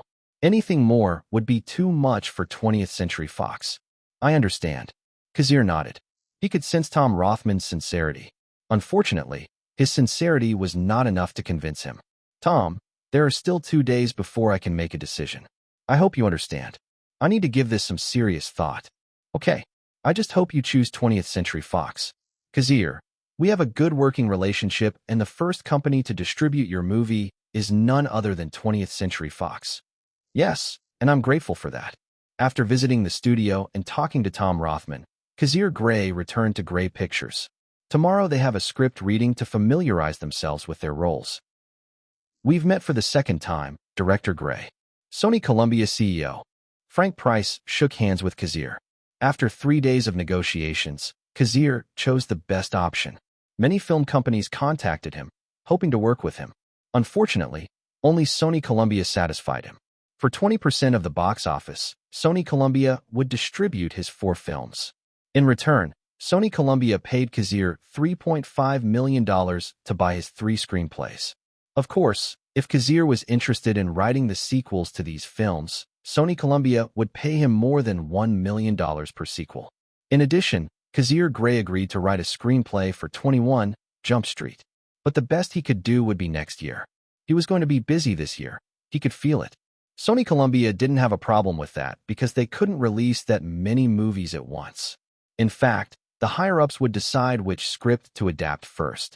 They have to read the 3 scripts and make a decision. Kazir, since you are the writer, I wonder which movie you want to make first. I think Bruce Almighty is not bad, but it depends on Jim Carrey's decision. He shrugged. When I wrote the script, I imagined Jim Carrey as the protagonist. Although we have to keep this fact a secret because we don't want Jim Carrey to ask for an extravagant salary. Frank Price agreed. If Jim Carrey's agent found out that the script was written in Jim Carrey's image, the agent might ask for a whopping amount of dollars. I see. So you want Jim Carrey to be the male lead? Honestly, considering the role of Bruce Nolan and his hilarious antics, I think Jim Carrey really fits the part. As for how Sony Columbia convinced Jim Carrey to take the role, Kazir Grey has no idea. Well, they'll probably use the power of money to convince a superstar like Jim Carrey. Finally, Kazir's problem with the distribution of the Bourne Identity was over. His next 3 films also found a company to distribute them. As for Paramount's grumbling, Kazir didn't care. Once Taken 2 came out, their relationship would be over. Damn it. I'm like an orphan living in different places every night. I have no place to call home. He sighed. For 2 years he didn't have to think about this problem, but this year he had to find another distributor. All he could do was produce movies that could bring him profit and fame so that the distributors would look for him instead. Well, how about I go to the Sundance Film Festival? He remembered a certain movie that was released this year. Chapter 174. Palenque Simone rubbed his eyes as he watched the movie on the big screen. Normally, watching movies was entertaining and relaxing, unless the movie was a horror movie. Horror movies were for the purpose of scaring the audience. In this situation, the movie in front of Palenque Simone was a horror movie. However, he didn't feel scared at all. In fact, he was bored and sleepy. It really hurts my eyes to watch such a movie. The camera shakes so much that my head hurts. Besides, I feel like this is not a movie at all. It's like footage, not a professional movie at all. Around this time, the found footage genre did not exist. The Blair Witch Project was the first kind of its genre that became successful. It basically popularized the genre. Besides Blair Witch Project, Paranormal Activity and Cloverfield were also found footage movies. Anyway, Palenque Simone didn't know why his boss told him to watch this movie and try to buy the rights. Palenque Simone was an intern 5 years ago. He graduated from San Diego State University with a degree in psychology. But he didn't want to go to a hospital or become a counselor or anything like that. Instead, he was interested in the minds of movie characters. He loves to study the psychology of movie characters. He studied Catherine Trammell, a fictional character from Basic Instinct. He especially likes to study Hannibal Lecter. The guy was quite interesting. Of course, Palenque was not crazy. He just wanted to know how psychopaths think. Because of this hobby, he decided to work in Hollywood. The first project he took part in was a great success. It was none other than Napoleon Dynamite. Remembering his life in Hollywood, Palenque Simone felt that he had it better. At least he had a steady job, and the salary and bonus were amazing. Since all the films that director Grey made were successful, the bonus he received was also considerable. In addition, his job was now the director's assistant after his friend, Fremont Smith, started his own movie. Palenque could not help but sigh. It would be a lie to say he was not jealous. Palenque and Fremont were on the same starting line, but now his position was higher than his. Well, Fremont Smith had experience in filmmaking because he had graduated from a film school. In addition, he signed a contract with Salvatore Barlow, which made his way easier. One of the reasons why Kazir Grey decided to help him. At least my salary increased. To be honest, Palenque was interested in making a movie, but his experience was not enough. He needed more time to gain experience and knowledge to be a director. Not that being a director is easy. Before becoming an assistant director, Palenque was part of the props team, responsible for making and preparing background scenes. Suddenly, he realized that the horror movie was over and stood up as the credits rolled. He was still confused as to why he was here and why he had to buy the movie. Director Grey watched the movie 2 days ago while hiding his identity. Then he called me and said that I must buy the movie, but I must not show any intention of being interested in the movie so that the price won't be high. In order for this to happen, Director Grey told him to buy the film on the last day of the screening. The Sundance Film Festival lasted 10 days, and today was the last day. The audience clapped tiredly and left. In fact, only a handful of people watched the movie. The answer was obvious. The movie was not good at all. Still, Palenque Simone decided to face the director of the Blair Witch Project just to finish the job. With a business smile, Palenque found the director and opened his mouth. "Hello, are you the director of this movie?" "Me? Yes, I'm one of the directors of this movie. I'm Daniel Myrick." Palenque nodded. Most of the time, only one director is credited in a movie. That might have something to do with the Directors Guild rules that only one director be credited on a movie. Still, others have co-directors in movies, such as the Coen brothers and the Wachowski sisters. In the Blair Witch Project, 2 directors could be credited because they were not registered in the Directors Guild of America. "I'm Palenque Simone, and I'm interested in buying your movie." Director Grey said that Palenque could not say his affiliation at the beginning to keep the information hidden. Hearing Palenque's words, Daniel Myrick was stunned at first, but he smiled bitterly and shook his head. "I'm sorry, but I can't, not anymore. Someone already bought the movie yesterday. I apologize." Daniel Myrick thought this movie was nonsense. So when he heard that someone was interested in buying his movie, he didn't think twice and sold it for $15,000. He thought the buyer would back out, so he sold it quickly. Now that someone was interested, he could not help but feel helpless. Life was never fair. "I see. Then can I know the company that bought it?" "I'm sorry, but I'm not allowed to tell you." Palenque sighed. He just wasted his time here. He was not even sure how to explain this to Director Grey. With no choice, Palenque Simone left the Sundance Film Festival and found the opportunity to call his superior. "I'm sorry, director, but the film is already sold." "It's okay. You can go back now." "Yes." Kazir was not very interested in the movie. He was interested in the profit, but cheating the whole country with viral marketing was pretty dirty in his opinion. It was different from his fake relationship with Cameron Diaz. Well, their relationship was not technically fake because they were actually dating, albeit with an expiration date. "I wonder who bought the movie," Kazir thought to himself. Chapter 175. On camera, Matt Damon walked down the street. The snow was blowing around, making the scene almost white. Matt Damon looked around and saw 2 people in police uniforms. "Cut. 10-minute break," Kazir announced after 30 seconds of footage. The crew started moving around. The fan/blower responsible for creating the snow effect was turned off. There were many ways to replicate the snow, such as small paper flakes or even shredded white plastic. These items have a similar appearance to snow once captured by the camera. This time, the crew decided to use paper flakes. It was impossible to rely on the weather and hope that it would snow on the exact day they were going to shoot the snow scene. In addition, cold weather would affect their production. Some people would get sick.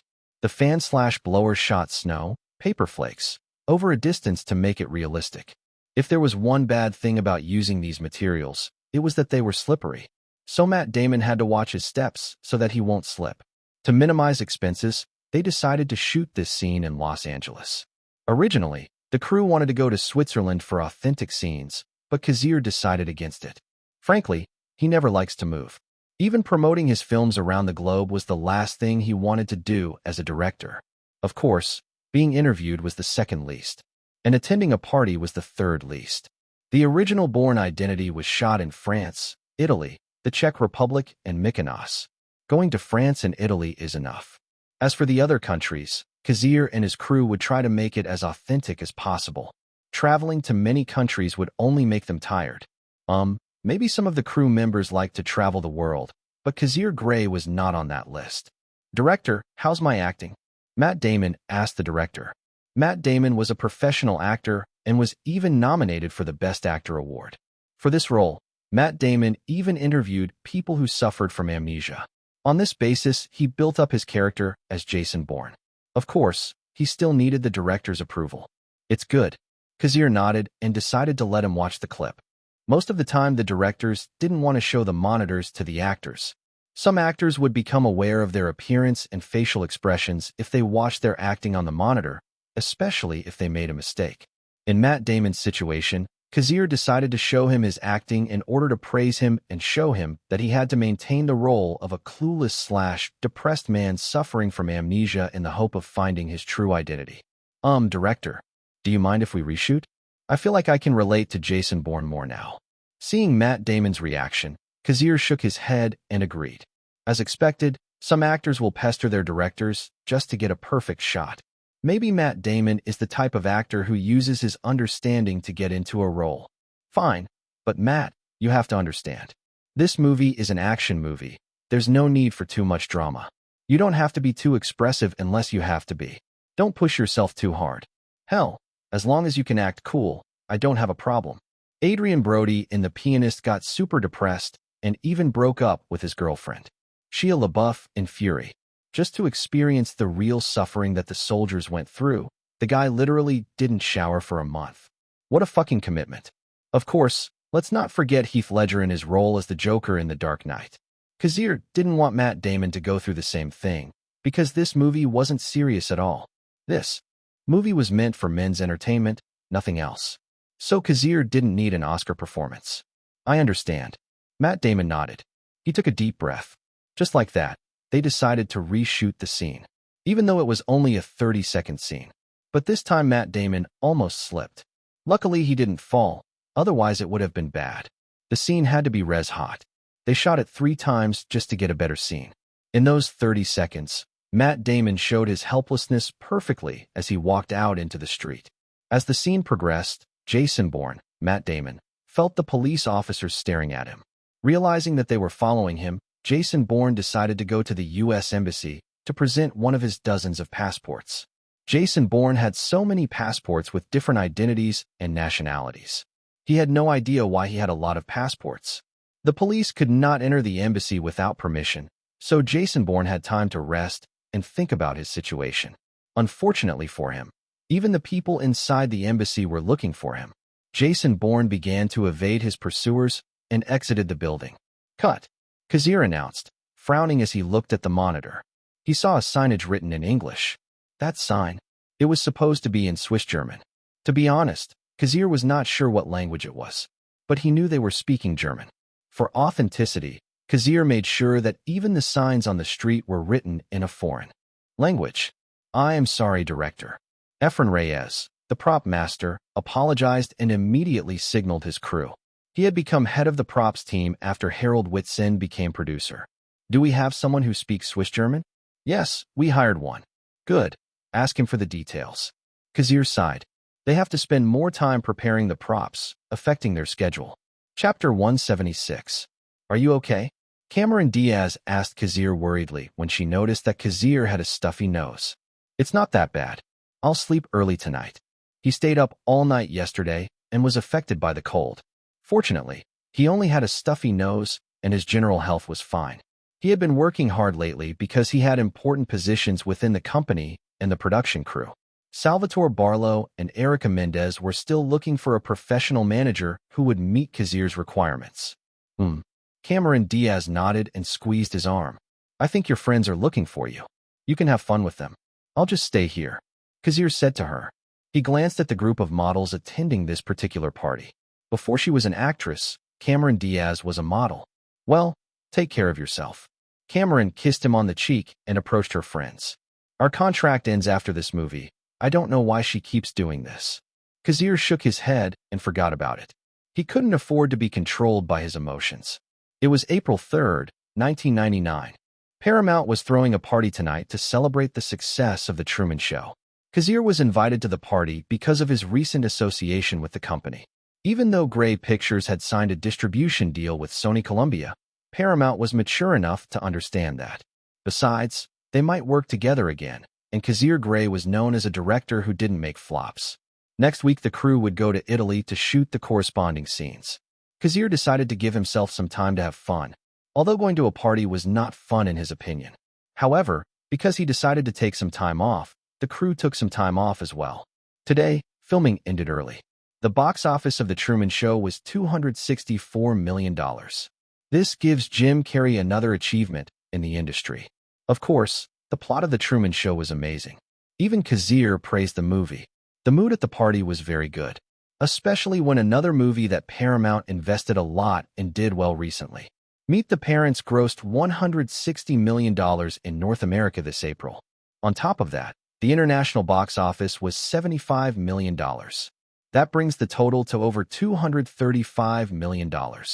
Everyone knows that the movie would still go up, especially the international box office. Hachu. With that, Kazir Grey decided to go to the bathroom and blow his nose. After he threw the tissue into the trash, he felt great that he could breathe again. It was uncomfortable to have a stuffy nose. He washed his hands and spent a few minutes in the bathroom to get ready. This was not his first time at a party. He had seen people trying to talk to him, trying to get to know him. Of course, Kazir understood that this process was important, but it was tiring. On top of that, some girls tried to flirt with him even when he was with someone else. Just as he expected, as soon as he returned to the party, people started approaching him. Luckily, the first people to greet him were someone he knew. Salvatore Barlow and Brianna Evans were talking to Kazir. Their relationship was more like business partners. Kazir respected them both. I can't believe you got the Paramount to agree. What can I do? I just showed them all the benefits if they cast Brianna. Salvatore was now a famous agent, and many actors and actresses hoped to become his clients or get a better role in a movie. Hell, even men might not hesitate to go to bed with him just to get a nice role. Like Kazir, the agent suffered from endless flirtations from the opposite sex. Unfortunately, Salvatore Barlow's aesthetic was on the Asian side. He was attracted to Asian women. His standing in the industry improved after he signed Kazir. As for Brianna Evans, she contacted Kazir to thank him for recommending her. Brianna was a theater actress from Australia. It was very difficult for her to enter Hollywood, and she had to work part-time just to survive. All she had was talent for acting, but she realized that talent was not enough. Most of the time, the most important thing in this industry was the connection and fame. Luckily, she met someone like Kazir and Salvatore who helped her in her career. Now she has 3 successful movies in her resume, which were Taken, The Truman Show, and Meet the Parents. She was no longer a novice in this aspect, especially when the 3 movies were all blockbusters. Because of this, Brianna Evans had a chance to compete for the female lead role in Runaway Bride.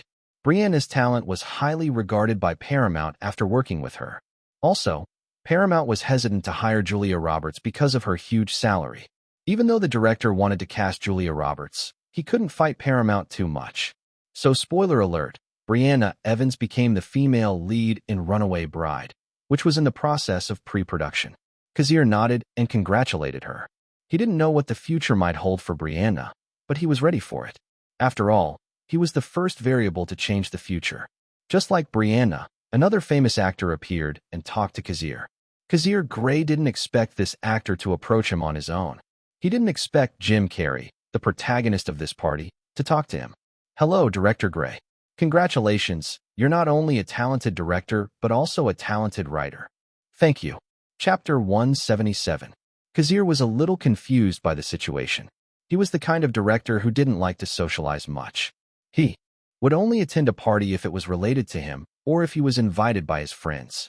He knew how important it was to make connections. As for the actors and actresses, they were the ones who approached him, not the other way around. Of course, with his status, he understood that Jim Carrey wanted to make a connection with him. I heard that you recommended me to Sony Columbia to be the protagonist of Bruce Almighty. Oh. Immediately after that, Kazir realized why Jim Carrey was talking to him. It seems that Sony Columbia had already contacted Jim Carrey. Although I didn't know why they told Jim Carrey that I recommended him. Maybe the lips of the people in management are hard to shut. Anyway, it could be a good thing. Having a relationship with a great actor like Jim Carrey was a good thing. You're an actor with a huge range of facial expressions. I think everyone recognized your talent. Kazir was not lying. Jim Carrey was like a living cartoon character with the way he acted. Very entertaining. Thank you, director. Jim Carrey smiled. He was a real homie. Jim Carrey was an actor who knew how the industry worked. He realized that Hollywood was slowly dying in a pool of shit as he grew old. On Jimmy Kimmel Live, Jim Carrey mocked Hollywood by making an Illuminati sign, showing that many people in that industry were part of the Illuminati. The thing was, everyone acted like nothing happened after that, erasing that incident. Of course, maybe Jim Carrey was just joking and the Illuminati was not real. As for the truth, nobody really knows. Anyway, for Jim Carrey to reveal the truth was already a brave act. Most of the actors would hide and cower or join instead. The media was the world's greatest hypnotist, and it wouldn't be a lie if a secret organization controlled show business. What you watched on television controlled you, in a mild or angry way. Anyway, Jim Carrey appreciates the fact that Kazir Grey recommended him. First of all, Bruce Almighty looks promising. After reading the script, Jim Carrey understood that the movie would be a box office hit. In addition, the script was written by Kazir Grey, a talented screenwriter in the comedy genre. This means that the movie has a higher chance of becoming a blockbuster. Unless a bad thing happened, such as the production being shut down due or a wrong release date, Bruce Almighty would definitely be a successful movie. Jim Carrey and Sony Columbia communicated for days, and their intention was clear. Both sides wanted to work together and make Bruce Almighty a movie. They were just negotiating other terms like salary and other demands. Unfortunately, Jim Carrey was not the only actor Sony Columbia was looking for. Robin Williams, Adam Sandler, Steve Martin, Will Ferrell, and even Ben Stiller. When Paramount announced that they had bought 3 scripts from Kazir Grey, these actors, known in the comedy genre, expressed their intentions. Although Jim Carrey was the first choice, he might not get the part. Honestly, Jim Carrey could drop Bruce Almighty and find another movie to participate in, a movie that could pay him more. However, he was not sure if that movie would be better than Bruce Almighty. After all, Bruce Almighty was written by Kazir Grey. So he decided to talk to Kazir Grey, hoping that he could talk to Paramount and increase his chances of getting the role. I heard that you're not going to attend the audition. That's sad because I want to show you my acting. Jim Carrey said, I'm going to Italy to make a movie. Kazir replied. The auditions for Bruce Almighty would begin in May, but Kazir would not be in the US at that time. Those responsible for judging the actors were the director, the producer, and the higher-ups at Sony Columbia. Sony Columbia hoped that Kazir would watch the audition, but his schedule said no. Is that so? Then I hope we can meet again. As an actor, I want to work with someone like you. Jim Carrey didn't push the subject of casting too much. It was good that he talked to Kazir. Besides, this matter would reach the ears of Sony Columbia, which would give him a higher chance of getting the role. After the two of them talked about things they could relate to, other people started to show up. Most of them were interested in Kazir Grey because of his position. Inside the studio, 5 people were moving the boat to replicate the wobbling effect of a real boat. On the surface of the ocean, the background was dimmed to make it look like night. The unsteady motion made the actors inside the boat feel like they were inside a real boat floating on the ocean. In addition, the crew used a flashing light to create the effect of lightning to make it seem like the boat was in the middle of the ocean and the storm was still going on. While this was happening, a camera was recording their facial expressions. Jason Bourne, Matt Damon, was lying on the table when the doctor pulled a bullet out of Jason's hip. The doctor examined the bullet and noticed something strange. The bullet had a series of numbers that led to a bank. The doctor checked the unconscious man, but he realized that the man was missing. What the hell have you done to me? Suddenly, Jason Bourne grabbed the doctor from behind and slammed him against the wall. In shock and fear, the doctor began to speak in Italian. What are you doing? Jason Bourne asked. No memory of what happened. God damn it. Where am I? A boat. The doctor replied quickly as Jason choked him. We pulled you out of the ocean. We saw you floating in the ocean and saved you. You were shot. See the bullet? There's a bank number in it. The doctor gestured and showed Jason the bullet. Jason was too weak and his last remaining strength disappeared. Chapter 178. Mommy. Mommy. Mommy. Mara Cohen screamed as she walked to the pool. She was a spoiled child who was very childish. She was holding a newspaper, and she was clutching it in anger. She was screaming like a little child. Because of too much anger, she bumped into the table and it fell over. Mara Cohen clicked her tongue, but didn't bother to fix it. Honey, what are you doing? Are you okay? Eliza Cohen was relaxing by the pool with her martini in the middle of the day. She clearly had a good life. The mansion she lived in belonged to her third ex-husband. He was rich and gave her half of his estate. Eliza Cohen was now a millionaire, though she hadn't worked hard for it. She made her ex-husband's little juniors hard, though. Shenna, go clean up the mess. Yes, ma'am. Eliza ordered one of the maids she had hired from overseas. These overseas workers were very good at their jobs, and their wages were very cheap. She only had to pay $400 monthly for each maid, and she didn't even have a problem with it. For these overseas workers, this amount was already huge. Sometimes I remember that America is actually a better country than most. For a woman like Eliza Cohen, who took advantage of others, these things did not matter. Mommy, why is this happening? This is unfair. Why? I worked hard too. Oh, honey, you need to calm down, okay? Mara was angry and disappointed. She walked in circles, obviously frustrated. Mommy, you said I was going to be a star, that I would be the most beautiful actress on this planet. Of course, honey, just like your mother, you are beautiful. I think everyone knew that. Isn't that right? Shenna, ma'am? Ah, yes, you are beautiful and Miss Mara is beautiful too. You are both beautiful. The maid, Shenna, was not lying. Her employee and her daughter were indeed beautiful. They were like angels, though Shenna knew that angels were not real. The personalities of her employer and her daughter were not angelic either. Fufu, I like your answer and I can see that you are not lying. Thank you, ma'am. The maid wanted to leave this mansion and return to her country, but she had to feed her family. Besides, the pay here was better than in her own country. Shenna started to fix the table that had fallen over. Anyway, your accent is not that good. I don't like it. I suggest you practice your English more. Better yet, don't speak at all. Eliza Cohen muttered. Shenna nodded and silently cleaned up the mess Mara Cohen had made. Honey, why are you mad? Who did this to you? This. Look at this newspaper. That woman. She stole my role. It's all her fault. The shy Mara Cohen, whom Kazir met last year, was nothing more than a false persona. Perhaps Kazir dodged a bullet by cutting ties with his mother. After all, his half-sister was no innocent girl. Let me take a look at that newspaper you're holding. Mara Cohen handed her mother the newspaper. Mara was angry when she read the article earlier. The top-grossing domestic films of 1998 were 1. Titanic, $488 million. 2. The Hangover Part 2, $254 million. 3. Armageddon, $198 million. 4. Saving Private Ryan, $190 million. 5. There's Something About Mary, $174 million. 6. The Waterboy, $147 million. 7.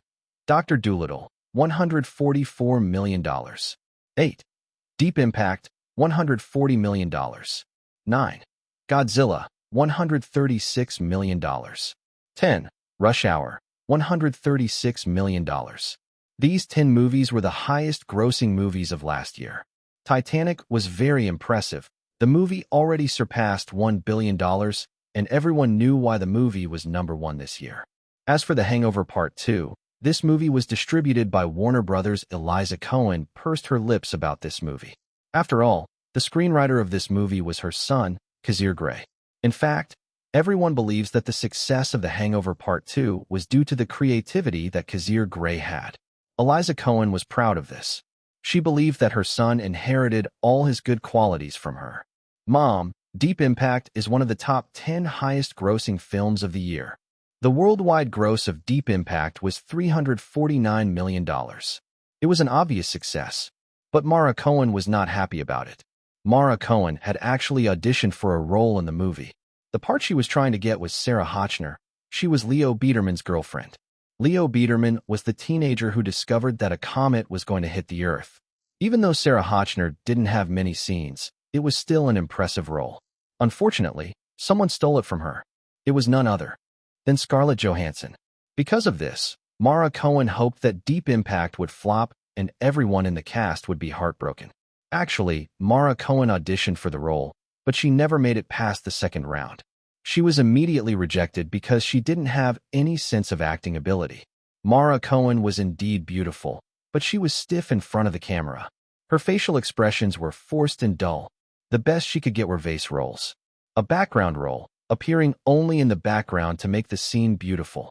I hate the casting director. That part should have been mine. Mine. I can't believe it. So she had a grudge against Scarlett Johansson because of this. Chapter 179. Thank you for your time. Here is a gift. We will call you if you pass the selection. Erica Mendez from Grey Pictures offered the gift, and the middle-aged man accepted it. Erica and the other executives were interviewing people for the general manager position.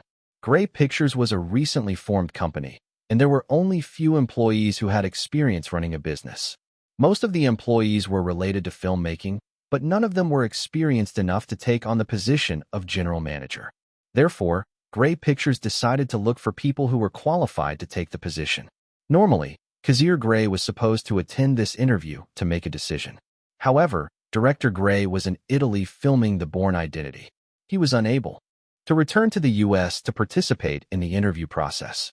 3 people met most of the criteria, and Erica was responsible for interviewing them along with the other people in management. Kazir decided to let his assistant stay in the country because he knew Erica had twins. Erica was grateful for that. And for that, too, Erica felt guilty. Her boss was too good. If it were not for her boyish appearance, she might think of another reason why her boss was good to her. Fortunately, Erica knew that Kazir was good to his crew members and was not a tyrannical boss who belittled people. Because of her boss's kindness, Erica decided to work hard. She seriously considered which of the 3 people would be a good choice for the company. Kazir Grey was suffering from overwork, and he clearly didn't like to dab his hands in business. Although Erica had only known him for 2 years, she knew that Kazir was not enthusiastic about building a company. His ambitions lay in art and film. Grey Pictures was just his way of dealing with the Big Six, just like Marvel Studios did back then. Marvel Comics took one last gamble by creating a cinematic universe, and their decision paid off handsomely. Of course, comic book sales were still not that good. In fact, for the next 3 decades, Japanese manga would be more popular in the West than American comics. Still, Marvel was making money in other ways, such as toys, merchandise, and movies. In a way, their situation was far better than DC Comics, which lost all its glory after 2010s. Once the Continental Cinematic Universe was a success, Kazir would work with animation and comic book companies to adapt his movies to other forms of media. As of now, the gold coins that appeared in Taken and John Wick are getting recognition. Some movie enthusiasts bought them and pretended they were part of the cinematic universe. Total sales of the gold coins have already surpassed $50 million. Just like Marvel, Grey Pictures was trying to find another way to make money.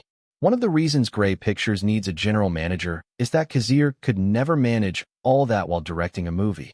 Call the last one. Erica told the person outside. A woman entered the office. She wore gold-rimmed glasses, but she didn't look like a geek. Instead, she looked like a classy and intelligent woman. It was not because of her appearance, but because of her manners and demeanor. Erica raised her eyebrows and realized that she could not take her eyes off the woman for some reasons. Of the 3 people who passed the requirements, this person was the only female. Most of the requirements were simple, but Kazir had a special requirement. The person should have worked in showbiz. Yes, very understandable. As long as the person met the criteria, Kazir had no problem.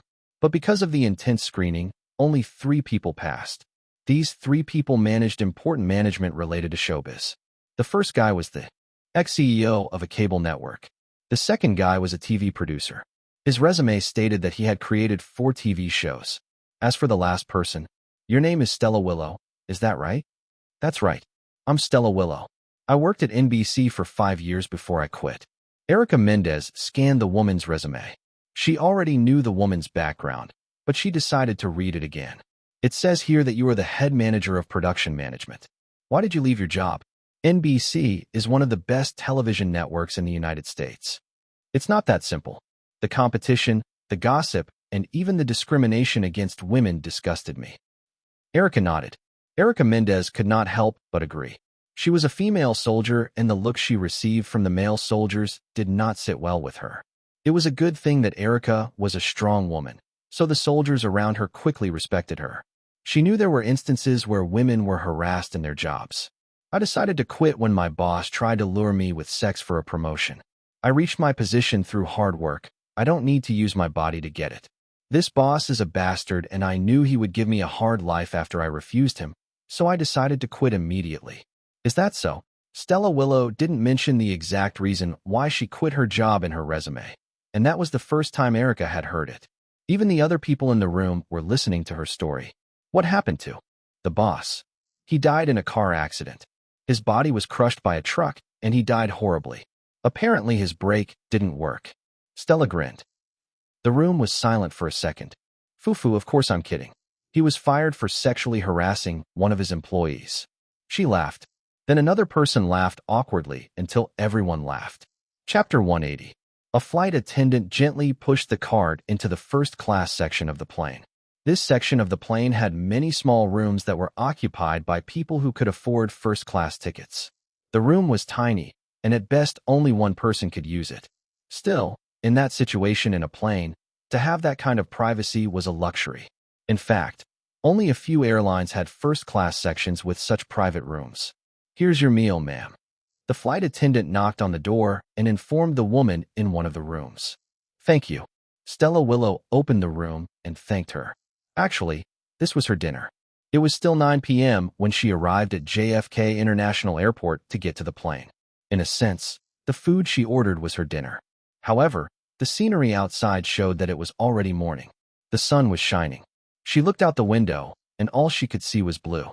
The blue sky and the blue sea. A few hours later, she would be landing in Italy. After leaving her position at NBC, Stella Willow applied for the position of general manager at Grey Pictures.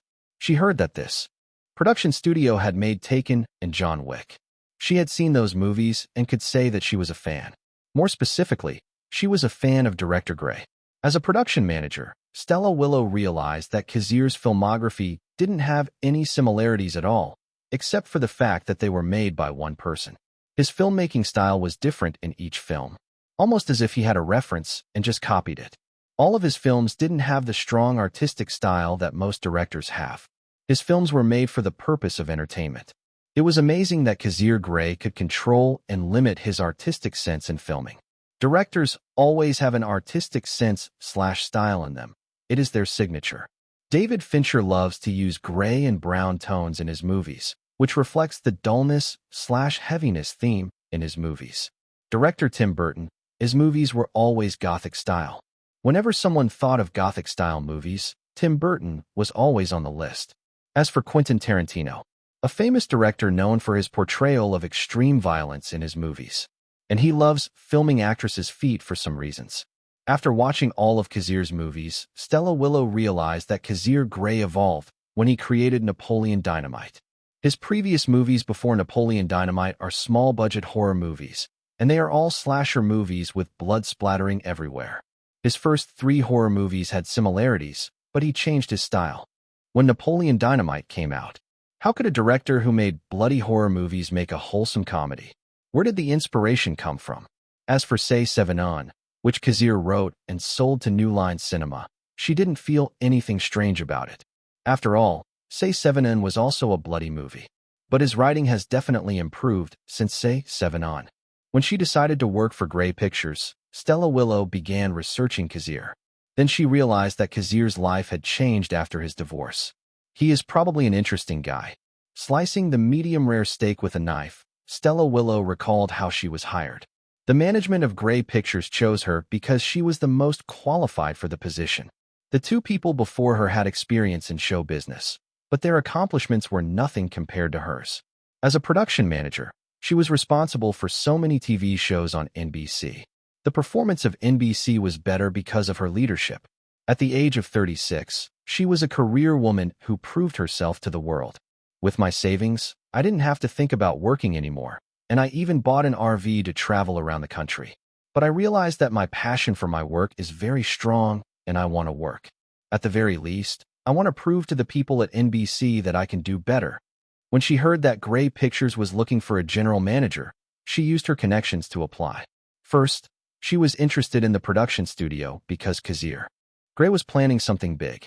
Second, she knew it would be difficult for her to get a good position in the Big Six. Third, she could start her own business. Maybe a talent agency or a production studio, but she was not an agent or a director. I can be a producer. As a producer, she was good at managing people and teams.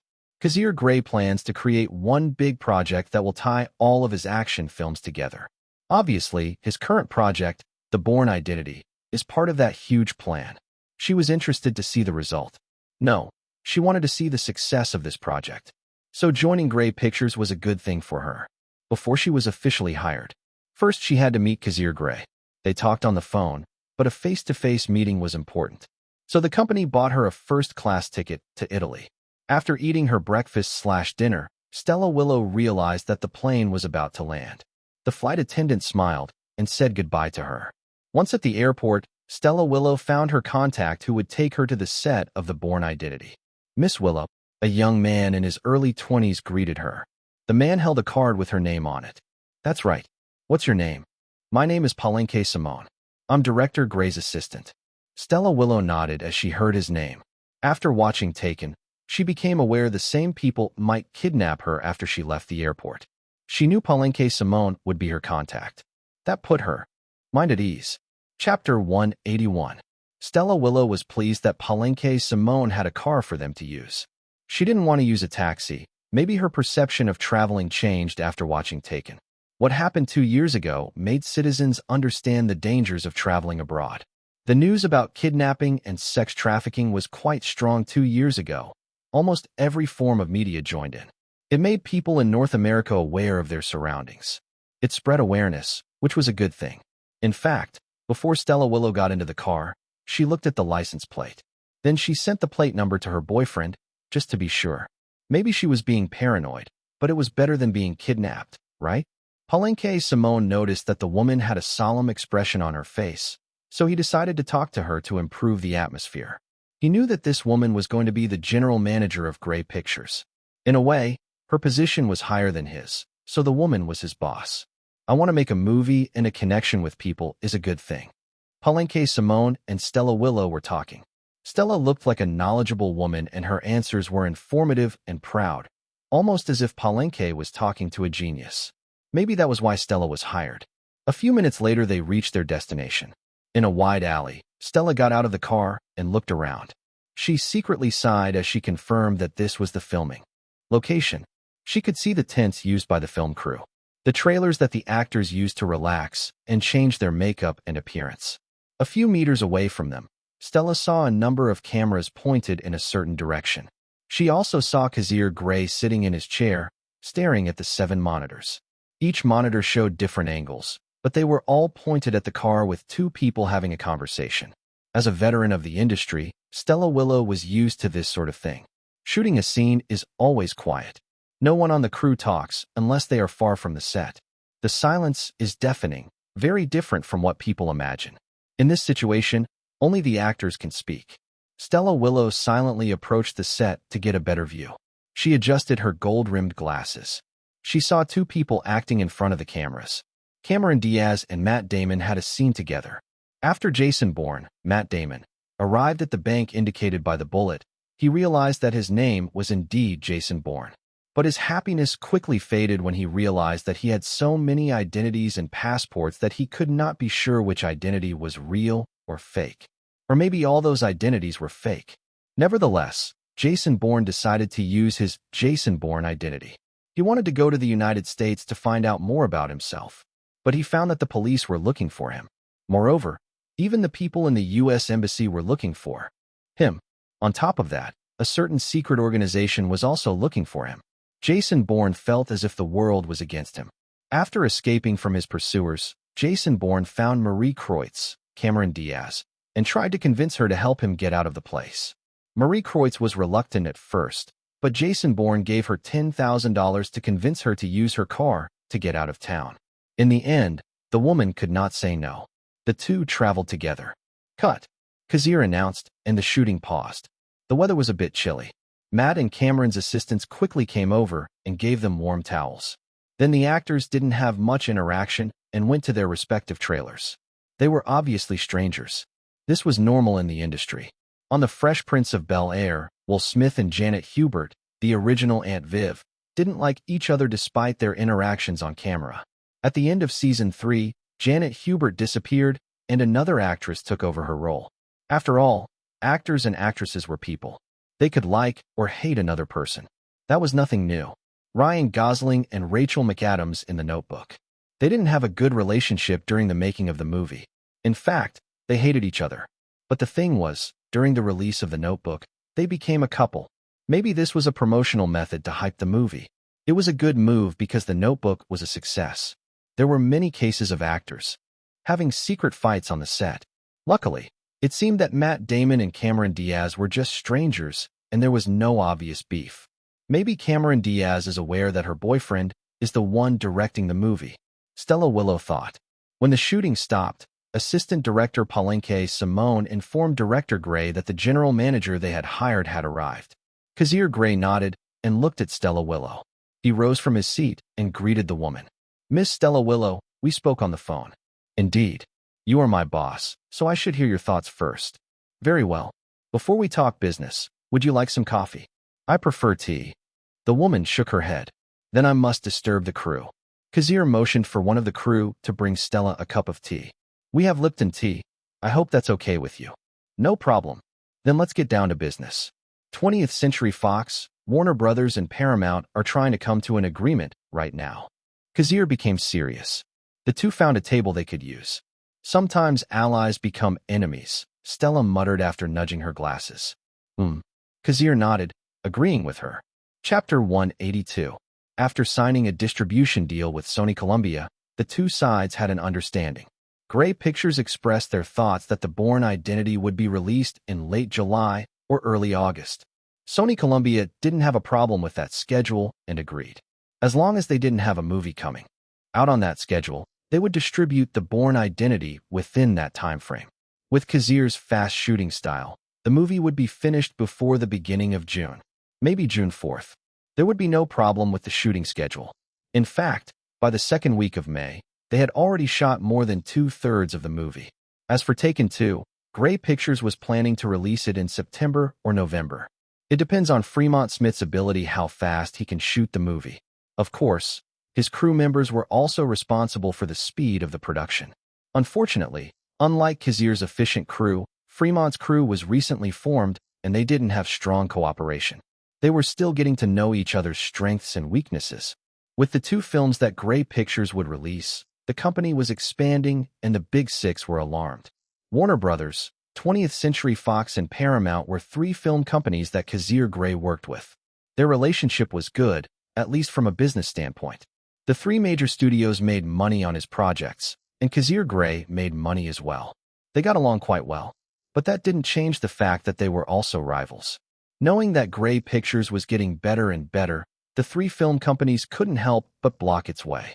If there was something good, the three movie companies were not so relentless about it. After all, they were in the process of forming an alliance to prevent Grey Pictures from growing.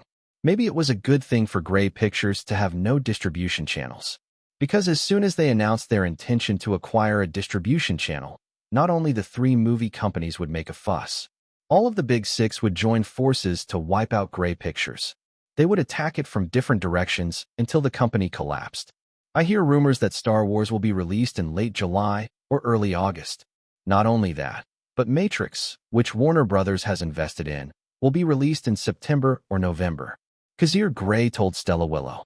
The woman nodded, realizing the intention of the three major movie studios.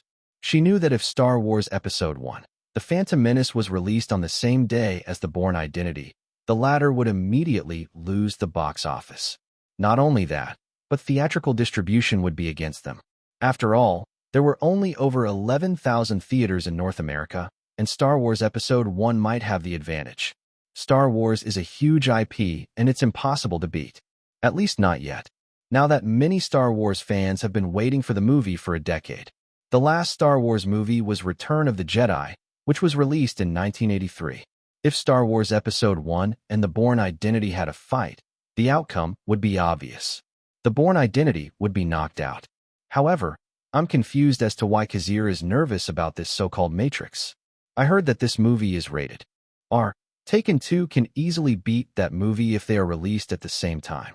Taken 2 was a PG-13 movie, and the expected box office for that movie was at least $400 million. Surely this Matrix from Warner Brothers would be kicked out of the theaters, right? Well, Stella Willow didn't know the future, so she was confident that Taken 2 wouldn't be bullied. The toughest enemy will be Star Wars Episode 1, The Phantom Menace. Indeed, she thought so. As for Paramount, their attitude was unknown.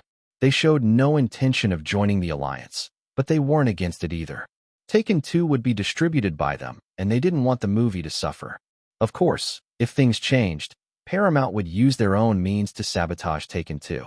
Even though the two sides had signed a contract, Paramount had many ways to ruin Taken 2. They could extend the payment, they could make the number of theaters low, or they would make a minimal investment in terms of promotion. The reason I'm telling you this is because I want to hear your opinion. When you return to the United States, you will be the official general manager of Grey Pictures. So this is like the last test or something? Stella Willow nodded. These are just rumors, and the three movie companies haven't made any official announcements about the release of their movies. That means they are still waiting for your answer. Kazir agreed. He also thought about it. If you don't do anything, the three movie companies will go ahead with the plan and sabotage the Bourne Identity and Taken 2. Based on my understanding, we have three things to consider. The woman nudged her gold-rimmed glasses. First, you can express your intention to work with them. The scripts you've written have shown positive results, and the three movie companies will surely want to work with you again. Second, be confident in your movies and let them collide with Star Wars Episode 1 and The Matrix. Kazir didn't want to fight against these movies because he knew that the result would be bad for him. Third, we can end all cooperation with Warner Brothers, 20th Century Fox, and Paramount Pictures. Instead, we will ally ourselves with Walt Disney, Universal Pictures, and Sony Columbia and ask them to protect us. Of course, we have to prove to them that we can be useful. Hearing the woman's thoughts, Kazir Grey knew he hadn't made a mistake in choosing her. It is good that we met. Yes, President. I'm really not used to being called President. I prefer to be called Director. Kazir scratched his head and chuckled. Director Grey. Then I think we both know what the best solution is. That's right. They looked at each other and nodded. Maintaining the relationship with the three movie companies is important. I don't want to be their enemy. I understand. The complicated life in Hollywood. Chapter 183. I have some scripts that we can negotiate. If you don't have a problem, you can send someone to talk to me. Kazir had a good experience working with Big Three. He hadn't worked with Universal Pictures and Walt Disney, so he wasn't sure if they would protect Grey Pictures. Maybe they would join in the fun and tear the company apart. Besides, I don't like Universal Pictures and Walt Disney. They tried to cancel me. He was holding a grudge. Well, Kazir Grey was only human.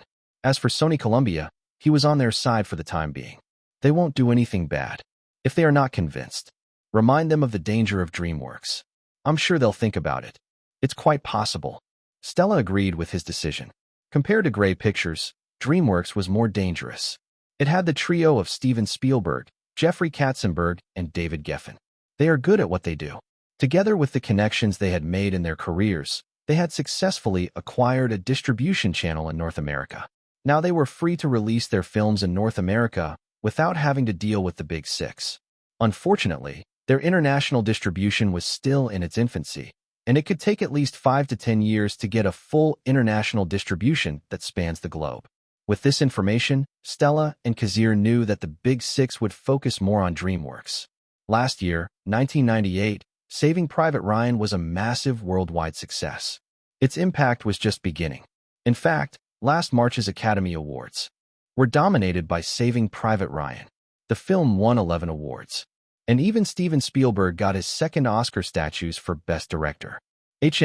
Matt Damon is part of the cast of Saving Private Ryan, and he said that working with Steven Spielberg gave him a good experience. For a director like Kazir Grey, someone like Steven Spielberg and James Cameron were the blockbuster directors, someone he would never reach in his entire life with his talent alone. That is one of the reasons why the Big Six have to be aware of DreamWorks. Steven Spielberg can make good movies, and he knows how the business works. Not only that, but DreamWorks Animation did well with Ants and The Prince of Egypt. Ants was DreamWorks' first 3D animated feature, and the company slowly gained a foothold in computer animation. In my opinion, MGM, Metro-Goldwyn-Mayer, has already lost its status, and DreamWorks can take its place in the top 7 of Hollywood. MGM was slowly going downhill in these days, with bankruptcy. They were only alive because of James Bond, 007. After their conversation, Kazir decided to give the woman some time to rest. The only purpose of this meeting was to talk to Stella Willow before she started work. She could leave tomorrow if she wished. As Kazir stayed in the tent and watched the footage they shot today, he could not help but think of Star Wars and The Matrix. I know it sounds like I'm being arrogant, but I want to direct Star Wars and The Matrix. Unfortunately, all rights to Star Wars were owned by George Lucas and Lucasfilm. Also, Kazir was not close enough to George Lucas to work with him. Kazir didn't like to leave the office, and his relationship with people in Hollywood was tenuous at best. He rarely attended parties and was usually quiet. As for The Matrix, the Wachowski sisters registered the script before he could make his own version. Moreover, the Wachowski sisters were determined to direct the film. Well, I'm busy too. I have to say no even if they try to pitch the script to me. Maybe he would have a chance to direct Star Wars in the next decade. He knew that Star Wars would expand its universe, from movies to comics to animation. However, his opinion of the franchise was complicated. He felt that Disney was making the heroes of the past super depressed. Luke Skywalker died after fighting Kylo Ren and then became a ghost. I know it sounds stupid. His memories of the movie were pretty jumbled because he was a little old at the time. Oh, one more thing. Han Solo died too. He was killed by his son. Seriously, Disney really loves to make the heroes of the first Star Wars trilogy suffer. Well, the fans didn't like it. But who cares? As long as Disney wanted to, they would never listen to their audience. Hell, they can make Snow White Latina. The Seven Dwarfs would be normal people too. They can cast a black woman as the Little Mermaid and call it innovation. Disney got too much woked. Like, bro, I just want to watch movies and have some fun. Don't shove your ideologies down my throat. There was even a rumor that the founder of Disney, Walt Disney, was an anti-Semitic guy. People say he was a racist. Shaking his head, Kazir decided to forget about these things. Star Wars had nothing to do with him anyway. He has to concentrate on his own projects. Filming resumed, and this time they would shoot the scene where Jason Bourne slowly climbed down the building. The crew hired a professional climber to do the stunt. The climber was protected and safely tethered to a rope. They would film the scene at an angle where the rope could not be seen. While filming, Kazir saw out of the corner of his eye that Cameron Diaz was sulking at him, unhappy about something. Chapter 184. Kazir Baby. Cameron Diaz snuggled up next to Kazir and kissed his neck. She was intoxicated by his scent and rubbed her skin against him. The couple was naked under the sheets, quite steamy and sweaty. Kazir chuckled. Then he looked at his phone on the table and realized that someone had contacted him. Cameron Diaz pouted and decided to give him a hug. Let's stay in bed. Cam, I have to get the phone. Maybe it's important. Kazir realized that Cameron Diaz had been acting strangely yesterday. Even her performance in the afternoon was bad. Kazir talked to her, and the woman just clicked her tongue and glared at him. Kazir had no choice but to stop filming for the day. To make sure Cameron Diaz would have a good night, Kazir decided to tease her. They had a great night, and Cameron Diaz returned to her bubbly self. It was still early in the morning, and they had 2 hours before the day's filming began. Actually, they only slept for a few hours because they had been exercising for quite some time. Cameron nodded and decided to leave the phone to Kazir. As always, she was pleased with Kazir's performance. Kazir made sure that his partner was satisfied after the session. Although Cameron Diaz knew that their relationship was only contractual, she knew that she would miss the man.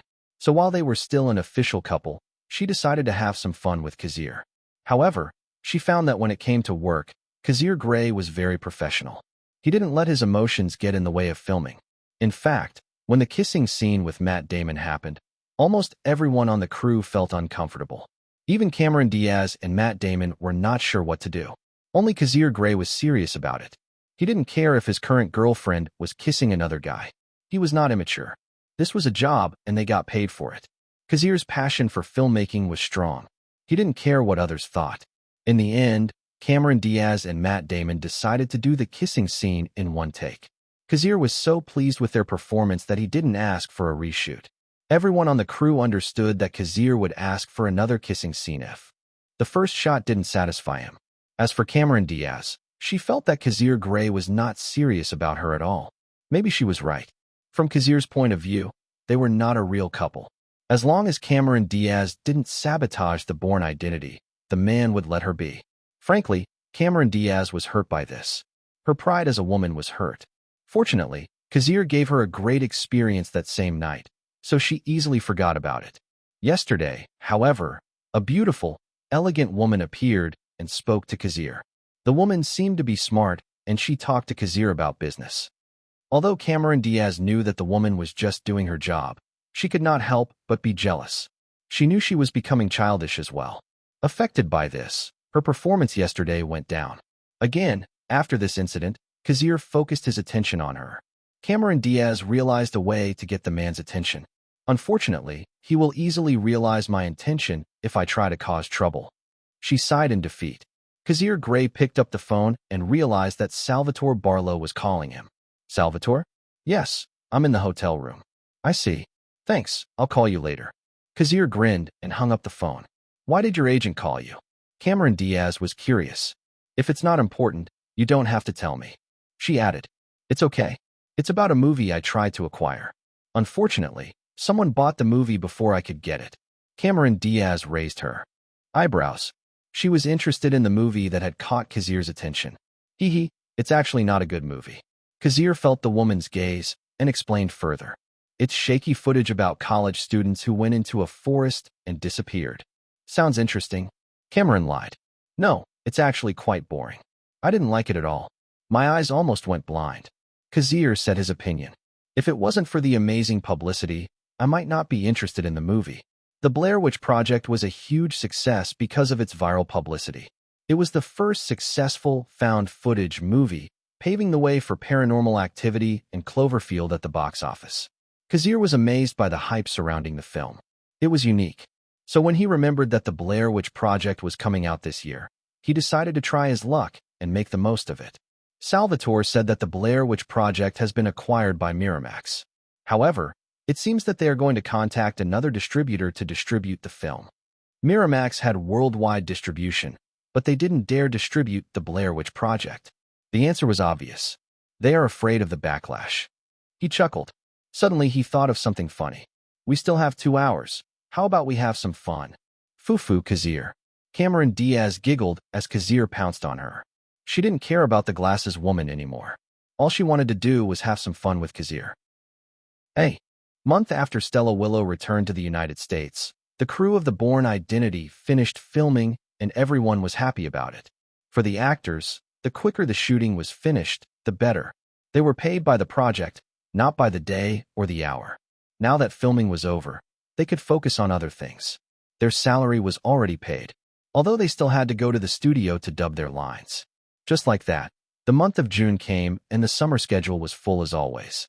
Chapter 185.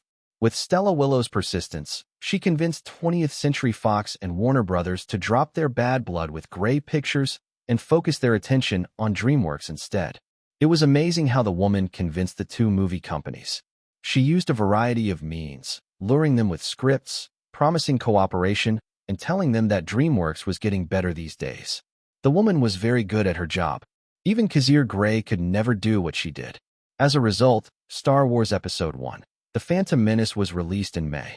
Even though the promotion was quite hectic, every fan was excited to see the iconic movie. Companies were predicting that the film could surpass the $1 billion mark.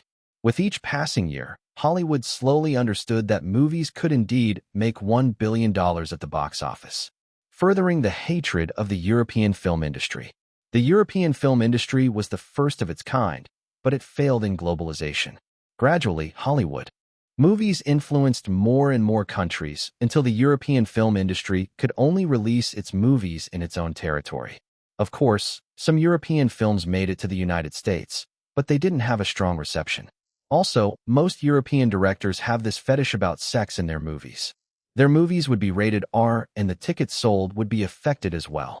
In the month of May 1999, only a few movies did well. Well, the summer schedule just started in that month. The Mummy from Universal Pictures. It is estimated to make more than $400 million worldwide. Notting Hill, a romantic comedy starring Julia Roberts and Hugh Grant. Estimated to make about $350 million worldwide. Of course, the best movie of May was none other than Star Wars Episode I, The Phantom Menace. If the predictions are correct, this will be the third $1 billion movie in history. The hype for this movie was very strong. Even Liam Neeson had a role in this movie and his salary was quite good. In June, The Matrix, Austin Powers, Tarzan, and Wild Wild West were the winners. Huh. Kazir yawned, stretching his body. He stood up and looked around. He was in a room where a bunch of monitors were set up. He rubbed his face to wake himself from his stupor. His eyes were a little sore from not sleeping well. After filming ended in May, Kazir immediately began post-production on The Bourne Identity. There was no rest in between. He spent his time editing the film with Rector and the other editors. With his good memory, they started with the skeleton of the movie before cutting out the unnecessary scenes. Fortunately, The Bourne Identity was not full of CGI scenes. In fact, there was no CGI at all. Kazir didn't have to waste his time hiring a special effects team to render some scenes. That was a good thing, because if there was a CGI scene, it would take Kazir at least 2 months to create the special effects. Time was now his enemy. He had signed a contract with Sony Columbia for his film to be released in late July or early August. If he missed that, he would have to pay the penalties. Even though Kazir was good at his job and he was fast, he couldn't help but feel a sense of urgency. Tom was pressuring him. Editor Rector was suffering from the same thing. Rector was sleeping on the keyboard. His drool was dripping and his face was emaciated. It seemed that proper rest did not exist in him. We finally finished the editing. June was a busy month for many, and Kazir spent the month in the editing room. Even Erica Mendez was free most of the time. Kazir sighed when he knew his month of suffering was over. He had to apologize to Rector's wife for kidnapping Rector for a month. I have to give this guy a bonus. Kazir left the room to get some fresh air. He looked out into the hallway and noticed that there was no one around. It's still early. Kazir went upstairs and went into his office. His office had a bathroom he could use. To freshen up, he decided to take a bath. 20th Century Fox showed their goodwill by rescheduling Star Wars. As for Warner Brothers, The Matrix was released in June. It seems that Warner Brothers never intended to be on our bad side.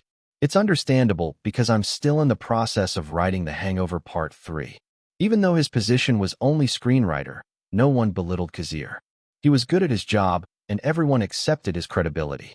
As long as possible, Warner Brothers didn't want to bother him. But once The Hangover Part 3 is over, they will definitely try to do something. Then maybe I can find a way to survive. A few hours later, the Grey Pictures building was bustling again. Erica Mendez walked into Kazir's office. "Sir, this is the newspaper you asked for." "Thank you." Kazir was still tired, but he had to work for the company. Normally I would take a few weeks off to rest, but I can't do that now that I have another job to do. If it were not for Stella Willow doing most of the work, Kazir might die of overwork. Kazir looked at the newspaper. He smiled when he read something interesting. As expected, they really are trying to swindle the whole country. He chuckled. In his past life, the company that acquired the Blair Witch Project was Artisan Entertainment. However, perhaps because of Kazir's interference in the timeline, the one who got the Blair Witch Project this time was Miramax. In the newspaper, there was an article about a group of college students who went to Bucketsville, Maryland, and went missing. They interviewed people about the mythical Blair Witch and decided to go to the Black Hills near Bucketsville. If I'm not mistaken, the news will cover this story. Chapter 186. Just as he expected, that night, ABC News tackled the Blair Witch. A group of college students went missing in Bucketsville, Maryland. The police tried to locate them, but they failed to find them. Instead, the police only found a camera and films. We are still trying to fix the footage. For now, we only fixed a film worth of 1-minute video. The newscaster seriously explained, perhaps clueless about the truth as well. Then, the news showed the footage. The scene was quite dark and shaky. The audience realized that the one holding the camera was running away from something. Suddenly, a blood-curdling scream happened. Then another person cried. The footage became pitch black after that. Rest assured, our team will try its best to fix the footage to get more clues about the missing people. The news went to another topic, but the story about the witch stirred the hearts of some people who believed in paranormal. "I call that bullshit," Kazir Grey muttered after watching the program. He won't fall for that trick since he knows that this is nothing but a movie. He grabbed the remote and turned off the television. He touched his chin and thought about it seriously. The Blair Witch Project was an important movie in the history of cinema. It was the first of its kind that gained a good box office. However, Kazir didn't like the fact that they deceived so many people into believing that a witch was real. On top of that, Kazir didn't like Miramax. This film company was owned by the Weinstein brothers. Particularly, he hated Harvey Weinstein. That guy went to prison because of an obvious crime. To be honest, it was questionable why he was only imprisoned in 2018, even though his crime started in the 1970s. The man had sexual abuse allegations back in the 1970s, but he was only reprimanded in 2018. Almost as if he was protected by the higher-ups of Hollywood. Almost as if everyone turned a blind eye to the crimes he did. Note that over 80 women stood up about the allegations of sexual abuse and rape against Harvey Weinstein. This incident sparked the hashtag #MeToo movement in social media. Obviously, everyone knows about Harvey Weinstein's crimes, but they were just chill as fuck. Just like what they did to Jeffrey Epstein. For Kazir, this was a disgusting move. From the bottom of his heart, he felt like it was unfair that people would buy tickets for the Blair Witch only to get deceived by Harvey Weinstein and Miramax. It didn't sit well with him. With a cold gaze at the ceiling, Kazir Grey decided to fuck the timeline more. While people started talking about the missing students, another batch of movies were released in the theaters. On July 9th, 7 movies were released. Simultaneously. However, only one movie got a good reception. It was none other than American Pie, an R-rated comedy with strong sexuality and foul language. Yet this movie made $18 million in its first week at the box office. It seemed that Universal Pictures had a good comedy to milk this time. Perhaps they were salty that Grey Pictures had never sold them a comedy script. The news networks realized that a lot of people were interested in the missing students and the mythical Blair Witch in Bucketsville, Maryland. One news channel sent a team to interview the people of Bucketsville, Maryland, but they had no idea about the missing students. There were some stories about witches in their community, but no one really believed they were real. Even the police tried to investigate the hill, but they found none. But now that the news about the Blair Witch was getting stronger, the people of Bucketsville, Maryland decided to stay in their homes just to be sure. The news crew decided to enter the hill where the missing students were last found. However, as they walked deeper into the woods, the team felt strange and as if someone was looking at them. Maybe it was a placebo effect. Their minds believed that there was indeed a witch hiding in the forest. While traversing the deep, one of their members was injured. Suddenly, crows started flying around them, screeching. The team got scared and started running out of the forest. Everything was recorded by the cameraman. When this story was published in the media, the fear of the witch increased. Stories about witches became the subject of many TV shows, just to join the hype. In the 16th century, thousands of people died in witch hunts, mostly women. They were either hanged or burned. Many believe that European witches migrated to the United States in the 1800s. In the month of July, almost every topic on the street would be related to witches. In addition, some people were interviewed by the media saying that their relatives had been killed by witches. These small stories formed a trend until almost everyone was interested in the footage left in the woods by the missing students. This is Wanda Rin from ABC News. Our team has recovered another segment of the footage. We are here to show you the video. We want to warn our viewers that the scene you are about to see may be inappropriate for some ages. The video started broadcasting. This time the video showed a group of people talking around the campfire. They were the missing students. Suddenly, a screaming cawing of crows echoed. The students stood up and became alert. The person in charge of the camera pointed the camera into the woods, and a shadow formed in the darkness, as if a person was there. Unfortunately, our team only fixed that part. Rest assured, after we fix all the footage, we will release it in theaters for people to see. Then the TV show ended, leaving people curious and scared. Chapter 187. People became interested in the witch and the missing students. When the next clip was released, more people visited Bucketsville, Maryland. These brave people wanted to check out the hill where the students went missing, hoping to find more clues. Of course, another reason they went to the site was their curiosity about the paranormal. They were excited. Almost thousands of people went to the place, causing some trouble for the locals. Because of this, the local government decided to close the hill and let the police inspect the place for the third time. But some people didn't care about the authorities. They wanted to infiltrate the place, and that caused trouble. A group of thousands of people in a small place. A possible riot could happen. And it did. A reasonable development. A riot happened, and 4 young people were killed. This may sound exaggerated, but it could really happen. Just out of curiosity about the witch, these people visited Bucketsville, Maryland, and formed a large group that caused a riot because they couldn't get into the hill. They believed that the local authorities were hiding something big. Look what you did. Michael Ovitz placed the newspaper on Harvey Weinstein's table and glared at the fat man. ABC News is under Disney. You used that connection to promote your movie, but instead it causes an incident. Michael, you need to calm down. I'm innocent. I didn't know people were going to die because of this. This is my first time doing publicity like this. Harvey Weinstein was defending himself, and he was indeed innocent. He never expected people to die. This project was actually an experiment, and he could not believe it would work. But now a lot of people believe that witches are real. Look at that. That's the power of the media. Media can hypnotize people. That's the truth. Once the media thinks you are guilty, then you are basically guilty. Just like when the media made Michael Jackson out to be a predator and Johnny Depp out to be a wife-beater. There was no clear evidence, and they were never sent to jail, but the media deemed them guilty just because. And now the media was telling people that witches might be real. Michael Ovitz didn't talk about it anymore. He knew it was too late. A lot of people already believe that the Blair Witch was real. When are you going to end this farce? Release the movie this week and end this quickly. Relax. I have already contacted a distributor, and they agree to distribute the movie. Miramax used this method to get out of the mess. As for the actors and directors of the Blair Witch Project, they are in South Africa. No one can find them in the United States at this time. All right. Michael Ovitz nodded. Even though he didn't like this kind of publicity, he admitted that it was amazing. This publicity would trick the citizens into seeing the movie. If this plan worked, it was possible for the Blair Witch Project to make over $100 million at the box office. The movie was worth $10,000, but the profit it could make was 10,000 times that. How much did you spend on this project? Michael Ovitz asked curiously. As president of Walt Disney, he had many sources of information. I signed a contract with Cinema Alliance 2 days ago, and they agree that the Blair Witch Project will open in over 4,000 theaters on day one. Harvey Weinstein smiled. 4,000 copies of the movie will cost me more than $3 million.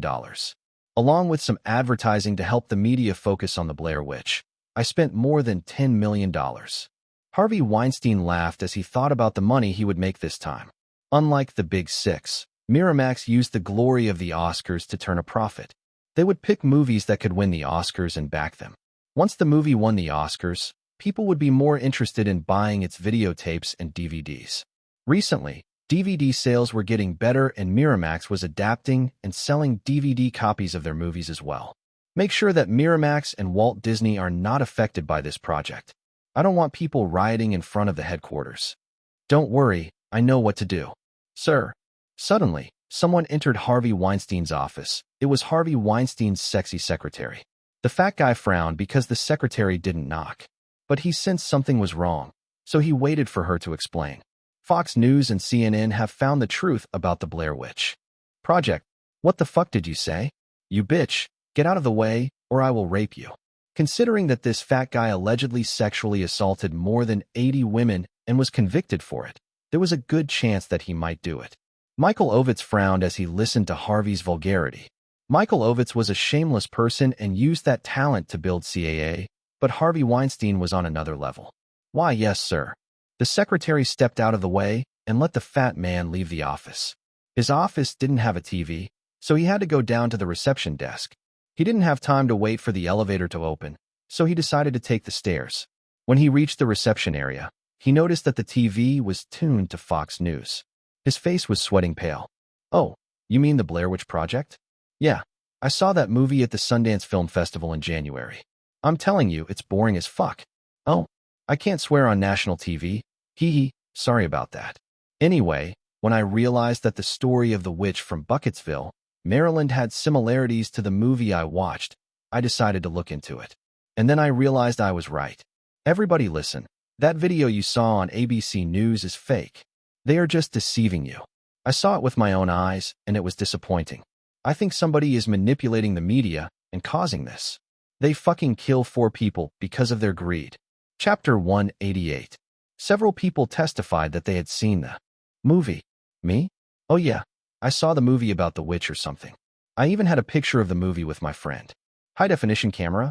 Yes, my boyfriend is a photographer, so the pictures are always clear. In the picture you could see a couple. Behind them was a fat guy with a serious look on his face. It was none other than Harvey Weinstein. Harvey Weinstein actually attended the Sundance Film Festival and saw the Blair Witch Project.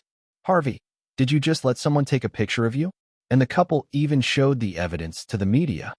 Michael Ovitz was furious. He didn't care about Harvey Weinstein's predicament, but it could cause trouble for Disney. After all, ABC News was the one promoting the movie. I didn't know they were trying to take a picture. My eyesight was affected after seeing the movie, Harvey Weinstein explained. Then find a way to fix it. Michael Ovitz said coldly. This could implicate Disney. Disney tried to project an image that they were family-oriented. They didn't want that image to change as much as possible. If we had no choice, then Disney would put all the blame on Miramax and Harvey Weinstein. Me and Michael don't like this fat guy anyway. Harvey's in alliance with Roy Disney. If we let them get more power, it will be a problem for Michael Eisner and me. He was looking at Harvey Weinstein like a dagger. Harvey Weinstein just nodded, but his face was very ugly right now. He was in a bad mood. I'm going to try my best to fix this. You should. Harvey Weinstein opened his phone to call his friends. Harvey Weinstein was Jewish and had many friends in show business. He knew someone at Fox News and CNN. But before he could dial the numbers, the news changed. The fat guy you see in this picture is actually Harvey Weinstein, the founder of Miramax. Our team has discovered that he bought the Blair Witch Project. If our deduction is correct, he is the one responsible for the movie's publicity, the news anchor explained. Then another person was interviewed. This time it was a middle-aged woman. She was crying, sadness clearly in her eyes. Suddenly, Harvey's chubby cheeks twitched uncomfortably. My son is a good man. He never did drugs. He never drank alcohol or smoked cigarettes. His friends are only interested in visiting Bucketsville, Maryland, and yet I can't believe this will be the last time I see him alive. All because of a movie, just because of a fake witch. She cried at the top of her lungs and looked miserable on camera. It was very painful for a mother to lose a child. July 14, 1999. It was Wednesday, and many people were lining up to enter the movie theater. While they were peacefully trying to buy tickets, some protesters were causing trouble outside the theater. Justice for John, Meredith, Angelito, and Roll. These were the slogans they kept repeating. Well, the moviegoers didn't care. They were only interested in the movie. 2 days ago, the truth was revealed that the Blair Witch Project was a movie and the witch and the missing students were not real. But that didn't stop them from trying to see the movie. Maybe it would be an exciting experience? The hype could never be erased, even when the truth was revealed. People were easily persuaded by peer pressure or perhaps social pressure. The Blair Witch Project had already made so many headlines, and people were now interested, even though the movie was fake. But when they entered the theater and spent at least 10 minutes watching the movie, their expectations were thrown into the dirty trash can. The movie, The Blair Witch Project, was boring at best. The cinematography, the unfocused scenes, everything was so amateurish. I can't believe I spent more than 1 hour watching this movie. I thought something interesting was going to happen. Damn, I wasted my $7 on a ticket. You're damn right. For people lost their lives because one crazy person tried to make this movie seem real. The people who saw the movie realized that they had been scammed. They could not believe that anyone could be evil enough to do such a thing. What is the name of the owner of Miramax again? I think it's Harvey Weinstein. Yeah, I think he needs to explain himself, or a lot of people are going to come after him. The first day of the Blair Witch Project was actually amazing, even though the truth was revealed. The midnight premiere was $4 million. Then the next day, it was $8 million. This trend continued until the first week of the Blair Witch Project grossed over $37 million. Because of the unique publicity of the movie, many people were interested in seeing the movie. Of course, the people who saw it realized that they had been scammed and became angry. However, compared to the original timeline, people were not angry at the two directors and actors of the Blair Witch Project. After all, they were innocent too. After they sold the movie to Miramax, they had no power over it. This time, people had a clear target to direct their anger at. Thousands of people protested in front of the Miramax headquarters. But Harvey Weinstein didn't show his face. This kind of protest will easily dissipate once the matter is over. Being good at his job, Harvey Weinstein knew the best way to survive this incident was to remain silent. He was innocent anyway. He didn't intend to cause an uproar. His hands were clean. Even though the Blair Witch Project did well, and he recouped his investment, the damage it did to him was much worse. Chapter 189. 2 decades ago, Harvey Weinstein was accused of sexual harassment, even though he was innocent. He never did anything bad like that. According to him, he was innocent. He was free from the sin of sexual harassment. He had many friends who could testify against the accusations. However, the friends he had began to distance themselves from him because of the incident he had instigated right now. Harvey Weinstein was cleverly avoiding the media, but he knew he would still get a backlash. The Miramax team predicted that the Blair Witch Project would exceed $100 million at the North American box office, but it would be difficult for it to exceed $200 million. In this regard, Harvey Weinstein knew that the publicity he did was fruitful. Still, there would be cuts before he could get his share of the pie. Cinema Alliance would, of course, take 40% of the box office. On top of that, the distributor of the Blair Witch Project would also take a 30% cut. Miramax didn't dare to distribute the film because of the danger it might pose. But their meticulous planning was useless anyway. Well, the remaining box office share would be 30%, at least $30 million. Harvey Weinstein invested about $10 million in advertising and movie prints, so the profit would be at least $20 million. Unfortunately for the fat guy, it seemed that this movie would bring him zero profit. The four families of the deceased wanted $10 million each. Harvey Weinstein was the mastermind behind the promotion of the Blair Witch Project. This unique viral marketing caused 4 deaths after the riot that happened in Buckettsville, Maryland. Knowing that Harvey Weinstein would be implicated, he decided to settle the matter out of court. With money, he hoped the 4 families would drop the lawsuits. Initially, the 4 families asked for $20 million, but this amount was too damaging for Harvey Weinstein and Miramax. Even though the profits from the videotapes were plentiful, most of the money would be used to invest in more movies. The available cash that Harvey Weinstein could take out of the bank was only $50 million. That was already a generous amount. It was a good thing that his talented attorney lowered the amount to $10 million. Any less, and the 4 families would have continued the lawsuit instead.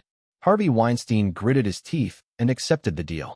The situation could send him to prison, so he had no choice but to accept reality. Obviously, the profit he made from the Blair Witch Project was non-existent. In fact, he might lose about $50 million instead. Truly a pathetic endeavor. Another thing, the current situation has caused the women around him to make trouble again. Just like what happened in the 1970s, the women who had accused him were reappearing. He recognized most of them, but his lips were tightly sealed. Fortunately, this matter was overshadowed by the riot incident and the Blair Witch Project. The media focused more on the Blair Witch Project and the 4 families who lost their loved ones. Of course, the women who accused him were also interviewed in the media. In those days, Harvey Weinstein felt like the world was against him. He wondered what he had done. If there was one good thing, it was that he was protected by his loyal friends for the time being.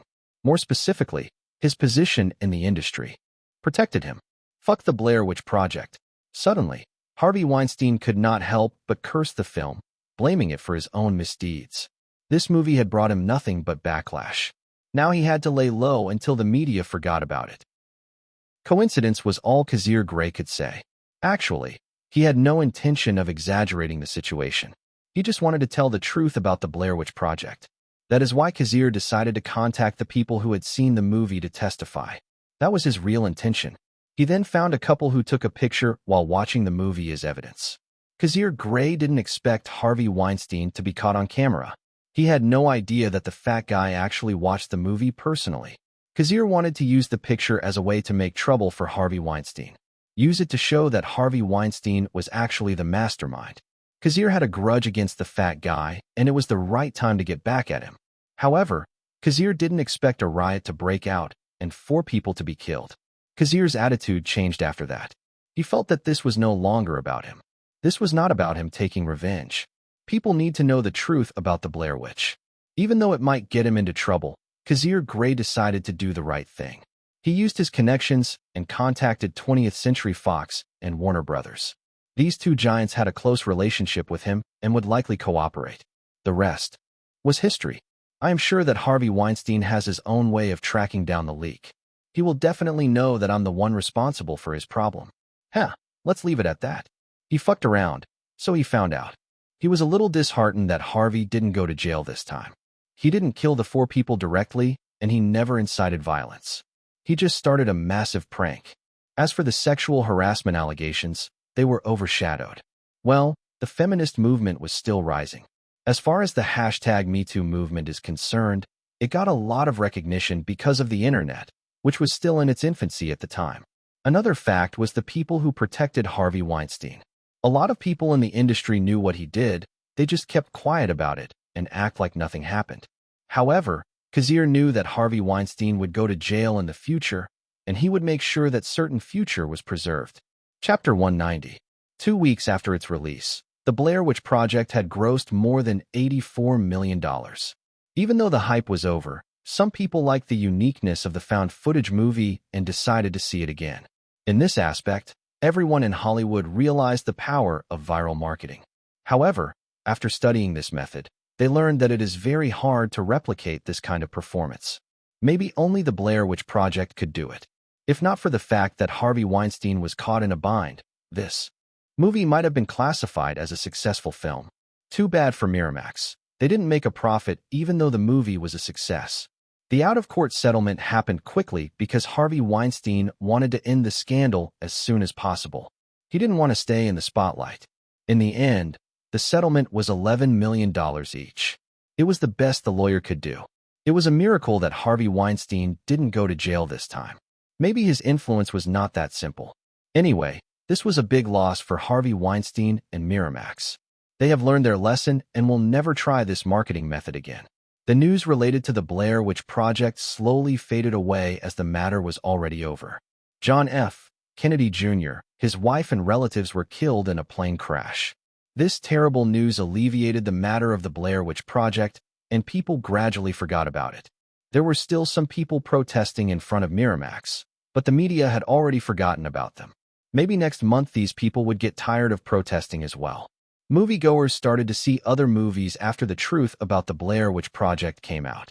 Eyes Wide Shut was released on July 16th, just 2 days after the release of the Blair Witch Project. This movie, starring Tom Cruise and his wife, Nicole Kidman Cruise, was affected by the Blair Witch Project and only grossed $21 million in its first week. Eyes Wide Shut was the last movie the couple appeared in together. 2 years later, the couple filed for divorce. A week after the Blair Witch Project, The Haunting starring Liam Neeson and Catherine Zeta-Jones was released. The influence of the Blair Witch Project on this horror movie was quite strong, considering that both were horror movies. Nevertheless, perhaps because of Liam Neeson's performance over the past few years, The Haunting grossed $33 million in its first week. Liam Neeson was now a famous actor who had an Oscar statue among his achievements. In this case, even his performances were better than Tom Cruise, who never won an Oscar statue. Next was Deep Blue Sea. This movie was kind of a Jaws ripoff about smart sharks eating people. If there was anything interesting about this movie, it was that Samuel L. Jackson got eaten by a shark while giving a TED Talk. A great moment indeed. In the month of July, the biggest winner was none other than The Runaway Bride starring Richard Gere and Brianna Evans. Because of the recommendation Kazir made to Paramount, Julia Roberts did not get the part. Instead, it was Brianna Evans who became the female lead in Runaway Bride. Runaway Bride grossed $35 million in its first week at the box office. The difference between the Blair Witch Project and Runaway Bride was the production value. Unlike horror movies that were rated R, Runaway Bride was a PG-13 movie, and it had a better audience than the Blair Witch Project. In the long run, Runaway Bride would make more money than the Blair Witch Project. Kazir's interference in the timeline caused changes such as Liam Neeson's status and Brianna Evans' appearance. One thing was for sure, it would not be the last time. August was the least popular month in the summer schedule. The Big Six usually didn't release their profitable movies in this month, just like in September. Sony Columbia didn't have any major movies to release this month. They agreed to release The Bourne Identity in the second week of the month and put their resources behind the movie. The initial promotion for The Bourne Identity began a month ago and intensified throughout August. Billboards of Matt Damon and Cameron Diaz on many buildings. The Bourne Identity flyers plastered on walls. Movie commercials on television. Even though The Bourne Identity was not owned by Sony Columbia, they cared about the movie and did their job faithfully. It was crazy how Sony Columbia agreed to this decision. Maybe they were desperate to keep their position, afraid of losing their edge. afraid that DreamWorks would take over their position as one of the big six. The Bruce Almighty would be released the following year. The movie needed more time in post-production because it had many special effects. Perhaps the bleak August schedule was a good thing because the Bourne Identity had no competition. There was no big movie to compete with. This meant that most of the tickets would be acquired by the Bourne Identity. Unfortunately, some of the universities had already started their school days, and that might affect the box office of the Bourne Identity. Are you ready? Yes. A group of people shouted in unison. They wore suits for this movie. Even the women wore suits. After the success of Matrix a few months ago, the fashion sense of young people was affected. They were wearing black tuxedos, black pants. They looked like professional office workers. Knowing that the Bourne Identity was related to Taken and John Wick, these people decided to wear a suit that resembled John Wick's appearance. These people were loyal fans who supported Kazir Grey, Napoleon Dynamite, The Hangover, Taken, and John Wick. These people have seen at least one of Kazir's movies and decided to join this group. They call their group the Grey Fans. Chapter 191. Billy and Wallace nodded in agreement as they looked at each other wearing tuxedos.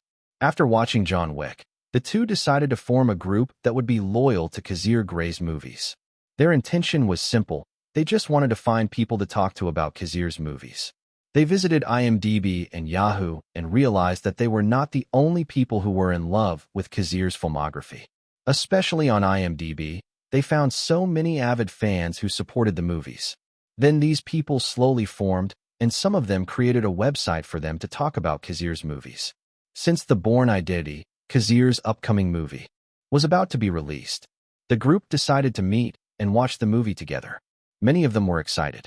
Billy and Wallace said that to make things interesting, they should wear similar clothes.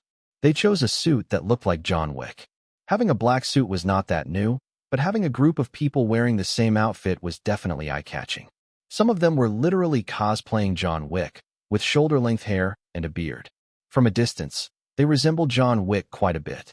This group of John Wick, men and women, were waiting for the premiere of the Bourne Identity. The moviegoers couldn't help but look at them, and the Grey fans were happy to see their reactions. At the other theater, Regal Cinema in Los Angeles, the red carpet was already rolled out, and people were excited. Most of the people attending the premiere were Sony Columbia executives, the Grey Pictures crew, film critics, and the lucky fans who got tickets. The actors and important people walked on the red carpet, and photographers started to take pictures of them. Some actors related to the Continental Cinematic Universe attended the premiere. Even the protagonists of the last two movies were there. Liam Neeson smiled and kept his composure under the eyes of many people. After the success of Taken and winning the Best Actor award, Liam Neeson's life improved, and almost everyone knew him. Now he was no longer known as the guy in Schindler's List. He was recognized as Liam Neeson, the actor. After him came the appearance of Viggo Mortensen. It was none other than John Wick. Even though Viggo Mortensen didn't become super famous after John Wick, his status was much better. Back then, almost no one knew about him. But now some people would look at him and call him John Wick, and some of them would ask for autographs. That was the moment Viggo Mortensen knew he had made it. The production of The Lord of the Rings was still going on, and he spent most of his time in New Zealand. The production of The Lord of the Rings was actually longer than that of John Wick, which only lasted 3 months. Maybe the difference in genre was one of the reasons. The preparation for The Lord of the Rings was more complicated than John Wick. Another factor was Kazir Grey's shooting style. His crew was consistent, and they could finish a scene very quickly. He knew what he wanted to shoot, so there was no waste in the middle. The two protagonists were invited because of their roles. Taken 2 would be released in November or December of this year, and attending the premiere of The Bourne Identity was also a kind of promotion for Liam Neeson. Almost the entire cast of The Bourne Identity attended the premiere. The last people to walk the red carpet were none other than Robert Ludlum and his son, the author of the Jason Bourne series. Sony Columbia and Grey Pictures agreed to promote the movie with nostalgia. They remind people that the movie is based on best-selling books from the 80s. Of course, they also used Robert Ludlum as a means of publicity. Even though Robert Ludlum was old, he did his best to participate in the movie. He felt young again. Robert Ludlum felt the excitement of the people around him as he waved his hands. It seemed the publicity had been worth it, at least people knew about him. When Robert Ludlum entered the theater, he found Kazir Grey sitting next to Cameron Diaz. Director Grey, I want to express my sincere gratitude. Thank you for making my dream come true. My pleasure. I'm glad you gave me the chance to direct this movie. Kazir replied. He knew the profitability of this franchise and was happy to have acquired it. I believe this movie will be a success. Indeed. The two agreed. They were confident about the movie. Robert Ludlum saw the movie before the premiere. It was a small screening where people from Sony Columbia watched the movie to determine the strength of the movie. They would come up with a promotional plan after they saw the movie. Robert Ludlum watched the small screening with his family. He was happy and satisfied as he watched. Of course, he was skeptical about another part of the plot. Fortunately, he had seen Taken and John Wick, so he had an idea about Kazir's intentions. It was written in the contract that Robert Ludlum would let the director choose the plot as long as the character of Jason Bourne was not bamboozled. Of course, the script had to be approved by him, the creator of Jason Bourne. He was the executive producer of the movie, although his presence wasn't strong because he was already old and couldn't participate that much. Even though he was not active, Grey Pictures still paid him a salary of $300,000. On top of that, Robert Ludlum would get a 3% cut of the revenues of the Bourne identity, from the box office to the peripherals. Chapter 192. A simple animation logo with 2 words appeared first. It was the animation opening of Grey Pictures written in Droid Sans font. Next was the usual Sony Columbia animation logo with a woman raising a torch in her right hand, like the Statue of Liberty. Behind the woman was the word Columbia. The movie began with a group of Italian fishermen finding a man floating in the Mediterranean Sea with gunshot wounds in his back. The man was unconscious and had no memory of his identity. The fishermen brought him aboard and tended to his wounds. When the man awoke, he attacked the person who had cared for him. His memories were blank, but his instincts were there. He found a small laser projector implanted in his hip with the number of a Swiss bank account on it. He also discovered that he had remarkable fighting and survival skills. This suggested a military or espionage background. The audience already expected this outcome, since this was an action movie. Of course, the protagonist would have special skills. It would be boring if the protagonist was weak. What they were interested in was the movie's relationship to other Continental movies. What was Jason Bourne's role in this big universe of assassins, criminals, and spies?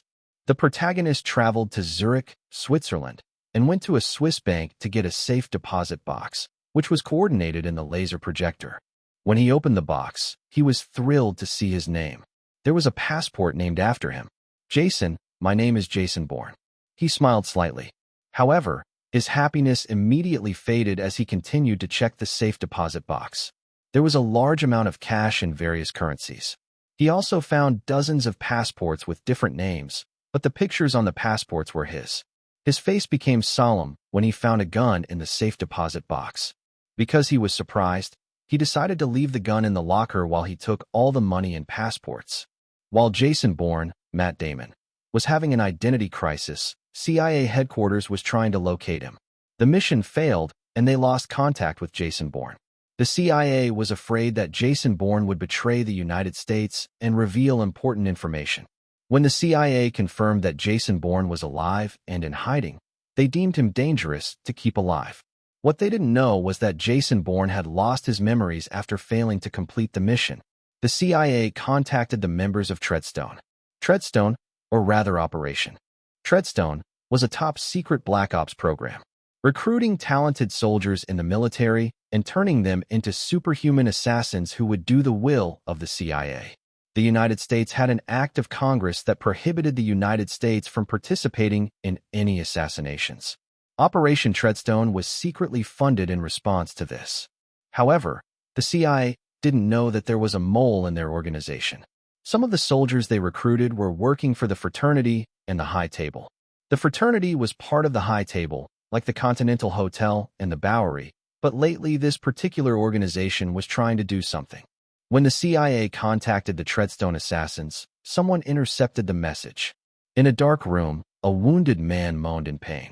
He was a member of Treadstone, but he also worked for the fraternity. Looks like you have a mission. An Asian man threw a cell phone at the Treadstone member. Open it. You have a set of codes to communicate, and I have no idea what it is. Enzo Park, held a katana and sat in front of the wounded Treadstone member. After 2 movie cameos, it seemed that Rezo would have a bigger role in this movie. The audience felt that the plot was speeding up. Finally, they saw someone they recognized. Even though Rezo only appeared twice, the audience knew him because of his features. Enzo Park is a handsome Korean, and his face is unique compared to Western men. People remembered him because of his face. The wounded man opened the cell phone and read the coded message. So what did it say? A mission to kill someone. One of our members, Kane, has betrayed the Treadstone and is currently on the run. He failed to kill the African dictator Wombosi. Interesting. Rezo grinned and pulled the trigger. Because the movie was rated PG-13, the dead guy wasn't bloody and the camera didn't focus on him. Jason Bourne went to Paris to learn more about himself. It was a mystery how he could speak French. He thought it had something to do with his past. Actually, Matt Damon studied French, but his fluency was not that great. He dubbed the French lines so many times until he got a good dub. Almost all the sounds and lines in the movies were dubbed anyway. While in Paris, Jason Bourne realized that the authorities were looking for him. He didn't know why, but he felt it would be dangerous to let them catch him. Jason Bourne escaped from the police and found an American woman named Marie Kreutz, Cameron Diaz. The woman had brown hair in this movie. Jason Bourne convinced the woman to take him out of town. He would pay her $10,000. The woman was reluctant at first, but she eventually accepted. Their escape was not easy. When Jason Bourne and Marie Kreutz went to an apartment owned by Jason, an assassin showed up and tried to kill them. Jason Bourne and the assassin sent by Treadstone fought, and Jason Bourne won flawlessly. He suffered no serious injuries compared to the man who jumped off the building, so he wouldn't tell the secret. Knowing their location was compromised, the two left the apartment. They decided to stay with Marie Kreutz's relatives for the time being. But only a day passed before someone attacked them. This time the enemy was a sniper. Chapter 193. Jason Bourne blew up a car to fill the house with smoke so the sniper couldn't find him. As he did so, Jason Bourne slowly approached the sniper. He was holding a shotgun that he had found inside the house.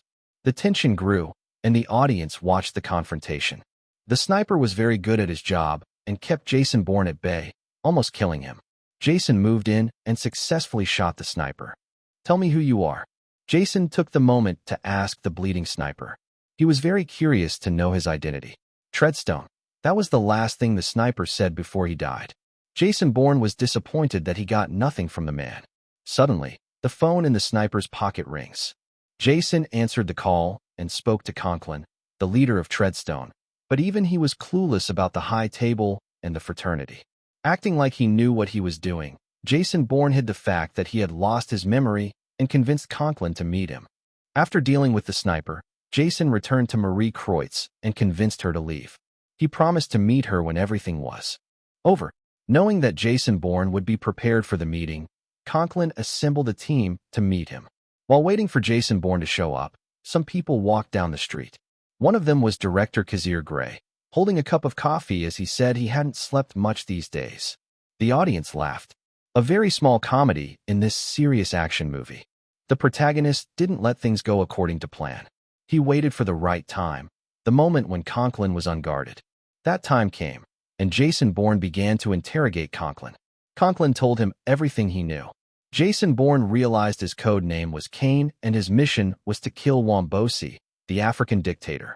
However, Jason Bourne failed to kill the man because Wombosi was with a child at the time. He was shot and fell into the sea. Wombosi was already killed by the Treadstone after your failure, Conklin added. Then dozens of Treadstone members attacked Jason Bourne. The confrontation was swift but deadly. Jason Bourne even fell to the stairs and suffered injuries. Conklin ran and tried to escape, but was killed by one of the fraternity assassins. Wombosi stopped working with us, and we used Treadstone to solve that problem, the man muttered. He sent dozens of assassins after Jason Bourne to wipe out all evidence.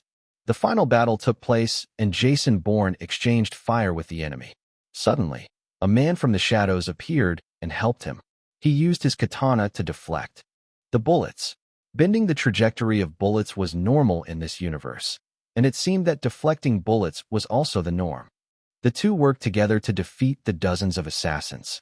It was a hard fight, but they won. TCH, Conklin is dead and my lead is gone. Rezo did not feel well. This mission was a failure. He looked at the wounded amnesiac. Looks like you have it rough. Go, leave this place. Jason Bourne nodded and walked away. Several months later, in a tropical country, Marie Kreutz was thrilled to see Jason Bourne again. The two shared a passionate kiss and the credits rolled. It's kind of awkward that director Grey had Cameron Diaz kiss Matt Damon. They are dating, right? Wallace muttered as the audience clapped their hands. Maybe director Grey is that committed and professional to his work, Billy replied. Or maybe he has no feelings at all for Cameron Diaz. Or maybe, he has some kinky fetish and likes to watch his girlfriend make out with another guy. The two started to laugh. To be honest, they didn't care about the answer. They didn't become fans because of Kazir's personality. They just like his movies.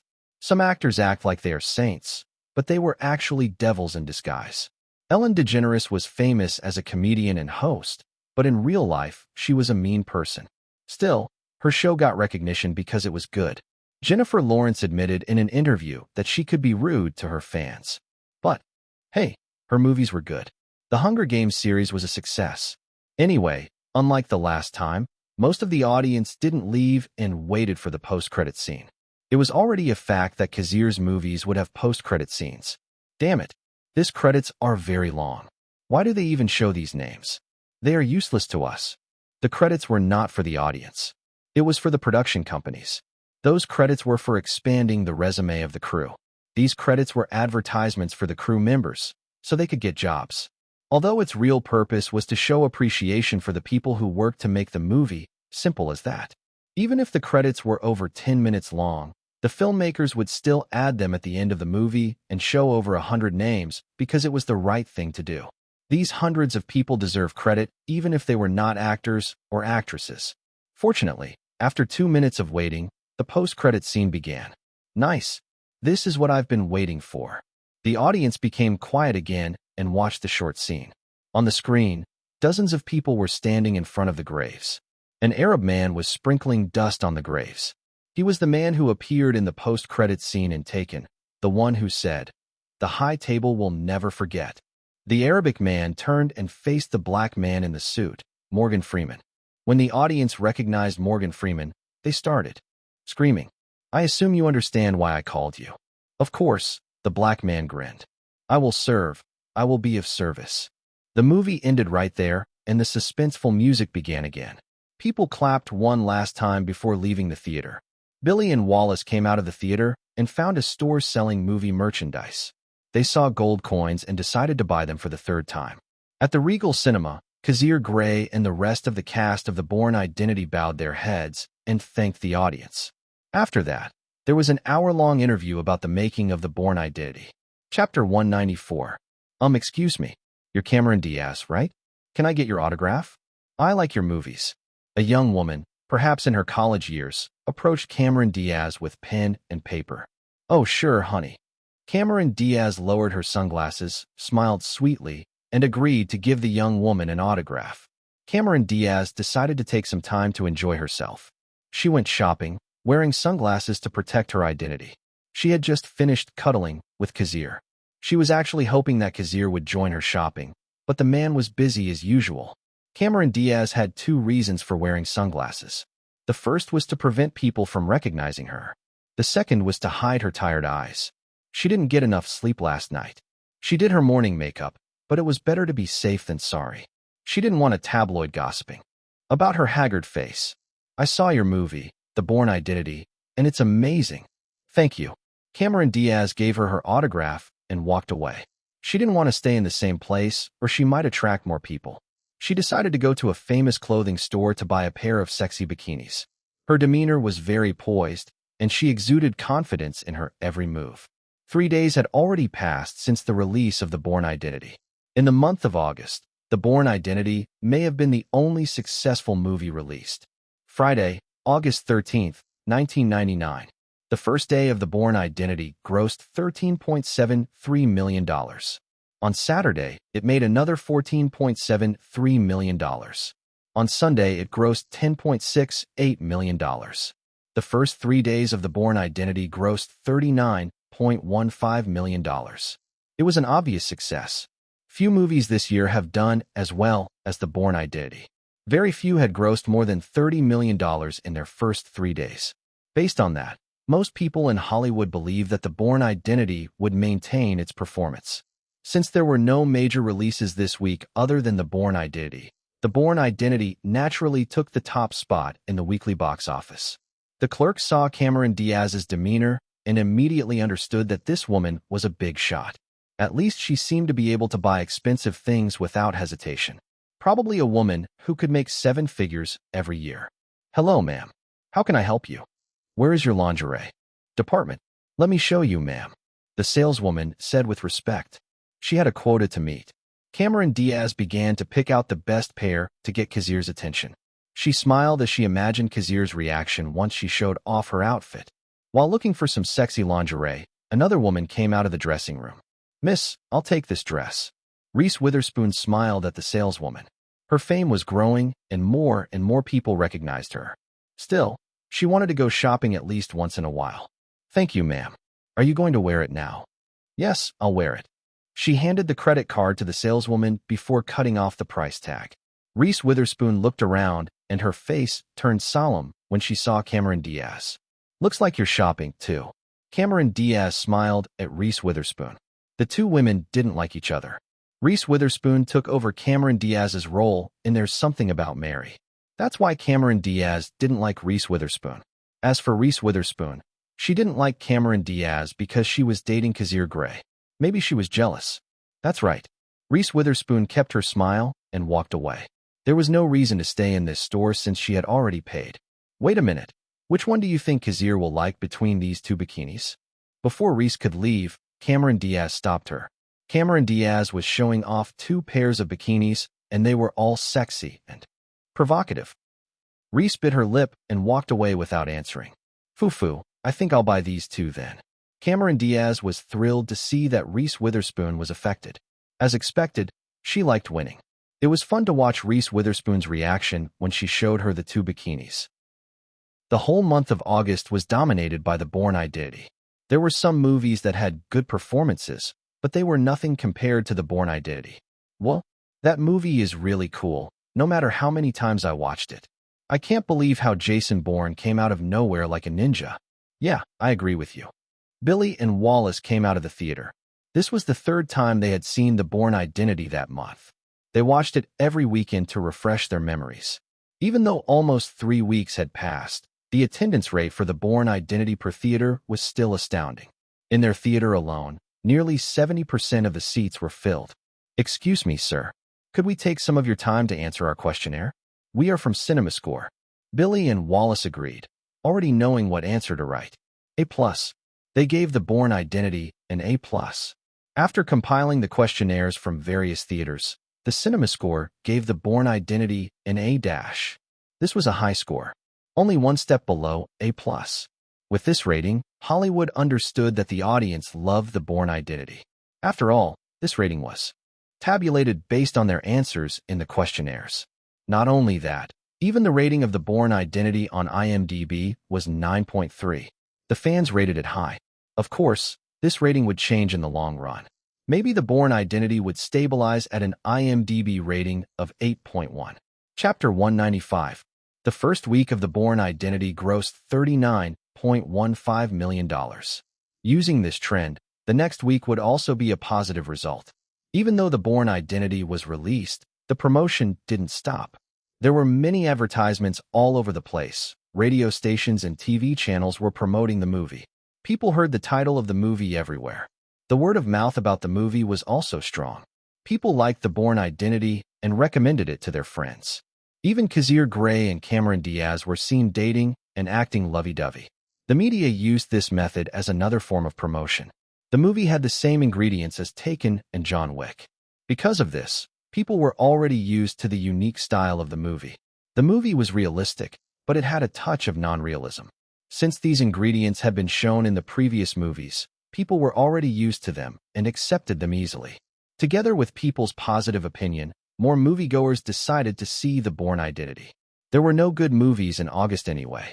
The box office of The Bourne Identity for the second week, August 22, 1999, was $68.52 million. August was the least popular month in the summer schedule, so this amount was expected. In fact, this amount was already a huge thing, considering that The Bourne Identity didn't have a strong cast. Matt Damon and Cameron Diaz were A-list stars, but they were not superstars. Compared to Tom Hanks, Julia Roberts, and Tom Cruise, the cast of The Bourne Identity was A-list at best. Their box office appeal was not star-studded. Anyway, the third week, August 29, 1999, came and The Bourne Identity already grossed $86.60 million. Just $14 million, and The Bourne Identity would cross the $100 million mark. The production cost of The Bourne Identity was $50 million. Grey Pictures' initial investment was $60 million, but it went down to $50 million when all was said and done. A blessing for Grey Pictures, as they were short on cash, as they have 2 projects this year. For reference, a movie can generally make a profit if the box office is 2.5 times the production cost. This means that for The Bourne Identity to be profitable, it would have to gross over $125 million. Based on the trajectory of the film, The Bourne Identity would exceed $150 million. Of course, that was based on statistics and probabilities. No one knows the future, except Kazir Grey. The North American box office for The Bourne Identity will be around $150 million. That's a good business. After all, we have the overseas release to get more profit. If the movie did well in North America, it would definitely do well internationally. That would be the case with The Bourne Identity. If Kazir's deduction was correct, The Bourne Identity would have made $200 million internationally. People all over the world like to see action movies, hee. In that case, our profit for The Bourne Identity will be over $100 million. As long as nothing bad happens, The Bourne Identity will bring us more than $100 million. It was amazing that a situation like this could happen. Investing in movies was a quick way to make a profit, but it was not a sure thing. There were cases where the movie flopped. A movie can be finished in a year and the investment will be returned quickly. As long as you know the trick, you can make it big. The fourth week, September 5th, 1999, came and The Bourne Identity grossed $107 million. In 4 weeks, The Bourne Identity crossed the $100 million mark. This was an obvious answer that the movie was successful. These people, I swear, they always try to harass me when my movies come out. Kazir muttered, rubbing his forehead. Well, every movie you direct is successful. They want to congratulate you. Cameron Diaz sat next to him and rubbed her skin against him. Congratulations, my ass. They want me to work with them. That's a good thing. I know. It's just that some people are trying to invite me to those parties again, and I never like going to parties. Cameron just smiled and let the man grumble. Besides, a lot of agents are trying to contact me. Most of them are trying to offer me a better contract and leave CAA. The William Morris Agency, WMA, tried to contact him again. This time they expressed their thoughts and hoped that Kazir Grey would return to his original home. They said that Carl Morin and Lawler Dean no longer worked at WMA and that no one would harass him again. Bullshit, they only want me because of my status and power to get them roles for their clients. CAA loved him for that. Most members of his cast came from CAA. Not only WMA, but even UTA, United Talent Agency, tried to get him on their roster. They dropped the contract down to 2% commission. They were crazy. Unfortunately for them, Kazir was not interested. What he needed was stability. The Continental Cinematic Universe was still in its infancy, and he didn't want to cause trouble. Besides, his relationship with Salvatore Barlow and CAA was going well. Much better than with WMA, who kicked him out. I don't want to tell Cam, but an agent actually tried to push his client on me just for a role. Of course I never agree. The actress was beautiful, but Kazir was immune to beautiful women. He had no reason to have sex with a woman just because his libido was boiling. He was mature enough to control his primal urges. Not only that, but even his crew members got caught in the turbulence. They were getting recruited by other studios, leaving Kazir and the production to find new workers to take over their positions. Freddie from the camera department was hired by a production studio to direct a small-budget movie. I don't blame him. If I were in his position, I'd take the risk. Some of the important people in the crew were almost kidnapped as well, enticing them with higher salary and better position. Chapter 196. Even Harold Whitsand and Renner Hector were contacted to leave the crew. Fortunately, the two guys talked to him, and Kazir decided to keep them by increasing their salaries. Kazir was not stupid. They were friends, but money was also important. He had to give them more money because they were worth it. Harold and Renner were important people in his crew, and he didn't want to let them go. One thing is obvious. Somebody is trying to cause trouble. For this thing to happen all at once was very suspicious. Well, Kazir had an idea what was going on. I think the pig is oinking again. With Harvey Weinstein's connection, he could solve the puzzle and find the root of the problem. First of all, Kazir had personally seen the Blair Witch Project, and Harvey Weinstein probably knew about it. Harvey Weinstein knew the person who destroyed his plan. With a little research, he would definitely find out that Kazir Grey was also interested in the Blair Witch Project. We never had a good relationship anyway. Their first meeting might have been friendly, but that was it. Harvey is never a good person. The fact that he went to jail speaks a lot about it. The feminist movement was still in its infancy, and it wouldn't reach its peak until the internet age. The hashtag #MeToo movement would happen with the help of the internet. After a rare day off from work, Kazir Grey lay down and relaxed his mind. Cameron Diaz let him rest his head on her lap. The nervousness he felt due to the constant pressure of the film's release disappeared when the film did well at the box office. The film crossed the $100 million mark at the box office within 4 weeks of its release. More and more people were interested in the cinematic universe that Grey Pictures was creating. The road to success for the Continental Cinematic Universe was becoming clear. Once Taken 2 is released, the next movie will be Wanted, and it will be the first movie where the 3 protagonists will appear. Damn, I said I don't want to think about work and I want to relax instead. But I can't help thinking about work. Kazir sighed. Maybe thinking about his movie projects was indeed a way to relax. The month of September didn't have any strong contenders except for American Beauty, produced and distributed by DreamWorks Pictures, Blue Streak, produced by Sony Columbia, and Double Jeopardy, produced and distributed by Paramount Pictures. Of the 3, American Beauty, produced by DreamWorks, was the top performer in August aside from The Bourne Identity. General Manager Stella Willow reminded the Big Six that DreamWorks films were getting better and their local distribution channels were becoming more compact. She did this to distract them from Grey Pictures. Still, Stella was not lying. DreamWorks was showing its influence. Saving Private Ryan, Prince of Egypt, Ants, and The Haunting, which came out in the last few years, did well at the box office. DreamWorks released 2 to 3 movies a year, but they were all good. The Big Six began to look at DreamWorks with seriousness. The Big Six would never be the Big Seven. It could only be the Big Five. That means one of the Big Six would merge. Rest in peace, 20th Century Fox of the next 2 decades. Disney would acquire you for $71.3 billion and possibly later screw you over and steal all your profitable franchises. Anyway, that was in the distant future, and it could change now that Kazir Grey was creating a butterfly effect all around him. Kazir closed his eyes and laid his head on Cameron's lap. The woman giggled and combed his hair, knowing that Kazir had been on the edge lately.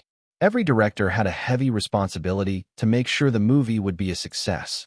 They didn't get enough sleep, or to be more precise, they couldn't sleep because of the pressure. It was a miracle that Kazir could handle the pressure well. He wasn't impatient, he didn't shout much, and he didn't resort to verbal violence whenever he entered the set. It was as if Kazir Grey was used to high pressure, as if he had been in this situation all his life. Still, a man was fragile. Even someone like Kazir could succumb to stress. Now that The Bourne Identity was a success, Kazir could breathe and relax. Cameron leaned over and kissed his forehead. Sleep well, Kazir. Just like that, September flew by. More than 3 weeks passed, and The Bourne Identity grossed $128.36 million. It already surpassed the 2.5 times production cost base. Unfortunately, the progress of The Bourne Identity would be slower as its theaters went down to 1,300 theaters. This was a normal occurrence, and it was already good that The Bourne Identity maintained more than 1,000 theaters. Maybe next week the number of theaters showing The Bourne Identity would be even lower. Well, even if The Bourne Identity didn't make money at the box office, Grey Pictures had plenty of ways to make money from it. While The Bourne Identity was in its 8th week of release in North America, the international release was already 2 weeks ago. The overseas box office for The Bourne Identity was around $78 million.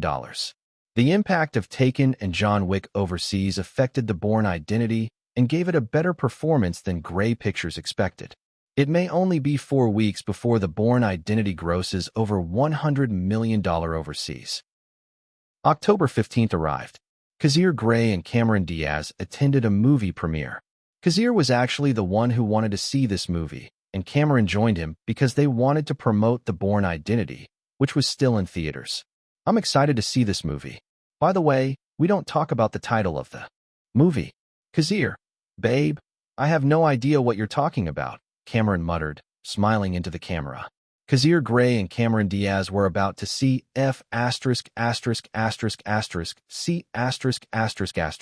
directed by none other than David Fincher. Chapter 197. GHTCL*B was one of David Fincher's masterpieces. It was a cult classic that remained relevant for the next 3 decades. People loved to watch the GHTCL*B. The movie was based on a novel, and David got the movie rights because he loved it so much. He wanted to direct the movie because, of course, it had an amazing plot. They invited Brad Pitt to join the movie. David Fincher and Brad Pitt had a good relationship, and this was their second time working together. This would not be their last time working together. A few years later, Brad Pitt would also star in another David Fincher movie, The Curious Case of Benjamin Button. Say 7 on GHTCL*B and The Curious Case of Benjamin Button. These 3 movies had interesting plots, and David Fincher filmed all of them. He was good at his genre, the noir genre. After Kazir and Cameron entered the theater, the cast came out one by one. Kazir and Cameron were not the stars of this movie, they were just guests. Brad Pitt and Edward Norton appeared and did short interviews. Fortunately, they were not high this time. At the Venice Film Festival 4 weeks ago, the first premiere of GHTCL*B took place. The movie was interesting, but the participants hated it. At this time, Hollywood movies were better than foreign movies. It may sound condescending, but it was the truth. The directors from different countries who participated in the film festival understood the importance of winning.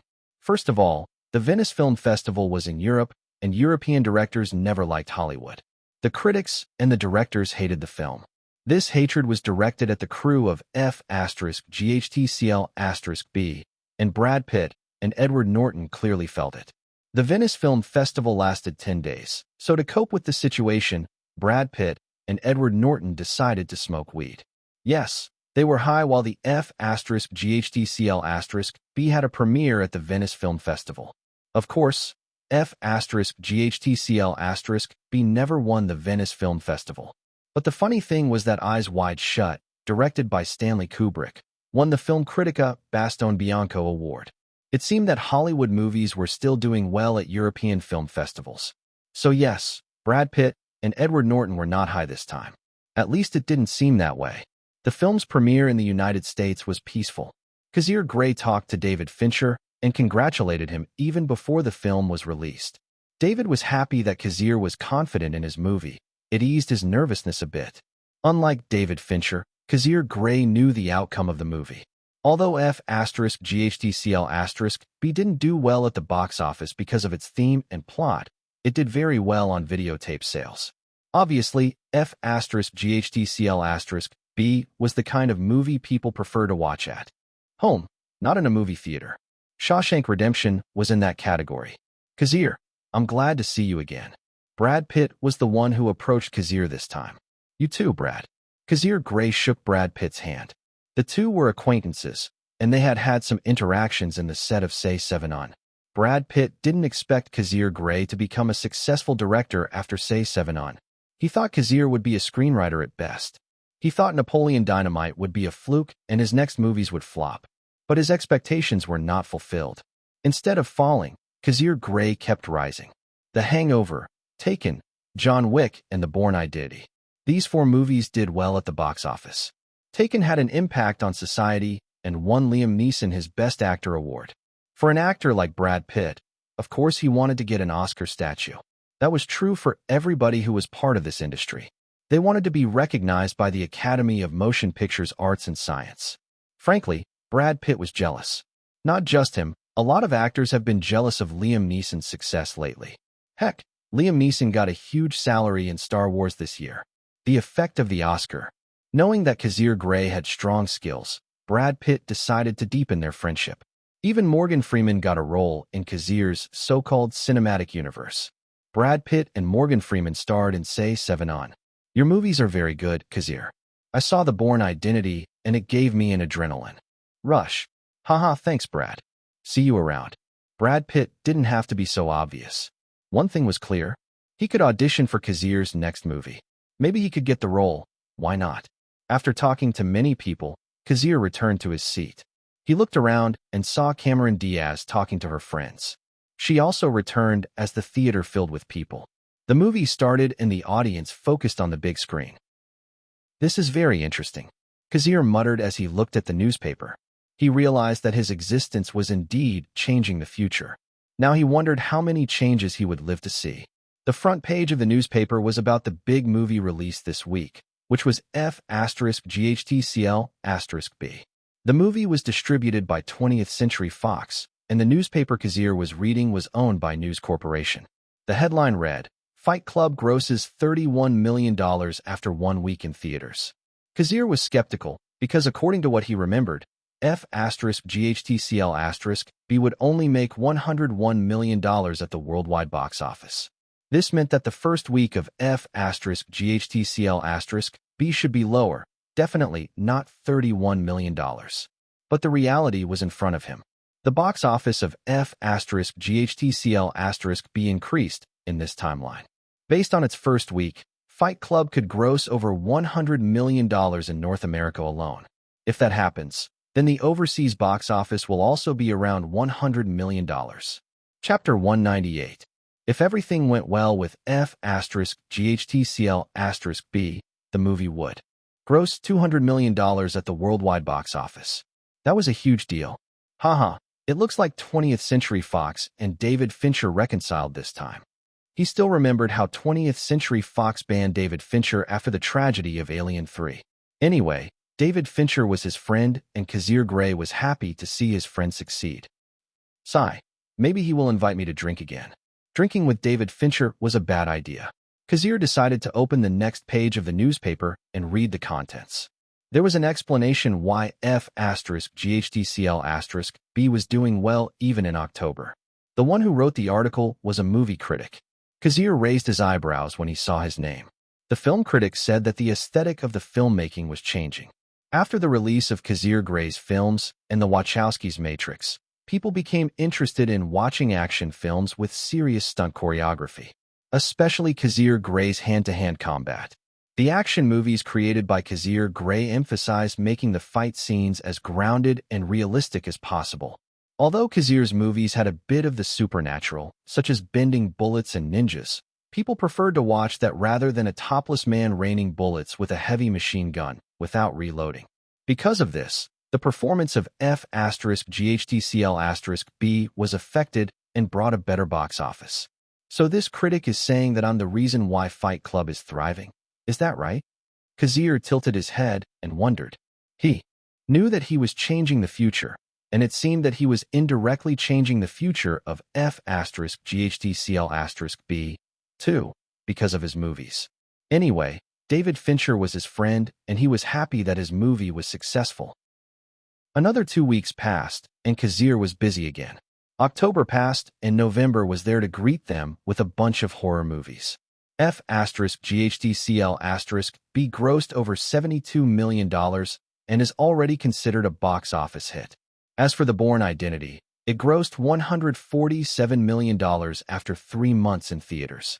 However, the movie was already losing steam and had only 500 theaters. Maybe 2 weeks later, The Bourne Identity would be dropped by the Cinema Alliance. Well, it seemed that The Bourne Identity would cross the $150 million mark within those 2 weeks. Grey Pictures had already received their 40% share of the $100 million from Cinema Alliance. The remaining money would be sent once The Bourne Identity finished its run. Sony Columbia only received $20 million because of the contract. Honestly, Sony Columbia was losing money on this. They were bleeding and gambling with their future. Bruce Almighty was still in the filming stage and needed more time in post-production because of the special effects it needed. Some of the higher-ups at Sony Columbia were not happy about the deal. Sony Columbia invested more than $15 million in prints and advertising for the Bourne Identity. The fact that they could get more money from Cinema Alliance, at least $10 million, eased their minds a bit. In addition, the international performance of the Bourne Identity has been astounding. In just 50 days of release, the film had already grossed $138 million, $17 million in the UK, $14 million in Germany, $15 million in Italy, $13 million in Spain, $27 million in Japan, $9 million in Australia. These are just the major countries that contributed to the international box office for the Bourne Identity. Keep in mind that Sony Columbia distributed the films in hundreds of countries. Of course, local theaters would get a cut of the box office. Sony Columbia might get $28 million. Not bad, honestly, but not good either. At least they spent less money on international promotion. Matt Damon and the cast of the Bourne Identity flew around the globe for a month just to promote the movie. It was very exhausting. Kazir was not with them because he had another project to take care of. The worldwide box office for the Bourne Identity was $285 million. There was a good chance that it would cross the $300 million mark. If there was one thing that Sony Columbia was disappointed about, it was the fact that they could only get 20% of the videotapes and DVD sales of the Bourne Identity. They were only the distributor of the Bourne Identity, and Grey Pictures owned all the copyrights. Since the Bourne Identity was part of a huge cinematic universe, and once that cinematic universe became a huge success, many people would be interested in buying the videotapes to complete their sets. With that in mind, the videotapes and DVD sales of the Bourne Identity could be over $100 million in its first year. And Sony Columbia could only lick 20% of that huge amount. Another thing, Robert Ludlum was the author of the Jason Bourne novels, and he also had a piece of this delicious pie. Even though the 3% revenue cut was small compared to Sony Columbia, it was still 7 to 8 figures in cash. As long as Grey Pictures sold the videotapes and DVDs or rented the movie to an online movie platform, Robert Ludlum would get 3% of the revenue. Everybody got their piece of the pie, and everybody was happy. Everybody got their profit, no matter how big or small it was. It was a win-win situation, although Grey Pictures had the last laugh. They were able to make more than $100 million at the box office this time. After all that, Grey Pictures still didn't have time to celebrate, because Taken 2 would be released in the first week of November, distributed by Paramount Pictures. This time Fremont Smith was the one who was having a hard time because of stress. His iconic afro was long gone. He cut his hair short because he didn't have time to take care of it lately. He was so busy working on Taken 2 that he didn't have time to take care of himself. Chapter 199. Fremont Smith lost weight. He was usually a positive guy who had a strong passion for movies. Right now, Fremont lost his happy mood and was very serious. He was still passionate about his dream of becoming a director. Now that he had become one, he realized that it was not easy at all. He had worked under Director Gray's crew and gained considerable knowledge. But standing in that position and taking responsibility for the possible failure of the movie was very stifling. Now he realized that Director Grey, his mentor, was a monster for doing his job so well. Because of the pressure, there was a time when Fremont would explode and lash out at the newbies. He found an outlet, a natural reaction to such a situation. Fortunately, he didn't have much strong intention to say hurtful words. He just said some wild things, even calling the new crew members the N-word.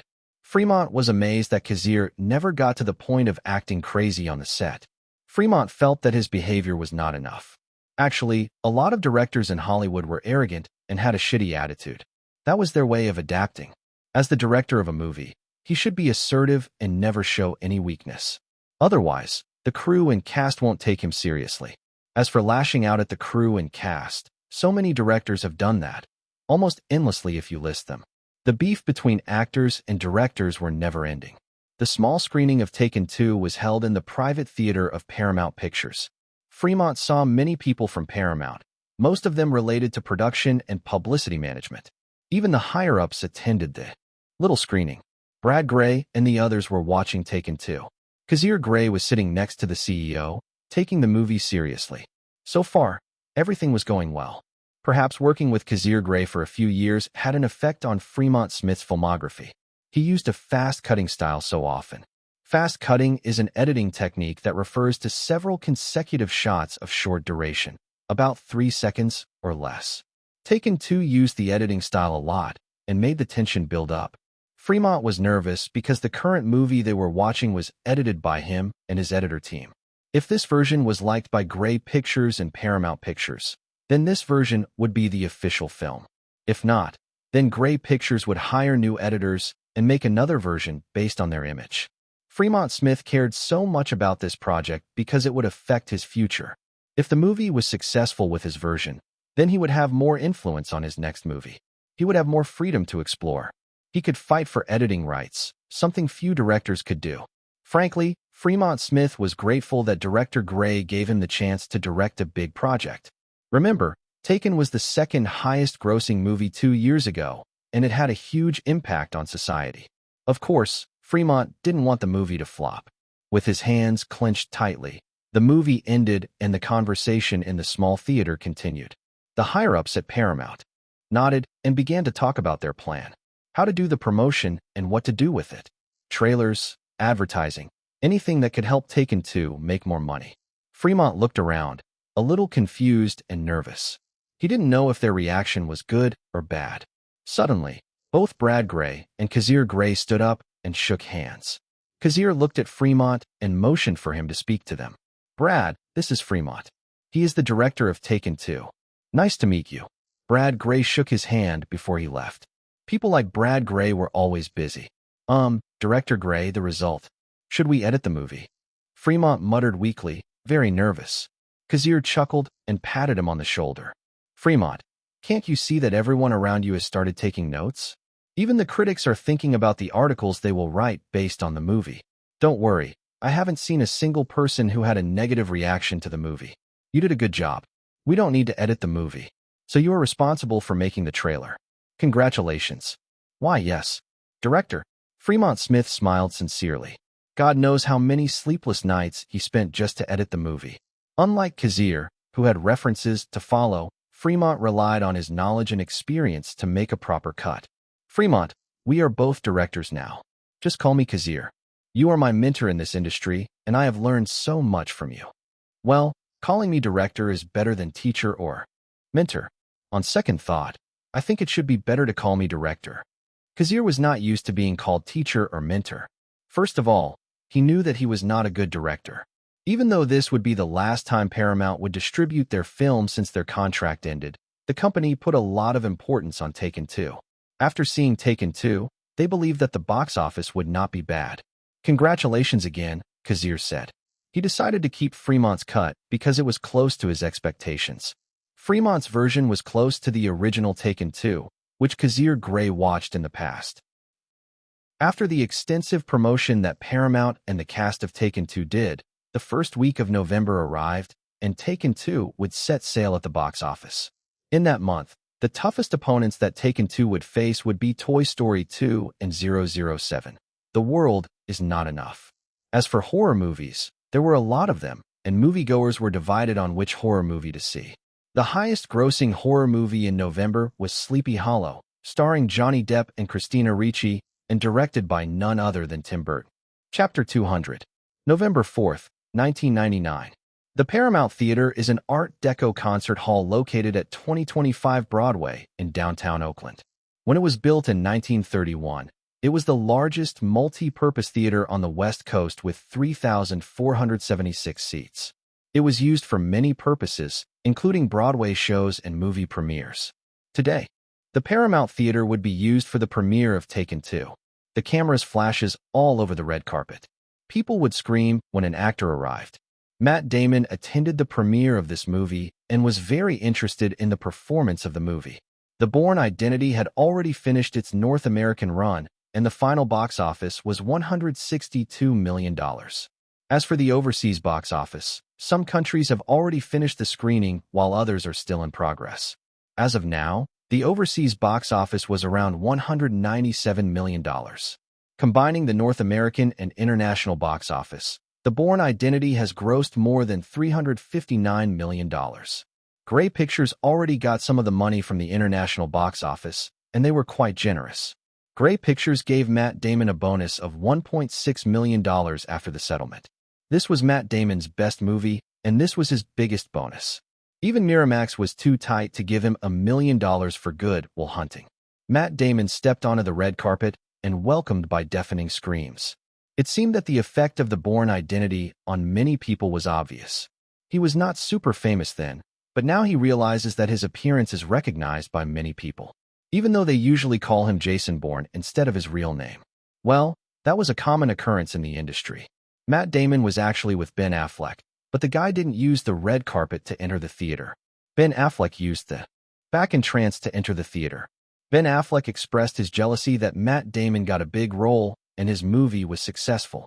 Since they were best friends, Matt Damon took the opportunity to introduce Ben Affleck to director Kazir Grey. He guessed that Grey Pictures would expand their projects, and Ben Affleck had a chance to work with Kazir Grey. While being interviewed and asked for his opinion on Taken 2, another deafening scream hit Matt Damon and the reporter. They both stopped and looked at the person stepping out of the limo. It was none other than award-winning actor Liam Neeson. Liam Neeson had so many projects these past few years, and they were successful. Star Wars Episode 1, The Phantom Menace. This iconic franchise produced a $1 billion, $1.027 billion movie this year. The Haunting was another movie starring Liam Neeson. The Haunting grossed $180 million. Perhaps this was the effect of the Best Actor award on Liam Neeson's career. Liam Neeson was the star of the night, so Matt Damon ended the interview and entered the theater. Before he left the red carpet, people were still screaming and calling out Liam Neeson's name. Matt Damon chuckled and shook his head. For a moment, he imagined what would happen if he were the one to win the Best Actor award. Maybe the future would change. Well, the what-ifs were always there to fuel his imagination. Still, he understood the present. His situation was not that bad. Just like Liam Neeson, Matt Damon was getting recognition, and his status was better compared to last year. One thing was for sure, working with a talented director was the best move he made in recent years. Working with Steven Spielberg and Kazir Grey made him open his mind. An actor was only there to play the character, but a great director could make great movies with a bad actor. Using different editing, cutting, and transition techniques, as long as the footage was complete, a director could make a movie. Someone like Kazir Grey was a very rare talent. His films were all successful. Aside from his first 3 horror movies, people already forgot about those. Even Steven Spielberg and James Cameron had bad movies, and so does Kazir Grey. Maybe Kazir was still in his prime. After all, no one was perfect, and Kazir would reach the point where he would have a bad movie. The question was, when would it happen? Matt Damon was in the theater and found Ben Affleck talking to the people he knew. This was a very small industry, and most people knew each other. Ben Affleck saw his friend and excused himself. Kazir is here. Let me introduce you. Thanks, man. Armageddon was released last year, and Ben Affleck was one of the stars of the movie. Of course, the protagonist of the movie was Bruce Willis. The recognition he got from Armageddon was not bad, but not good either. At least nothing compared to Jason Bourne. More people were into realistic action movies these days, and the Bourne identity had a good run at the North American box office. Compared to A.J. Frost from Armageddon, Jason Bourne was more popular. Ben Affleck and his agent wanted to find good projects that would give Ben Affleck the lead role. He was tired of being a supporting actor. He wanted to be the protagonist this time. There was a rumor that Grey Pictures would produce 2 movies next year. The first one was John Wick Chapter 2, while the second one was still a secret. In this secret project, Ben Affleck was interested in getting the main role. If possible, he wanted to talk to Kazir Grey and hoped that he would have a chance to see the script. However, Ben Affleck looked around and realized that some renowned actors were also in the theater. Unlike Ben Affleck, most of these actors entered the theater on the red carpet. He saw Tom Cruise, Brad Pitt, Leonardo DiCaprio, and Johnny Depp. Hell, even Bruce Willis was in the theater. The star of Die Hard, The Sixth Sense, and Armageddon. Bruce Willis saw that Ben Affleck was at the premiere and nodded. Ben Affleck nodded back. As expected, I'm not the only one interested in Kazir's next project. Ben Affleck sighed. Kazir Grey didn't like parties, and he stayed in his office most of the time. He was very difficult to meet. This was the rare moment when Kazir was out in public. Chapter 201. So many actors actually tried to invite Kazir to their parties, but Kazir always declined. For someone like Ben Affleck, who had no connection to Kazir Grey, this was a rare opportunity to talk to the director. But it seemed that Ben Affleck was not the only one who thought about it. Just the fact that there were famous actors in this theater was amazing. Looks like this is going to be difficult for you, Ben. Matt Damon shrugged, and Ben Affleck nodded solemnly. He had so many rivals who wanted to work with Kazir Grey. That was good and bad. Bad because Ben Affleck had so many rivals who wanted to get the role. Good because many actors were confident that Kazir's next movie would be a success. Few people knew, but Kazir's next project was called Wanted, a movie featuring all the protagonists of the Continental Cinematic Universe. Surely this movie would be huge. As this was happening, Kazir was talking to the higher-ups at Paramount. Cameron Diaz was standing at his side, hugging his arm. She was wearing an elegant halter dress and was smiling. The two were still keeping their relationship in the public eye, but the couple had already decided when to separate. They were adults and knew that this relationship was just a fake one. Of course, the two had fun while in a relationship. Kazir Grey was a nice lover and Cameron Diaz could testify to that. In truth, she wanted to continue the relationship, but she knew that Kazir Grey didn't. She was hurt, but she knew how it worked. At least her fame improved after the Bourne Identity. She had more projects. Even Charlie's Angels was coming out the next year, and she spent most of her time on set. So yeah, she didn't have time to get into a serious relationship. After Kazir and Cameron talked to Brad Grey and the Paramount people, the two returned to their seats. They found Matt Damon and Ben Affleck approaching. Matt Damon greeted them. He shook hands with Kazir and hugged Cameron Diaz. Then Matt Damon introduced them to Ben Affleck. Ben Affleck was an actor, and he had good roles in the last few years. But he was nothing compared to Bruce Willis, Brad Pitt, or Tom Cruise. "Oh yes, I know you, Mr. Affleck," Kazir replied. He knew Ben Affleck very well. The man who wore the Daredevil costume. The man who flew the plane at Pearl Harbor. The man who was looking for his wife in Gone Girl. That movie was directed by David Fincher. Last but not least, Ben Affleck was famous for his role in Batman vs. Superman, Dawn of Justice. He took up the mantle of Batman. Although Ben Affleck was much younger, Kazir Grey still recognized him. Ben Affleck smiled when he realized that director Grey had an idea about him. From the actors' reactions, Kazir deduced their intentions. "Let's see. I have no particular actor to choose as Wesley Gibson, the protagonist of Wanted." James McAvoy, the original actor, was already acting industry in 1995, and he had a role in a British movie called The Near Room. Kazir Grey was able to contact the man and invite him to play the protagonist. But James McAvoy was still young, only 19 years old. He didn't fit the role of a depressed office worker. He was too young to get the role. Brad Pitt's agent expressed that Brad Pitt was interested in his next project. However, Brad Pitt was too much for Grey Pictures. After the success of F***GHTCL**B, Brad Pitt's status rose. They could pay Brad Pitt around $4 to $7 million for the first movie, but it would be hard for Grey Pictures to sign a trilogy with Brad Pitt. Brad Pitt and his team would never agree to a trilogy contract. For a famous actor like him, it would be detrimental to be tied to a project for a few years, especially if the salary was not advantageous.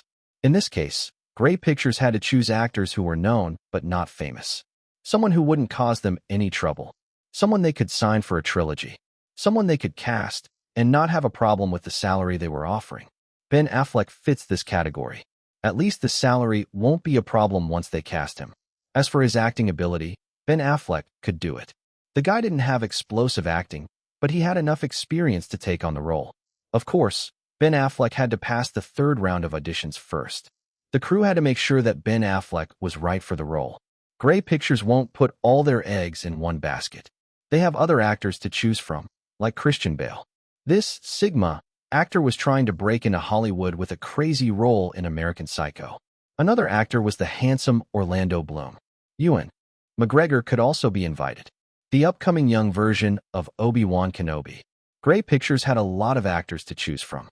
Now that their studio was producing great movies, many actors were interested in working with them. The actors Kazir preferred were still unknown, and Kazir was sure that these actors would be happy to get the role, no matter what the salary. For small actors like them, exposure was more important than salary. That was the only way they could get more jobs. Ben Affleck did his best to make a good first impression. He didn't want to waste this opportunity. His friend had already helped him, and it was time for him to do his part. Taking a deep breath, Ben Affleck tried to speak to Director Grey. "Director, may I ask if you—" "Don't worry, I will send you the script tomorrow. Of course, you will have to sign a confidentiality agreement." Before Ben Affleck could even say his part, Kazir Grey already replied, "Why, yes. Thank you, Director Grey." Ben Affleck didn't deny Kazir's goodwill. Having the script meant he had a better chance at the audition. Chapter 202. After talking with Matt Damon and Ben Affleck, Kazir Grey and Cameron Diaz returned to their seats. Director Fremont Smith was sitting next to Kazir. His expression was a mixture of nervousness and excitement. He was greeting so many people. His agent, Salvatore Barlow, told him to make a connection as early as possible. Fremont understood the importance of having relationship with the important people in the industry. In fact, the main reason he got his job was because of his connection with director Kazir Grey, and for that he was grateful. He knew that it would be impossible for someone like him to get this mantle easily after working in the industry for almost 4 years. Some of his colleagues who started the same year as him were even jealous and hated him. There was a time when he tried to invite them to work for him and be a part of his newly formed crew, but some of them declined his offer. They didn't feel comfortable working with someone who was on the same level as they were a year ago. On top of that, Fremont Smith was just a new director, and this would be his first project. No one had confidence in him. It was a miracle that he became the director of Taken 2. He thought that the cinematographer Renner Hector would direct this movie, but Fremont got it. When Kazir offered him the director's chair, Fremont knew this was his chance to take things seriously, so he immediately agreed. Fremont felt bad that Renner Hector didn't become the director. He knew that Renner Hector was good at camera angles and making beautiful shots, but instead, Renner Hector encouraged him. He told him to have fun instead of worrying. Well, Fremont did have fun, but the pressure was still strong, and he struggled to keep his mind calm. Fremont, huh? Fremont Smith snapped back to reality when he realized that someone was calling his name. He turned to his side and found his mentor, Director Grey, calling him. "Fremont, are you okay? I was calling your name, but you're not responding." "I'm sorry, Director. I guess I'm just too stressed right now." "That's normal. I'm also nervous before the premiere. But I started to love the pressure and stress of filmmaking. Once you get used to it, you will look for it every time." Kazir laughed. The stress before the release of his films was indeed suffocating. But once the box office results were announced, that stress and nervousness turned into euphoria. An addictive pleasure Kazir didn't want to let go of. "Thank you, Director. Although I'm still nervous." "That's good. It means you love what you're doing. If you're not nervous, it means you don't love your creation." Fremont Smith nodded, learning something else from his mentor. As they talked, a person approached them and said hello. "Hello, Director Grey and Director Smith." Scarlett Johansson appeared. Unlike 2 years ago, the little girl was now taller and looked much more mature. After greeting the two directors, the teenager glanced at Cameron Diaz and gave her a sweet smile before greeting her. A few minutes later, Scarlett Johansson left to greet other people. "Are you okay, Cam?" Kazir looked at Cameron Diaz and noticed that the woman's expression had changed. "Me? I'm fine." Cameron Diaz chuckled and kissed Kazir on the cheek and leaned closer. "Come to think of it, are you having trouble working with Scarlett Johansson? The brat is very uncooperative." Kazir was talking to Fremont Smith. Working with Scarlett Johansson made Kazir promise never to work with underage actors again. They were very disruptive. "No," Fremont Smith shrugged. "She's actually very reasonable and modest. In fact, she is always on time, unlike Liam Neeson and Brianna Evans, who have a 30-minute grace period before starting work." Fremont Smith smiled bitterly. His position on the set was weaker than that of Liam Neeson and Brianna Evans. He was already grateful that the two showed him respect. Otherwise, the filming would take a long time. What? Scarlett Johansson is acting like a reasonable child? What is going on in the world? Kazir Grey was inwardly stunned, but his expression remained normal. It was possible for a person to change, but his opinion of Scarlett Johansson was quite solid after working with her. The little girl was annoying. Kazir had no intention of working with her again as long as she kept her bratty attitude. Not even if Salvatore Barlow begged him to. After the conversation, the theater went dark. A few seconds passed before the screen lit up. Movie trailers promoted by Paramount were shown before Taken 2 began. Two movies caught Kazir's attention. Mission Impossible 2 was scheduled for release next year, maybe in the summer. It seemed that Paramount was putting so many resources into this movie because they were already promoting it. The second movie that piqued his interest was What Women Want, starring Mel Gibson and Helen Hunt. He didn't have a close relationship with Mel Gibson, but the actor had made a strong impression on him, especially the time when Mel Gibson warned him about Jeffrey Epstein. And for that he respects the guy. After the movie trailers, Taken 2 started. An animated Grey Pictures logo greeted the audience. Then came the iconic animation logo of Paramount Pictures, a mountain with stars above it. The audience fell silent as the movie began. Chapter 203. The first scene was about a father mourning the death of his son and relatives. Unlike the Arab last time who looked like a wealthy person, this old father looked simple and solemn with an unkempt beard and short gray hair. He was the father of one of the traffickers killed by Brian Mills, Liam Neeson. Their family had business related to crimes such as human and drug trafficking. While the father was mourning the death of his family, a phone call came and woke him up from his depression. When the father answered the call, he talked on the phone for a few seconds before nodding. "I understand. I will go with your plan," he answered and ended the call. The audience had the feeling that Brian Mills' enemies were not easy this time. The people who saw the post-credit scene of The Bourne Identity last time knew that an Arab man, who seemed to be part of the so-called high table, wanted to kill Brian Mills. But now it looked like another group was joining the fight. Even though Brian Mills was a retired CIA agent, his presence alone was not enough to take on an entire criminal organization, let alone two. After these little bits, the title of the movie appeared, Taken 2. Brian Mills was cleaning a car when someone offered to help him. The person was none other than Kazir Grey. Brian Mills just smiled and said, "Thanks, but I can do it alone." The audience knew that every Continental movie had a part where Director Grey would appear. It was already an obvious fact. In fact, the audience was waiting for the moment when Kazir Grey would appear. But who would expect that Director Grey's cameo would happen within 5 minutes of the movie? People clapped and started shouting Kazir's name. Kazir Grey was already a famous director, and many people recognized him. Now that he has shown his face in every movie of the Continental Cinematic Universe, even more people recognize him. While looking at the screen, Kazir touched his chin and chuckled. When they filmed this scene, the director still had a beard and looked much older. After cleaning the car, Brian Mills went to see Lenore. Lenore, Brianna Evans, was Brian's ex-wife. They got divorced because Brian Mills was too focused on his job and forgot about his family. When Brian Mills knocked on the door, he found Lenore and hugged her as a form of greeting. Brian Mills asked about his daughter. "Where's Kim?" "She's with her boyfriend," Lenore said, inviting Brian into the house. The two talked. Lenore said that her relationship with her current husband was crumbling and it seemed that they were going to separate. "Looks like Brian has a shot." One of the audience members laughed, knowing that Lenore's relationship with her husband was unstable. They were watching the movie and Brian Mills was the protagonist. Of course they would support him. The two talked and Brian Mills left the house. Before Brian left, Lenore reminded the man not to follow Kim. Lenore knew that Brian had become overprotective after the incident. Brian said, "Don't worry, I'm not going to do anything," and said goodbye. A transition happened. In this scene, Kim Mills kissed her boyfriend. Yes, underage actors can do a kissing scene.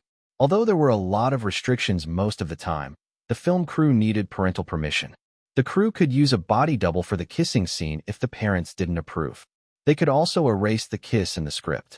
This time the kissing scene was short and not sensual at all, just enough to send the message that Kim Mills was older. Right after their kiss, a knock on the door caught their attention and the couple stood up. Kim's boyfriend opened the door to find a stranger, a man who looked to be in his 40s. He looked ordinary, but there was something about him. He greeted the boyfriend. "Hi, I'm Brian Mills. I'm Kim's father." The boyfriend was surprised at first, but he introduced himself as well. Kim showed up, a little surprised and angry at her father. "Remember, you told me to teach you how to drive so you could get your license," Brian said, and Kim nodded. Still, she didn't like it when her father showed up unexpectedly and interrupted her time with her boyfriend. The father and daughter went to the car. "I can't believe you did this. Did Mom tell you?" Kim Mills spoke to her father as she drove cautiously. Look at the light. No, your mom never told me your boyfriend's address. Brian replied. I see. So you tracked me with GPS. Kim, you have to understand. I'm trying my best. I don't want that to happen again. I understand. Thanks, Dad. She couldn't blame her father. Kim knew her father was worried about her. She had seen her father save her from the hands of criminals. She knew how far her father would go to make sure she was safe. After the incident in France, their lives returned to normal. But the peace wouldn't last long. A few days later, Brian Mills went back to Lenore's house to teach Kim how to drive. A car came out of the house and passed him. Brian recognized the person driving the car. It was Lenore's husband. As Brian Mills looked at the door, he found Lenore in tears. He approached the woman and asked her about her problem. Lenore said that in order to repair their relationship, she asked her husband if he wanted to go to Istanbul, Turkey, and have some fun. Everything was set and prepared. But today her husband said he had to work and wanted to cancel the trip. It broke Lenore's heart. She prepared this vacation for them to reconcile. Chapter 204. Seeing Lenore's pitiful appearance, Brian Mills decided to invite her to Istanbul instead. Of course, Kim, their daughter, would be with them. As the family began to reunite, the scene changed to a place where a group of people were preparing snipers and rifles. They looked professional, but they didn't look uniform. One of these people was Marcus, the assassin from John Wick who saved John from death. Marcus was hired by the fraternity to kill a retired agent. His relationship with the fraternity was complicated, but he accepted the mission anyway. After all, the power of the fraternity, one of the pillars of the High Table along with the Bowery and the Continental Hotel, was enormous. A single man like Marcus could never face such a dangerous organization, even if he was a highly respected assassin. He specialized in the use of sniper rifles. Maybe if he teamed up with John Wick, the fraternity could be wiped out. However, John Wick had no valid reason to destroy the fraternity. In hand-to-hand combat, John Wick was far superior to him. There were actually two groups in this mission. The first was the fraternity, and the other was a revenge group. Apparently, their relatives had been killed by the target, and they were trying to kill him and his family to get even. If there was anything confusing about this mission, it was the fact that the High Table would send so many people to kill a father and his family. The High Table even makes contact with the fraternity. Perhaps someone from the High Table was eager to end the target's life. As to why, Marcus had an idea. Probably a person died, and someone from the High Table wanted revenge. Anyway, his relationship with the fraternity was souring, and he wanted to end his career after this. Yeah, just like John Wick. Leaving that dark secret world was not easy. It was a miracle that John Wick had the chance to do so. Unfortunately, some bastard killed John Wick's dog, and the Baba Yaga returned to this accursed world. Marcus wanted to leave this world. He wanted to quit this job and end his career as a hitman once and for all. He wanted a new life for him, and with this as his last mission, Marcus intended to accomplish it. Hey, who do you think will win, Marcus or Brian Mills? It was a question that got the audience's attention. If the audience was right, in this film Marcus and Brian Mills could go head-to-head. Well, if Marcus had the distance advantage, he might win. He was good with sniper rifles. But if the fight is close enough for the two to have a gunfight or hand-to-hand, then Brian Mills could win. But would Marcus win? Nah, no one knows the answer. Either way, the outcome will be decided tonight. The family of three were on holiday in Istanbul, and so far their holiday had been fun. But the fun ended abruptly. As he walked around the hotel, Brian Mills felt someone looking at him. At first he thought it was nothing, but his gut feeling changed after he and Lenore decided to go on a date. The two of them left Kim Mills at the hotel. In a taxi, Brian confirmed that a car was indeed following them. He deduced their intentions and decided to flee with Lenore. Brian Mills and Lenore each went in different directions to escape. Then the action officially began. Brian fought criminals associated with the traffickers and successfully killed some of them. But he couldn't fight freely because there were snipers. One almost shot him in the head, but fortunately Brian ducked and escaped their sights. There seemed to be only 5 snipers at most. While hiding from the snipers, Brian Mills killed the criminals one by one. Sadly, Brian Mills surrendered when he realized the enemy had captured Lenore. He called his daughter and informed her of their situation before dropping the gun. Kim Mills, hearing her father's seriousness, became both alert and nervous. She remembered what had happened in France 2 years earlier. "Listen to me carefully, Kim. Your mother and I are going to be taken away. They'll come for you too. Leave this place calmly. Go now." Brian smashed the phone after calling his daughter. Left with no choice, Brian dropped the gun and the enemies started beating him. Perhaps because of their intentions, the criminals didn't kill Brian and Lenore on the spot. They wanted Brian to suffer as they had suffered. They would kill his loved ones in front of him. With utmost concentration, Brian Mills did his best to use his sense of hearing to remember their route. Then the two were taken to different rooms. Brian Mills was left alone in the room with his hands tied. But the man was always prepared. He had a little gadget, phone, that he could use to contact people. He tried to contact his friend first, but he didn't answer. Then Bryant called his daughter, and Kim Mills answered immediately. Kim tried to ask about her mother, and Brian assured her, although Brian himself had no idea of Lenore's current situation. "Kim, listen to me very carefully. Take the case." Even though it was dangerous, Brian instructed his daughter to help them escape. Kim Mills started running around, throwing weak grenades at specific non-popular locations so that Brian had an idea of where exactly he was. He confirmed that he was not too far from the hotel, as he could hear the 3 explosions. Chapter 205. The leader of the criminals entered the room. He spoke to Brian Mills, and the two had a heated exchange. "You killed my son. He kidnapped my daughter." That was their exchange, but they were both determined. Unfortunately for Brian Mills, he was at a disadvantage in this situation. The leader sent Lenore into the room. Then he cut her throat. The audience gasped, thinking Lenore would die instantly. But Lenore didn't die quickly. Instead, she was hanged upside down as blood flowed from her neck.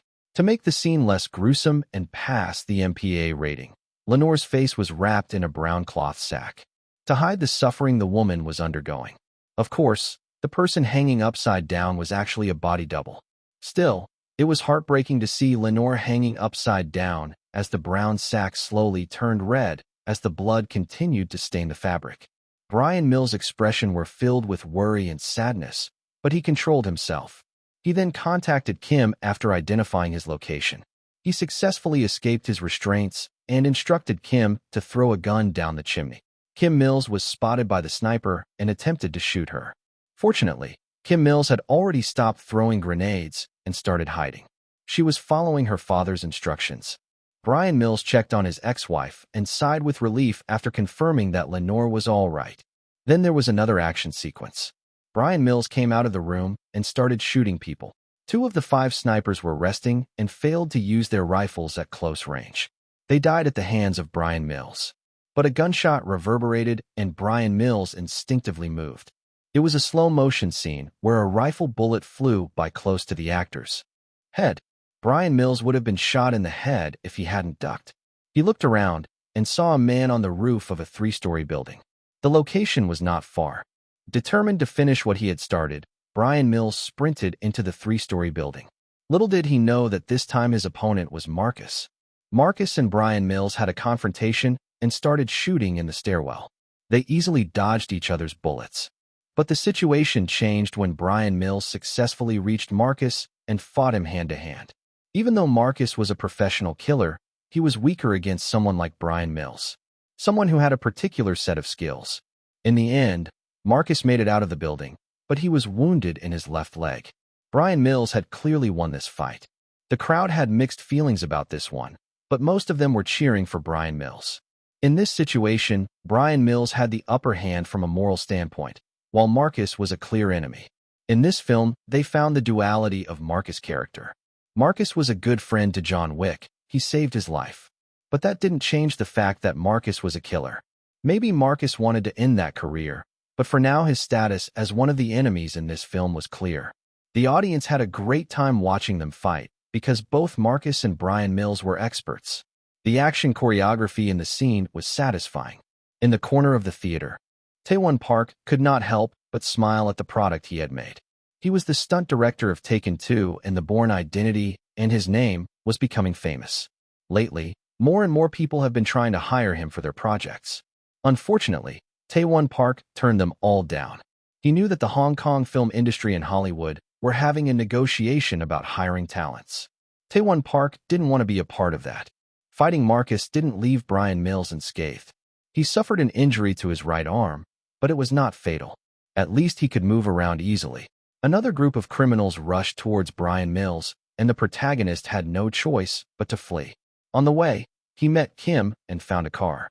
The two drove to Lenore's location, only to find that Lenore had been kidnapped again.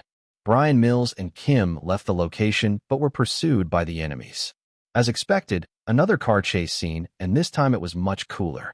No lie, the crew spent almost $2 million just to make this scene happen. They rented a place in Istanbul, let the cars loose, destroyed dozens of cars, and shot it. This was the result of that 1 week of filming. It was a very adrenaline-pumping scene, with cars racing forward and crashing into concrete walls or flipping over. There was something about cars exploding that made men entertained. Kim and Bryan Mills' car drove into the U.S. Embassy even though their car was half broken. Once Kim was safe inside the embassy, Bryan Mills decided that this had to end. Using the connection he had made and his experience, he successfully located the place where Lenore was. He entered the house and began killing people in a very quick but cool manner, getting the attention of the male audience. Bryan Mills found the leader of the criminals and gave him a choice: peace or death. The leader/father chose death, and Bryan kicked him to the wall where a sharp protruding blade stabbed the leader. Then Bryan Mills went on to rescue Lenore and left Istanbul peacefully. It was a holiday the whole family would never forget. The audience would also never forget this film because the interactions between the characters became clearer and clearer. In this film, Marcus from John Wick fought Bryan Mills and lost, escaping from the protagonist. Chapter 206. The theater went dark for a second before the credits rolled. The audience clapped, but didn't stand up. They already knew the routine. They remained in their seats, waiting for the post-credits scene. The influence of Taken on the female population was quite good, and the audience this time had many women, unlike John Wick and The Bourne Identity. The Continental Cinematic Universe was heavily based on male audiences, but the effect of Taken on females gave the cinema a good male/female ratio. If Taken 2 was well received, then the next film in the Continental Cinematic Universe would also have a large female audience. While this time Taken 2 leveled up and the audience could clearly feel the adrenaline. This film was great. Then, a few seconds after the credits rolled, the post-credit scene appeared. Marcus was walking, limping as he moaned in pain. He was near the shore, where he had a yacht at the ready in case of a dangerous situation. This time he realized the enemy was quite strong. Perhaps the retired agent could go head-to-head with his friend John Wick. Before Marcus could reach the shore, his feet stopped near the cliff. Beneath the cliff was a strong current of waves that could engulf anything. I guess you guys have shown your true intentions. Marcus could not help but chuckle. He looked at the two people, his remaining teammates for this mission. There were 5, but 2 were killed by the retired agent. Your relationship with the fraternity is getting sour, and Sloan didn't like that. Is it because I want to retire from this job? Marcus grimaced. The wound in his left leg hurt. That's one of the reasons. The 2 fraternity members raised their guns. Marcus was shot in the chest, but he could still move. Marcus, determined to survive, jumped down the treacherous cliff. The post-credits scene ended with Marcus disappearing into the waves. This scene was a bit of a shock as they thought Marcus' appearance in the film had already ended. Now the audience became interested in the fraternity and how this organization would affect the next films. The audience clapped, and people started to stand up and leave the cinema in excitement. Some of them were greeted by the people from CinemaScore to count up the film's ratings. At the Paramount Theater, the cast of Taken 2 stood up and received a standing ovation from the audience. It was known that the cast and director of the film would be interviewed after the premiere. Most of the questions were directed at Liam Neeson and Brianna Evans. These 2 actors had given good performances this year, and their box office appeal was appreciated. Of course, some reporters and film critics asked Willem Dafoe and Scarlett Johansson a few questions. They were curious about Willem Dafoe's role in the next film, as the post-credit scene was about him. Willem Dafoe was actually clueless about his role in the next film, although he knew that his screen time in the next film would be a lot. Director Kazir Grey assured him.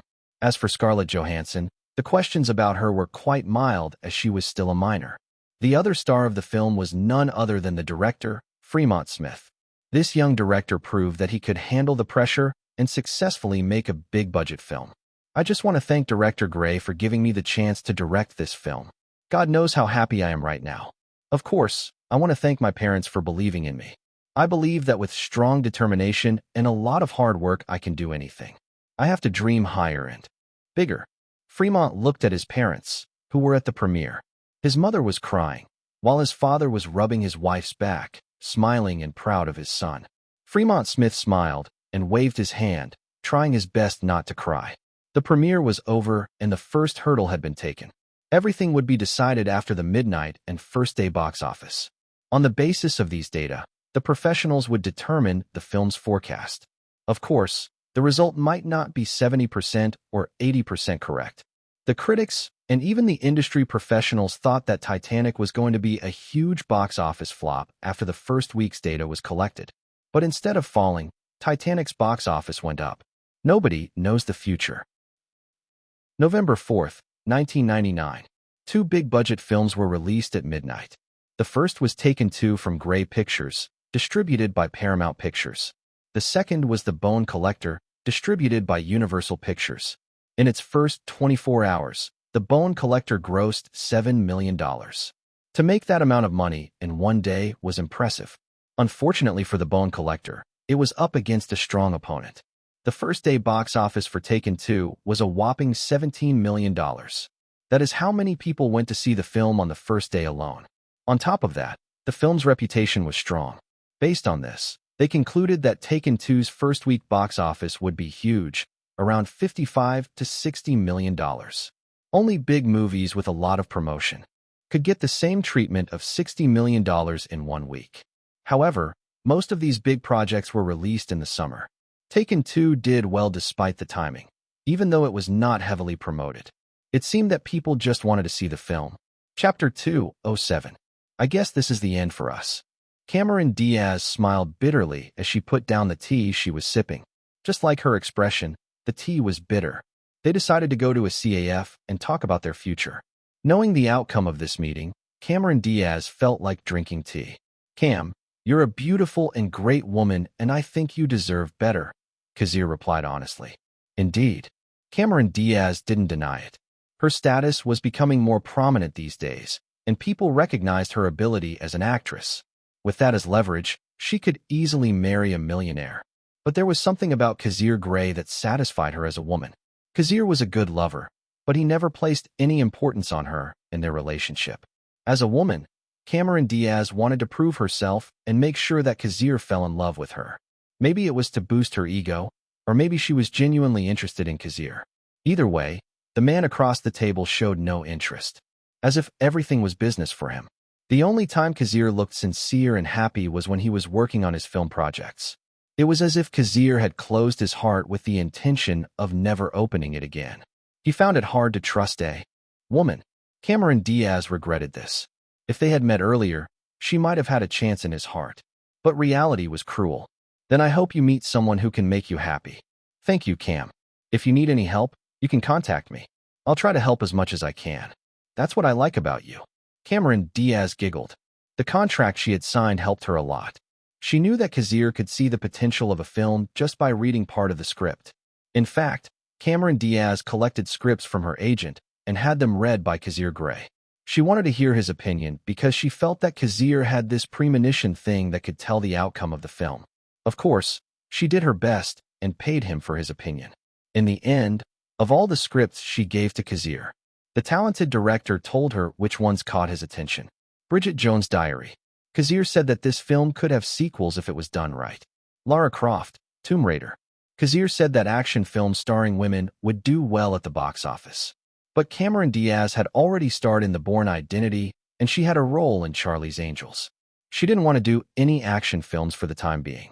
The last script that caught Kazir's attention was Erin Brockovich. This film was based on a true story. This was the kind of film the Academy, AMPAS, liked to promote. If Cameron Diaz got the part and Erin Brockovich was a success, she might get an Oscar award. Frankly, Cameron Diaz was interested in winning an Oscar statue, but she knew that her credentials were not enough. The 3 scripts seemed good, but Cameron wanted a different role. Kazir, I heard you sold a script to 20th Century Fox. Yes, they have been trying to buy this script from me for a year. Do you mind if I participate in this film? I want to play the lead in the film you wrote. Cameron curled her lips and leaned towards him. She had heard a rumor that Kazir Grey had recommended his friend Reese Witherspoon for the lead. That's fine. You can do whatever you want. Kazir didn't have a problem. Thank you, Kazir. Can you please recommend me to 20th Century Fox as well? Please, she said seductively. I'll try my best. Knowing that Kazir always kept his promises, Cameron Diaz smiled sincerely and thanked him. Incidentally, the title of the script Kazir sold to 20th Century Fox was Legally Blonde. Yes, this time Cameron Diaz wanted to go head-to-head with Reese Witherspoon. Women, they are scary creatures. Are you sure about this? Orlando Bloom asked his agent on the phone. Orlando Bloom was still in New Zealand filming Lord of the Rings. But he received word from his agent that Grey Pictures was interested in working with him. Grey Pictures was just a new production company, but the films they were producing were all box office hits. For a small actor like Orlando Bloom, working with Grey Pictures was a godsend. The Lord of the Rings was a famous literary masterpiece, but it had so many characters that his screen time was average at best. Besides, all he did most of the time was look handsome while pulling the string of his bow. Well, using his good looks was a good weapon, and Orlando Bloom was grateful for it. However, Orlando Bloom felt that he needed a better platform. He had already read the script of Wanted, and he realized that this film could be the biggest film of the next year. Although this film would have John Wick, Brian Mills, and Jason Bourne, the main character was none other than Wesley Gibson. He was the most important character in the film. If there was a chance, Orlando Bloom wanted to talk to Kazir Grey personally. Unfortunately, there was a huge obstacle. Orlando Bloom was a client of WMA. Everyone knew that the relationship between WMA and Grey Pictures was very bad. It was a miracle that Orlando Bloom was invited. So he hoped his agent would do the right thing. Don't worry, Orlando. I'm doing this for both of us. The agent, Franklin Maxwell, assured his client. They were both on the same page and wanted to be part of Kazir's next project. Thank you, Frank, Orlando Bloom said. But Orlando Bloom didn't know that agent Franklin Maxwell had another motive for wanting to meet the director. Chapter 208. Kazir has just finished talking to Cameron Diaz. They decided to end their relationship today, no strings attached. First of all, they signed a contract. They had already extended the contract in the hope that Taken 2 would not be affected by their separation. Now that Taken 2 was in its second week, the couple knew it was time to end things between them.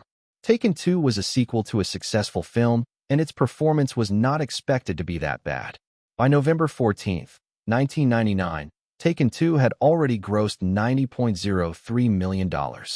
This made it the fastest-grossing film of November 1999. In fact, Taken 2 was the second fastest-grossing film of the year behind Star Wars, Episode 1, The Phantom Menace. Star Wars, Episode 1, The Phantom Menace grossed $191 million in its second week. A truly terrifying franchise. This franchise has already taken root and created a culture in the U.S. The third fastest-grossing film was Toy Story 2 with $80 million. The data doesn't lie, and it was clear that Taken 2 was a box office hit. Kazir Grey let Cameron Diaz leave the CAF first. It would be awkward if they left at the same time. After waiting a few minutes, Kazir Grey decided to leave. After paying, he left the cafe. But before he could reach his car, someone called him from behind. Director Grey. Kazir turned to see a man. He didn't know the guy at all. Kazir tilted his head and asked, "Excuse me? Do I know you?" He thought the man was asking for an autograph. Lately, a lot of people had been asking for autographs. His cameo appearances in films made people recognize him. So Kazir Grey always had a pen ready for this moment. "Okay, you can give me some paper and I'll sign it." "Huh? No, director. You have misunderstood. I'm not here for an autograph. I'm Agent Franklin Maxwell of the William Morris Agency. I'm Orlando Bloom's agent." Franklin Maxwell handed Kazir Grey a business card. The director took the card and confirmed that it was genuine. He was a former client of WMA and knew the design and look of their business card. But Kazir didn't know about this agent. Well, he didn't know much about WMA after getting kicked out anyway. Kazir Grey thought that Orlando Bloom could play the role of Wesley Gibson in Wanted, so he decided to invite the guy. Most of Kazir's actors were from CAA, UTA, freelancers, or small agencies. However, he never invited WMA to his project after the Ed Helms controversy. It was a very rare moment for WMA. Kazir had already lost his grudge when he found out that Carl Morin and Lawler Dean had been kicked out of the company. He was not petty enough to hold a grudge forever. So you're Orlando Bloom's agent? If you're asking for the script, don't worry, we'll fax it to you tonight or tomorrow. Although I would like you to remind Orlando Bloom to keep the script confidential. I understand, director. I will call Orlando Bloom later. Kazir nodded and opened his car, glancing at the agent and noticing that he wasn't leaving. Do you have something to tell me? Director, do you mind if we talk for at least 5 minutes? I have something that might interest you. All right. Kazir raised his eyebrow and decided to accept the invitation. He didn't have anything to do today. The project would start in 2 weeks, and Kazir was taking his time, relaxing and living a simple life. Now that he had hired a general manager to take care of Grey Pictures, Kazir was free most of the time. He never liked being a CEO anyway. Agent Franklin Maxwell was pleased that Kazir had agreed. He immediately took him to a restaurant with private rooms. Kazir was curious about the agent's intentions. He already had an idea why the agent wanted to talk to him. Maybe it's something to do with Orlando Bloom. There were many ways to get the roles besides auditioning. Connections were one thing. But there was another method, something that Hollywood was trying to hide, but it was very obvious. The casting couch. Yes, this thing happened a lot, but mostly hidden. The actors or actresses would sleep with someone from the crew, usually people in high positions such as directors and producers. Even casting directors had their fair share of fun. If Kazir was right, this agent would take him to a private room where beautiful women were waiting to be eaten. Suddenly, Kazir felt that this could be a trap. Franklin, I just want to remind you that I don't want any trouble. But if anything happens, someone will pay for it. Oh, of course, director. Don't worry, my intentions are pure. Pure my ass. Kazir thought and followed him. He looked around and confirmed that he hadn't found any hidden cameras. Of course, hidden cameras were hard to find. But Kazir was a director and he knew where to put cameras to get a better view. So far he had not found any. Maybe I'm getting overconfident and thinking I can do anything and overcome anything. Damn, and I thought Hollywood would never affect me. A lot of celebrities were arrogant for a reason. When they reached the room, Kazir's suspicions were confirmed. Franklin Maxwell opened the door and Kazir saw what was inside. He found 7 people in skimpy outfits. 7 people. But 2 of those people were actually men. Their outfits were disgusting. What the fuck? Kazir was stunned and looked at Franklin Maxwell. Ahem. I didn't know your preference, so I decided to add men just to be sure. He blushed in embarrassment. Kazir Grey had few women in his life, and some people believed that Kazir was actually gay. Kazir shook his head. He looked at the people and recognized a woman who would become famous a few years later. But Kazir never intended to play that game. On second thought, let's talk downstairs, where people can see us. All right. Chapter 209. Director Grey, I promise you I have no bad intentions. I just want to make sure that you are relaxed. Franklin Maxwell realized that Director Grey didn't like his preparation as they left the private room. Director Grey didn't even enter the room. After looking at the people in the room, the director immediately announced that he wanted to talk downstairs instead. Perhaps Kazir was just curious about the agent's intentions. I know. Kazir nodded. Of course, if you try to blackmail me or release footage of me having fun with 5 women and 2 men, then your future in Hollywood is already over. Besides, a lot of directors will lose faith in the WMA if they find out that one of their agents blackmailed me. In this situation, Franklin Maxwell and the WMA were at a disadvantage. Kazir Grey was not the person he was 5 years ago. His connections run deeper, and many people would protect him. Even CAA would look after Kazir's welfare. Kazir's talent was already proven, and many people considered him useful. On top of that, everyone knows that Kazir would never spend his time in a room with strangers, unless he was drugged or kidnapped. If you try to make things difficult, Orlando Bloom will never get a chance to audition and your career as an agent will be over. Kazir was now a powerful figure in Hollywood. The WMA usually attacked him indirectly, and their means were not that extreme, apart from the domestic violence allegations. They would never put themselves in a difficult position. Maybe I'm getting used to this life that I can deduce the WMA's way of thinking. Money and power are scary things. Now that Carl Morin and Lawler Dean had been thrown out of the WMA, Kazir understood that the grudge was basically over. The two reached the ground floor, and Kazir sat down. At an empty table, Franklin Maxwell followed suit and sat across him. Franklin, let me get this straight. I'm not the type to say yes just because there's some first-class pussy in front of me. The people you sent into that room will never sway me. So let me ask you, why are you doing this? Knowing that Kazir Grey was serious, Franklin Maxwell swallowed hard and decided to speak. This was all or nothing. Director Grey, I hope you can return to the WMA and become my client. As expected, Kazir leaned against the chair. It was obvious. This was not the first time an agent had tried to talk to him about changing agencies. He had turned down all their offers, even though some of them had good conditions. But today Kazir was free and he was thinking about changing agencies. Or so. What will I get? Kazir asked. Why, yes. Franklin Maxwell got excited when he heard the director's answer. His face blushed slightly. He had heard that Kazir Grey had been contacted by many agencies, but had never accepted their offers. He explained that he was happy with the way CAA was helping him. Franklin pulled an envelope from his suit. It was warm from his body heat. The agent handed the contract to Kazir and let him read it. Franklin wrote only the important things that Kazir could get if he signed a contract with the WMA. Of course, this contract was not official. Most of the time contracts were as thick as books because of all the clauses and conditions. Franklin Maxwell only included the conditions that could attract Kazir. Reading the contract, Kazir raised his eyebrows and read the first line. A 2% commission? Damn, that's basically a robbery from them. Have I reached the point where I am on a par with Steven Spielberg and James Cameron in terms of importance? This kind of contract was usually for top directors like them. The contract stated that Kazir Grey had full control over his project and could hire whoever he wanted. However, they hoped that Director Grey would prioritize WMA's clients first. A very typical condition. Other than that, nothing really caught his attention. Kazir was not a fussy person and the conditions were within his expectations. But when he read the last clause, he couldn't help but smile. Every week, the WMA will send one of their female clients to his apartment to serve Kazir. This is crazy. I don't even know if WMA is crazy enough to do this. But it's not impossible. They can send a newbie actress who has no foundation in Hollywood and leave it at that. If he was right, that last clause was added by Franklin Maxwell himself. I'm sure no actress would object to sleeping with a famous director like me, especially if the actress is new in the business and needs to make connections.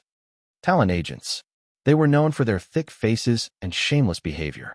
They would do anything to get a better deal. This time Franklin Maxwell used a dirty trick.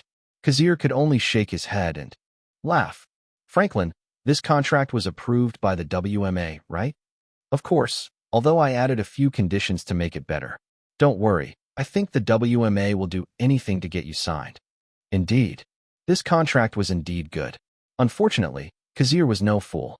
If he signed a contract with WMA, then all the crew members and employees of Grey Pictures would be affected. Most of them were CAA clients. There was a chance that most of them would resign. Kazir didn't want to risk that. Let me think about it. By the way, tell Orlando Bloom to get ready for his audition. The final round of auditions for the lead role will take place in 12 days. Kazir wanted to play a little with WMA and CAA, although he already had an idea of the outcome. Yes, director. Franklin Maxwell was delighted when he realized that Kazir was not against it. At least he had a chance to sign Director Grey. If WMA heard that Kazir was interested in returning to his roots, the agency would welcome him with open arms.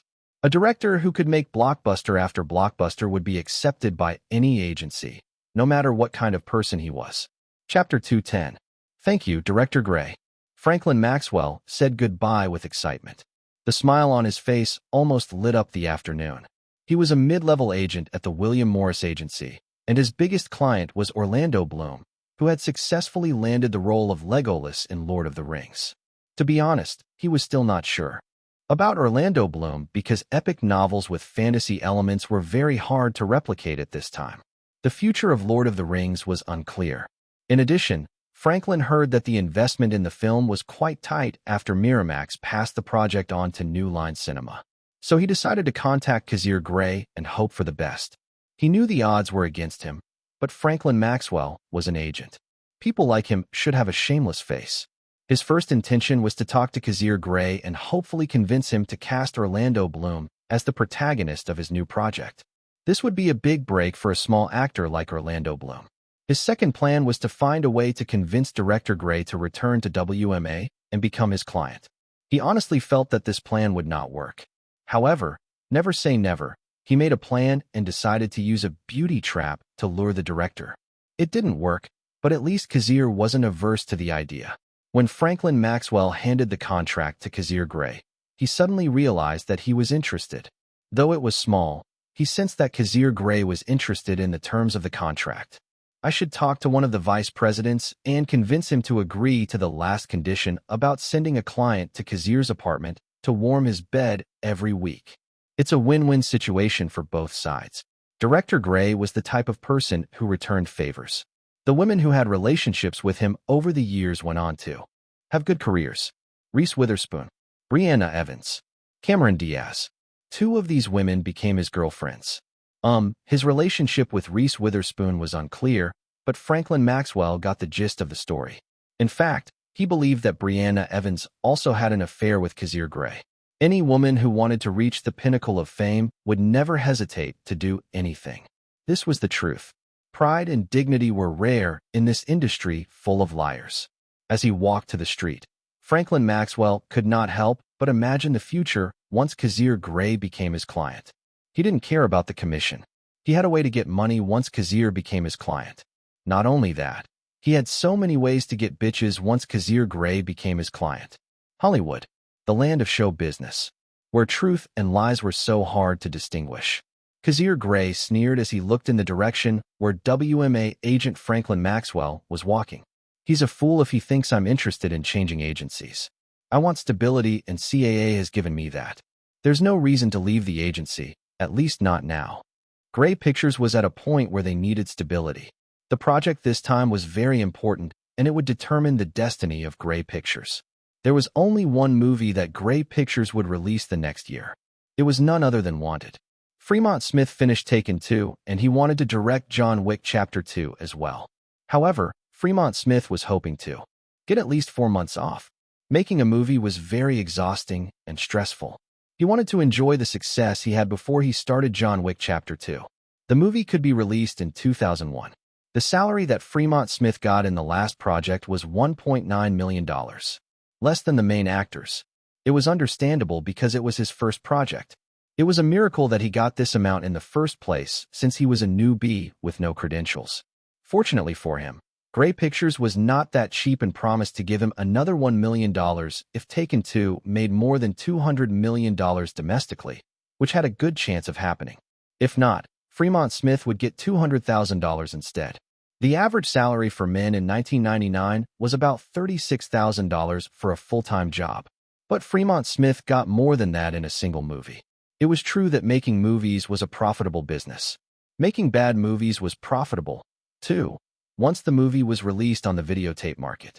And making adult movies was profitable, too. Anyway, people are visual creatures. They prefer to watch movies or TV shows rather than read or listen to the radio. As long as people consume the products produced by the media, movies will be profitable. Kazir found his car and got in. But someone knocked on the window next to him. Kazir turned to the window, and the first thing he saw was a woman's cleavage.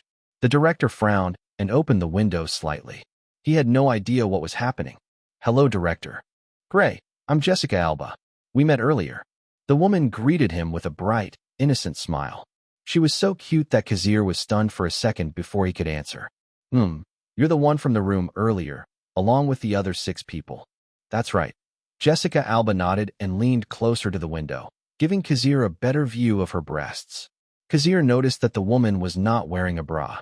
Chapter 211. Jessica Alba. Kazir recognized her face even before she could introduce herself. Looking around the room, he found her face familiar and remembered a certain TV show called Dark Angel. But what made him remember was the woman's role in Fantastic Four, a movie based on a superhero comic book.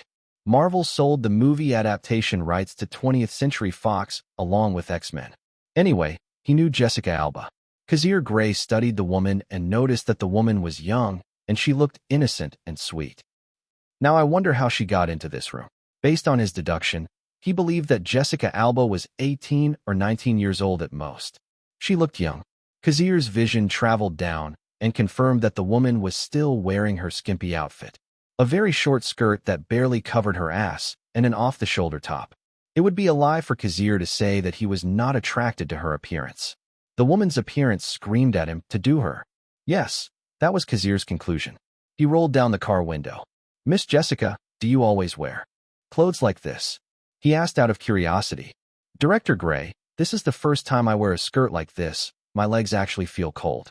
The reason I'm wearing this is because I heard that I'm going to meet you today." The woman did her best to explain. Kazir looked into her eyes. Kazir was a director and he knew when a person was acting or not. He nodded when he confirmed that the woman was not lying. Unless Jessica Alba was super good at acting, she could not fool a director like Kazir. "Director, can you please give me some time to talk? I know you're busy, but this is a rare opportunity for me. I want to talk to you." This is the second time this has happened today. Should I agree? Kazir had nothing to do today. He had already talked to Cameron Diaz earlier and officially broke up with her. It's funny that I just broke up with her today, and yet I'm here talking to another woman.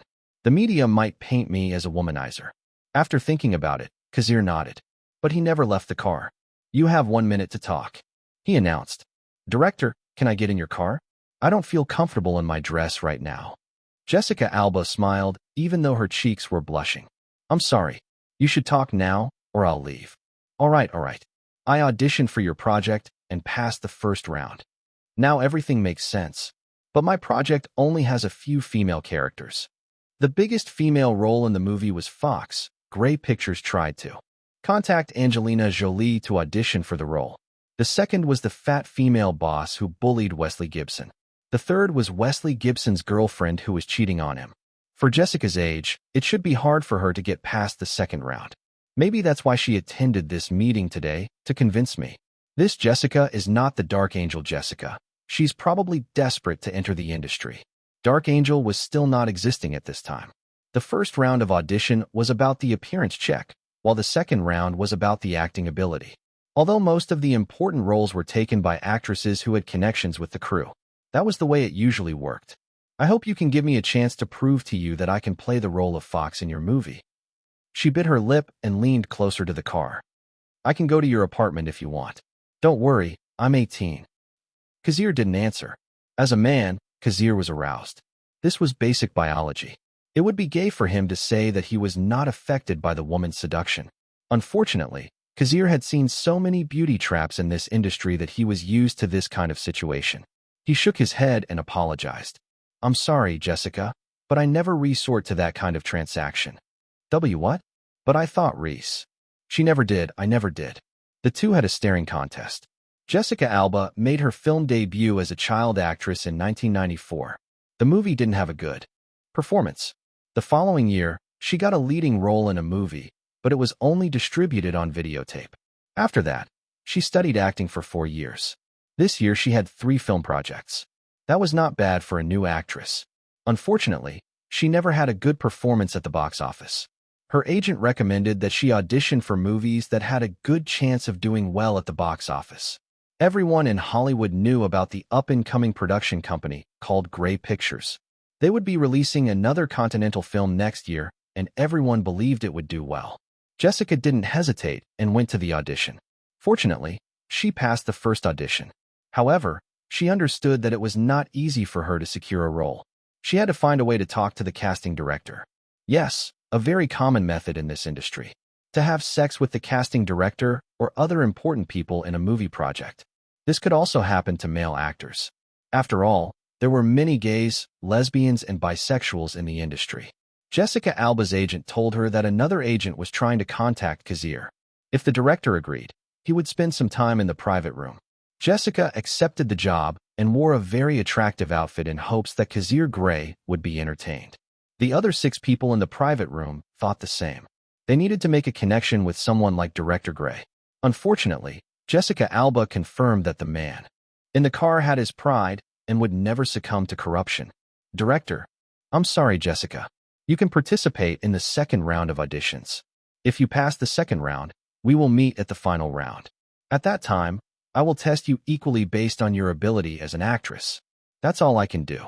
The car left the woman standing on the street, quite cold. Chapter 212. The third week of release of Taken 2 ended, and the result was very good. On November 21st, 1999, the movie already grossed $132.48 million. The state of Hollywood was getting better, and the power of the media was getting stronger. People loved to watch movies on weekends, and that was the reason why the box office was better on weekends. Kazir Grey made the most of his time, knowing that he didn't have much to do lately. The director of Taken 2, Fremont Smith, was out promoting the movie with the cast. They visited many national and local TV shows. Paramount Pictures already promised to promote the movie. They knew that the box office of Taken 2 would make their appetite better. They were also the distributor of the videotapes and DVDs. As long as Taken 2 did well, Paramount would make a better profit from the combined box office and videotapes/DVDs. Sometimes Brad Grey regrets that he didn't agree with Kazir's decision. He should have let Grey Pictures invest 30% in the movie. At least Paramount owned the copyrights to Taken. Grey Pictures would have approval rights, but that was nothing compared to the profit that Taken brought in. The influence of Taken in North America was strong because of the viral kidnapping that happened 3 years ago. That was the main reason why the movie grossed over $500 million at the worldwide box office. Also, Taken was part of a huge universe, and every movie seemed to be profitable. Even John Wick, which had an average box office, was raking in money in the videotape market. Obviously, the people who saw Taken also saw John Wick and The Bourne Identity. That means they have to watch the 3 movies to get the whole plot. So yeah, more money. Paramount Pictures regretted that they didn't get a share of this huge amount of money. Why the hell did they not agree to Kazir's terms at the time? If CEO Brad Grey could go back in time, he would slap his past self and yell at him to agree to Kazir's condition of investing 30% in the movie.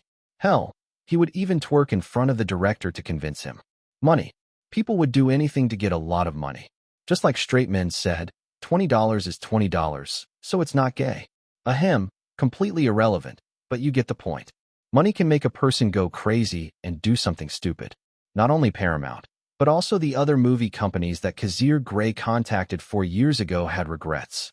Apparently, the outrageous plan Kazir called Cinematic Universe was a big hit. The 4 films released by Grey Pictures were doing well at the box office and at the videotape market. That was proof enough that the cinematic universe was profitable. Suddenly, Warner Brothers had an epiphany, or to be more precise, they itched to follow Kazir's footsteps and create their own cinematic universe. In fact, they already had the best subject to use.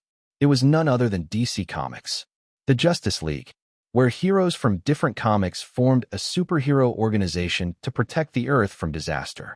However, there was something that worried them. They had no idea where to start. They felt they needed to invest money in these projects, but money was not enough to achieve success. You need someone who can make sure that the project will be a success. That's right, they need someone like Kazir, or more precisely, they need Kazir Grey. The man, the myth himself, the director who made the impossible possible, Director Grey. The said director was having a good time, watching old movies. Today he was watching the iconic Gone with the Wind, the best movie of the 1940s. Kazir Grey didn't know that his status was improving again. He received so many invitations from different personalities in the industry, but as usual, he refused most of them. He didn't like parties and talking to strangers, especially if the strangers were only interested in his status and money. So many women talked to him every time he attended a party, and they always flirted with him. Movie? No, I want to talk to you about my feelings and how you can give me a role in your next project. Editing cuts? What's that? Anyway, I want to tell you about my sweet kitten. If you want, you can see it later, my soft, tight kitten. What about the production crew? Nah, I want to talk to you about producing a baby. Yep, it may sound outrageous, but Kazir has heard these kind of pickup lines lately. Honestly, Kazir Grey wanted to nod his head and say yes to their advances, but his fear of women made him shake his head and walk away. Beautiful female strangers scared him the most. After watching the iconic movie, Kazir Grey got up and changed his clothes. He had a meeting with an investment company. He had heard that his investment had already surpassed $120 million last time, so he was sure it would increase again this time. Now that he was a millionaire, he realized that making money was not so hard. Or maybe he was just delusional. The hardest step in becoming a millionaire was earning the first 1 million. In his past life, his net worth was just over 1 million. His life back then was not that bad, but he was extremely depressed after he got divorced, lost his father, and had no contact with his older brother. He also had never met his mother in his previous life. He had a hard time connecting with the opposite sex and could never put his heart into them, as if he was afraid of getting hurt again. He knew that life was never a bed of roses. This led him to the truth that it was better to be a boring man than a passionate one. At least, his expectations would never be high and his pain would be less. Chapter 2:13. Kazir Grey remembered that the dot-com bubble would burst next year, and Kazir was not stupid enough to continue investing in internet companies. He knew that once the dot-com bubble burst, many industries would be affected. He decided to retrieve all his money and wait for the recession to end. Of course, in the meantime, he would try to find a nice house in Beverly Hills. Beverly Hills was the place where many celebrities lived. It was Kazir's dream to have a house there.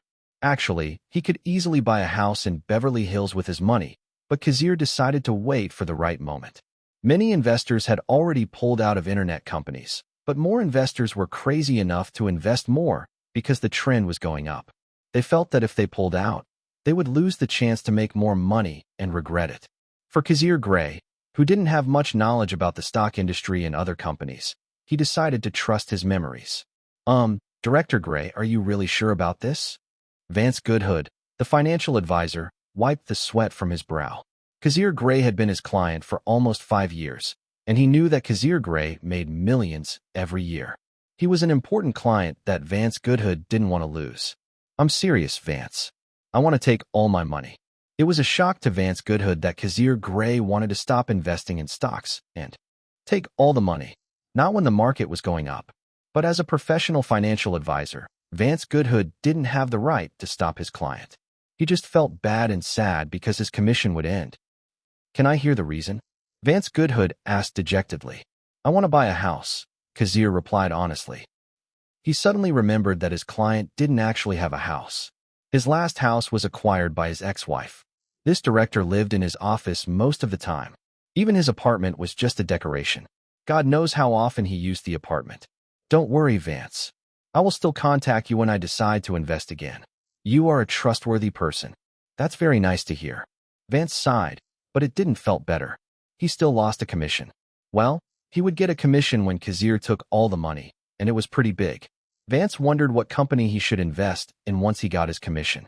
By the way, Vance, you said you invest in Microsoft and AT&T, right? That's right. Most stockbrokers were betting on the internet companies because of their rapid rise. They were making money every day. I feel that the dot-com bubble burst will happen any moment, and I am afraid that my money will disappear. That's why I want to take my money and put it in something else. Vance Goodhood was quiet. Everyone in the industry understood that the dot-com bubble was real. The real net worth of the internet companies was far less than the stock prices. As soon as something big happened, the prices would come down. However, almost everyone said that the bubble would burst, but no one knew exactly when. Some of his colleagues said the bubble should have burst 2 years ago, but the dot-com industry was still thriving.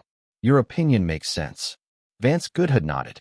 Suddenly, he had the feeling that he should take at least half of his investment, just to be on the safe side. After all, he had already made a lot of money. There was no need to be greedy, or else he might jump off the building. Spoiler alert. A few months later, many Wall Street workers did jump off buildings to end their lives, knowing they could never get back the money they lost. I promise to get back to you as soon as I'm interested in investing. Of course, Kazir knew so many companies that would redefine the era. Apple, Google, and Amazon were just a few of the companies he wanted to invest in. Hell, even if he invested $10,000 in Amazon today, he knew he would be a millionaire 10 years later. Vance Goodhood was depressed, but he obeyed anyway. Kazir Grey received a notification and confirmed that he had received more than $200 million in his bank account. Vance Goodhood has his documents related to his investment. Kazir didn't bother to read them because he knew he'd made that much money in 5 years. The life of a millionaire, just adding tens of millions of dollars to his bank account, as usual. Kazir Grey and Vance Goodhood shook hands, and the director happily left the investment firm. Of course, he was happy to make more money. Hello, Erica. I want you to contact a real estate agent. That's right. Oh, do you know anyone? Ah, so Salvatore Barlow bought a house last year. Anyway, I want you to tell the agent that I'm looking for a house in Beverly Hills. I'm not picky because I'm going to use the house for formal parties. Kazir ended the call. Lately, he felt like life was giving him rainbows, which was suspicious as hell. Maybe fate was just giving him good vibes before it fucked him up. I hope nothing bad happens. He closed the car and drove off. Today was his day off, so he might as well visit the set of Napoleon Dynamite 3. This would be the last movie in the franchise because the cast's salaries were getting expensive. Maybe a decade later, when the cast was no longer famous, 20th Century Fox would revive the franchise out of nostalgia to make another pile of money. After all, Hollywood loves to use nostalgia to get audiences to buy more tickets. I am tired of saying that Spider-Man No Way Home was driven by nostalgia, because that was the truth. Chapter 214. So how's your life these days? I'm fine. Pretty busy with work. Reese Witherspoon replied, leaning against the painted wall. They were shooting an interior scene. Ed Helms and Pedro Pascal were in front of the cameras playing their roles. Kazir Grey decided to visit the set and found Reese Witherspoon. The two struck up a conversation, although the atmosphere was awkward. How are you, Kazir? How's your life? Are you and Cameron having fun? I broke up with her 2 days ago. Reese Witherspoon fell silent and bit her lip. Then, no, never mind. The woman shook her head and decided to stop talking. She had a relationship with Kazir, and she knew that she was not the right person for him. Kazir was a great lover, and sometimes she missed him. If it were not for her busy schedule, she might think of him most of the time.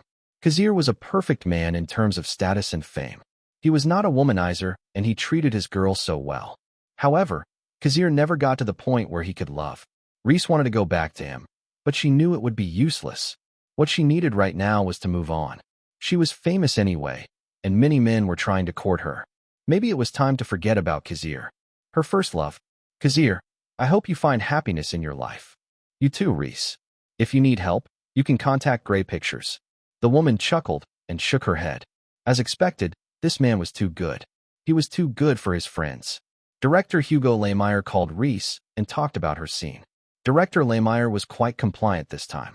Hugo had worked with Universal Pictures last year to make a comedy, but the result was terrible. Hugo Lehmeyer was trying to break into Hollywood. He was free to work with other companies, but his first time working outside 20th Century Fox was a disaster. After this tragedy, Hugo Lehmeyer lost his fangs and started to take Napoleon Dynamite 3 seriously. Just like last time, Kazir Grey hired a bunch of comedy writers to do the script. He read it and then approved it before giving it to 20th Century Fox. Then, if the script did not meet 20th Century Fox's expectations, they have the authority to change the script or completely throw it out and make a new one. Kazir Grey looked at the cast. Ed Helms and Pedro Pascal came up through the ranks of actors after the success of Napoleon Dynamite and The Hangover. They got some big roles, although most of them didn't have much of an impact on the audience. As for Reese Witherspoon, she had perhaps the most successful career of the cast. Even her salary was equal to that of Ed Helms. Moreover, 20th Century Fox reached out and invited Reese Witherspoon to play the role of Elle Woods in Legally Blonde. Cameron Diaz also expressed interest in the project, and the two were currently on a competition. Kazir decided to let fate decide the outcome of the competition. Both women were of equal stature and had box office appeal. After watching for a while and being greeted by extras hoping to make a connection with the director, Kazir Grey decided to leave the set. Hey, are the rumors true? Harold Whitsend asked Kazir in a low voice. What do you mean? I'm talking about you. People are saying that you want to leave the agency and return to the WMA. Ah, so that's what you're talking about. What do you think? What do you mean, what do you think? I'm asking you, so don't throw the question back at me. The rumors spread quickly, and it seemed like some were spreading them on purpose. The WMA said that Kazir already had an agreement with them, and all they needed was a proper signing of a contract. Kazir, you have to remember what they did to you. Relax. I'm just trying to do something. I want to see the reaction from both sides. Suddenly, Erica Mendez informed them that Salvatore Barlow had arrived at the building. Sir, your agent is here. Let him in. Kazir nodded and stood. The door opened, and Kazir greeted Salvatore Barlow with open arms. Kazir, Salvatore. The two didn't shake hands. Instead, they embraced like brothers. It was obvious, however, that Salvatore Barlow was nervous. Let me excuse myself. Harold Whitsend understood that the two needed privacy and left the room on his own. The two sat down, and Salvatore coughed before speaking. Kazir, I heard a rumor. If you're talking about the WMA, it's true that an agent from WMA talked to me about changing agencies. Then, Salvatore felt his forehead sweat. Everyone in the business knew that Kazir was his biggest client. The reason his actors and actresses got so many roles was because of the connections they made through Kazir. You know WMA, they exaggerate things. Don't worry, I won't do anything stupid without seriously thinking about it. By the way, when is the renewal of our contract? Salvatore almost jumped. The Kazir Grey has been a client of CAA for more than 4 years, and the contract would end this year.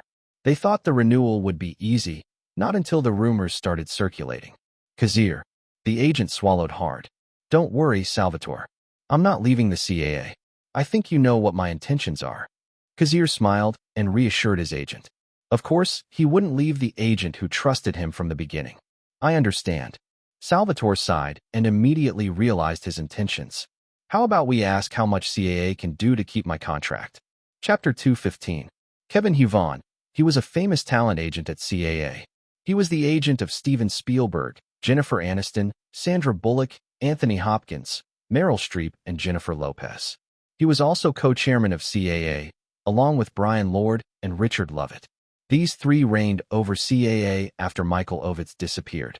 Even though the three were working for the betterment of the company, it was impossible to have no competition between the three. Brian Lord was currently the co-chairman and CEO of the company, which was the highest position. Kevin Huvon sometimes thought about taking the position. You know, people like to be at the top of the food chain and be the king. Recently, rumors have been circulating in the industry. Rising star director Kazir Grey was planning to switch agencies when his contract expired. In fact, WMA was already working on a deal that would meet Kazir's needs. Kevin Huvon knew that losing a great director like Kazir would be bad for the company. So he talked to Salvatore Barlow to convince Kazir to stay at CAA. His first impression of the half-Korean agent was average at best. He knew that Salvatore's signing of Kazir was the best decision of his entire life. In a way, the half-Korean agent was lucky. A lot of agents are jealous of him because of that. However, Salvatore's status in the company continued to improve. Kevin Huvon was the one who recommended him to join the board after the success of Taken. Many agents were against the idea, but they gradually fell silent as Salvatore's clients found their way in the industry. Brianna Evans was doing great. She was a certified star. Scarlett Johansson had roles here and there, and her future was bright. Fremont Smith directed Taken 2, and it was a success. Another director with a good future. In fact, Kevin Huvon wanted to change Fremont's agent because it would be problematic to have an agent who had two big directors under him. CA needed to balance the power. Of course, Kevin Huvon would give Fremont Smith to an agent close to him. I should wait for the right moment to disclose this to Salvatore. Another client under Salvatore was Enzo Park. This Korean actor was still trying to find stardom. He got some good roles, but they were all supporting roles. He was never invited to play the lead. Of all the clients Salvatore Barlow had, Kazir Grey was the most important. First and foremost, Kazir was the reason that all of Salvatore's clients became famous. The director paved the way for them. An agent who had a director like Kazir was really lucky. Well, Kevin Huvon had Steven Spielberg, so there was no reason to be jealous. Anyway, Kazir Grey was an important client, and they didn't want to let him go. Kazir was a workaholic director, and he had a movie every year. His projects were profitable, and the actors and actresses he cast in his movies were mostly from CAA. If Kazir Grey left CAA, it would affect many of the agency's clients. Frankly, Kevin Huvon felt that Kazir was gambling if he actually changed agencies. His production company was just getting started and needed stability. Still, Kevin Huvon took this matter very seriously, and he had to come up with a solution before things went south. A few minutes later, Kevin Huvon's secretary informed him that agent Salvatore Barlow had arrived. The half-Korean agent entered the office and greeted Kevin Huvon. Salvatore Barlow had a better relationship with Kevin Huvon than he did with Brian Lord and Richard Lovett. The three of them had an inside war in the company. Salvatore, I was hoping to hear some good news. I've already spoken to Kazir. He trusts me, so our conversation is not so bad. So what are his conditions? Kevin Huvan was no fool. He knew that Kazir's contract would expire next year, and the rumors were spreading at the right time. Obviously, the director was trying to say something. He only has two conditions. Salvatore raised his fingers and began to speak. First, he wants to reduce the commission to 2%. No problem, we can do that. Kevin Huvan agreed easily. He knew this moment would come. It seemed that Kazir Grey had the same contract as the other big directors in the agency. As for the second, Kazir said that Fremont Smith should remain as my client. He said he didn't want any trouble for CCU, so it's better for Fremont Smith to stay as my client, so that communication won't be difficult. Kevin Huvan closed his mouth. If Fremont Smith changes his agent, the new agent will definitely ask for an outrageous salary and the negotiation might be difficult. We don't want that to happen. Salvatore Barlow explained further. Salvatore, did Fremont know about this? Yes, he feels indebted to me and Kazir. He trusts us more than anyone. What an asshole, Kevin Huvan said in his head. No one knew who he was talking about. Maybe he was talking about both Salvatore and Kazir. I'll contact Brian and tell him about Kazir's condition. Of course, we don't want Kazir to leave, so we will definitely meet his conditions. Kevin Huvan smiled and led the agent out of the office. He realized he had raised a snake. He didn't know who came up with this plan, but they certainly knew how to silence him before he could even start. For now, his plan to change Fremont Smith's agent would be buried. After this, his opinion of Salvatore Barlow had changed. He was no longer a rookie agent. He was a certified shameless agent who would do anything to get what he wanted. The life of a talent agent is truly unique. Chapter 216. Kazir knew that his status was no longer so simple. His hard work paid off, and he was recognized as a true top director who could bring profit to an agency. From 1995 to 1999, he created films that were blockbusters. Napoleon Dynamite, The Hangover, Taken, John Wick, The Bourne Identity. In just 5 years, he made 5 big movies. Honestly, that was amazing, because making a movie was never easy. The manpower, the budget, and the creation of the movie was never easy. For Kazir to make good movies in a row, he was already a top director.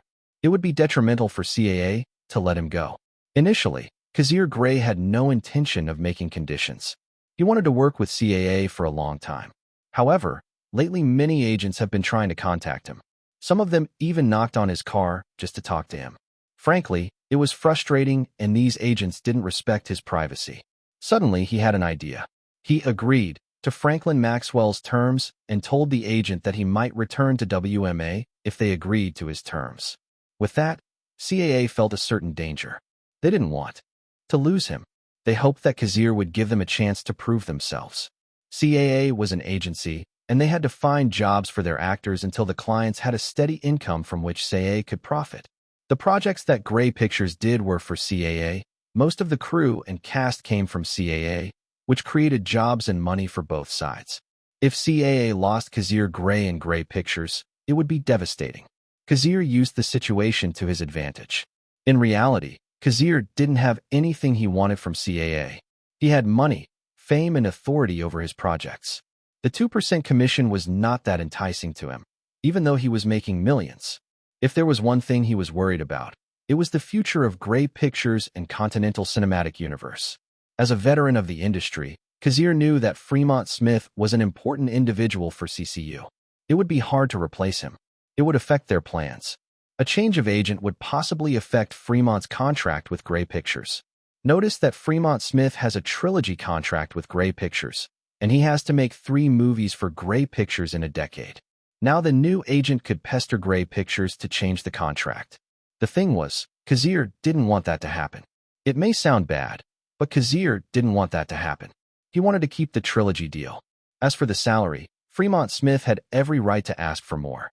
He deserved it anyway, and Salvatore was there to negotiate between the two of them. So he used the situation to ask one of the co-chairmen to agree to his request. Again, Kazir was no longer just a director. He had the status to negotiate with CAA. So fast forward. He got what he wanted. CAA lowered their commission rate and decided to keep quiet about Fremont's possible agent change. Kazir won that battle without having to face Kevin Huvon. That was a victory. As for the WMA and other agencies, he didn't give a fuck if they wanted to make a deal that would satisfy him. Kazir, of course, had already signed the extension contract with his lawyer Terrence Downey. So you really passed. Kazir muttered weakly as he looked at the woman who was sitting pretty on the waiting chair. The last round of auditions for female roles was today. Kazir decided to take a break since they had been going on for half a day now. As he left the audition room, he looked at the actresses waiting in the hallway. The women began to pose, quite seductively, keeping their composure and giving the director their sweetest smiles. This was not the first time this had happened, so Kazir was used to it. Although, he admitted, everyone in the corridor was beautiful. Unfortunately for them, the leading female role was already taken by Angelina Jolie. She didn't bother to come to the audition today because she signed the contract yesterday.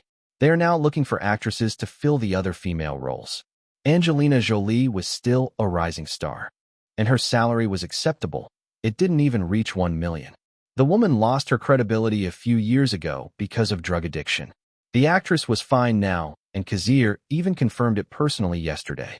The woman seemed normal. She didn't look drunk or something, which was good, because Fox, the female hitman in Wanted, was based on Angelina's appearance. "Good morning, Director Grey." Someone greeted him as he walked, and Kazir instinctively looked at the person calling his name. "You?" He was surprised to see a young woman in the lineup. I'm sorry, maybe you don't remember me. I'm Jessica Alba. We last met in." "No, I remember you," Kazir replied.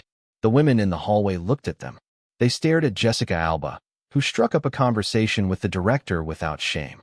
Jessica Alba was the youngest contestant in the audition. All the actresses except Jessica were over 20 years old. They didn't like that Jessica Alba hoarded all of Kazir's attention. If that happened, the outcome of this audition would be obvious. But it seemed that Jessica Alba ignored their hatred, or she just didn't feel the actress's hatred for her. Well, this is a rare opportunity to connect with a hot, young, and talented director like Kazir. Keep in mind that Kazir Grey was only 31 years old.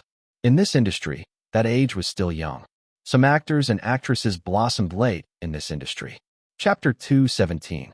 Jessica Alba heard an actress click her tongue in annoyance as Jessica spoke to the director. Jessica smiled sweetly, knowing that the eyes of the women in the hallway were on her, angry and annoyed. "Director, are you taking a break?" Jessica asked, innocence in her eyes. Yeah." Kazir looked at his Casio watch. "You guys can also take a break and have lunch. The audition will resume in an hour," Kazir announced, and some of the women got up. Some went to the bathroom to touch up their makeup. "Director, can I eat with you?" I brought a lunchbox. You don't have to treat me." Perhaps knowing that her chances of getting the role were slim, Jessica Alba decided to go straight to the director. More sets of eyes was aimed at Jessica, but she stood still. Kazir looked at her for a few seconds. Jessica felt as if Kazir was studying her from head to toe. For unknown reasons, she suddenly felt hot. The director's gaze penetrated her. After a few seconds, Kazir nodded his head. "Okay, follow me to the canteen." "Yes? Why yes? Right away, director." Jessica was actually surprised that Kazir agreed. She thought that Kazir would say no, just like the last time. She realized that Kazir was not a simple guy who would say yes just to get in a woman's pants. That made him interesting. Seducing a man like Kazir meant a lot. Many actresses tried to have sex with him, even going so far as to invite him to their hotel rooms, but Kazir held his ground. For a young woman like Jessica, she was interested in the cold-hearted man Kazir Grey. Kazir was different from the usual directors in her definition. He was tall, fit, and handsome, especially now that he had shaved his beard. He could be an actor if he wanted to be. Jessica meekly followed the man into the cafeteria, a little nervous. She knew she was trying to seduce the man, but she hadn't expected to get this far. The two sat facing each other. Kazir called for someone to bring him lunch while Jessica opened her lunchbox. "You are indeed young to bring a lunchbox like a student in this situation. I cooked this myself," she replied shyly. "Do you want some?" "That's okay, my lunch is here." One of the crew members set down the plate of waffles with syrup and French fries. Then his drink was a bottle of Sprite. Jessica was a little surprised. She thought the director would eat something extravagant, like steel or something. "Jessica, someone already got the female lead, so you don't have to work hard." Jessica bit her lip. She wasn't expecting that. Can I know her name? It's Angelina Jolie. This thing was going to spread anyway, so there was no reason to keep it a secret. Angelina Jolie? If I'm not mistaken, she should have a movie coming out next week. I saw the trailer. I think the name of the movie is Girl, Interrupted. I remember the trailer because Winona Ryder is the main character. I love Winona Ryder. She's so beautiful. Kazir nodded and respected her opinion. Winona Ryder really was beautiful. Tell your agent to find you another role. The actress we were looking for is over 20 years old and ready for a nude scene. Jessica, you are too young to do a nude scene. You should take your time and relax. You are still young and have a bright future. So Kazir agreed to take Jessica Alba to the cafeteria. He wanted to tell her not to rush. There were many opportunities for her, but certainly not wanted. I can't. Jessica began to stutter. Jessica, do you? Kazir could tell that something was wrong with the young woman. When he said that Jessica wouldn't get the part, she became nervous and discouraged. Jessica, did you sleep with someone just to get through the second round? Everything became clear. First of all, Jessica Alba was too young for a movie like Wanted. The casting director should have known that, unless... And no, I didn't. The woman immediately shook her head. Then why are you stuttering? His voice got heavier, and Jessica hiccuped. She decided to tell the truth. I didn't have sex with anyone on the crew, but my agent did. He had sex with the casting director, so I could pass the audition. Wait a minute. He did. Kazir frowned. The casting director for this project was a man. That's right. My agent had a hard time walking for 2 days after that transaction. There's a rumor that the casting director swings both ways, and my agent jumped the gun. Kazir was speechless. Damn, this is crazy. But don't worry. My agent is gay, so it's not a problem for him. It's a problem for me. I have to talk to Salvatore and tell him I need a new casting director. Transaction with sex could backfire on us, and it will affect the project. He didn't want any trouble. He knew that this kind of transaction was everywhere in Hollywood, and he knew that it was impossible to stop it. As long as there were men and women willing to use their bodies, it would never go away. That was the hard truth. But Kazir wanted none of that in his project. Director, I know I'm not close to you, but can I get your number? If you are against it, can I give you my number instead? I hope that if you have roles that are suitable for me, you will call me or my agent. I will work hard. Give me your number. Hey, all right. Jessica Alba was disappointed. She knew that Kazir would never get in touch with her. The woman meekly gave him the business card and left the cafeteria after eating. There were a lot of people in the cafeteria, and there were cameras. If there were any rumors, Kazir had proof to back him up. Chapter 2:18. Why does a person want to be an actor? Well, there are many reasons. Money. Famous actors make a lot of money by taking roles in movies or commercials. Perhaps money was one of the main reasons why a person wanted to be an actor. The second is fame. It's very addictive. The joy of people knowing you, looking at you like you're a god, and asking for your autograph. Maybe this is the best reason why actors and actresses have a superiority complex. Because people around them treat them like gods and goddesses. The other reason might be related to their passion. The love of storytelling or the love of acting. Well, there are a lot of reasons, and it might take a while to list them all. As for Orlando Bloom, he was handsome, and being an actor or a model was the best profession for someone like him who had a handsome face. Since he was handsome, he might as well use it. That was one of the reasons why he passed the requirements to play the elf Legolas in Lord of the Rings. Orlando Bloom was new to the industry. He started only 2 years ago, in 1997. That year, Orlando Bloom was busy with Lord of the Rings, an epic novel known as the father of the fantasy genre. Although the novel was published almost 5 decades ago, it was still famous to readers worldwide. It had many fans all over the world. Orlando Bloom was lucky to be part of the movie project, but he has to be realistic. Orlando Bloom was not the protagonist of Lord of the Rings, and his screen time was not that good. Grey Pictures invited him to audition for their new project, and Orlando Bloom was very interested.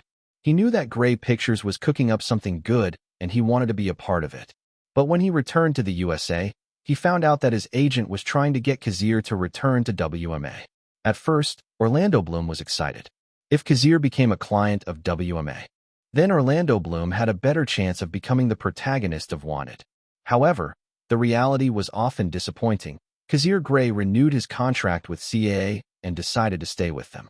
Orlando, It says here that you don't have a current project other than Lord of the Rings. Yes, I am spending a year in New Zealand and most of my scenes are already done. I think there will be no schedule conflicts. Orlando did his best and smiled. He assured the people in the audition room that he would be loyal to Wanted and work hard. The one who interviewed him was Harold Whitsend. The acting part was already over, and they went to the interview part. Actually, Orlando Bloom passed the appearance of the protagonist, based on Kazir's drawing. Moreover, the Orlando Bloom in front of them looked depressed, just like the protagonist in the first part of the movie. Thanks, Orlando. We will call you back, Harold Whitsend announced, and Orlando Bloom understood that his moment in the audition room was over. Thank you.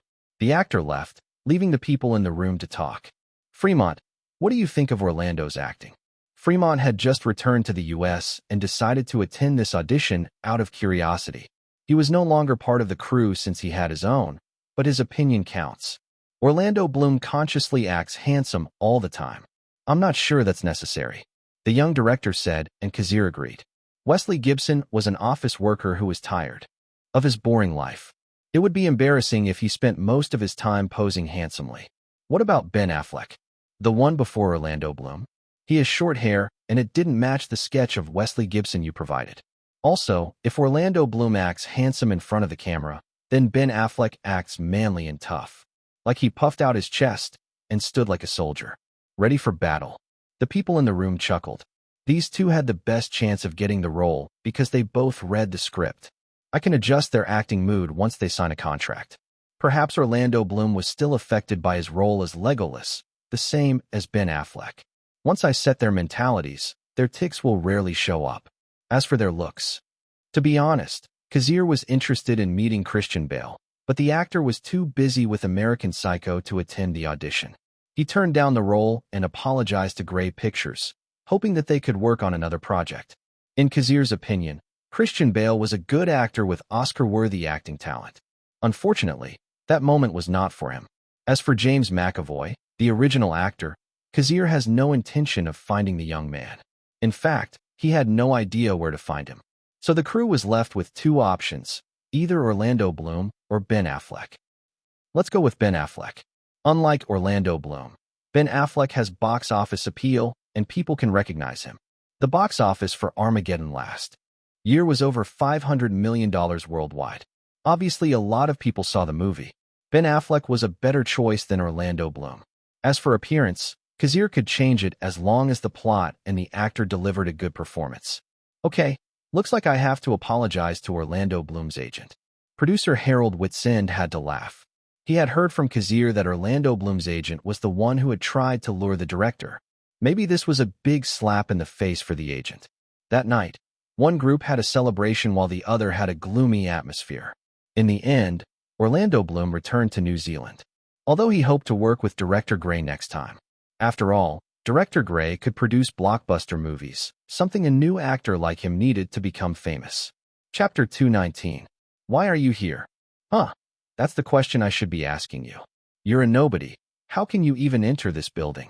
The two teenagers glared at each other with clear hatred. Their eyes never hid the fact that they hated each other. Scarlett Johansson stood with her arms crossed like a mean girl. Across from her was none other than Mara Cohen, Kazir's half-sister on his mother's side. The two teenagers had last met in an audition. The movie was called Ghost World. It was a black comedy, a small-budget film costing between $7 and $10 million. Unlike the other actors Kazir hired, Scarlett Johansson was still struggling to find her footing in the industry, especially now that she was getting older. Salvatore Barlow was only one person, and he couldn't handle all of his clients at once. So Scarlett Johansson had another agent take care of her. The name of the agent was Beth Rogers, an agent recently hired by CAA. Beth Rogers knew that Scarlett Johansson was still under the age of consent and that it was difficult for the girl to find roles because most production companies prefer 18-year-olds to cast in their group age. Scarlett Johansson was still 15. If the production company had to choose between a 15-year-old and an 18-year-old, they would easily choose the latter. Underage actors were difficult to work with. Scarlett Johansson suffered because of it. Fortunately, she was cast in Ghost World. The salary was not important. As long as she kept working hard, she knew her time would come. However, there was a minor incident that happened after the audition. Mara Cohen confronted Scarlett Johansson and screamed that she had stolen her role in Ghost World. That Mara Cohen should have been cast instead of her. The two began swinging at each other until they were pulling each other's hair. Elizabeth Cohen and Agent Beth Rogers appeared and stopped them. Fortunately, the ruckus never spread, but the two teens would never forget that incident. "Are you trying to steal my role again, you bitch?" "What?" Scarlett was stunned. She knew the B word, but she hadn't expected it to be used to describe her. Because she knew she was never a bitch. "No, you're the bitch. Besides, I heard your audition was terrible. You can't act at all. Your facial expressions are dead and you don't know how to show any emotion. In this industry, the best you can do is become a nameless vase." "What did you say?" The two shouted at each other. "I can't believe my brother hired a spoiled bitch like you." Mara Cohen sneered. They continued to use the term bitch to insult each other. After experiencing life in Hollywood, Mara realized that her brother was actually a great guy. He was respected by everyone. In that sense, Mara Cohen was proud of her brother. She wanted to get closer to her brother, but their first meeting was very bad. It seemed that her brother held a grudge against her mother, which was confusing, because her mother was great. Elizabeth Cohen treated Mara preciously, and she loved her mother for it. Mara Cohen didn't know why her brother hated her mother. "Brother? I have no idea who you're talking about." Scarlett frowned. She knew the bitch's last name was Cohen, and Scarlett never knew anyone with that last name. Mara Cohen smiled and raised her chin arrogantly. "My brother is Kazir Grey. You should be grateful that someone like you was hired by my brother." "I don't believe you." Scarlett Johansson shook her head. She studied Mara Cohen and admitted that the bitch was beautiful, but she didn't resemble Kazir at all. Kazir is a rugged, handsome, tall, and talented man. It is impossible for someone like him to have a sister like this bitch. Scarlett thought it was impossible. She giggled and gave Mara a pitiful look. "I can't believe you're becoming delusional. You're still young, but you're already suffering from a mental illness. What a poor bitch." "You. What's going on here?" Suddenly, Elizabeth Cohen appeared. Next to her was Mara's agent from UTA, United Talent Agency. Elizabeth hugged the old man's arm as if they were close. Well, Elizabeth was still single after her last divorce. She dated a few men and had many one-night stands. Now that she was free from marriage, she could do whatever she wanted. She was not doing anything wrong.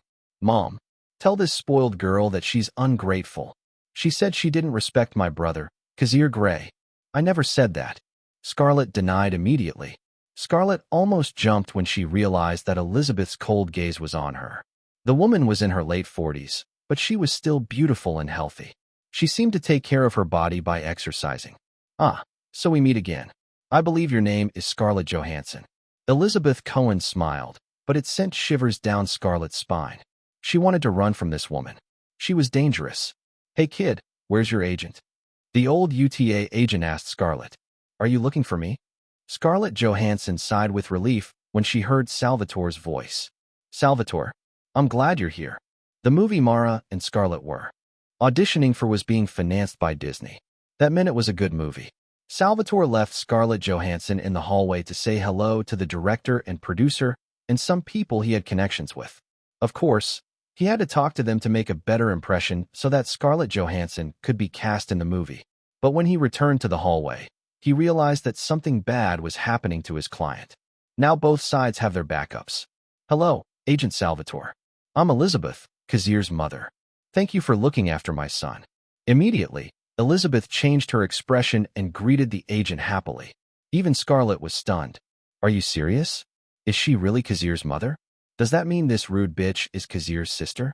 "Yes, I have heard about you. I can say that Kazir is very lucky to be more like his father than you. Scarlett, let's go." "Yes."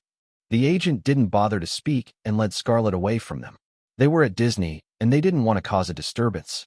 Elizabeth kept her smile on, but her eyes went cold as she watched them go. Chapter 220. Salvatore, Mara's mother wasn't lying? Is she really Kazir's mother? Scarlett Johansson asked her agent, whom she followed. "I hate to say it, but yes, that woman is Kazir's mother. Kazir has already talked to me about his mother and told me that the woman is very cunning. He warned me to stay away from her." Salvatore Barlow met Kazir's family in Los Angeles, and they were all nice. It was truly a mystery how Kazir and Aaron had half their genes from their mother and yet grew up nice. Maybe their father was the answer. I see. Scarlett felt there was more to the story, but she decided to keep quiet. It was not the time to think about it. She had to concentrate on her audition. Scarlett, I need to tell you something. It seems that your chances of getting this role are mediocre. What? But this is a movie invested by Disney. They prefer to make wholesome movies about families and children. I'm sure I'll get the part. No, you don't understand. I talked to some of the crew and I heard that the director decided to change the script.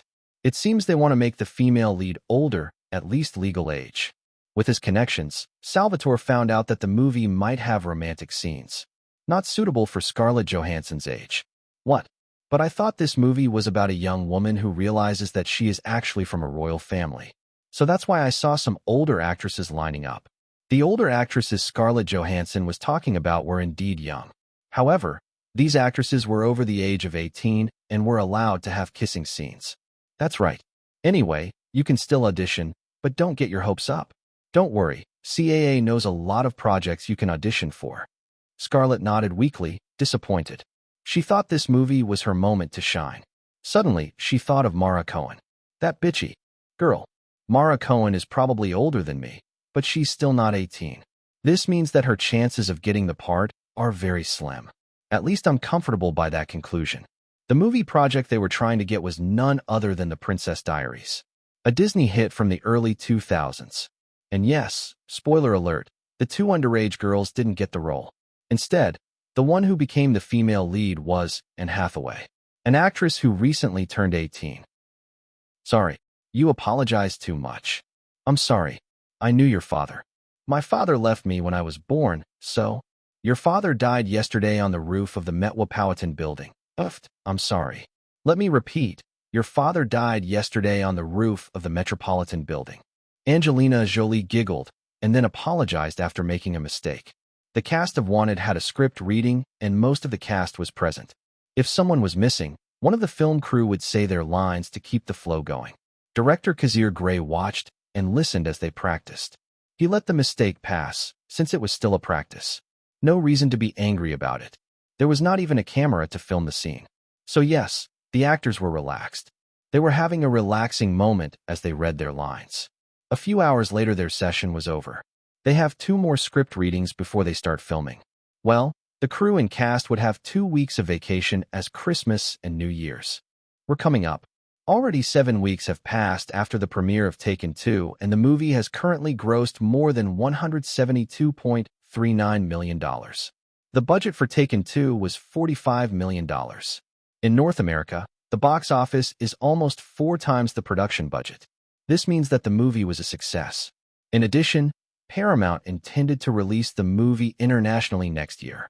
Taken and other movies related to the Continental Cinematic Universe had a good reputation worldwide, and Paramount expected the movie to earn at least $200 million from foreign countries. Kazir, can I have your moment? Kazir was about to leave the studio when someone called him. He turned to his right and saw Angelina Jolie smiling at him. Of course, Angelina. You can ask me anything as long as it's related to the project. As expected from our director, you never leave a blind spot. The woman giggled. Kazir could not help but stare at the woman's sexy pouting lips. Her lips were seductive. Angelina sat down next to him, and Kazir decided to sit down as well. I just want to know if my expression looks fierce enough. Let me have a look. For a moment, the woman's sunny expression disappeared. But then she started giggling again. How was it? Well, if you didn't laugh, I might have more time to read your expression. Anyway, how about controlling your gaze? Give me a cold stare. Like this. No, not an angry one. A cold look. Here, think of me as an insect, maybe a cockroach. But I hate insects, especially cockroaches. The woman replied. Never mind. How about a criminal? Look at me as if I were the worst person in the world. I'm probably supposed to avoid you and avert my gaze. You know what? Just stare at me with a lifeless look. Like this. Angelina's eyelids parted and stared at him boredly. Her pouty lips were pursed. Yeah, that's pretty good. Now look at me like that while trying to flirt with me. And I thought I was the only one trying to flirt around here. Wait, what? Angelina Jolie giggled again and leaned closer to him.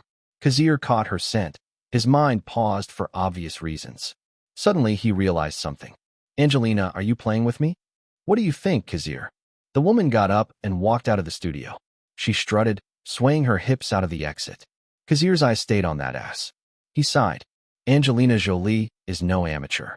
Of course, she knew how to give a cold stare, meaning the woman was just teasing him. Chapter 221. Industrial Light and Magic, ILM, a certain company that were very famous in the industry. To be precise, it was a company that produced special/visual effects for Hollywood movies. This company was founded by George Lucas.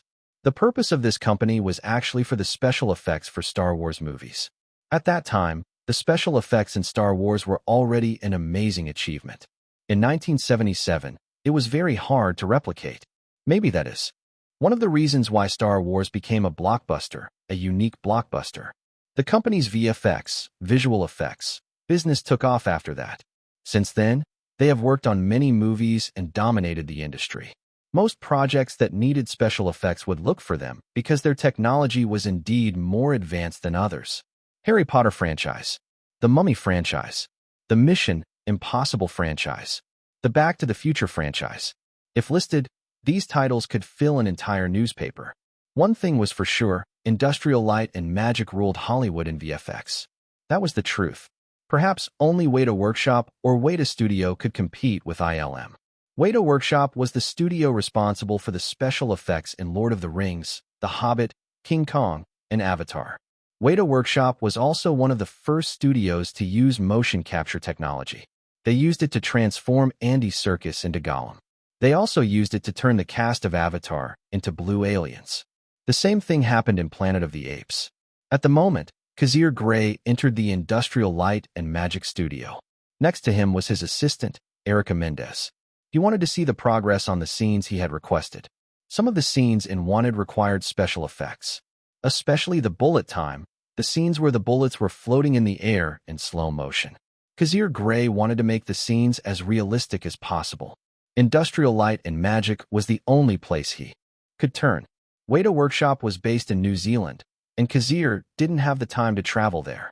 The production budget of Wanted was set at $75 million, and one-third of that budget would probably go to Industrial Light and Magic to create satisfying special effects.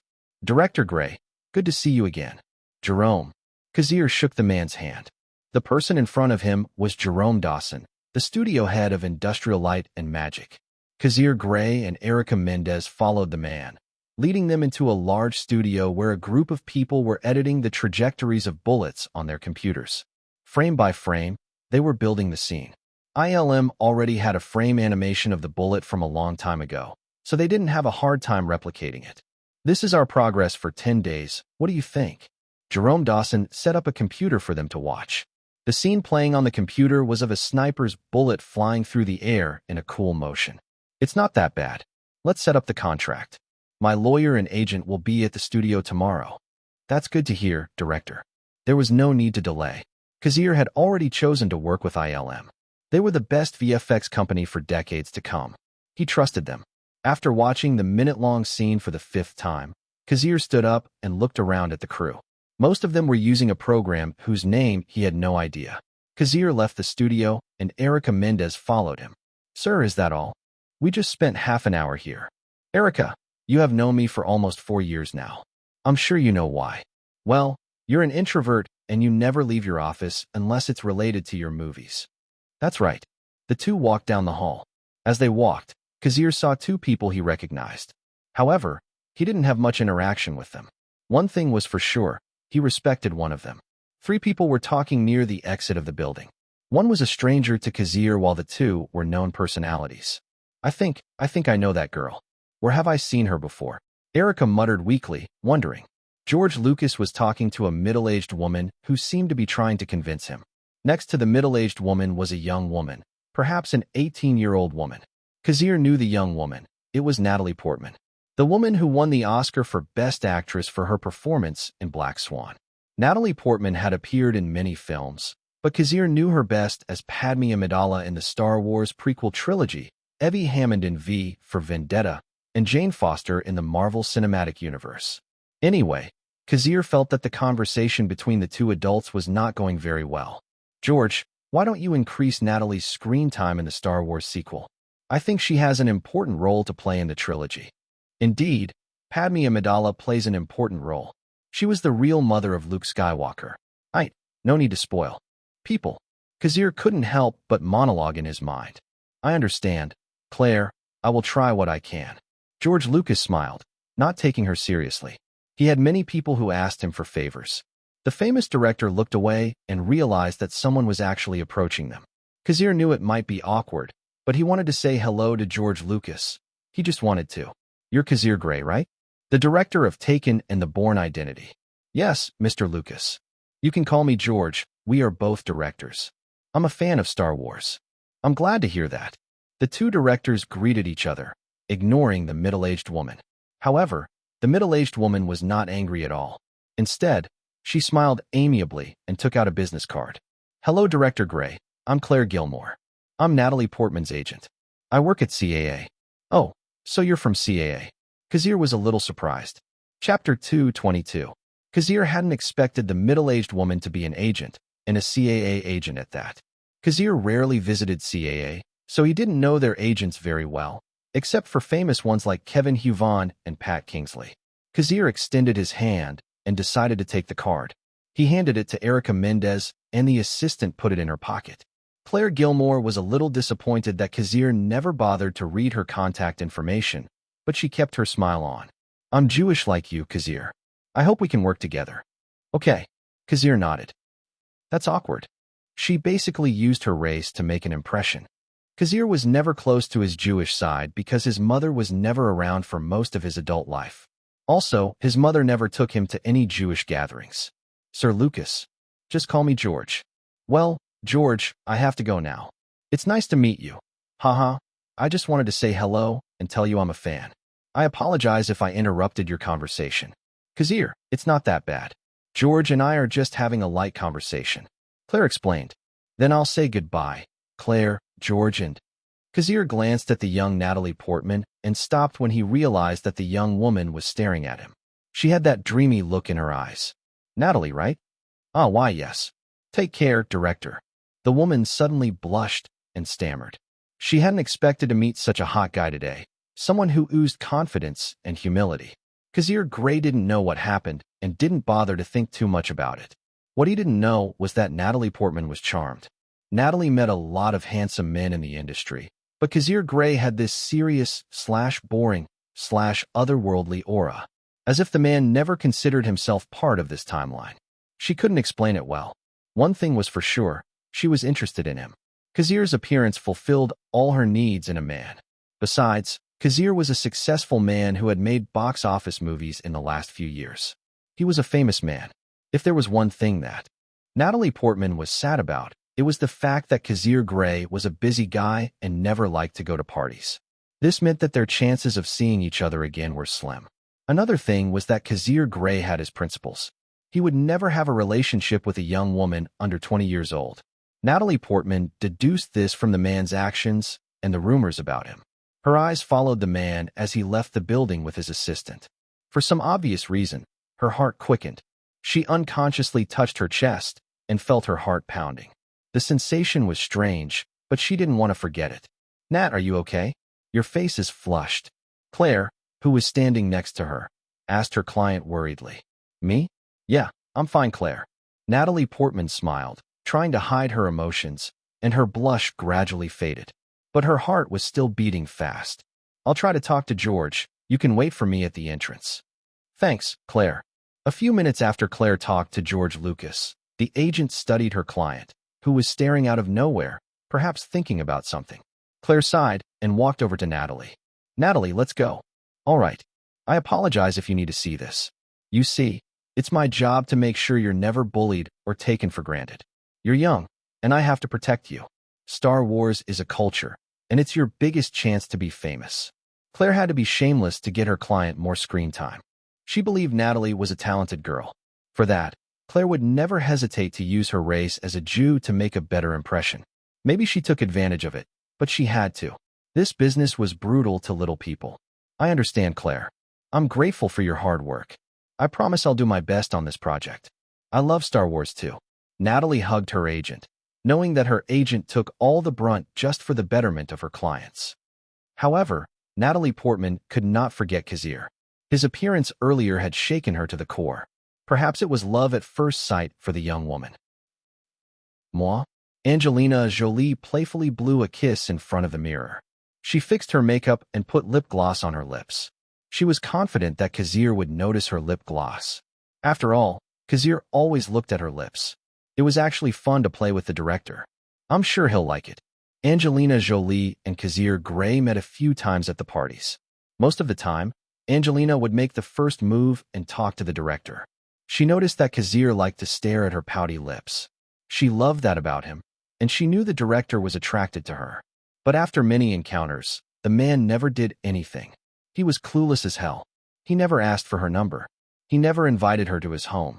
He didn't even try to hug her or force her into a relationship. This made Angelina angry with the director. If she didn't know that Kazir was attracted to her, she might think that the director was actually gay.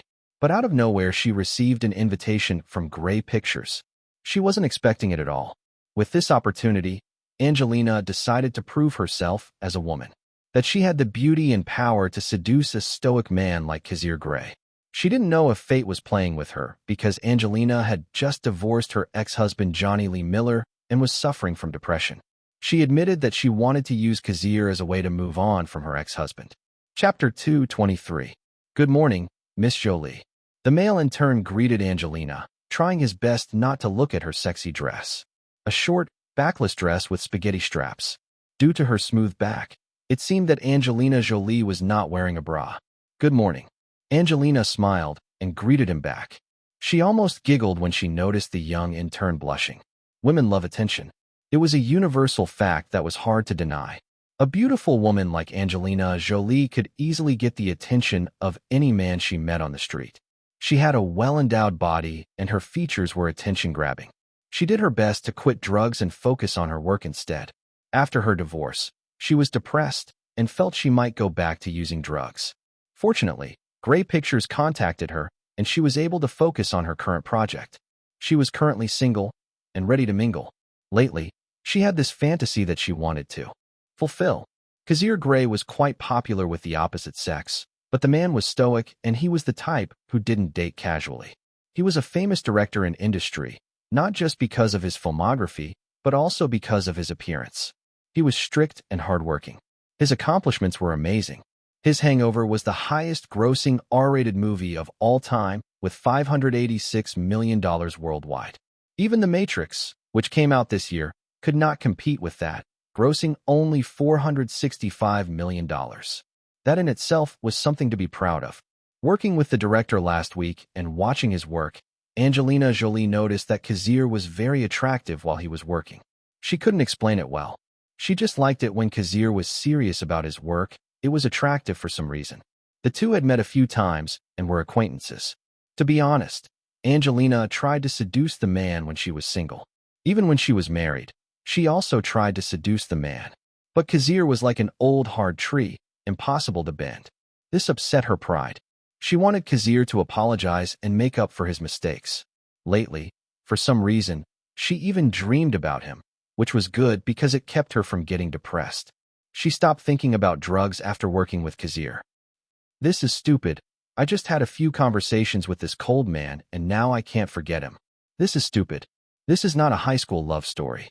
She thought to herself as she smiled her way through the studio. She noticed that the crew was already working early in the morning. Angelina's assistant was late because the actress had decided to go to work early without informing her assistant. Hey, Erica, order a black coffee today. I feel like I need some strong caffeine to wake me up. Angelina turned to her right and found Kazir yawning. It seemed that he hadn't slept properly again. Well, it was common for directors to be sleep-deprived when they were working on their film projects. It was a fact that everyone in the industry knew. Directors were always sleep-deprived. Good morning, Kazir. Angelina greeted the director bubbly and leaned in gently. Good morning, Angelina. Kazir waved and then looked at his schedule for the day. Angelina couldn't help but pout when Kazir didn't bother to look at her. She wore that dress just for him. He didn't even look at my cleavage. Her pride as a woman wouldn't let her. She continued to smile and moved closer to him. Kazir caught her scent and cocked his head. Do you have a question? TCH, nothing. She rolled her eyes and left. As expected, Kazir Grey was basically stupid when it came to his job. He didn't care about anything that wasn't related to his job. What a strange guy, she thought in frustration. Kazir looked at the woman and decided to call her. By the way, Angelina. What is it? Angelina asked, irritated. Nothing. I just wanted to say that you look pretty in that dress. Well, you are always pretty. Go to your trailer and talk to the costume designer about changing your clothes. We have a rehearsal. Kazir told her before calling Harold and talking to him, leaving Angelina stunned. What? Huh. This is stupid. Cringe. Very stupid. I'm not young anymore. Why am I acting like I'm in my teens? This is stupid, she said to herself as she walked to her trailer. It was unfortunate that she had to change her dress, but she had to do it because it was her job. Of course, it was not because Kazir praised her in her dress. The set/background was slowly built by the crew. This was still a rehearsal, and the official shooting of Wanted would start next year. After this week, the crew would have their long-awaited vacation. Kazir glanced at the trailer Angelina was in, scratching his head in confusion. Women are really hard to understand. It's winter, and it's still early. But she is wearing a short backless dress that only covered her legs. That's super cold, he thought to himself. The rehearsal began as Ben Affleck, Morgan Freeman, and other actors arrived. Now I have to contact Liam and the others' assistants to make a schedule for shooting their scenes. I have to make it quick and short because most of them are busy. Viggo Mortensen was busy with Lord of the Rings. He spent his days in New Zealand. That country was really beautiful and breathtaking. The scenery in that country was like something out of a fantasy novel. As for Matt Damon, he was about to start filming Ocean's 11. Kazir thought of using this franchise to expand the Continental Cinematic Universe. Unfortunately, Ocean's 11 was based on Ocean's 11, a 1960 American heist movie. Kazir was unable to acquire the copyright to this old film. Liam Neeson starred in a black comedy with Oliver Platt and Sandra Bullock. Yes, the protagonists of the Continental Cinematic Universe were all busy, but they would definitely open a schedule to shoot their scenes. After all, they had signed a contract. They were also interested in the outcome of this movie. Chapter 224. In the month of December, only 2 movies had good performances. The first was The Green Mile, starring Tom Hanks and Michael Clarke Duncan. The movie was based on Stephen King's novel of the same name, a story set on death row in a southern prison, where the gentle giant John possesses the mysterious power to heal people's ailments. When the head guard, Paul, recognizes John's gift, he tries to help stop the condemned man's execution. IMDb. Michael Clarke Duncan received an Oscar nomination for Best Supporting Actor for his role in this film. Honestly, he deserved to win Best Supporting Actor, but most members of the Academy voted for Michael Caine for his role in The Cider House Rules. The Green Mile grossed over $18 million in its first week. By the last day of the year, it had grossed $67 million. The second movie that did well was Stuart Little. December was the time when families could have a wonderful bonding with the whole family. Of course, it was also a good time for theaters. Stuart Little was rated PG-13, and young children could watch the movie with their parents' guidance, which gave the movie a better box office. Kids prefer to see this kind of movie. Aaron Gray's kid actually loves this movie. The little girl even asked for a mouse as a pet for a while. Stuart Little was about a talking mouse who was adopted by a family. That was the synopsis. Anyway, the first week box office of Stuart Little was $15 million. It was released on December 17, 1999. When December 31st came, the movie had accumulated $68 million at the box office, only $1 million for it to become noise. December 24th, 1999. The world is going to end. Kazir frowned as he got out of his car. He parked his car in the parking lot near his favorite bar. The crew was on vacation, and it would be another 2 weeks before the official shooting would start. Being the type of guy who loves to spend his life in a lonely office, Kazir decided to relax at his favorite bar. His Christmas Eve was very sad. However, the streets of Los Angeles were a little rough these days. Hundreds of protesters were shouting that the end of the world was near. They have these cards with words on them about the end of the world. Apparently, the year 2000 would never come because the world would end at midnight on December 31st, 1999. The fact that a lot of people believed this was quite frightening. There were fanatics everywhere, handing out pamphlets and telling people to repent. Spoiler alert, the world did not end. January 1st, 2000 will definitely come, and I'll be celebrating the new year in my office watching Titanic. A very fun thing to do alone. Kazir Grey sighed.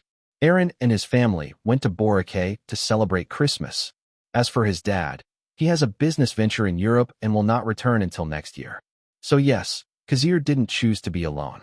His relatives have their own lives, and he respects them. He was happy that his brother and father were living their lives without worries. Hey, you, I want you to take these pearls. This is the only way for you to survive the day of judgment. Don't worry, it will only cost you $50. The man tried to sell his dirty beads to Kazir. He had the eyes of a fanatic who believed he was doing something right. No thanks. I can buy a Kodak film for that amount. Kazir didn't bother to listen and entered the bar. As he entered the bar, he realized that many people were having a lonely Christmas Eve just like him. He felt better knowing that some people were suffering the same as he was. He looked around and found an empty seat. Comforting jazz music played in the background. Kazir ordered a gin to remind himself that his life was very lonely and bitter, but he didn't regret it. It was better for him to live a lonely life than to have a relationship that would lead to his downfall. His marriage to Cassandra Hokrap didn't end well. 2 hours later, another person entered the bar to have a drink. It was a woman wearing a black cocktail dress and red heels. She had a fashionable winter jacket over her cocktail dress to keep out the cold. She was a little tipsy. She was probably at a Christmas party, but left after losing interest in the party. She was none other than Angelina Jolie. The woman found this bar and decided to drink more. I want a white wine, she said, unknowingly sitting next to Kazir. Coming right up. The bartender said, preparing her drink. Christmas. My Christmas is cold. Everyone in the party had a partner. So I have to leave early because it's embarrassing. I have no partner. The woman sighed. It was awkward to bring another man in a formal party, especially when Angelina just recently divorced. Yeah, I have the same problem, Kazir muttered. Suddenly, they recognized each other's voice. They looked at each other, and they were both surprised. You? Angelina, what are you doing here? Kazir asked. TCH, don't ask me why. It's obvious I want a drink. She clicked her tongue, blushing slightly. Okay. The man nodded and left her alone. Angelina took her wine and sipped it, then stole a glance at the man next to her. And you? Why are you here? I have no one to spend Christmas with. My father and brother are busy. I see. Angelina swallowed. She glanced at Kazir. Indeed, this man is handsome as fuck. He is her type. She suddenly had an idea. She realized that this could be her chance. Will destiny help me to get closer to this man? She didn't know the answer, but she knew that nothing would happen if she kept quiet. Then how about spending it with me? Perhaps because of the power of alcohol, Angelina was brave tonight. Puffed. Kazir nearly spit out his drink and coughed. Hey, that's not nice. Why are you reacting like that? She pouted, her lips glistening from the alcohol. Angelina, I'm a man of principle. I will never have a relationship with a married woman. Huh. They stared at each other for a moment. Then Angelina started to laugh. You silly, I'm single. I am divorced from my husband. Well, the divorce is still pending, but both of us are already sure that we are not going to continue our relationship. We don't love each other anymore. We are separated. Then, Kazir was under the influence of alcohol as he had been drinking gin for 2 hours. So what do you think? The woman chuckled and whispered in his ear. Kazir swallowed hard. His answer was, Chapter 225. By the way, belated Merry Christmas. The receptionist greeted the assistant director. Thank you. Assistant Director Simone Palenque smiled and entered the building. They had a day off yesterday, Christmas, to celebrate the holiday. Unlike the other crew members, Simone Palenque didn't ask for a vacation. He wanted to show Director Grey that he was serious about his job and wanted to continue working. In fact, he hoped that Director Grey would choose to promote him to director. Simone Palenque understood how hard it was to make a movie. It costs hundreds of thousands of dollars to make a professional movie. Napoleon Dynamite, Kazir's first comedy, cost $500,000. That was something Simon could never raise. To make a movie, he needed an investor. Someone who would trust him and invest money to make a movie. He knew that Fremont Smith couldn't become a director without the help and guidance of Kazir Grey. Simone hoped he would get the same treatment. So right now he is working hard to prove himself. He did not ask for an immediate answer. For 3 or 5 years, he was happy to work for Kazir as long as he helped him become a director. He was young anyway. According to stereotypes, directors were old because they had to gain experience before they could start their own projects. He was happy if he could become a director before the age of 35. Simone Palenque stepped into the elevator and hit the floor where the director's office was. Note that Grey Pictures only leased 5 floors of this building. This company had just started 5 years ago, and they were still trying to build their foundation. The good thing was that their performance got better every year. Maybe next year they would have their own building.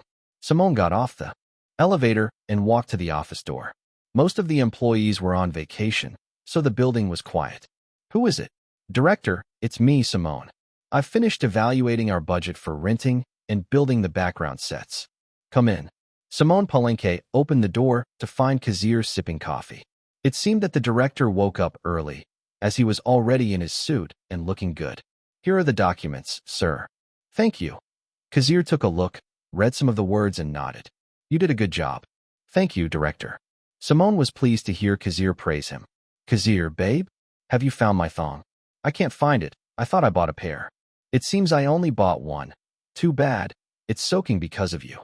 A woman's voice sounded from Kazir's room. This office had a room and a shower since the director lived here. Angelina came out of the room in her nightgown. She looked bright and fresh after waking up. There was something about what happened yesterday that made her feel better. She was in a good mood after a good D*King from Kazir. "Babe, have you seen my—" Angelina stopped immediately when she saw that there was another person in the room. She looked at Kazir and blushed. She returned to the room and closed the door. Simone was stunned. His mind almost stopped working. Is that Angelina Jolie?" He then looked at director Kazir Grey, looking for answer. "You can go now." "Yes." He replied quickly and walked out of the office in a second. "Wow, that's crazy," Simone muttered. He remembered that Director Grey was still working on Christmas Eve before he left the building. 2 days later, Angelina Jolie had already spent a night in his office. It's really amazing to be a director. The young assistant was determined to be one. "Kazir, what the hell? Why didn't you say there was actually a person in your office?" Angelina was angry as she came out of the room and confronted him. "Because you're so beautiful when you sleep. I don't want to disturb you because I know you're tired." Then you should have. "Wait, are you trying to make me feel better so I'll forget what you did to me?" Kazir stood up and hugged her.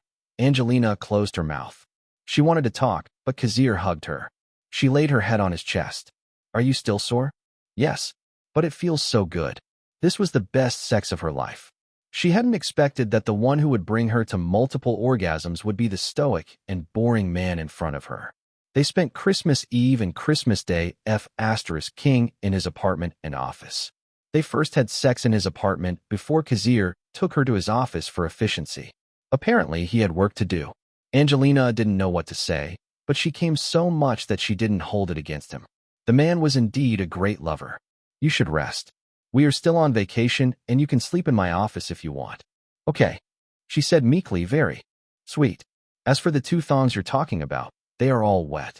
Maybe you don't remember." She nodded and spent a few minutes in his embrace. "I want to eat. I'm hungry." She pouted and rubbed her head against his chest. "I already ordered chow mein. You eat Chinese food, right?" "Yeah." She wrapped her arms around him and giggled. "The decision I made 2 days ago is the best decision I ever made in my life.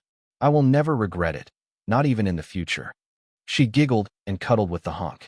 After that, they had a sloppy kiss before Angelina was pinned to the table. They spent some time grinding against each other.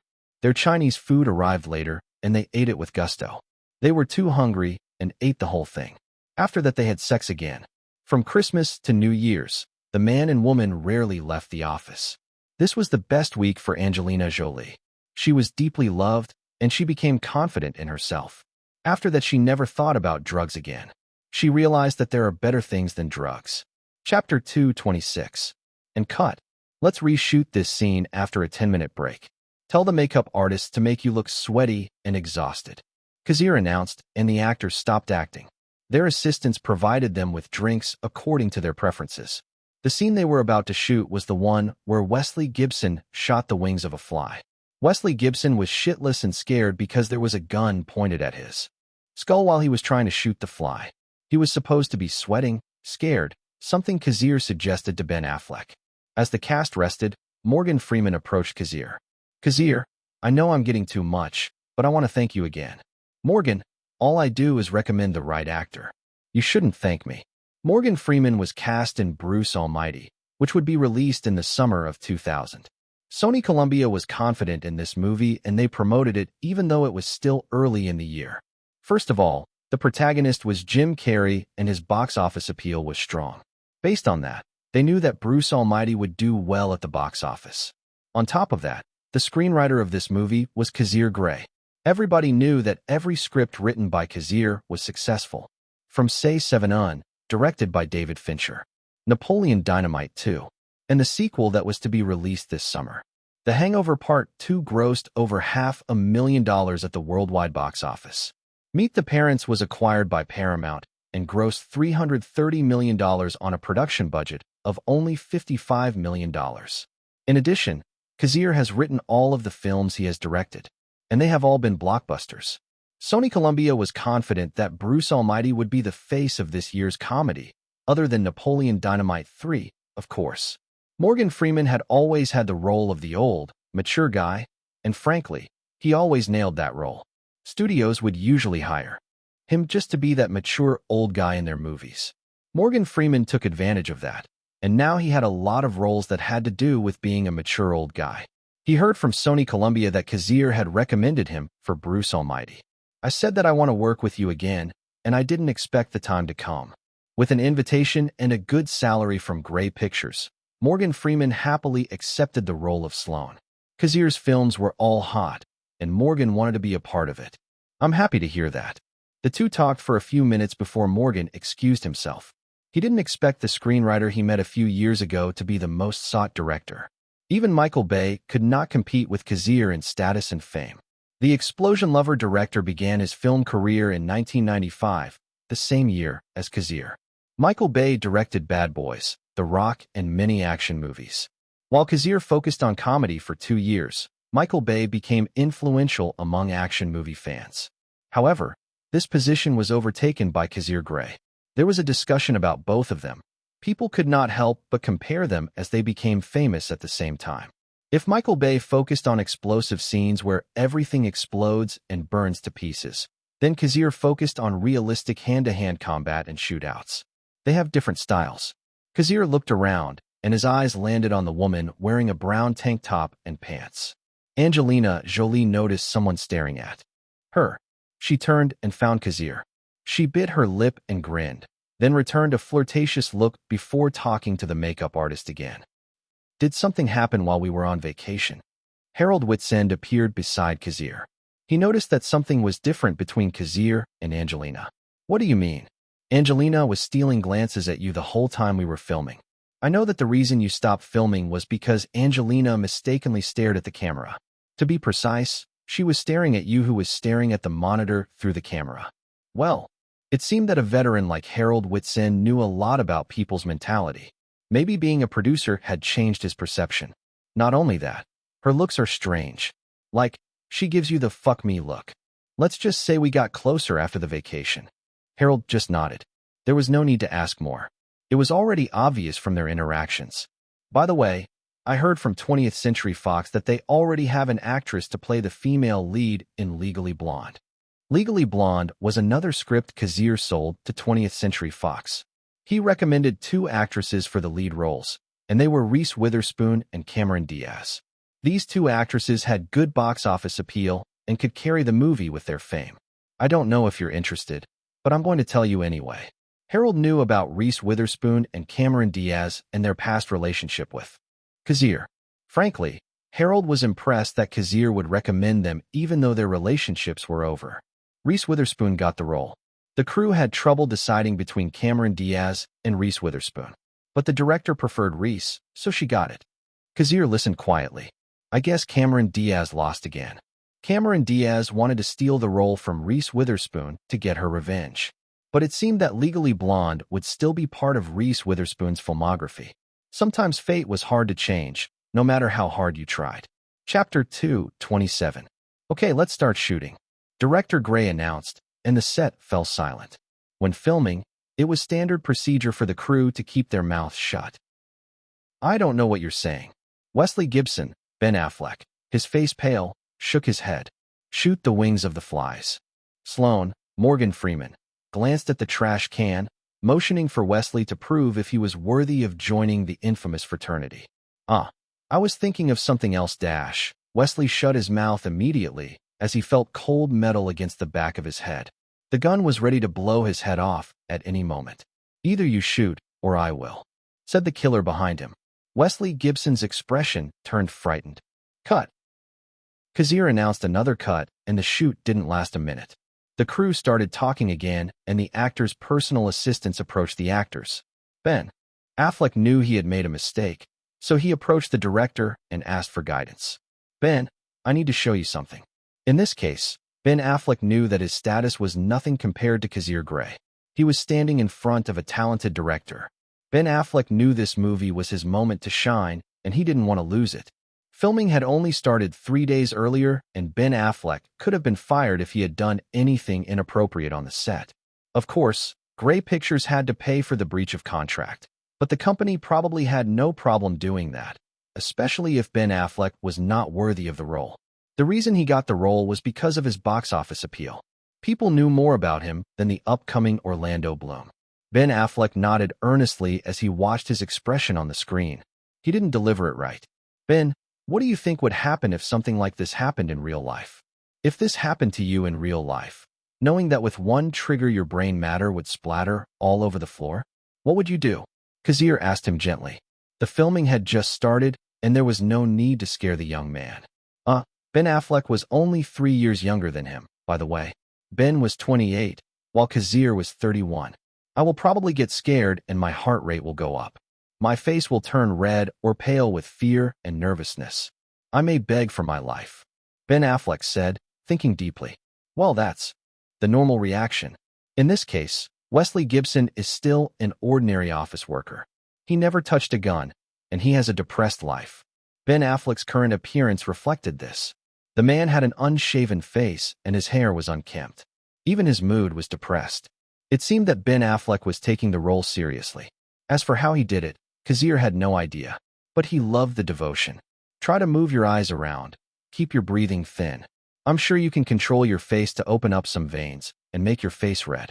This kind of acting was usually taught in acting classes. Controlling your breath to make you face red. Surely Ben Affleck took acting classes, right? Before filming resumed, Kazir caught Angelina Jolie stealing glances at him. Kazir frowned slightly, but decided to keep his composure. His job as a director was to keep the filming going and get as much footage as possible and put it together into a movie. It was not that easy. Shoot the flies. Take 9. Lights. Camera. Action. The clapperboard signaled the start of the shoot. This time, Ben Affleck did better. Kazir didn't stop filming, and the scene reached the moment when Sloan handed Wesley a gun. I can't even see it. 1, 2. The hitman started the countdown, his gun on the back of Wesley's head. With extreme nervousness, a pathetic grunt escaped Wesley's mouth, and he pulled the trigger. Wesley Gibson began firing bullet after bullet into the trash can, hoping for a miracle. He gasped and leaned against the wall. He searched for the medicine that kept his heart rate normal. He wanted to devour a handful of pills to ease the pain. While he was having a nervous breakdown, Sloan grabbed the flies and inspected them. He handed the flies to a gasping Wesley, and the man was stunned. That's impossible, he muttered between inhalations. The flies were struggling to move, as their wings were missing. A lot of things were impossible for you before today, Sloan replied. Cut. Well done, this is over. The crew began to clap, knowing that another scene was over. Then, as usual, they went about their business. The actors' personal assistants approached their respective clients. Ben Affleck thanked his assistant and swallowed a bottle of water. He was sweating and exhausted. He was so focused on acting that he really started to sweat. He was more on the action side of the industry, but he could pull off some dramas if he wanted to, like Gone Girl. But honestly, Ben Affleck should do more action movies. His look and aesthetic is more suited to action movies. In fact, Kazir heard that Ben Affleck was interested in auditioning for Pearl Harbor, which was to be directed by Michael Bay. It was a movie based on history, although Michael Bay romanticized the movie so much that it became a love triangle. Well, the movie was pretty good and entertaining. Are you okay? Kazir asked Ben. Yeah, haha, I just feel like I'm getting better. I guess working with a talented director like you helps. Ben Affleck thought he had a breakthrough at that moment. No matter how many times you praise me, I will still not increase your screen time. The two guys started to laugh. Chapter 228. January in the year 2000 had no good movies, nothing promising. Small production companies usually scheduled their movies at this time, hoping that their movies would make a profit. Kazir was always busy in January because he had a filming schedule around this time every year. His movies were released in the summer, September, and November. This created a constant schedule for him to start his next project early the next year. Kazir was a different breed because he had a project to shoot every year. He was dedicated to his work and loved his job very much. There were times when crew members quit because they couldn't keep up with Kazir's annual projects. This man never took a vacation in the last 6 years. While Kazir was busy with his project, Fremont Smith, the director of Taken 2, received so many offers from different companies. Fremont was mostly busy preparing for the Taken 2 celebration party that would take place on February 3rd. Taken 2 has already grossed $216 million in North America. In addition, its international performance was astounding. In just 50 days of release, the international box office had already surpassed the North American box office with $239 million. The thing was, Taken was very popular. Outside of America, many people did not speak English well, but men had one thing they could all appreciate: action movies.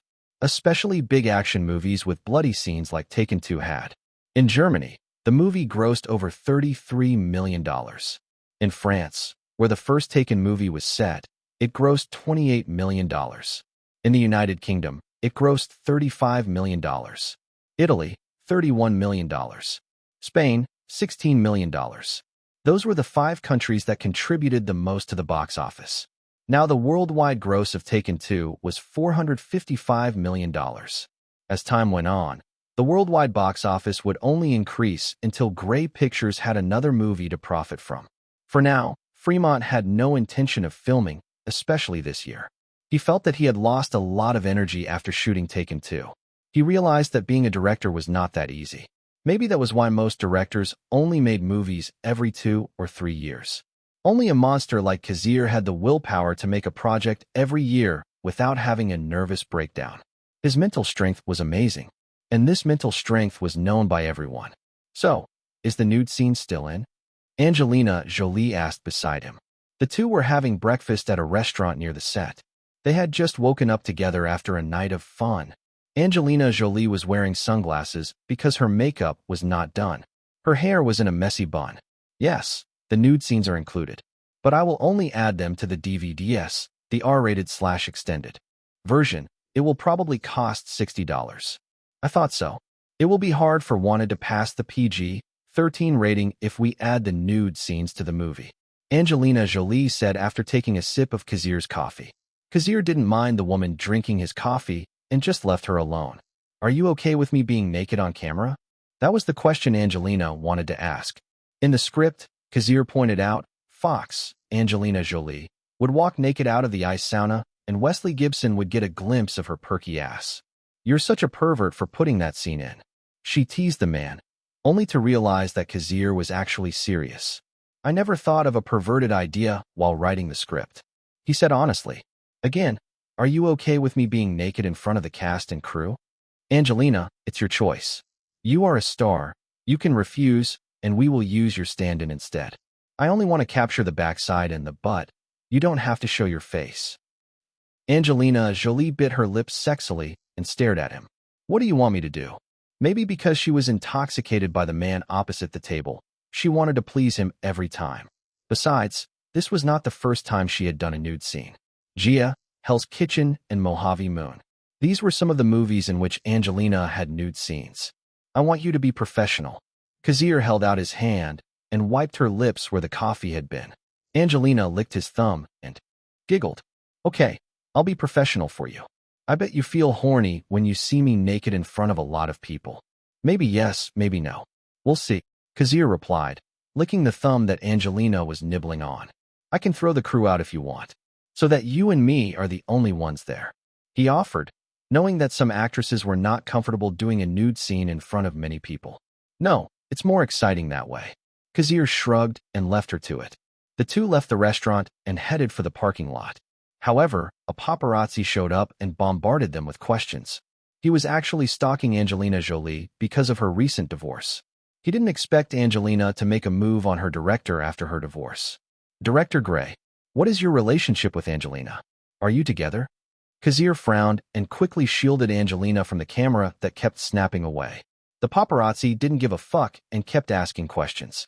When Kazir and Angelina got into the car, the paparazzi shamelessly blocked their way. If I answer your question, will you get out of the way? Kazir clicked his tongue. He wanted to slam the car into the stalker, but that was stupid and illegal. Yes, of course. The paparazzi nodded, still holding his camera. That's right. Me and Angelina are dating. Now get out of my way, or I will bulldoze you. The paparazzi happily let them go, knowing he had a great scoop today. Chapter 229. The couple was silent. For a few minutes. When they stopped at the traffic light, Angelina took a deep breath and turned to Kazir. You're not lying about what you said earlier, are you? Are you talking about our relationship? Yes, I'm serious. Kazir nodded. As time went by, he realized that he was not getting any younger. He wanted to be sincere. He knew he was still afraid of a serious romance, but he had to take a step and move on. He was afraid. He saw how his father almost lost his life after the divorce. Kazir suffered the same when he divorced Cassandra in his past life. Even though Kazir was more mature now, some things were deeply engraved in his heart. Cassandra and his mother affected his life in a very bad way. He reached for Angelina's hand, muttering as he looked ahead. He didn't know how to look into Angelina's eyes because he was afraid of his feelings. At least I'm trying to change. He thought so. I want to know you better. I hope you feel the same. Yes. Angelina nodded weakly and looked away. But deep inside she was squealing. Oh God. He admitted it. He said I'm his girlfriend. Man, I thought our relationship was just at the friends with benefits level. She bit her lip, quite happy. They had been dating for almost a month now. Sometimes Angelina thought about their relationship. She had no idea what to call their relationship. Kazir didn't talk about it while Angelina was afraid to talk about it. She might be hurt if she heard Kazir's answer. So she decided to keep quiet and wait until Kazir was man enough to say it. She hadn't expected Kazir to admit it today. Not only that, he said it in front of the paparazzi. Knowing the work of the paparazzi, their relationship would definitely be printed in the tabloids and newspapers, which was a good thing. A lot of people would know that Angelina Jolie and Kazir Grey were a thing. They were dating. This label was an insurance policy, something she was happy to have. Now she knew where she stood in this relationship. She squeezed Kazir's hand, happy that they were officially dating. Kazir, I also want to get to know you better. I'm attracted to your serious expression, your chiseled jawline, hot body. Ahem, and your personality, too. I want you as a person. She replied, smiling at him. Kazir nodded, and the light turned green. She giggled for obvious reasons and held up his hand, then weakly bit his finger in happiness. Unlike January, which didn't have any movies that surpassed $100 million this year, February had one movie that surpassed $100 million. The movie was none other than Scream 3. This movie was quite famous. The Scream franchise was directed by Wes Craven until Scream 4. The director passed away in 2015, so Scream 5 hired another director to fill the spot. Wes Craven was a great director and expert in horror movies, especially the slasher genre. His most famous franchises were Scream and Nightmare of Elm Street. This movie would be the last time that Reese Witherspoon would participate in it. Her salary was getting bigger and bigger, and the studio could not afford her salary anymore. Obviously, Reese's character would die in this movie as a closure. Since February came, some people were excited to celebrate Valentine's Day. Kazir and Angelina spent that day close to each other, almost no distance at all. News of their relationship spread after the media took an interest in their story. They even have some pictures together. In the pictures, Kazir was shielding Angelina and trying his best to protect the woman. This earned him affection and positive opinions from people. While the couple was busy, another ex-couple decided to meet on Valentine's Day. How long has it been since we last saw each other? Elizabeth Cohen smiled, and licked her lips as she stared at the man in front of her. She hated to admit it, but her ex-husband was doing well. He seemed to be doing well even in his 40s. She hated that the man was living a happy life while she was not. 15 years, I think. Kazir's father, Victor Grey, answered her question. The two stared at each other before Elizabeth chuckled and drank a glass of wine, straight. Perhaps she was influenced by the man across the table. Today is Valentine's Day, and I can't believe I'm spending it with my hateful ex-husband. I should be in someone's arms right now. She scoffed. Today is the only day I'm free. Yeah, I thought so. You are always busy. You are always away, leaving your pregnant wife alone in the house, suffering from depression. I hired a helper. I don't need a helper. You are the one I needed at that time. It seemed that their relationship was impossible to repair, even though more than a decade had passed. Then I have only one thing to say. Elizabeth, I'm begging you, as Kazir's mother, please don't get close to Kazir. He's already living a happy life. Don't hurt him again. I am his mother. I have the right to talk to him. I don't think you should say that. You haven't been in his life for 15 years, and now you say you want to get closer to him? You're the one who didn't fight for custody because you hated our kids. So what? They are quite useful now. Especially Kazir. I didn't expect him to get this far. I'm really impressed. She grinned playfully and crossed her legs under the table. Chapter 230. You have changed. You are not the woman I married. Victor let out a defeated sigh. He thought maybe Elizabeth had an ounce of love for her children. Indeed, I have changed. You're the one responsible for my change. Victor, I loved you. I promised to be with you forever. To live a happy life, to marry you. Maybe I was crazy back then. Love can disappear. She smiled bitterly, remembering the past. Our marriage was very happy, and I understand that you work hard for our future, for the children. When Aaron was born, I was so proud of him. I spoiled him and gave him all my attention. Victor lowered his head as he listened to Elizabeth reminisce. But I guess there is a limit to my patience. When I was pregnant with Kazir, I needed you. I want you to stay with me. I want you to hold me and tell me you love me. But your business has taken a nosedive and you have to stay in the office 24/7. I can understand that. I have tried my best to understand you. Victor bit his lip. That was the beginning of their marriage going cold. 3 days before Kazir was born, I begged you to stay. But you didn't listen and flew to Japan instead. What happened after that? Victor, tell me, what happened after that? I can't control the weather, Elizabeth. Elizabeth slammed her fists on the table, clattering plates and utensils. You should have stayed. I gave birth to Kazir and the doctors surrounded me. But I need you the most. You. Elizabeth frowned as she noticed tears forming in the corners of her eyes. She clicked her tongue and wiped them away before glaring at Victor, who kept his head down. Are you ashamed of yourself? I hate you and God, or whatever for this. The will above let you get stuck in the airport during a typhoon, doing your best and hoping to get back to your family, but you failed. And I hate you for that. Victor, why did you leave me? The Japanese investor needs to talk to me personally before he can invest, and I really need the investment to start the project, Victor said in a tired voice. They actually had a conversation like this 15 years ago. Victor worked his ass off just to give his children a better future. It cost him his marriage. Yeah, I guess that's not so bad since we got rich afterwards. She giggled. Elizabeth was still getting money from her ex-husband. Maybe Victor felt bad about their separation. After that, all my love for you disappeared. As for our children, Aaron grew up well. I heard he is married now. I felt bad about naming our second son Kazir, but I can't go back to the past to right the wrongs. I have no intention of doing so. Kazir was one of the reasons I'm fucked up in the head. Giving birth to him made me lose my mind. Elizabeth, he is your son, Victor replied. That's why there's nothing wrong with using him for a few favors. You really have changed. What did they call it? Postpartum depression? Unfortunately, that kind of illness cannot be diagnosed 30 years ago. If I had known, my relationship with Kazir might have been much better. Postpartum depression, also called PPD, is a condition that many women experience after having a baby. It's strong feelings of sadness, anxiety, worry, and tiredness that last for a long time after giving birth. These feelings can make it hard for the mother to take care of herself and the baby. Source: Google. Elizabeth tried to touch the wine glass, but decided to pull her hands away. I endured another 15 years of suffering. taking care of the children, even though my feelings for them were non-existent. When the children were old enough to understand, I knew it was the right time to end our relationship. You should have filed for divorce first instead of cheating on me.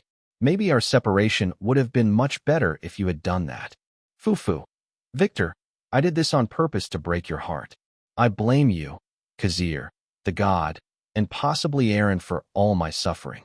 Elizabeth, you need to see a therapist. Is that an insult? But I don't care. I will do what I want. My daughter wants to be an actress, and I will do my best to give her a beautiful life, something I was robbed of. And you will use Kazir to do that? Of course. Just like I said, he is useful. The two locked eyes before Elizabeth chuckled and stood. There is no need to continue this conversation. You already know my intentions. It's up to you if you want to tell Kazir about me. By the way, thanks for the monthly support. I used it to buy expensive things. Keep it up. She patted him on the shoulder before leaving the restaurant, her hips swaying seductively. A few men even looked at her ass as she strutted out of the restaurant. Victor Grey was left alone at the table. He sighed and rubbed his forehead. Talking to his ex-wife was very tiring. It would be a lie to say that it did not affect him, but all he felt was pity. He could not believe that the woman he loved had become a much worse bitch. If there was any good, Victor realized that he didn't love the woman anymore. Maybe it was time to think about himself and find his true love. But first, Victor pulled a recorder out of his suit. He clicked the button and listened to their conversation. Between the mother and the children, Victor decided to side with his children. He would protect his son no matter what. Chapter 231. Okay, this scene is over. The shooting was done, and Liam Neeson wiped his sweat. He admitted that working with Kazir and becoming an action star had changed the course of his career.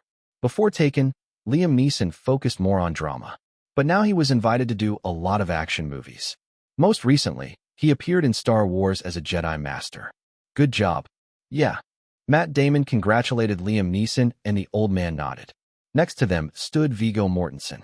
The three protagonists took a month off from their schedules/jobs to participate in the shooting of Wanted, which was in March. Normally, it took at least 2 months to finish their scenes, but Kazir was a different kind of director. They finished most of their scenes already. After that, Viggo Mortensen would return to New Zealand to shoot Lord of the Rings. Comparing the filming of Lord of the Rings and Wanted was something that Viggo thought about so many times. Unlike Lord of the Rings and Peter Jackson's filmography, Kazir Grey was a fast perfectionist. He could get a perfect shot in just a few takes. Kazir also had a good influence on his cast. The atmosphere on the set was very relaxed, very different from the usual filming vibes. In Lord of the Rings, Viggo had to wear thick clothes before shooting, and he had to wear them almost 10 hours a day. It was tiring and sweaty. Something is strange. I know Kazir's projects are usually peaceful, but there's something different about this one. Matt Damon muttered. I agree. I can't put my finger on the reason, but the atmosphere on the Wanted set is quite carefree. I had 10 NGs yesterday, and Kazir didn't even frown or show any anger. Viggo Mortensen added. Even though Kazir was a quiet person, he would still talk to the actor once they reached the threshold of 10 NGs. It seems you are still young. Look over there.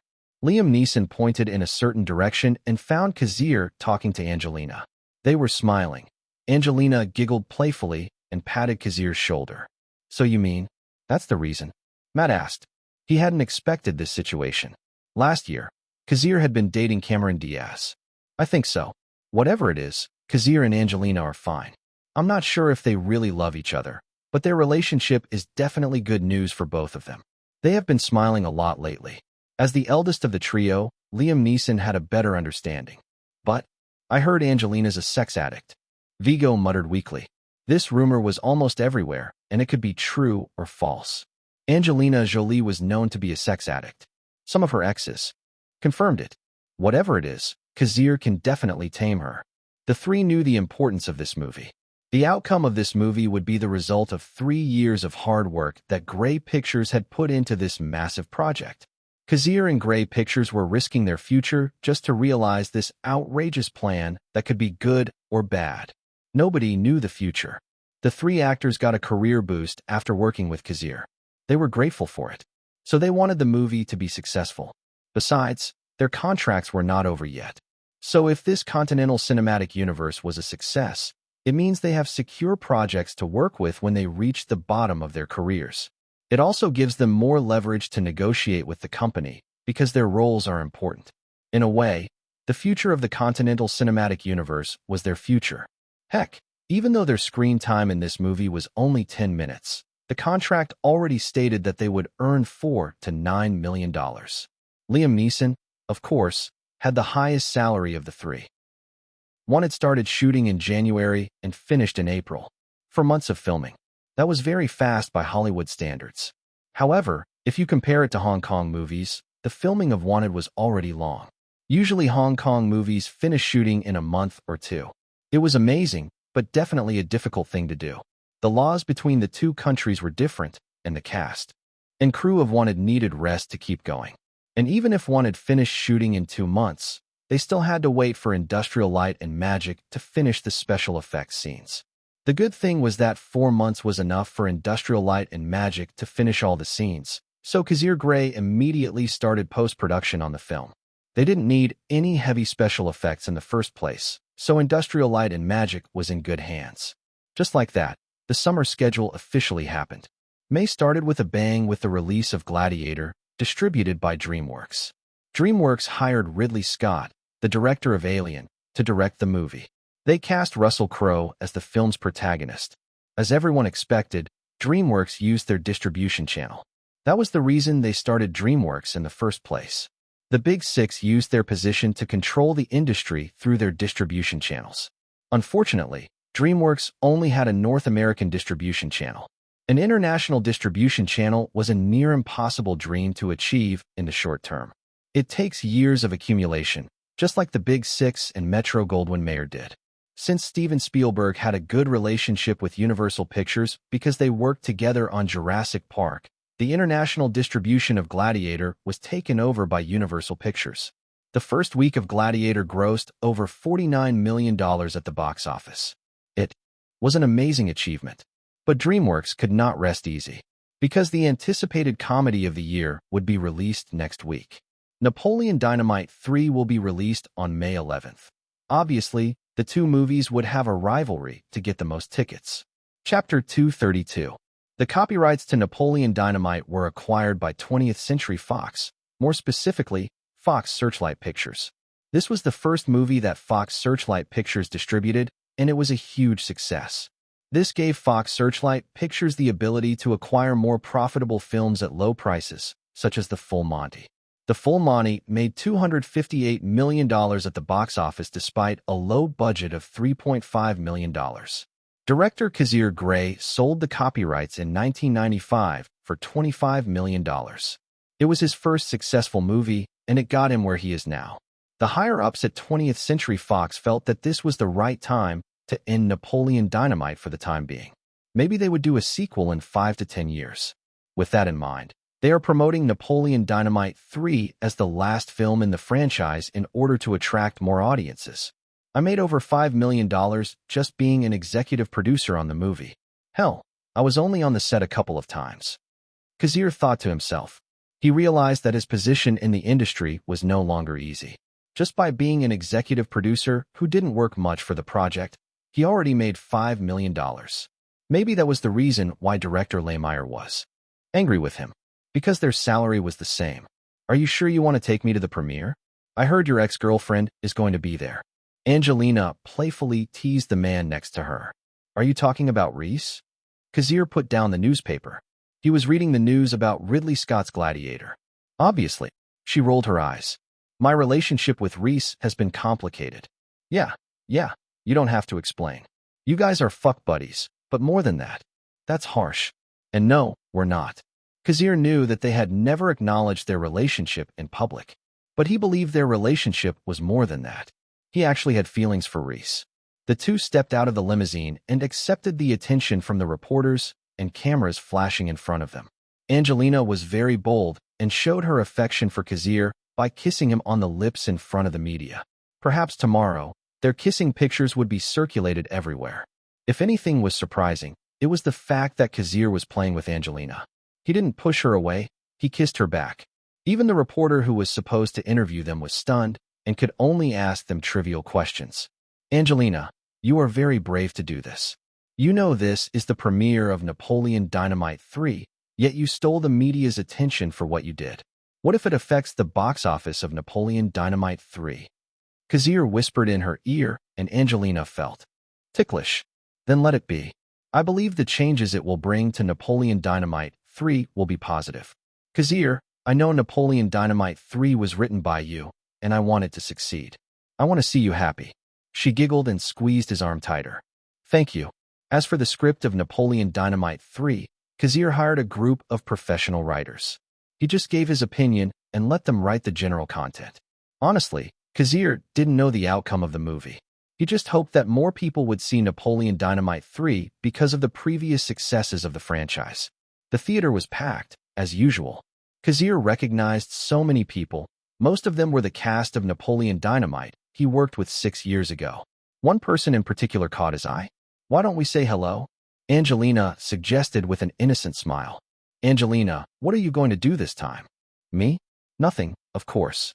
But her intention was clear, and Angelina pulled Kazir over to Reese Witherspoon, who was wearing a tight pink dress with a low V-cut that revealed her cleavage.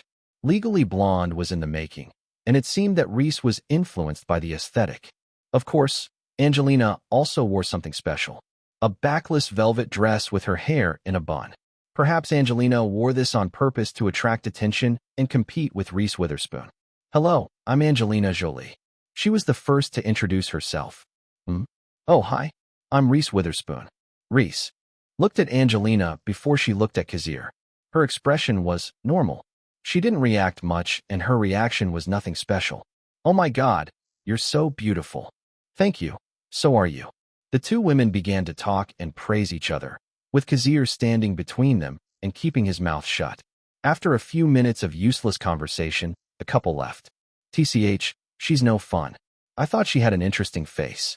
I guess you're sad, Kazir. This woman is already over you. I'm actually happy for her, Kazir replied. What? You're not bitter that she's moved on? Kazir nodded. He was the type who hoped everyone around him had a happy life. Man, you're no fun either. But I like that about you. She chuckled and leaned against his shoulder. Well, maybe Reese is just good at hiding her emotions. Now that I think about it, she never says hello or talks to Kazir. Angelina thought about it. I think I can understand why. Kazir is a man many women have dreamed of. Even I felt that this man would be a part of my heart even if we parted, which I hope will never happen. Angelina, don't try that again. Remember, we are just guests, and tonight is all about Napoleon Dynamite 3. We don't want to cause any trouble. Okay, she replied sarcastically, enjoying her man's serious reaction. After that, the two wait for the premiere to start to watch the movie, Napoleon Dynamite 3. Chapter 233. The formula was the same, almost the same, just like last time. The gang went to Miami to have fun on the beach. Then the climax of the movie was Napoleon Dynamite dancing. But then again, why fix something that is not broken?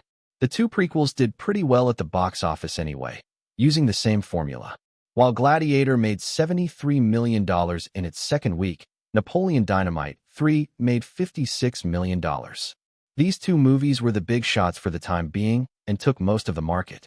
May was the first month of summer, and students were just getting out of school. This month, only a few movies dominated the box office. Gladiator, Napoleon Dynamite 3, Dinosaur, 2000, and Mission Impossible 2. Speaking of Mission Impossible, there was a rumor that Paramount and Tom Cruise himself personally invited Kazir Grey to direct the sequel. But while Kazir found the idea entertaining, he knew it was impossible to devote his attention to two projects in 1 year. Instead, Paramount decided to hire John Woo to direct Mission Impossible 2. John Woo was a Hong Kong filmmaker known for the action genre. He was the director of Broken Arrow. He was also the director of Face/Off, starring Nicolas Cage and John Travolta. Maybe John Woo was influenced by his last movie, so Mission Impossible 2 has the same style as Face/Off. However, the influence of Tom Cruise and the fame of the Mission Impossible franchise brought in over $500 million at the box office. It was an obvious success. Still, Paramount decided to let the franchise rest for a few years before making a sequel. They felt that the nobility of Mission Impossible would disappear if they made movies every 2 to 3 years, just like the 007 franchise. The next sequel, Mission: Impossible 3, would be released 7 years later in 2006. Based on the box office, the movies released in May would be ranked as follows. 1. Mission: Impossible 2 with $549 million at the worldwide box office. 2. Gladiator with $451 million at the worldwide box office. 3. Napoleon Dynamite 3 with $356 million worldwide. For these three, earning more than $300 million was already a victory. To begin with, this kind of performance was not that easy. As expected, comedy movies were good to watch, but more people prefer action movies. The novelty of watching action movies will never go away, no matter how many years pass. Most of the highest-grossing films of all time were action/adventure films. Only an abomination like Titanic could compete with them. Everything was within 20th Century Fox's expectations, and they were not bitter at all. Napoleon Dynamite 3 cost $50 million to make and $24 million to promote. Even if the Cinema Alliance took 40% of the box office, Fox Searchlight Pictures would still make a lot of money. No reason to be sad. There was a trend that whenever one of Kazir's scripts was made into a movie and became a box office success, many film companies would revive their interest in buying his scripts. The price of his script was now over $5 million. Some companies like Disney and Universal offered him $10 million just to acquire one of his scripts. Kazir had worked with 4 of the big 6: 20th Century Fox, Warner Brothers, Paramount Pictures, and Sony Columbia. Only Universal and Disney had the misfortune of never getting a piece of the pie. After all, Universal and Disney were the ones responsible for spreading the rumors that Kazir was a wife-beater. Even though their relationship thawed and Kazir had conversations with their management, the two companies never had a chance to successfully buy his script. The timing and the situation were never right for them. Now they realized that it was a huge mistake to trample on Kazir when he was new to the industry. They didn't expect him to reach the level where he could use his scripts as bargaining chips. Making movies was like gambling. Nobody knew if the movie would be a success. But movie companies loved profits, and they didn't want to make movies that would only bring them losses. In other words, they hate gambling and experimenting. So they prefer to buy Kazir's scripts instead. After so many years, every one of his scripts has proved that they can make a huge amount of money.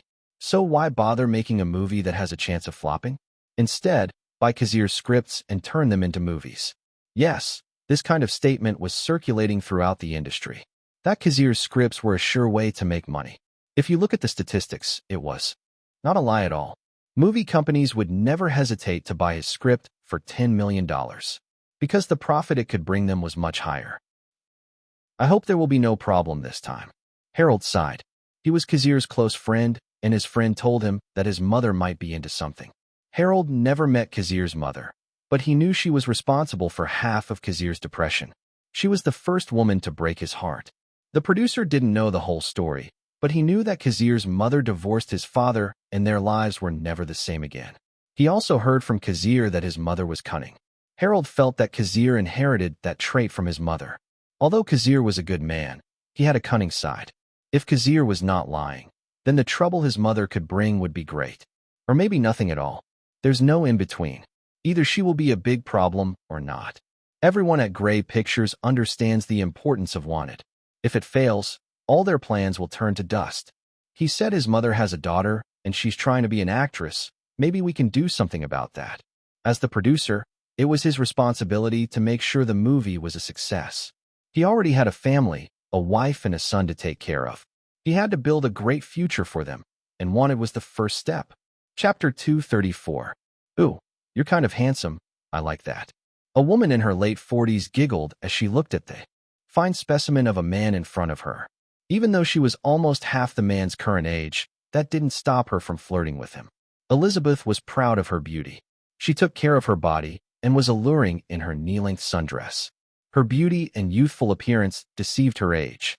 Next year, Elizabeth would be 50 years old, but her beauty never seemed to fade. Ahem, Mrs. Cohen. Miss Cohen, I prefer you call me Mississippi.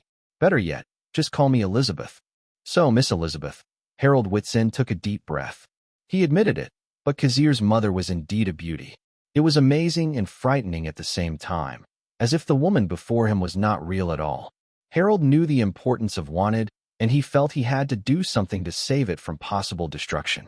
He was confident in Kazir's filmography. His friend had proven himself to be talented in making action movies. But Harold understood that Kazir was just a man. Even if the movie was amazing, if people didn't see it, it was all for nothing. All their hard work was for nothing.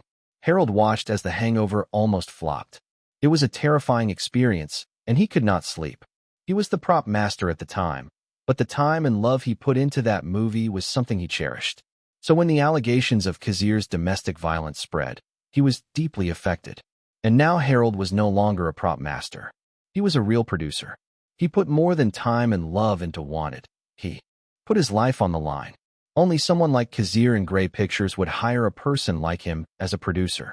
If Wanted failed at the box office, Harold would go back to being a prop master and maybe leave Hollywood altogether. He had a house, cars, and a child's education fund to take care of. Hell no, he had to shut down the Coens' mother and daughter before something bad happened. From the looks of it, Harold had what they needed. A better connection. Miss Elizabeth, I'm sure you know the reason I'm here. I think so. Unlike my clueless son, you seem to know what I need. Foo-foo, perhaps I can give you something in return. Elizabeth's sundress fluttered slightly as she crossed her legs. Harold nodded slightly. He had heard that Elizabeth and her daughter wanted to be part of this industry. He researched everything he could about them. Salvatore Barlow helped him. The thing was, Salvatore Barlow did know about Harold's plan.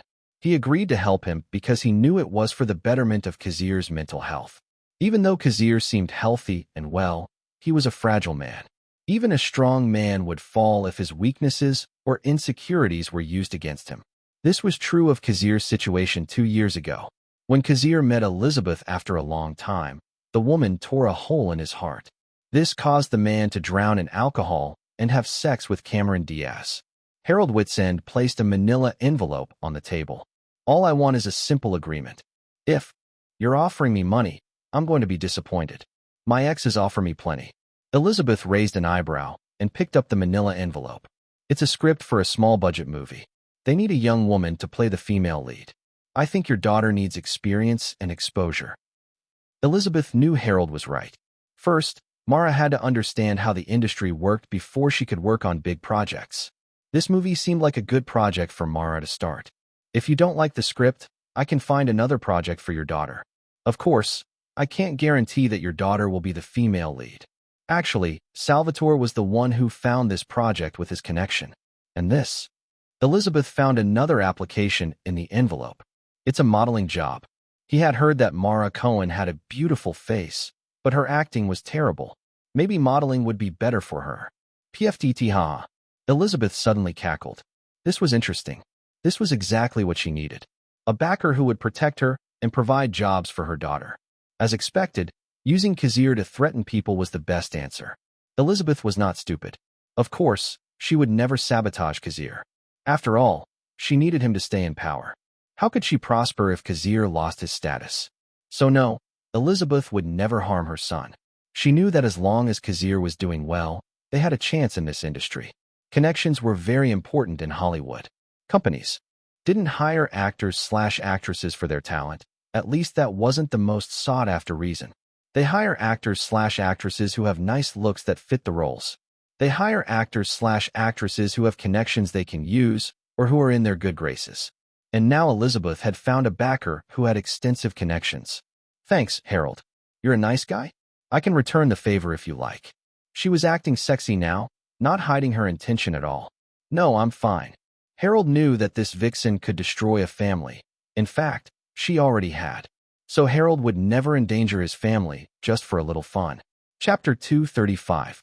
This summer, 3 Legends will put an end to the powerful organization. The trailer started, and the people in the pub watched it with curiosity. Most of the people in the pub were men, and of course they had seen at least one of the Continental cinematic movies. They saw Liam Neeson, Viggo Mortensen, and Matt Damon in their iconic roles. They carried guns in cool ways, reloaded bullets in cool ways, and killed people in cool ways.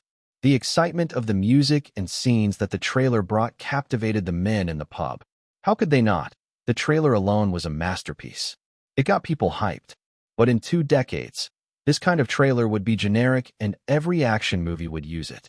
The The formula was like this: a low and slow build-up of music, an attractive statement from the protagonist that made no sense, an overly establishing shot, heist shots, lots of them, scenes with explosions and gunfire, cool scenes that only last 0.2 seconds each. Background music intensifies.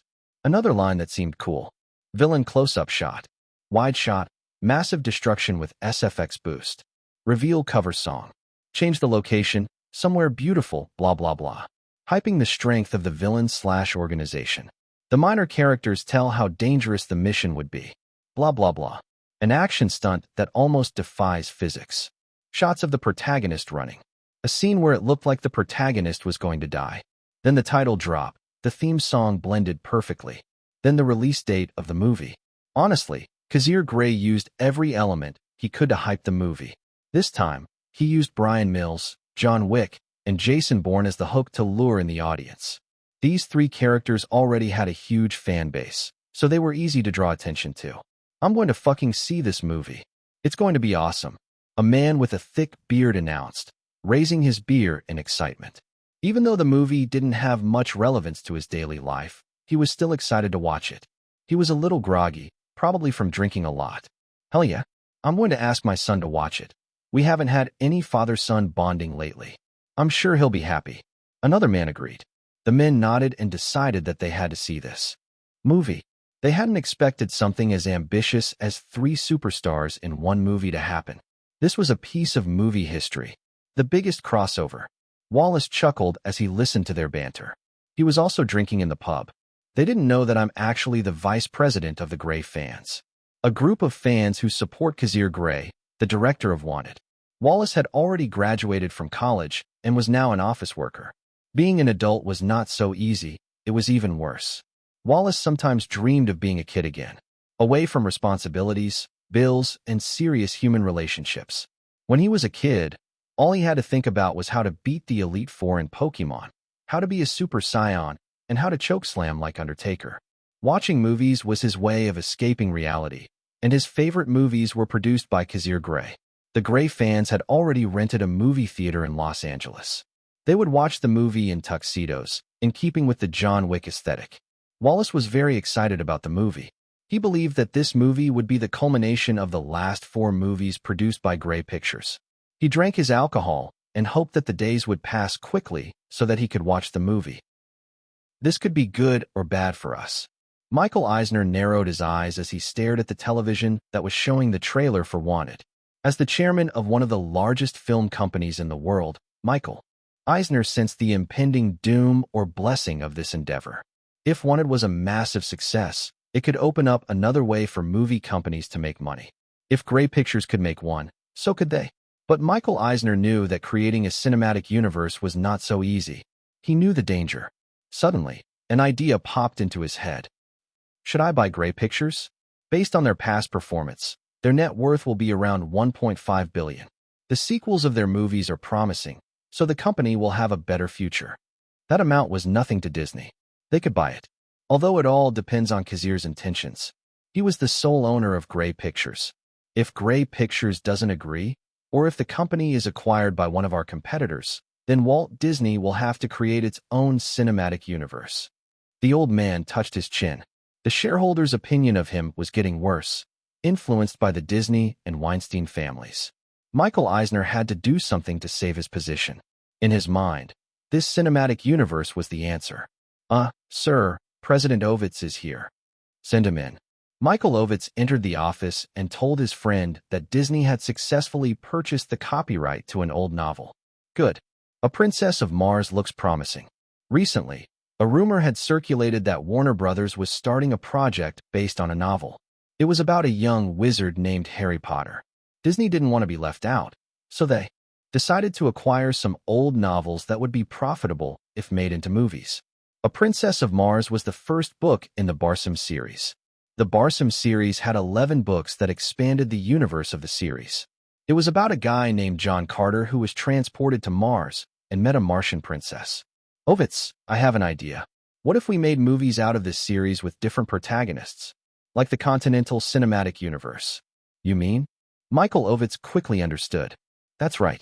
We will call the first movie John Carter. Michael Ovitz smiled, believing in his ability as chairman of Walt Disney. Chapter 236. In June, there were a lot of movies that people were interested in seeing. But when they were asked which one they were most excited to see, it was none other than Wanted. The movie will be released in the first week of June. God, this is going to be tough. Angelina Jolie muttered to herself as she puffed on a cigarette. She was stressed. Every time her movie came out, she could not stop being nervous. She used to take drugs to calm herself down, but she lost interest in that after meeting Kazir.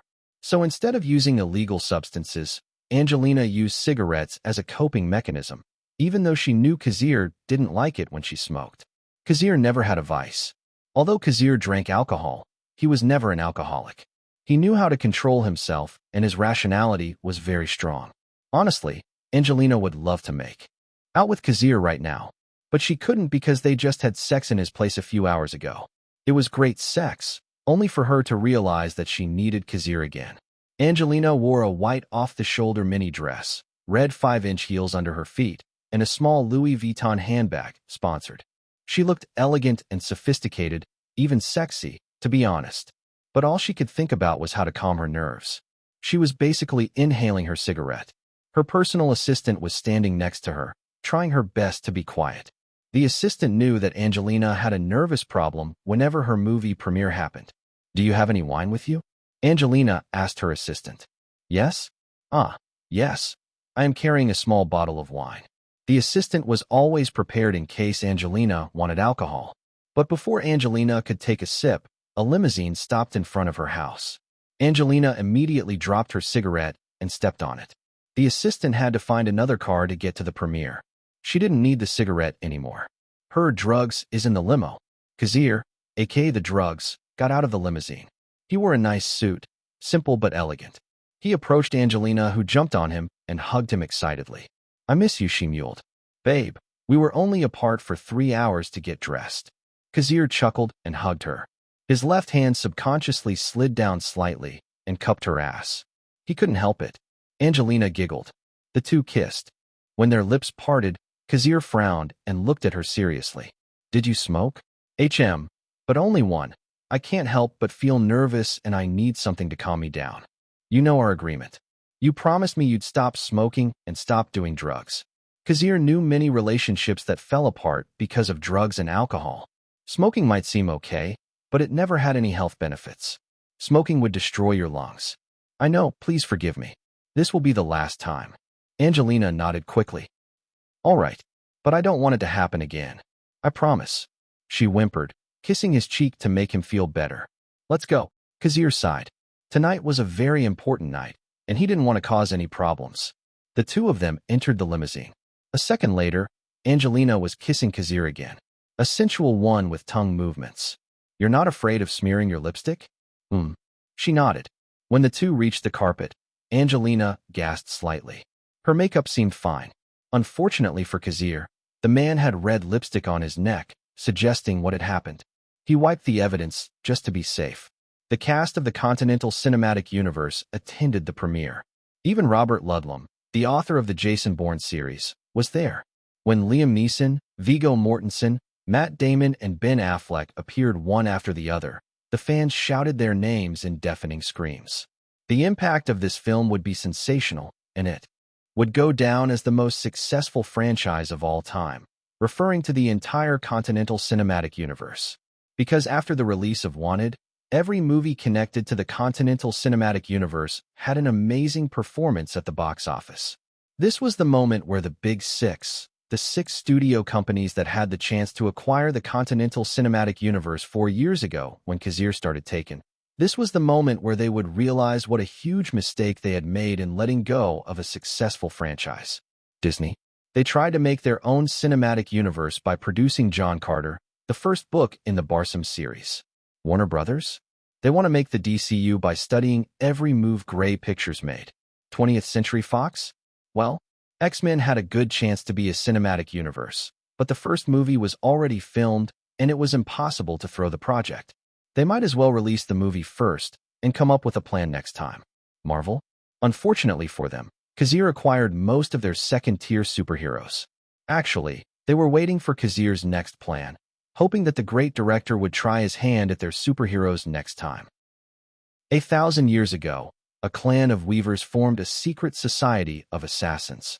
They carried out silent executions to restore order to a world on the brink of chaos. They call themselves the Fraternity. Wesley Gibson, Ben Affleck, was an ordinary office worker, an account manager who hated his job. He hated the fact that his fat female boss made his job stifling. He hated the fact that his friend was secretly having sex with his girlfriend.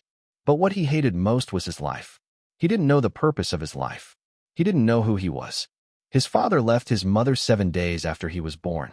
His father was an asshole, and Wesley Gibson firmly believes that. But in the midst of cursing his father, he didn't know that his life would change a few days later, when a woman would drag him into a new world that he didn't know about. Chapter 237. Mr. X, David O'Hara, stepped confidently into the elevator. He was known as the fraternity's greatest assassin. It was even rumored that he could stand toe-to-toe with the Baba Yaga. His intention when he went to this particular building was to find and kill one of their veteran members who had betrayed the organization. He entered a certain room and found a woman. The woman was startled when she recognized him. "Relax, if your name comes up, you're already dead," he said to reassure the woman. He tossed the woman a gold coin, his payment, before giving her the bullet. He looked out the window and saw some construction workers working in another building. "We recently lost our members. We would like to know where the traitor gets his ammunition." The woman began to inspect the bullet. "It's clean," meaning it's untraceable. "The person you are looking for is very clever." But a second before she finished her sentence, a bullet pierced her head, instantly ending her life. Mr. X looked out the window and realized that the construction workers were actually hired killers. They began firing bullet after bullet. The fraternity's greatest assassin dodged the bullets and escaped their sight. However, he had no intention of running away. Even though the enemies were in another building, Mr. X jumped into their building with extreme concentration. He killed 3 people in midair. Perhaps this was a feat that only a strong assassin like him could perform. After successfully landing safely in the building, he killed the last construction worker. Ring ring asterisk. The situation didn't bother him. Mr. X noticed that a cell phone was ringing in the pocket of one of the corpses. Mr. X answered the call, knowing who the person on the other end of the call was. "Marcus, no one leaves the fraternity alive. I have a little perspective on the fraternity. Careful, you can't destroy something that's been around for 1,000 years. The fraternity is not that simple. Even the high table can't take us lightly. It's already destroyed." Sloan broke the code. "Really? You know that? Why don't you confront me yourself? Never send sheep to kill a wolf. They're bait." Suddenly, Mr. X realized his impending doom. He looked down and found that he had stepped on an X mark. This meant that he had fallen into a trap. Goodbye, Mr. X. Even a strong assassin like Mr. X could not escape the wrath. His head exploded as the non-manufactured bullet pierced his head. The bullet came from a difficult place. It bypassed a small space between the trains and flew for miles just to reach its target. On the other side of the phone, Marcus, Willem Dafoe, had a bruise on his face as he pulled the trigger, killing Mr. X. Wesley Gibson woke up to another boring day. His cheating girlfriend nagged him early in the morning. Even his work was not that interesting, especially when he knew that his office buddy was the one banging his girlfriend. It didn't help that his fat boss also made fun of him. His life was miserable. Even his inner monologue was filled with negative thoughts. He had an anxiety disorder, and his head and heart felt like they would explode whenever he experienced anything stressful. All he could do was take pills after muttering apologies to anyone who made his life miserable. Yes, Wesley was the sorry type. Days went by, and his life didn't get any better. What did he expect? Wesley went to a pharmacy to buy the prescription that calmed him whenever he felt anxious. But tonight, a woman he met for the first time would take him to another world he never expected. "I'm sorry," Wesley said to the woman standing next to him. "You apologize too much." I'm sorry." The woman continued to stare at him, and Wesley felt uncomfortable. "I knew your father." The atmosphere was awkward. He paid for his prescription before answering. "My father left the week I was born, so—" "Your father died yesterday on the rooftop of the Metropolitan Building." "Sorry." Wesley looked at the woman before chuckling. This was probably a joke, he thought. "Look, The booze is over there, so if your father is the greatest assassin who ever lived, and the man who killed him is right behind you." The woman pushed Wesley to the ground. She pulled a gun from her pocket and fired at Marcus, who was watching them a few feet away. Wesley caught a glimpse of Marcus before the woman pushed him behind the grocery shelves. Marcus and the woman shot at each other at the same time, and their bullets collided. The fraternity had a strong control over their bullet trajectories. Their mastery of firearms might be better than anyone's. The woman kept shooting, and Marcus deflected the bullets with his bullets as well. It might seem like everything happened in slow motion, but the truth was far from that. The two of them were just strong and fast. Wesley understood that the situation was dangerous. Obviously, he wanted to run and leave them behind. As he ran for the exit, he noticed that Marcus was staring at him. Marcus tried to. Suddenly, the woman shot the fire extinguisher between the two men, creating a smoke screen. She pulled Wesley out of the store and put him in her sports car. Marcus followed the woman. Their shootout caused a commotion in the streets.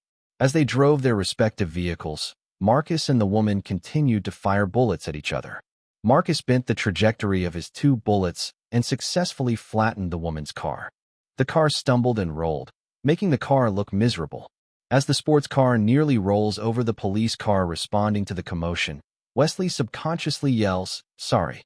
Luckily for Wesley and the woman, they were able to flee the scene in their flat-tired car. Marcus did not follow them, but watches them from a distance. With complicated expressions. Chapter 238. Wesley and the woman fled the scene. The woman, who introduced herself as Fox, Angelina Jolie, took Wesley to a textile factory. There, Wesley met the other members of the fraternity. They all seemed strong and professional at killing people. An old black man introduced himself as Sloan and ordered Wesley to shoot the wings of the flies. Shoot the wings of the flies. I really have something else to do. The gunsmith, one of the killers, pulled out a gun and pointed it at the back of Wesley's head. Wesley Gibson had a panic attack. His heart began to beat faster and his vision became clearer. He felt time slowing down. Fearing for his life, Wesley gritted his teeth and emptied the entire magazine of bullets into the trash can. He felt his heart explode as he leaned against the wall. He was gasping for air, his face flushed from lack of circulation. He began to search for his prescription. However, Sloan came up to him and showed him what he did. Wesley forgot about his medicine as he looked at the twitching, wingless flies. He was shocked. What you're experiencing is not an anxiety attack. Your heart is beating over 400 beats per minute, sending an abundance of adrenaline into your bloodstream. Wesley, you are not sick. You are gifted. You have inherited your father's talent. Very few people can do what you did. People like us. Your father is a member of our organization. From now on, all his possessions will be yours. We have already transferred your father's money to your bank account. Stay away from me, sir. I have a gun. Perhaps confused by the situation he was in, Wesley pointed his gun at Sloan, but the man was unperturbed. My name is Sloan, and she is Fox. Everyone you see in this room is very good at killing people. You're insane. No, I'm not. The person who attacked you before is Marcus. He is the one who killed your father. Your father is one of us, the weapons of destiny. Stay away from me. You don't know anything about me. Wesley continued to point his guns at them as he left the square. None of the killers were afraid, though. Wesley successfully returned to his home. When he awoke in the morning, he was surprised that it was not all a dream. Everything that had happened last night was real. The fact that he had a gun under his pillow blew his mind. Wesley quickly hid the gun in the toilet bowl. Out of curiosity, Wesley checked his bank account. He was stunned to find more than 7 digits. This confirmed that Sloan was not lying. Maybe his father really was a killer. Jesus H. Fucking popsicle. I still don't have my billing report. Unfortunately for Wesley, his fat boss was there to ruin his morning.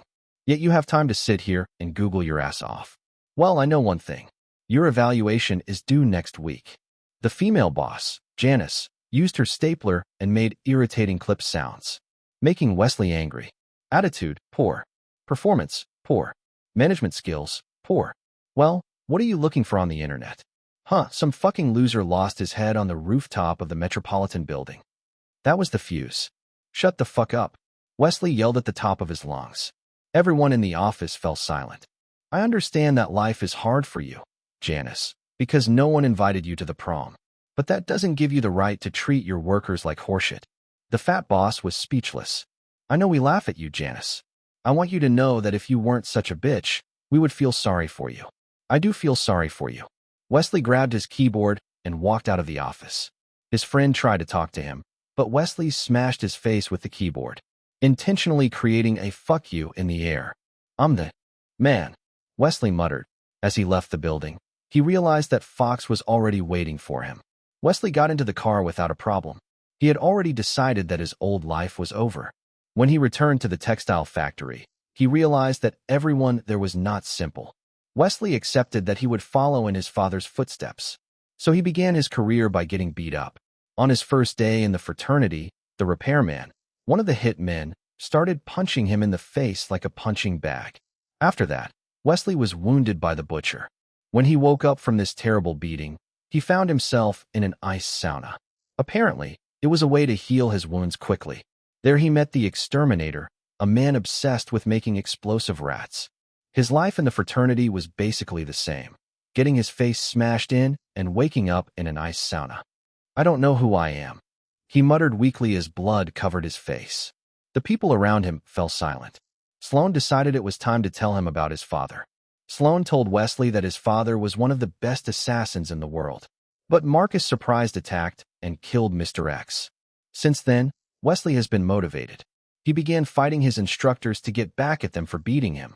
He also learned about Marcus. He realized that Marcus was indeed strong. In fact, he only had 2 missions that he failed. The first was to kill John Wick, and the second was to kill a retired agent. Wesley followed the life of a hitman and successfully killed his first target. Now that you can bend the trajectory of your bullets and killed your first target, I want you to know about the fraternity. Sloan told him about the history of the fraternity and how they used the textile to determine their targets.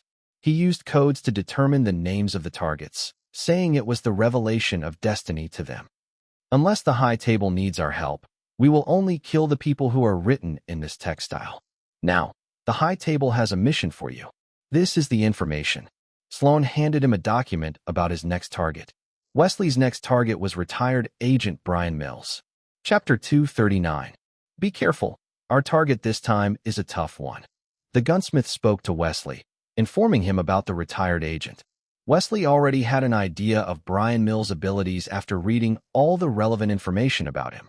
After all, Brian Mills was one of the targets Marcus failed to kill, which meant how strong this person was. Their team had 4 members this time. This was the second time they had to kill Brian Mills. Wesley's job was to protect the gunsmith, who was responsible for sniping the retired agent. Did you know that we are not the only ones on a mission right now? I heard that Fox and the repairman went to Goa, India to kill someone. I don't know the details, but I heard he was from the Treadstone. The gunsmith looked at Wesley and chuckled. Of course you don't know anything of what I said.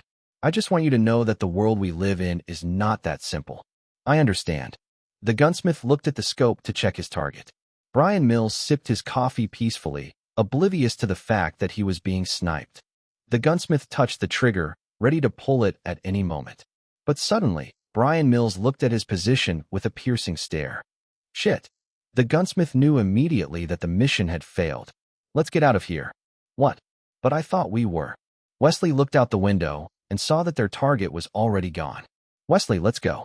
I already informed the others, and they will leave. 2 shots rang out, and the gunsmith stopped talking. He sprinted out of the building, and Wesley followed. Wesley thought this mission wouldn't be difficult, but he was wrong. The 2 reached the car and sped away from the scene. However, a certain man stepped into the middle of the road. Brian Mills pulled out a pistol and turned their car into a beehive. The gunsmith stepped on the gas and successfully fled the area. Brian Mills looked at the fleeing car. This is going to end now. Brian knew his family would be in danger if he didn't do something. Some of the members of Treadstone were from the fraternity. They had already infiltrated the CIA, and the higher-ups in the CIA had a connection to the high table. The Treadstone was a failure, and the fraternity was involved in eliminating everyone who knew about it. That's why Jason Bourne had to die. This is why I hate people with a strong sixth sense. How does he know someone's going to kill him? Is it because he has a lot of experience in assassinations? The repairman cursed and jumped out of the window. He and Fox split up to give themselves a better chance of survival. Unfortunately for the repairman, he became Jason Bourne's target. Jason landed safely and followed him. The two exchanged bullets.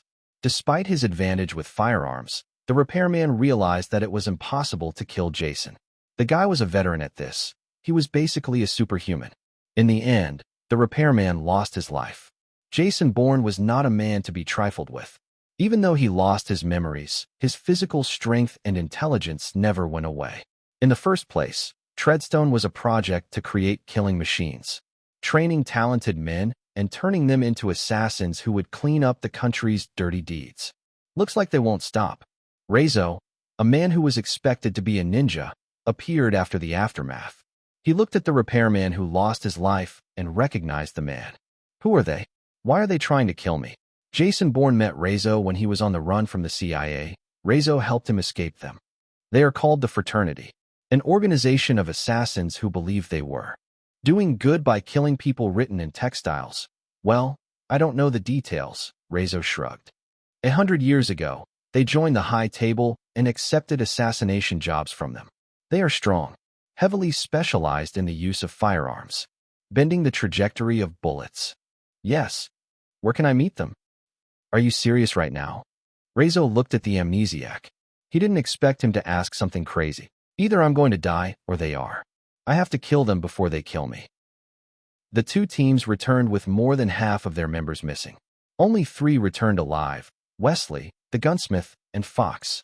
Sloan was disappointed, but he already had an idea that this would be the outcome. The High Table wanted Brian Mills dead, while Jason Bourne was part of the Treadstone that had to die. We should pause our missions to kill Brian Mills and Jason Bourne for a while. Let's focus on Marcus for now. Sloan accepted that the two targets would be difficult to kill. Hearing the name Marcus, Wesley Gibson took notice. Marcus was the one who had killed his father. Wesley wanted revenge. Finally, he would get his chance. We found out that Marcus goes to this area. One of our members found him. He died after calling for help. I want you to check out this place. Maybe we can find clues about Marcus. Wesley nodded seriously. Even though he had broken ribs after escaping from Brian Mills, it hadn't stopped him from joining the group. He had to be a part of it. He felt it was his duty to avenge his father. Chapter 240. The group went to the location. As expected, they found nothing. Someone like Marcus was certainly meticulous. Wesley decided to look for clues alone, only to find Marcus waiting for him in an alley. Wesley immediately drew his gun and fired at Marcus. Marcus fired back at the same time, deflecting the bullet. Marcus tried to talk to Wesley, but the man had no intention of talking to him. The commotion attracted the attention of the others. The first person to arrive on the scene was the exterminator, the one who taught Wesley about explosive rats. Marcus took the opportunity to escape. He shot the exterminator, killing him. Wesley awoke in the ice sauna. He realized that the exterminator died, and his hatred of Marcus had grown even stronger. He treats everyone in the fraternity as family. He didn't know who he was until the fraternity took him in. This is the bullet Marcus used to kill the exterminator. Unlike last time, this bullet is traceable. I found the man who made that bullet. Sloan, I want this mission. Wesley placed the bullet that killed the exterminator on the table. Sloan examined the bullet, then turned to Fox. Wesley, you are not ready. No, I am ready. You trained me for this, to kill Marcus. He killed a member of our family. He must die. He killed my father. I have to kill him. Sloan stared at Wesley and nodded, agreeing with his decision. Okay, Wesley, the mission is yours. Find the manufacturer of these bullets and ask him about Marcus. Wesley left immediately after that. He wasted no time. Are you sure you want to leave him alone? Fox asked Sloan. Fox, this is your next mission. Sloan handed Fox the documents on her next target. In the picture was Wesley Gibson. After he kills Marcus, I want you to kill him. Wesley found the bullet maker. The old man tried to attack Wesley, but Fox showed up and helped Wesley take the man down. I don't know where Marcus is, but I can help you arrange a meeting. The bullet maker called Marcus and announced that they would meet at the train station. Wesley and Fox wait for the meeting, watching the area, waiting for Marcus to show up, to finally end this. But this was actually a trap for Wesley and Fox. Marcus deliberately used a traceable bullet so that Wesley and the others would locate him. He used that moment to get a chance to talk to Wesley. The old bullet maker began to run. Fox and Wesley followed. Suddenly, Wesley realized that Marcus was actually on the train, looking at him. Wesley stopped on the tracks and entered the train. Their target was Marcus. There was no need to go after the old man. Fox realized that Wesley had entered the train, but the train was already moving. To follow the train, she used a car and chased after it. Wesley and Marcus had a fight on the train. Wesley noticed that Marcus kept dodging his bullets, but he never intended to hurt Wesley. Too bad. Wesley was so consumed with revenge that he didn't think about it. Wesley, listen to me. Marcus tried to talk to Wesley, but Fox almost shot him from outside. The woman was beside the train, her gun pointed at Marcus. Fox crashed her car into the train, causing the train to fall into a steep ravine. Half of the train fell into the canyon, and Wesley almost fell as well. But Marcus grabbed him and tried his best to save Wesley. Wesley Gibson was drowning in revenge. He didn't hesitate to shoot Marcus even though he was trying to save him. With the last of his strength, Marcus pulled Wesley up and saved him. Wesley! Marcus knelt and coughed blood. Then Wesley punched him in the face and pointed his gun at him. Sloan is lying to you. You bastard, you killed my father. No, Wesley. You're my son. What? Huh? What the hell are you talking about? Answer me. Wesley was stunned and asked the man, but Marcus was already dead. His last breath ended after saving his son. A few seconds later, Fox appeared. Her head was bleeding, but she seemed fine, at least better than Wesley, who was confused and shocked. Is it true? That Marcus is my father. Yes. Why? We're using you. Because you're the only one he'll never kill. Wesley realized that Fox would kill him. He shot out the window and escaped with his father's body. Fox shot at them, but Wesley had already escaped. Wesley and Marcus fell into the canyon and fell into the flowing river. Sloan waited for the results. When Fox returned to the textile factory smirking, he knew the problem was not over. We taught him so well, Fox said and left Sloan thinking. Huh? Wesley gasped as he sat up in the ice-filled tub. He gasped for air as he looked around. He didn't recognize this place. He weakly stood and left the tub. He found the old bullet maker, but he was talking to someone. It was a person with shoulder-length black hair and a beard. What? What is going on? He asked, looking at the two of them. I'm John Wick. I'm your father's friend. Wesley was still processing the situation, so he just nodded. Chapter 241. Wesley Gibson was still shocked by the truth. John Wick told the truth about Marcus and how the fraternity betrayed Marcus. Marcus wants to live a peaceful life, but the fraternity does not, so they try to kill him. The fraternity tried to kill you, Wesley, but your father did his best to protect you. Wesley looked out the window and realized that this house, his father's house, was only next door to his house, meaning Marcus actually lived near him. Your father wants you to have a peaceful life. I can't. Not after this. Wesley stared at the bearded man. His time in the fraternity had been short, but he knew this bearded man was strong. I want revenge. Sloan deserves to die. I know you will say that. John Wick sighed. He had expected this outcome. Wesley was already tainted by the hidden side of the world, and it was impossible for him to leave. Marcus saved John Wick the last time, and he had to do his part. John Wick has already had a conversation with Marcus. Marcus told him that the fraternity was acting strangely, and he asked John Wick for a favor. I contacted some people who work for the High Table. Apparently, they were unaware that the fraternity had groomed some members and infiltrated the CIA, specifically the Treadstone. The High Table wants to keep their status, but the fraternity has compromised them. This was the reason why the fraternity was adamant in killing everyone related to the Treadstone. I know I can't stop you, but I want you to calm down and think clearly. It's not that easy to destroy the fraternity. My decision will not change. Then, you should wait a few days. I know someone who can help us. Us? That's right. Marcus is my friend, and he saved my life. I'm going to return the favor. It looks like the High Table will not interfere after what the fraternity did. John Wick tosses a gold coin to Wesley, and the young man catches it. Use this to collect explosives. You know where to find rats, right? I know where to find them. A few days later, two people entered an abandoned building. They were Jason Bourne and Rezo. Inside the building, Wesley Gibson and John Wick awaited their arrival. What's the plan? Rezo trusted John Wick. As for Jason Bourne, he realized that the people in the building were not so simple, especially the old man. Simple. We break down the door and get in there. End this all at once. What they didn't know was that there was one person who had the same intention as they did. Brian Mills found the location of the fraternity after extensive research.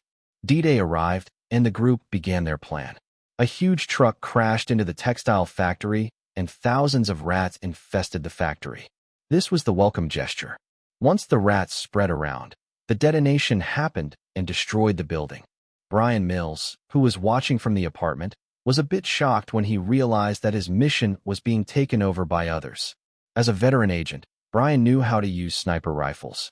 It was funny that he was the one who was going to snipe them this time. But unlike last time, Brian Mills would never miss. He set up his rifle and started to help the unknown group. The team gathered and began the riot.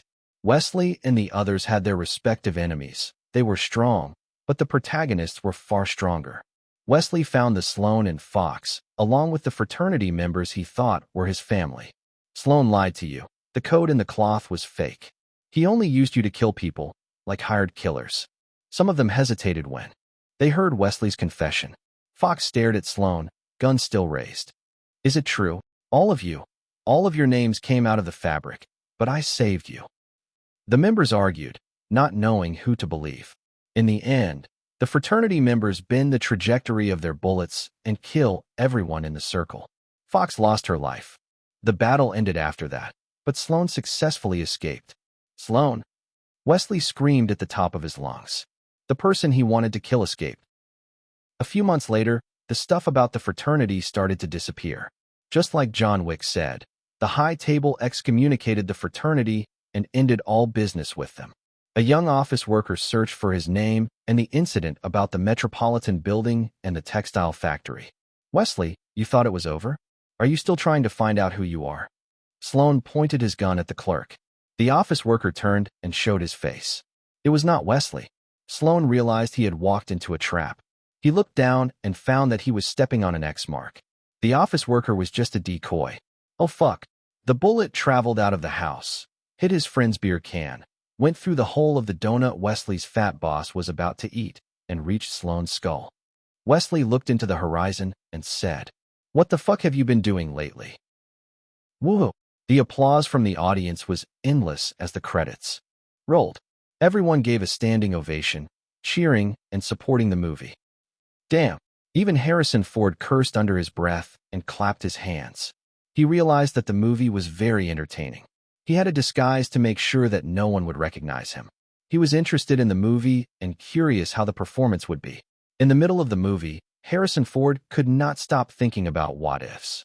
What if I had lowered my salary and agreed to sign a trilogy and several cameos? What if I had gotten the part of John Wick? The enthusiasm around him was overwhelming, and the veteran could not contemplate the future he would never see. Chapter 242. Wanted was the most anticipated movie of the year. It was no lie that most of the audience was interested in seeing the movie, excited to see their favorite actors together in one movie. The most ambitious crossover ever. The Continental Cinematic Universe focused more on the male audience. But because of the influence that Taken had on women, many women became fans of the franchise as well. Not only that, but some women fell in love with Liam Neeson, saying that he was daddy material, whatever that means. Because honestly, Liam Neeson was a good-looking guy. Last year, a famous magazine announced that Liam Neeson was the hottest man alive, despite being in his late 40s. The best father in the history of cinema. Even Matt Damon and Viggo Mortensen had a career boost. They got a lot of scripts, inviting them to big projects. The Continental Cinematic Universe opened up a new career for them. This is going to be a hit. A huge hit. The question is, how big will it be? Frank Price, the current CEO of Sony Columbia, had a happy nervous breakdown. His tenure was coming to an end and Sony was happy with his performance. If Wanted was a huge success, Frank would definitely get a bonus. Maybe he could be invited to become a director or president of the parent company, Sony. The premiere had just ended and the cast of Wanted took questions from reporters and fans. Sony Columbia was responsible for distributing the film. They were very generous, because they knew that this movie wasn't going to flop. Everyone believed that. Also, Frank Price heard that Kazir had the intention of working with the Big Six again. It was still a rumor, but it was a good thing for them. Sony Columbia was hoping that Kazir would shoulder one of their projects. The movie is very fun. It has a lot of wow factor. Every time Brian Mills, John Wick, and Jason Bourne appeared, they screamed and cheered. That response is enough to conclude that this movie will be a success. Frank Price believed that. He really believed that. He didn't get into this position without a good sense of how to crack a movie. He knew which movie would be a success or not, based on the scripts, the cast, and the schedule. Unless something happened that affected Wanted, his expectations would remain high. Even if their share in this movie was small, profit was still profit.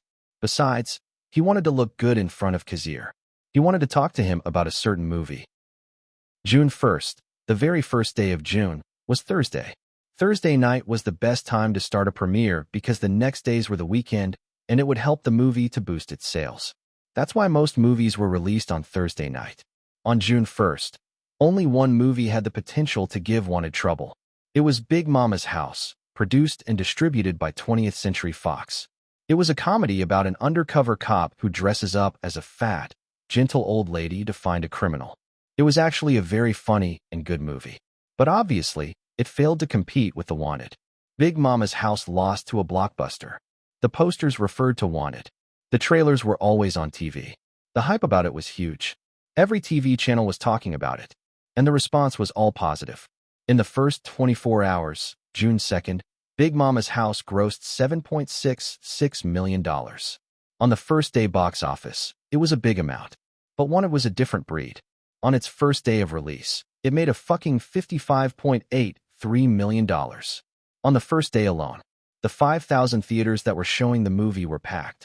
Nearly 90% full in every round. The movie was 110 minutes long. That means the theaters could only repeat the movie 13 times in one day. And each time, the seats were full.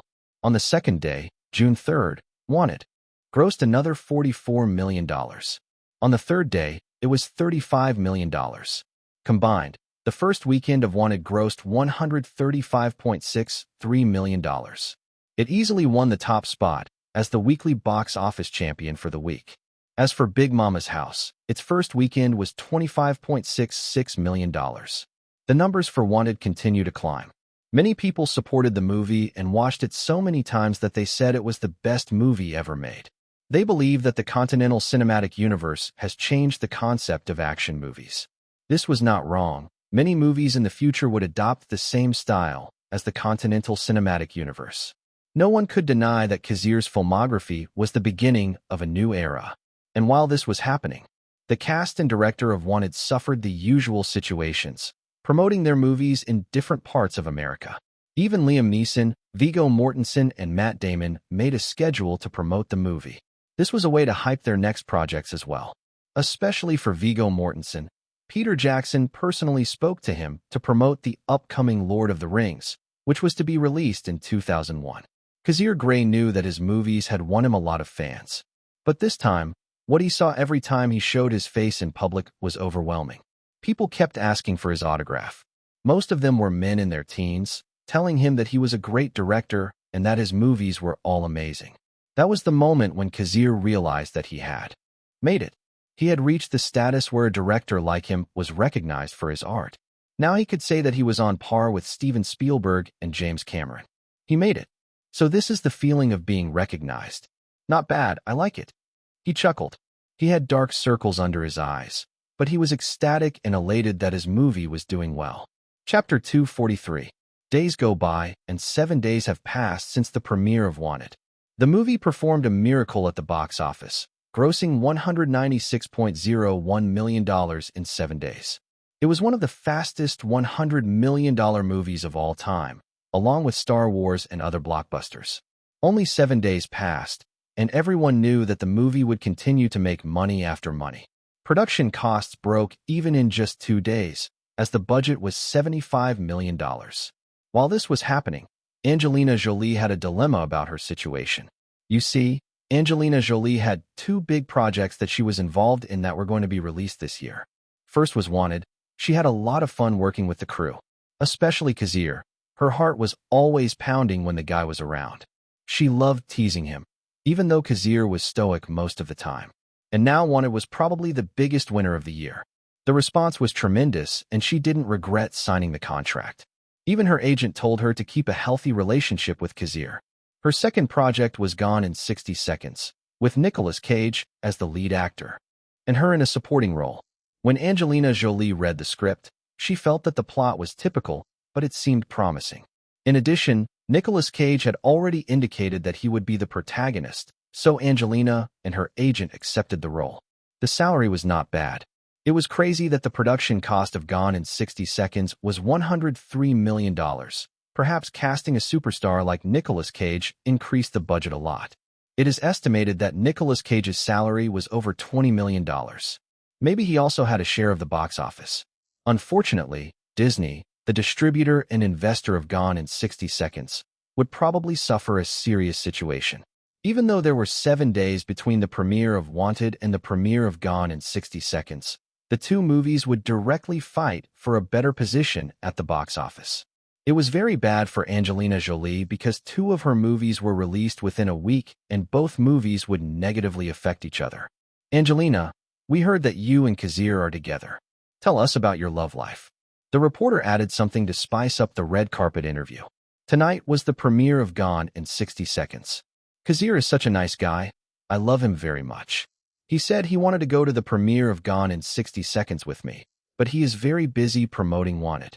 In fact, I just got back from Texas to go to the premiere as well. Being famous is super hard, right? The reporter asked back. Promoting a big movie is super hard. In fact, Kazir wanted to be with Angelina, but he was invited to be on the Oprah Winfrey Show and couldn't make it. Also, his relationship with Disney was not so good after he kept denying their intention to buy his script. On top of that, Wanted and Gone in 60 Seconds had a rivalry based on their release dates. In fact, even Angelina Jolie felt the scrutiny of her co-stars. Her roles in both movies were important, and she clearly had a side she supported the most. She felt unwelcome at this premiere, but she had to walk the red carpet because she had signed a contract to do so. Life was hard, but not for Wanted. The first day, Friday, June 9th, of Gone in 60 Seconds grossed $8.40 million. Wanted grossed $18.54 million on the same day. The second day, June 10th, Saturday, of Gone in 60 Seconds grossed $9.47 million. Wanted grossed $24.84 million on the same day. The third day, Sunday, June 11th, of Gone in 60 Seconds grossed $7.45 million. The first week of the movie had a total of $25.33 million at the box office. As for Wanted, the film grossed $18.95 million on Sunday. The second weekend of Wanted grossed $62.33 million. The total 10-day screening of Wanted was $258.36 million. There was no need to compare the two movies. Based on the numbers alone, Gone in 60 Seconds faced a strong opponent and easily lost the battle. The studio companies felt that the movies coming out in June would be heavily influenced by Wanted. Wanted would dominate. June, that was for sure. After Taken, I never underestimate Kazir. I know he is a director worthy of our attention. I even tried to invite him to work with us. But things just didn't work out. Michael Eisner muttered to himself. His position was becoming dangerous. The board of directors and the shareholders didn't like the fact that he now had all the power over Walt Disney. They wanted to expel him, which he didn't want to happen. He was actually against releasing Gone in 60 Seconds the week after Wanted because he knew Wanted had the upper hand. But the schedule was packed and most of the weekends were already taken by the other studio companies. Those bunch of ingrates sabotaged me and voted for the schedule of Gone in 60 Seconds. They want to blame me when the movie fails. I have to do something about it. Suddenly, his vision caught a script that was in the process of being approved by management. It was the Barsom series. No, this project is for a cinematic universe. He recalled a rumor that Kazir was looking to take a break from the Continental Cinematic Universe. Rumors that Kazir wanted to direct a Warner Brothers or 20th Century Fox project. It should be Harry Potter or Star Wars. We can't let that happen. Kazir should work for Disney this time. The old Michael stood up and got motivated. He had to make sure that Kazir would work for Disney. For someone like him, a 20+20 contract is a no-brainer. What he didn't know was that all the Big Six had the same intention. They all wanted to work with Kazir Grey. Chapter 244. June passed, and the theaters were having the best time of their lives. It was summer vacation, and families and students were more than happy to go to the theaters to watch movies. Gone in 60 Seconds grossed $75.12 million the moment June passed. Numbers couldn't lie, and the performance of Gone in 60 Seconds was average at best, considering the investment Disney had made in the film. Disney would have had a hard time recouping the $100 million investment if they wanted to based on the box office. Fortunately, this industry was saved by videotapes, another way to make money. Although the movie companies felt that DVDs would overtake videotapes, the Big Six adapted to these changes by producing more DVDs of their movies. Note that the Big Six had thousands of movie copyrights in their film libraries. As long as people were consuming movies, they had ways to make money. So now Walt Disney felt that they had to rely on the videotape and DVD markets to recoup their investment and make a profit in the long run. Unlike Disney, 20th Century Fox was pleased with the performance of Big Mama's House. The film grossed $90.95 million at the box office. The investment for this comedy was only $30 million. This kind of production cost was considered small now that making blockbuster movies was expensive. If there was a winner in this month of June, it was none other than Wanted, which was distributed by Sony Columbia. Produced by Grey Pictures, the film earned $376.42 million. In just 1 month, one damn month. This case was very difficult to replicate. This movie was not like Star Wars, which had millions of fans around the world. This movie was not like Jurassic Park, which was based on a novel and made into a movie. It was directed by a star director, Steven Spielberg. This movie was not like Titanic, which had a heartbreaking plot and captured the hearts of many women. Yet Wanted had the same box office performance as those three. Well, Wanted was a different kind of movie. It was an action movie with lots of action stunts and choreography. It also had a superhero element that men love. Perhaps the biggest reason why Wanted did so well was because of the hype that was built up. A lot of people were excited to see the movie, and now that the movie was released, people's opinions about it were positive, which pushed more people to see it. The opinions of movie critics were mixed. One side felt that the movie had no substance and the plot was boring. The other side praised the movie and said that Wanted would open up another field for the movie industry to make money from. If there was one thing that was certain, it was the fact that everyone realized that Kazir Grey was not just a director. He belonged to the group of directors who have written their names in the history of cinema as the best. In fact, the Hollywood Chamber of Commerce, which is responsible for the Hollywood Walk of Fame, invited Kazir and hoped that he would add his name to the historical landmark. So yes, if you visit the Hollywood Walk of Fame, you will see Kazir Grey's name on one of the brass stars. While all this was going on, a certain couple decided to look for a house. This place is nice. The house got a pool, a big garage, a living room, 7 bedrooms, and a big ballroom we can use if we want to have a party. But knowing you, I'm sure you don't like parties. Angelina giggled, making fun of Kazir. We can have a party to celebrate the new house. I'll invite my family. I'd like you to do it. I want to see your sweet, cute niece. Angelina met Kazir's family while they were promoting the film in New York. The little girl was so adorable that Angelina fell in love with her. Kazir's sister-in-law and Angelina had a great meeting.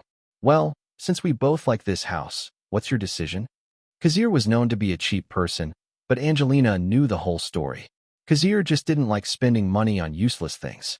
The man was actually sincere and loved to take her to expensive restaurants, and Kazir also bought her expensive gifts. The woman realized that Kazir knew how to spend his money. He would never hesitate to spoil Angelina because he knew what was important. She didn't know how much the guy spent on her, probably more than 7 figures. The real estate agent kept smiling, trying to hide his nervousness. This was a big deal, and he hoped Kazir would buy the house. They had already looked over 4 houses. There was only one condition that Kazir wanted to meet. The house had to be in Beverly Hills. Kazir had never had the opportunity to live in this area, and it was one of his dreams to live in this place. He was just trying to experience that. How much is the house? Sir, it's $25 million. The owner of this house was in desperate need of money after filing for bankruptcy. The bubble burst hit him so hard. Well, I'll take it. Let's get the paperwork done. Los Angeles was a very expensive city to live in. It also had a high crime rate. Beverly Hills was a safe and perfect place for celebrities to protect their privacy. In his opinion, $25 million was already good for a house like this. The house could go for more than $100 million in the next 2 decades. Buying it early was a good decision. The real estate agent almost jumped for joy. He giddily shook Kazir's hand. We can start renovating. I'll probably be living here in 3 to 4 months, depending on the situation. What do you mean by that? Babe, we both know that you're going to keep living in your office, and this house is just a decoration Angelina moaned weakly as Kazir grabbed her ass. The woman gave him a "fuck me" look after that interaction. Chapter 245. After the realtor left, the couple decided to bless the house with their bodily fluids. Angelina was very exhausted and cuddled up to her man on the sofa. Most of the furniture was gone, but the beds, tables, and other things had been left behind by the previous owner. I heard that people are going crazy because of you. What do you mean? Don't tease me. Stop touching my... You pervert. I'm telling you, I'm serious right now. Staff. Kazir just chuckled. I don't know why, but Disney is desperate right now. They want me to direct a movie based on a novel. What novel? Maybe I've read it. It's the Barsom series by Edgar Rice Burroughs. Really? You're joking. Tell me you're joking. Angelina was quite shocked. Edgar Rice Burroughs was a famous writer. His most famous works were the Tarzan and Barsom series. His works were famous in the early 1910s, and his works are still appreciated today. Angelina knew of the Tarzan and Barsom series. She didn't expect that Walt Disney would acquire the movie rights to the Barsom series. Walt Disney wants to make a movie of the Barsom series, and they hope that I can be the director. They want to call the movie John Carter, based on the protagonist of the Barsom series. What do you think? I think it's a great deal. I think Disney has offered you a desirable contract. They contacted my agent and said they are willing to do a 20+20 deal with me. It's negotiable. Wow, I'm so proud of you. The woman showered him with kisses. They keep forcing Salvatore to accept the project. What are you waiting for? I think the novel adaptation will be great if you're the one to direct it. You're an amazing person. Thanks, babe. The reason Kazir was hesitant to accept the deal was because of what he knew about the future. He was actually surprised that Disney wanted to make John Carter very early compared to the original timeline. Well, he knew that one way or another, the reason was because of his interference with the timeline. John Carter was a box office disaster. Walt Disney tried to promote it overseas to recoup their losses, but it was useless. In the end, they shut down the project with no intention of making a sequel. Another reason was that Warner Brothers also contacted me. They want me to direct Harry Potter. It's a children's book. I haven't heard about that. You know I'm busy. Angelina replied, ruffling the man's hair. They said they would give me preferential treatment, a 20+20 deal, and a 5% profit share on videotape/DVD for 5 years. The first 5 years of a movie's life in the videotape/DVD market were the best for profits. After that, sales would slow down. In his estimate, Kazir would make about $20 to $40 million on the videotape/DVD profit share alone. That was a huge stake that Warner Brothers was willing to take. I'm speechless. Indeed, Angelina didn't know what to say. She was quite famous and her net worth was over 7 figures, but she didn't expect her boyfriend to make 10 times her annual salary. She was so proud of him. Then I guess you'll choose this Harry Potter. You're not afraid I'll fail? As if. We are talking about you, the talented director Kazir Grey. Of course you will do well. I believe in you. Kazir smiled and nuzzled against her breasts. Actually, I have an offer from Sony Columbia as well. Let me guess, their offer is more tempting than Walt Disney and Warner Brothers. You know what? I think 20th Century Fox also contacted you, right? How did you know that? I just guessed, based on our conversation. To be precise, the one who contacted Kazir was actually Lucasfilm. George Lucas called him personally and congratulated Kazir. Then George Lucas asked Kazir if he would be interested in directing Star Wars Episode II, Attack of the Clones. After their first meeting a few months ago, the two met several times and talked about their daily lives. One time, George Lucas invited Steven Spielberg over, and the three of them had a good time. Steven Spielberg said that he was happy that someone like Kazir would take up the banner now that most Jewish directors were getting old. Kazir just accepted it and didn't bother to explain himself. What about Sony Columbia? What do they want from you? You know Spider-Man? That comic book superhero? I read a few issues. Sony Columbia is hoping I'll direct this project. Well, it's complicated actually. Even Marvel is trying to talk to me. Grey Pictures bought a lot of superhero movie copyrights from Marvel, and the company was hoping to.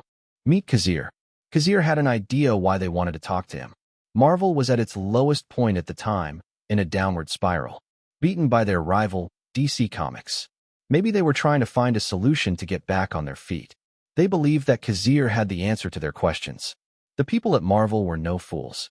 When they learned that Kazir intended to create a cinematic universe about assassins, killers, agents, and ninjas, Marvel understood the reason why Grey Pictures had bought their not-so-famous superheroes. Grey Pictures wanted to make a cinematic universe about superheroes. Not really. I bought the superheroes movie adaptations in the first place because Marvel might become my enemy later on. So I just cut their wings before they can fly. However, if we have an agreement, I have no intention of avoiding money. Especially now that Sony Columbia wanted Kazir Grey to direct Spider-Man. He would definitely meet with the higher-ups of Marvel Comics. He felt he was getting to the point where he had to decide his future. Because honestly, he was interested in the DCU as well. Chapter 246. The movie copyrights for Spider-Man were quite complicated. Sony Columbia and MGM felt that both companies had a stake in the copyrights. In the 70s, there was a Spider-Man TV show called The Amazing Spider-Man. It aired on CBS, with one of the producers being Columbia Pictures Television before Sony. Another adaptation was the Japanese version, titled Spider-Man or Spider-Man, also referred to as Japanese Spider-Man or Toei Spider-Man.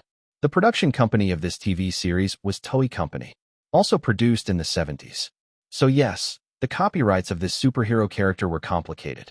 After some legal stuff, the copyrights went back to the original owner, which was Marvel Comics. MGM and Sony Columbia had some disputes over those copyrights, trying to figure out which company should acquire the movie adaptation. In the end, the two companies resolved the issue and Sony Columbia legally purchased the copyright from Marvel Comics. When Sony Columbia acquired the superhero, a famous director announced his intentions to direct the movie. It was none other than James Cameron. He has been interested in this superhero for a long time. The initial plan was already set. The project was approved by the management as well. The budget was set. Sony would invest in the movie. But maybe because of some negotiations, James Cameron resigned before the project officially started. Well, someone like James Cameron was hard to get. Another thing, James Cameron had a habit of overspending and his projects were usually behind schedule. Maybe that was the factor why James Cameron didn't get the job. James Cameron already recommended that he wanted Leonardo DiCaprio to be Peter Parker, and Sony Columbia thought it was appropriate, knowing that the young actor was super famous after the success of Titanic. Then Sony Columbia felt that Sam Raimi, the director of Evil Dead, could be the right director for this project. Sam Raimi was not only good at horror movies, he was also good at other genres. Sony Columbia decided to hire the director because of his affordable salary. Everyone thought the project was already on the right track. The director, the producer, the budget, and the production crew, the initial stage was happening. But 3 days before Sam Raimi was to sign the contract, he found out that his wife was 2 months pregnant. Work on a movie would take months or a year to complete. Sam Raimi knew this, so he decided to turn down the project and focus on his wife. Was this an intervention? Or maybe the original timeline was already over in 1994, the year a certain man started his career and slowly became successful. In any case, Sam Raimi was now out of the picture. So Sony Columbia struggled to find a director to take over the project. The company had already invested nearly $5 million in the early stages of the project, and that amount would be wasted if they postponed production. It was painful for them. Suddenly, the current CEO of Sony Columbia, Frank Price, remembered that Grey Pictures had a good relationship with them. Moreover, Marvel Comics indicated that they wanted to meet Kazir Grey. Yes, Frank Price was interested in Kazir Grey as the director of Spider-Man.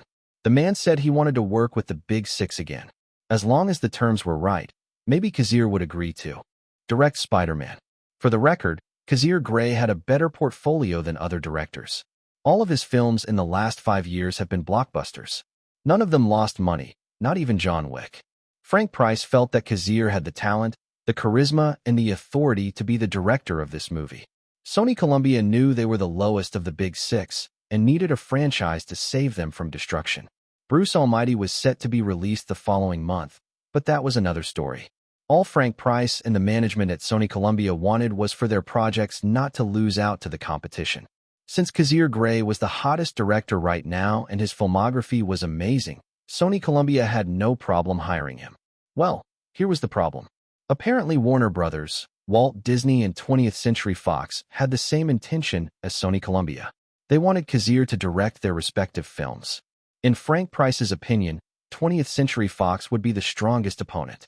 After all, the success of Star Wars was huge. Star Wars was not a movie, it was a culture. People would not hesitate to spend their money to buy tickets for Star Wars. Surely, if Kazir didn't want to risk his career, he would choose the safest movie. Yet here they were, in the office where Frank Price and Salvatore Barlow were negotiating. My client wants a 25 plus 25 deal and a 10% profit share on videotapes/DVDs, merchandise, and other peripherals related to Spider-Man. As expected, Salvatore Barlow was asking for something extravagant. Well, his client had the right to do so, considering that his latest movie was still making a lot of money. As of July 21, 2000, Wanted had just grossed $404.62 million domestically. The international release of Wanted happened 2 weeks ago, and the international box office was around $134 million. Combined, the worldwide box office for Wanted was $538 million. With that as a reference, Kazir Grey had the status to ask for a big contract. Moreover, Sony Columbia was not the only company that wanted to work with Kazir Grey. The other companies were definitely ready to snatch Kazir away. None of the Big Six knew that Kazir had no intention of working with 20th Century Fox and Walt Disney. Star Wars had been criticized by so many people, while John Carter was not promising. Kazir's attention turned to Spider-Man and Harry Potter. These two had a high chance of success. Sony Columbia and Grey Pictures negotiated for about 2 weeks.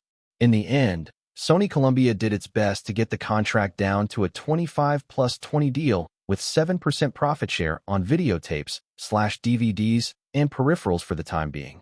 Chapter 247. The problem with Spider-Man was profit sharing. Note that Marvel Comics had a share because they were the rightful owners of the copyrights. Marvel Comics only leased it to Sony Columbia. If Salvatore Barlow was fighting for such a large share of the profits, it would be bad for Sony Columbia. But the Spider-Man project was already behind schedule, and more money would be wasted if Frank didn't make a decision. 27 plus 27 contract and 7% profit share on peripherals. In the end, Frank Price decided to raise the salary and the box office share and lower the peripheral profit share. Frank Price kept a straight face. The two of them stared at each other. After a few seconds, Salvatore Barlow nodded. All right, glad to hear it. Frank Price sighed privately. Salvatore Barlow knew it would be hard for Sony Columbia to give up their peripheral profits, and Kazir agreed to the 7%. In fact, the two sides had fought hard to reach that amount. Now that the two sides have agreed, they would have to finalize the contract and Kazir would sign it. Sony Columbia was in a desperate situation. In this case, they might as well choose the best director out there who could give them a lot of money. After all, they couldn't intentionally screw up Spider-Man. That was written into the contract between Sony Columbia and Marvel Comics. All they were hoping for was that Spider-Man would be at least half as good as Wanted. Oh boy, they were wrong. It was more than half. The Spider-Man trilogy was the beginning of the superhero movie era.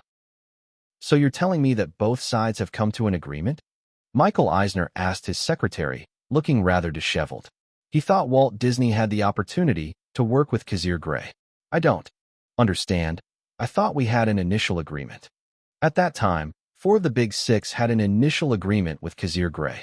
But of course Kazir could only promise one project at a time. He could not work with all of them. The old man sat down and sighed in defeat. He did his best. He promised Kazir a contract that only a few directors had the privilege of receiving. But it seemed that the guy was more interested in working with a washed-up superhero from a bankrupt comic company. Anyway, the project is still going on. We can hire other directors. Try contacting Fremont Smith and see if he is interested. As long as the conditions can be met, we can work with him. Most of Kazir's films were original screenplays, except for The Bourne Identity. Since that was the case, they might as well look for others. Fremont Smith was associated with the Continental Cinematic Universe, and he had an idea of how Cinematic Universe worked. He fit the criteria. Yes, sir. The secretary left, quite tense because the chairman was clearly in a bad mood. "Kazir, are you still upset about what happened?"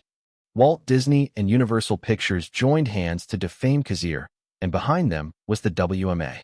Or maybe you didn't like that we didn't kick Harvey Weinstein out of the company. Honestly, he should have. Now Harvey Weinstein was like a rat in a wooden wall, slowly destroying the house he built. The fat guy was still sucking up to Roy Disney. Harvey was still trying to hide from the public after the Blair Witch Project incident, but he was active in corporate politics. Now, Chairman Michael Eisner felt that his days in his position were coming to an end. Maybe it was time to retire. "No, I love the authority I have. It's impossible to leave this job, this drug that keeps me and my ego high. This John Carter, this movie should be successful. I should also talk to Steve Jobs. Walt Disney needs Pixar."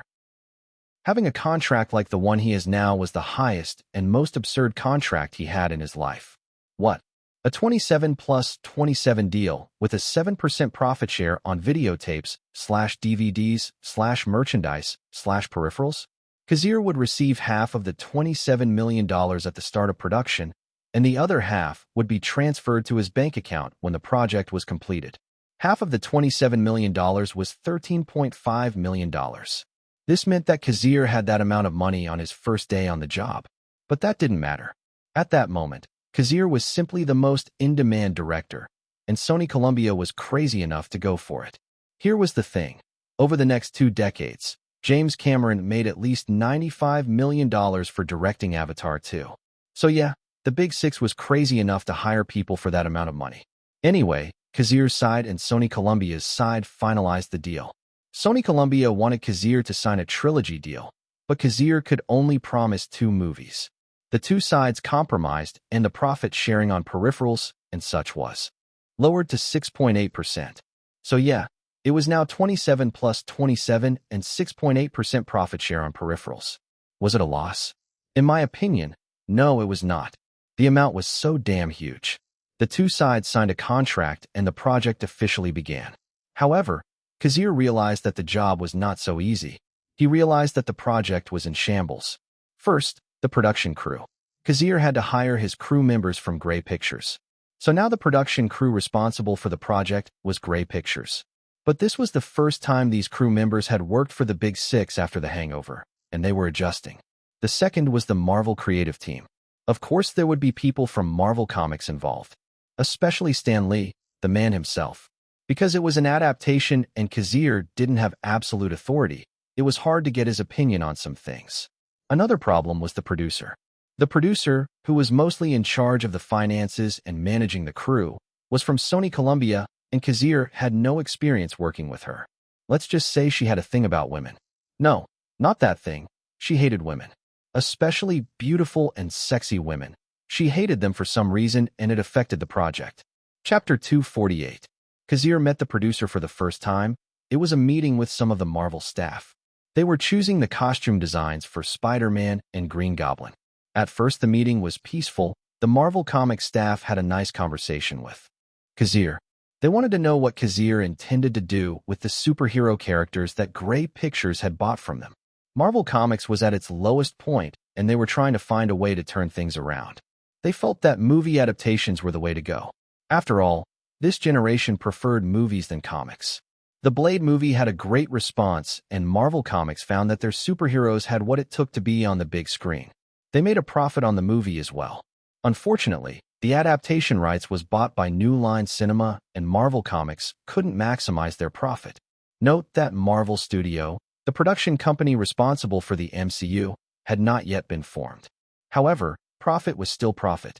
So yes, these employees wanted to know if Kazir was going to sabotage them or not. At first, they wanted to buy back the copyrights of their superheroes, but Marvel had to buy them in a significant amount, and as if Grey Pictures would sell them easily. But the success of the Continental Cinematic Universe made them realize that Kazir Grey definitely had a plan for their superheroes. As for what it was, they hoped it was something positive. In fact, Marvel Comics pushed the idea of working with Kazir Grey, and Sony Columbia supported their desire because Kazir was a great director. He had experience with adaptations, as The Bourne Identity was based on a novel, and Kazir did a good job with that project. Anyway, the situation in the Meeting room turned sour when a costume designer showed up to present her work. The woman wanted to be a fashion designer, but breaking into the fashion industry was not that easy. She is currently working as part of the costume design team. When the crew saw her designs, they nodded and knew that her art sheets were the best yet. They were also detailed. Most of the crew on this project were not from Grey Pictures, but were hired by Sony Columbia, so Kazir did not know the woman. I think this is the best we have so far, he admitted, and everyone around him agreed. Except for the producer. Actually, Jezebel Salome, the producer of this project, nudged her glasses and said her opinion. I think the Green Goblin looks silly. The audience will make fun of our villain if we make the Green Goblin look like this. We should go with the earlier one. His designs are great. Jezebel smiled at the designer, but her eyes were not so sympathetic. Kazir stopped speaking for a second. He looked at the designs instead. This is actually the costume that Willem Dafoe wore in the movie. Except for some color schemes, they are basically the same, Kazir recalled. Now the question was, should Kazir go along with the producer? As expected, working with people you don't know will have some complications. He thought. Jezebel, the designs are very close to the comic counterpart. Although I agree with you. I'm glad we have the same idea. We should drop the purple color and make the suit all green, shiny green. Jezebel stopped talking. She looked down at the art pages and nodded weakly. Okay, we can do that. The mood in the room improved after that. Now they have costume design references. They should now look for the cast who would use these costumes. Kazir knew that keeping the original cast was the right thing to do. The original movie was successful and he admitted that the cast was part of the reason. So Kazir personally invited Willem Dafoe to audition. Willem Dafoe was the late Marcus in the Continental Cinematic Universe, and he now had a status in Hollywood.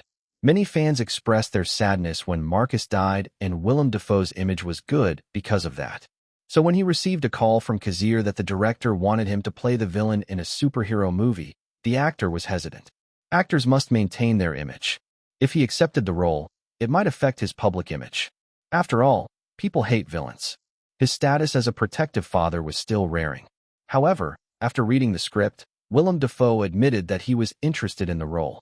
Norman Osborn/Green Goblin was not a two-dimensional character. He had a good reason for turning evil. That got Willem's attention. In the end, Willem Dafoe did the audition. The agent was against it, but not that much. The director of this project was Kazir Grey, who was responsible for Willem's recent fame in Hollywood. Maybe Willem wanted to return the favor. Besides, who wouldn't want to work with Kazir? Hell, more and more actresses were trying to flirt with him just because they wanted to work with the director. Reese Witherspoon, Cameron Diaz, and Angelina Jolie worked with Kazir. There was a rumor that in order to have a chance with the guy, you had to work with him first. So, yeah, it affected the auditions for the female roles. Willem, there's no need to test your acting. Everyone here knows you're a great actor. I can testify to that. Thank you, Kazir. I guess we both have an agreement then. 2/3 of the people in the audition room were from Sony Columbia and Marvel Comics, and they didn't have a problem with Kazir's decision. They all saw Willem Dafoe's audition, and it was amazing. Plus, his look fits the Norman Osborn they had in mind. I'm going to call my agent. I hope we can finalize this as soon as possible. I hope so too. Chapter 249. Willem Dafoe then left the room. But even though they knew the role was already taken, the casting director was still looking for second and third choices. They kept the audition for Norman Osborn open for many reasons. If Willem's side didn't want to work with them, then the crew had to find another actor to fill the role. But honestly, Kazir wanted Willem to get the part. For that, he had no problem adding another $1 million to Willem's salary if the negotiations didn't work out. If that amount is not enough, then go with Plan B. Now that the role of Norman Osborn was in good hands, the crew began looking for Mary Jane. In the comics, Spider-Man had many lovers. His most famous ones were Mary Jane Watson and Gwen Stacy. Unfortunately, most of his relationships didn't end well. In this movie adaptation, they decided to go for the safe route. Toby's girlfriend would be Mary Jane. Dozens of actresses auditioned for the role of Mary Jane. Some of them were quite famous in the industry. But the one thing that bothered him was the producer sitting next to him. Jezebel was quite a critic. She kept telling all the mistakes that each actress made, so today's audition was like walking on eggshells. Miss Kirsten Dunst, are you okay with dyeing your hair red? Stanley asked. The man had not been at the audition yesterday because he had other things to do. So this time the old man tried to be active. Stanley already had a conversation with Kazir, but the subject of superhero copyrights was still not discussed. Marvel Comics was still trying to understand the director. They didn't want to blow this unique moment to convince Kazir of their plan to create a cinematic universe. Yes, I can do it. Kirsten nodded. She knew that Mary Jane Watson had red hair in the comics. Because she wasn't sure if she could get the role, Kirsten didn't dye her hair yet. Miss Kirsten, I can see that you're not at all serious and passionate about this role. At least the other actresses dyed their hair and showed their clear intentions. I'm sorry, but I'm going to give you a minus for that, Jezebel said. I understand. Kirsten Dunst stammered, blushing slightly with embarrassment. But she didn't want to damage her hair without the assurance that she would get the role. Stan Lee did his best to keep the atmosphere peaceful. As for Kazir, he was quiet the whole time, always thinking and rarely speaking. If I'm not mistaken, Kirsten Dunst had a kissing scene with Brad Pitt in Dance with the Vampire. To be clear, Kirsten was only 12 years old at the time. Kazir couldn't remember the exact story, but Kirsten did kiss Brad in the movie. As for hiring Kirsten Dunst, Kazir was not sure what to do. Again, he had trouble making a decision, especially when the producer next to him was making passive-aggressive comments. Well, her criticism was not so bad. We have a wig. You can wear it, and we will discuss if you fit the role. There's no problem with the acting, we just want to know if red hair works for you. A few minutes later, a male makeup artist was doing his best to give Kirsten a makeover. Yes, most of the crew members were not from Grey Pictures. The head of the Grey Pictures makeup team was Jane, not a man. Jane might have trouble working in this kind of atmosphere. The people looked at the actress and nodded. Well, it was not that bad. Not that great, but not that bad. When Kirsten Dunst left the room embarrassingly, knowing she had messed up, Kazir announced something. Put Kirsten Dunst on the top list. She's our first choice for now. Wah. Okay, I get it. Jezebel was shocked at first. She gritted her teeth, but decided to keep her cool. Obviously, she was not to blame this time. Unlike original script, this movie was based on comic books, and the actresses and actors had plenty of time to prepare. In Kirsten's position, she could just dye her hair or put on a wig before the audition. But the woman showed up with her blonde hair. After that, the audition had a break. Unlike yesterday, it seemed that the selection of the female lead might take a while. Kazir's reason for putting Kirsten Dunst at the top of the list was his knowledge. He knew that the original Mary Jane was Kirsten Dunst. The break was still going on, and Kazir decided to eat a salad, feeling quite hungry for a healthy diet. He looked at his phone and smiled when he got a message from Angelina Jolie saying she missed him. Kazir texted back. While eating, he noticed that the makeup artist was eating a little too close to his table. The director decided to talk to the makeup artist. You're the makeup artist, right? Yes, I'm Peyton Joel. Just call me Kazir. Anyway, Peyton, do you know Jezebel? I just want to ask, but does she have a problem with women or something? I noticed that most of the crew members are men. About that. I don't know if I should say this, but I think it's important for you to know because it might affect the movie. From what I have heard, Jezebel was abused by her mother and her sisters beat her because she acted righteous and smart. I also heard that her classmates bullied her when she was in school. Apparently, she was a smart woman and they didn't like that about her. I see. Thank you, Peyton. Please keep this between us. I understand. Trauma was a real thing. Even Kazir suffered from trauma. He was not sure if he had overcome it yet. He thought about therapy, but he felt it was a waste of time. His therapy was his work. He loved to work. As for Jezebel, too bad, but her prejudice was affecting the production. Kazir hoped it wouldn't become a big problem. Chapter 250. The matter of the female lead ended after the audition for Mary Jane. The group voiced their opinions, but on this project, Kazir Grey had the ultimate authority. Some of them were unhappy when Kazir decided to cast Kirsten Dunst.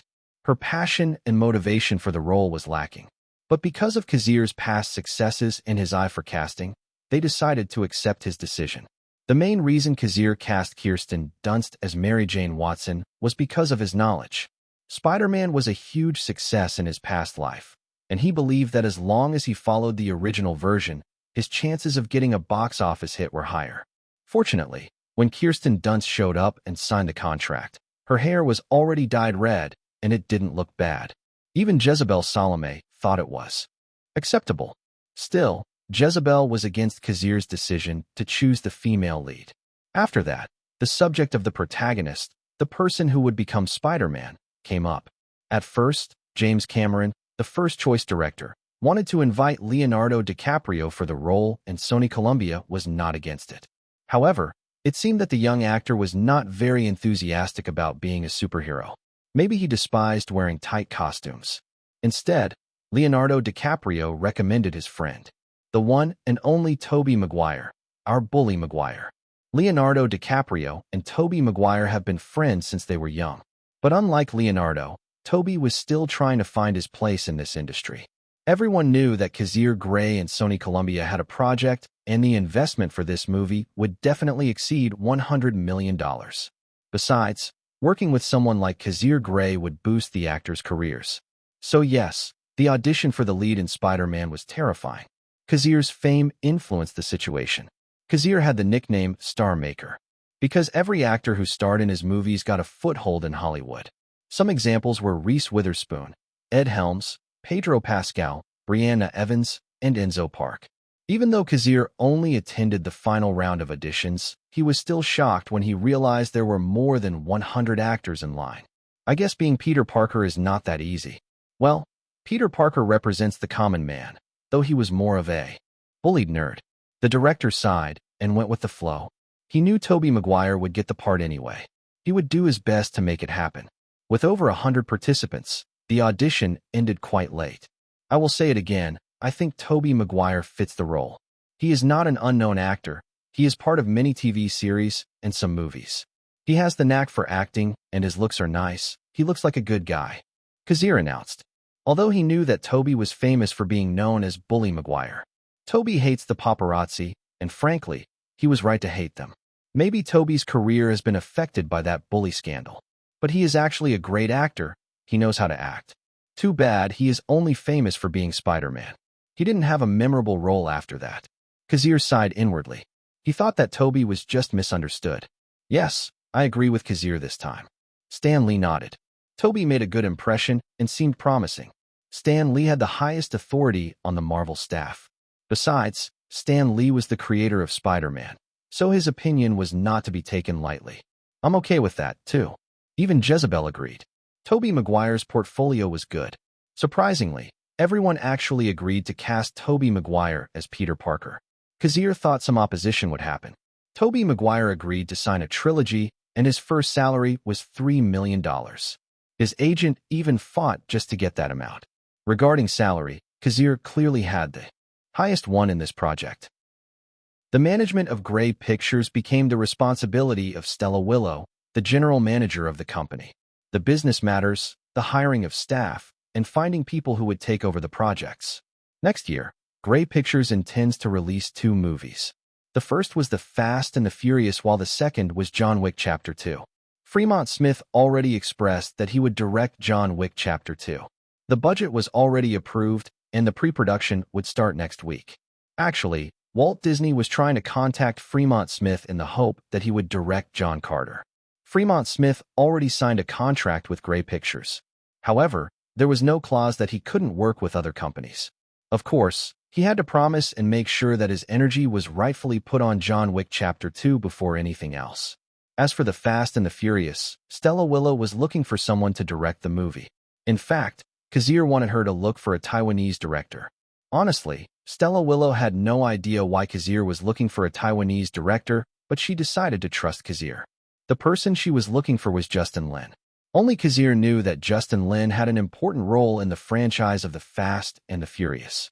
He was the director of The Fast and the Furious, Tokyo Drift, Fast and Furious, Fast 5, Fast and Furious 6, F9, Fast X. Yup, the titles made no sense. Anyway, Justin Lin was also the director of Star Trek Beyond. Stella Willow sent staff to Taiwan just to personally invite Justin Lin to be part of the Continental Cinematic Universe. The general manager hoped that Kazir's decision would be the right. Because of Wanted, a lot of people were watching every move of Grey Pictures, and they didn't dare make any mistake.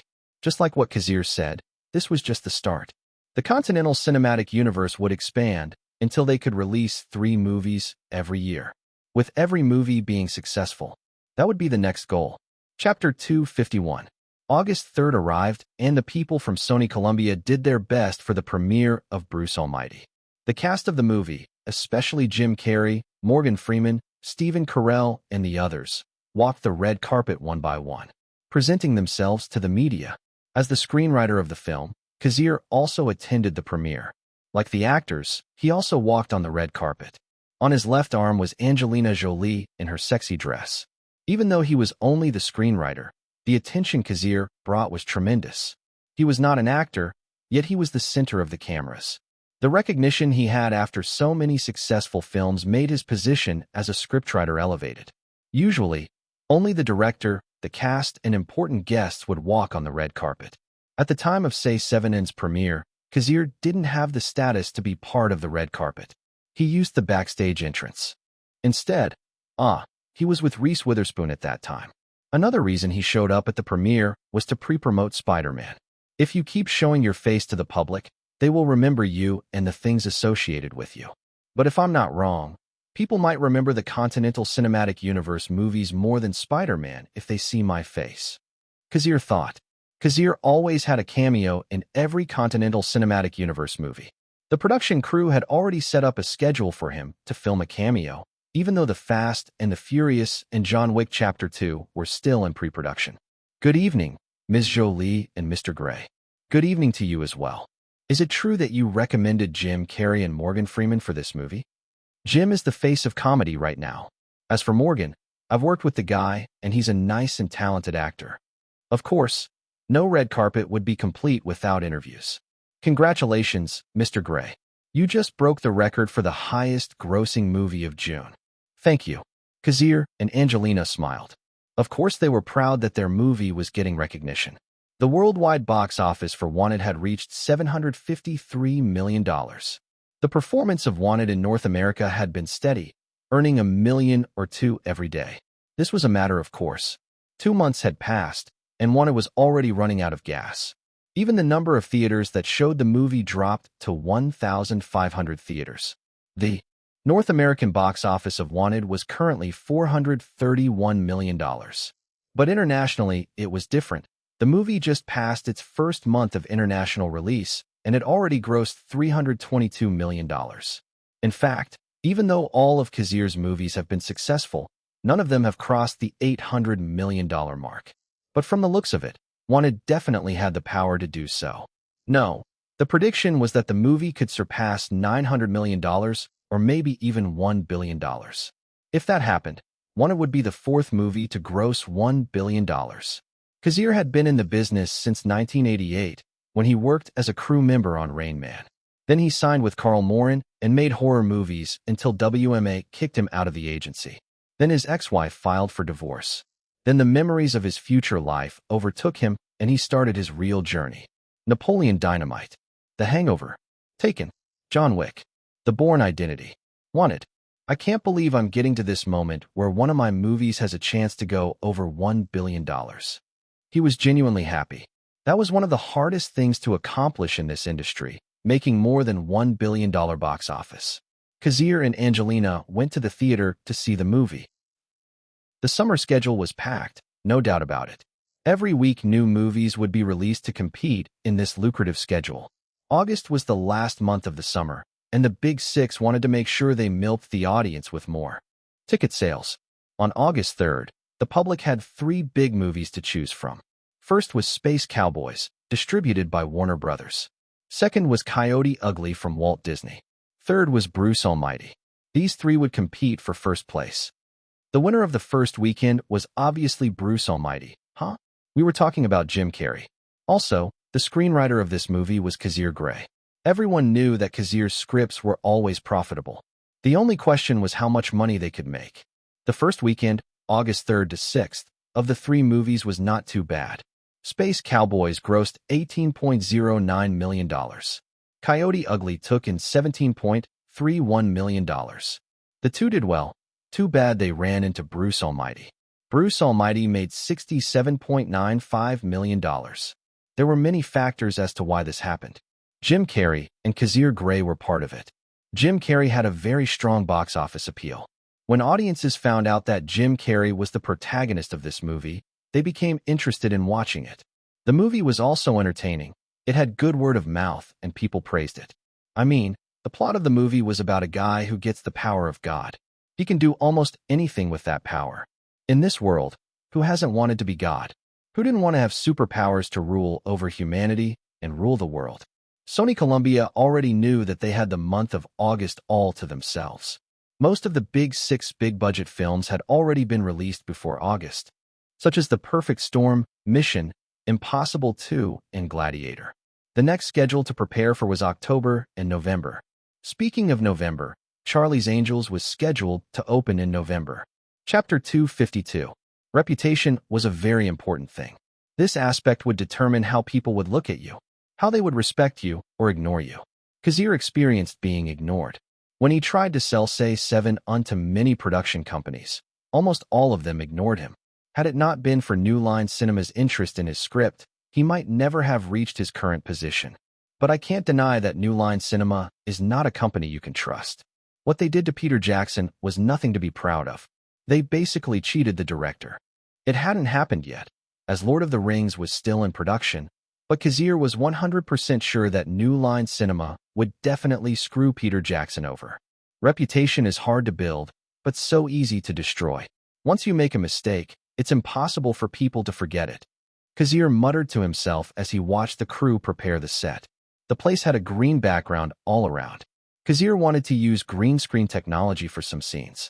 This technology was also called chroma key compositing or chroma keying, a visual effects and post-production technique for compositing, layering two or more images or video streams together based on color hues, chroma range. Google.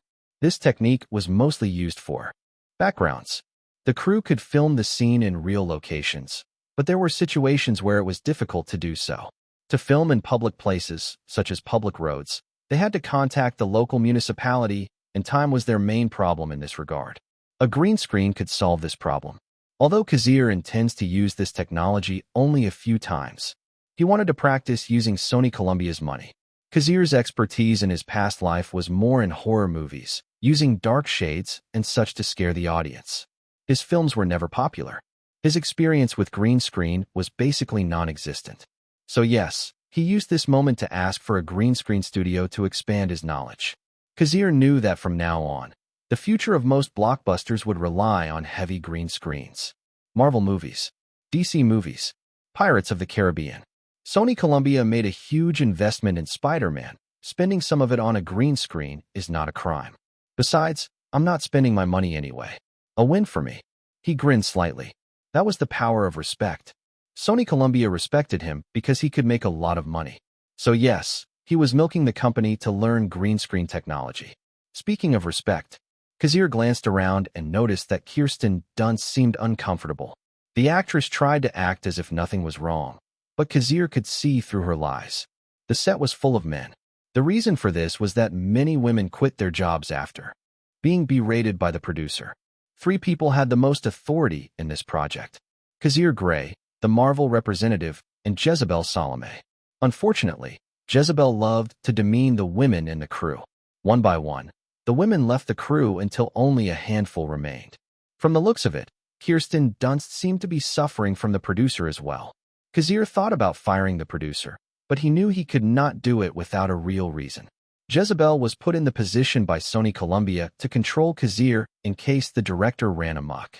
I can't say that she is affecting the production because there is no substantial effect. Production is going as smoothly as possible. Kazir admitted that Jezebel had bad blood with the women, but overall her work ethic was good.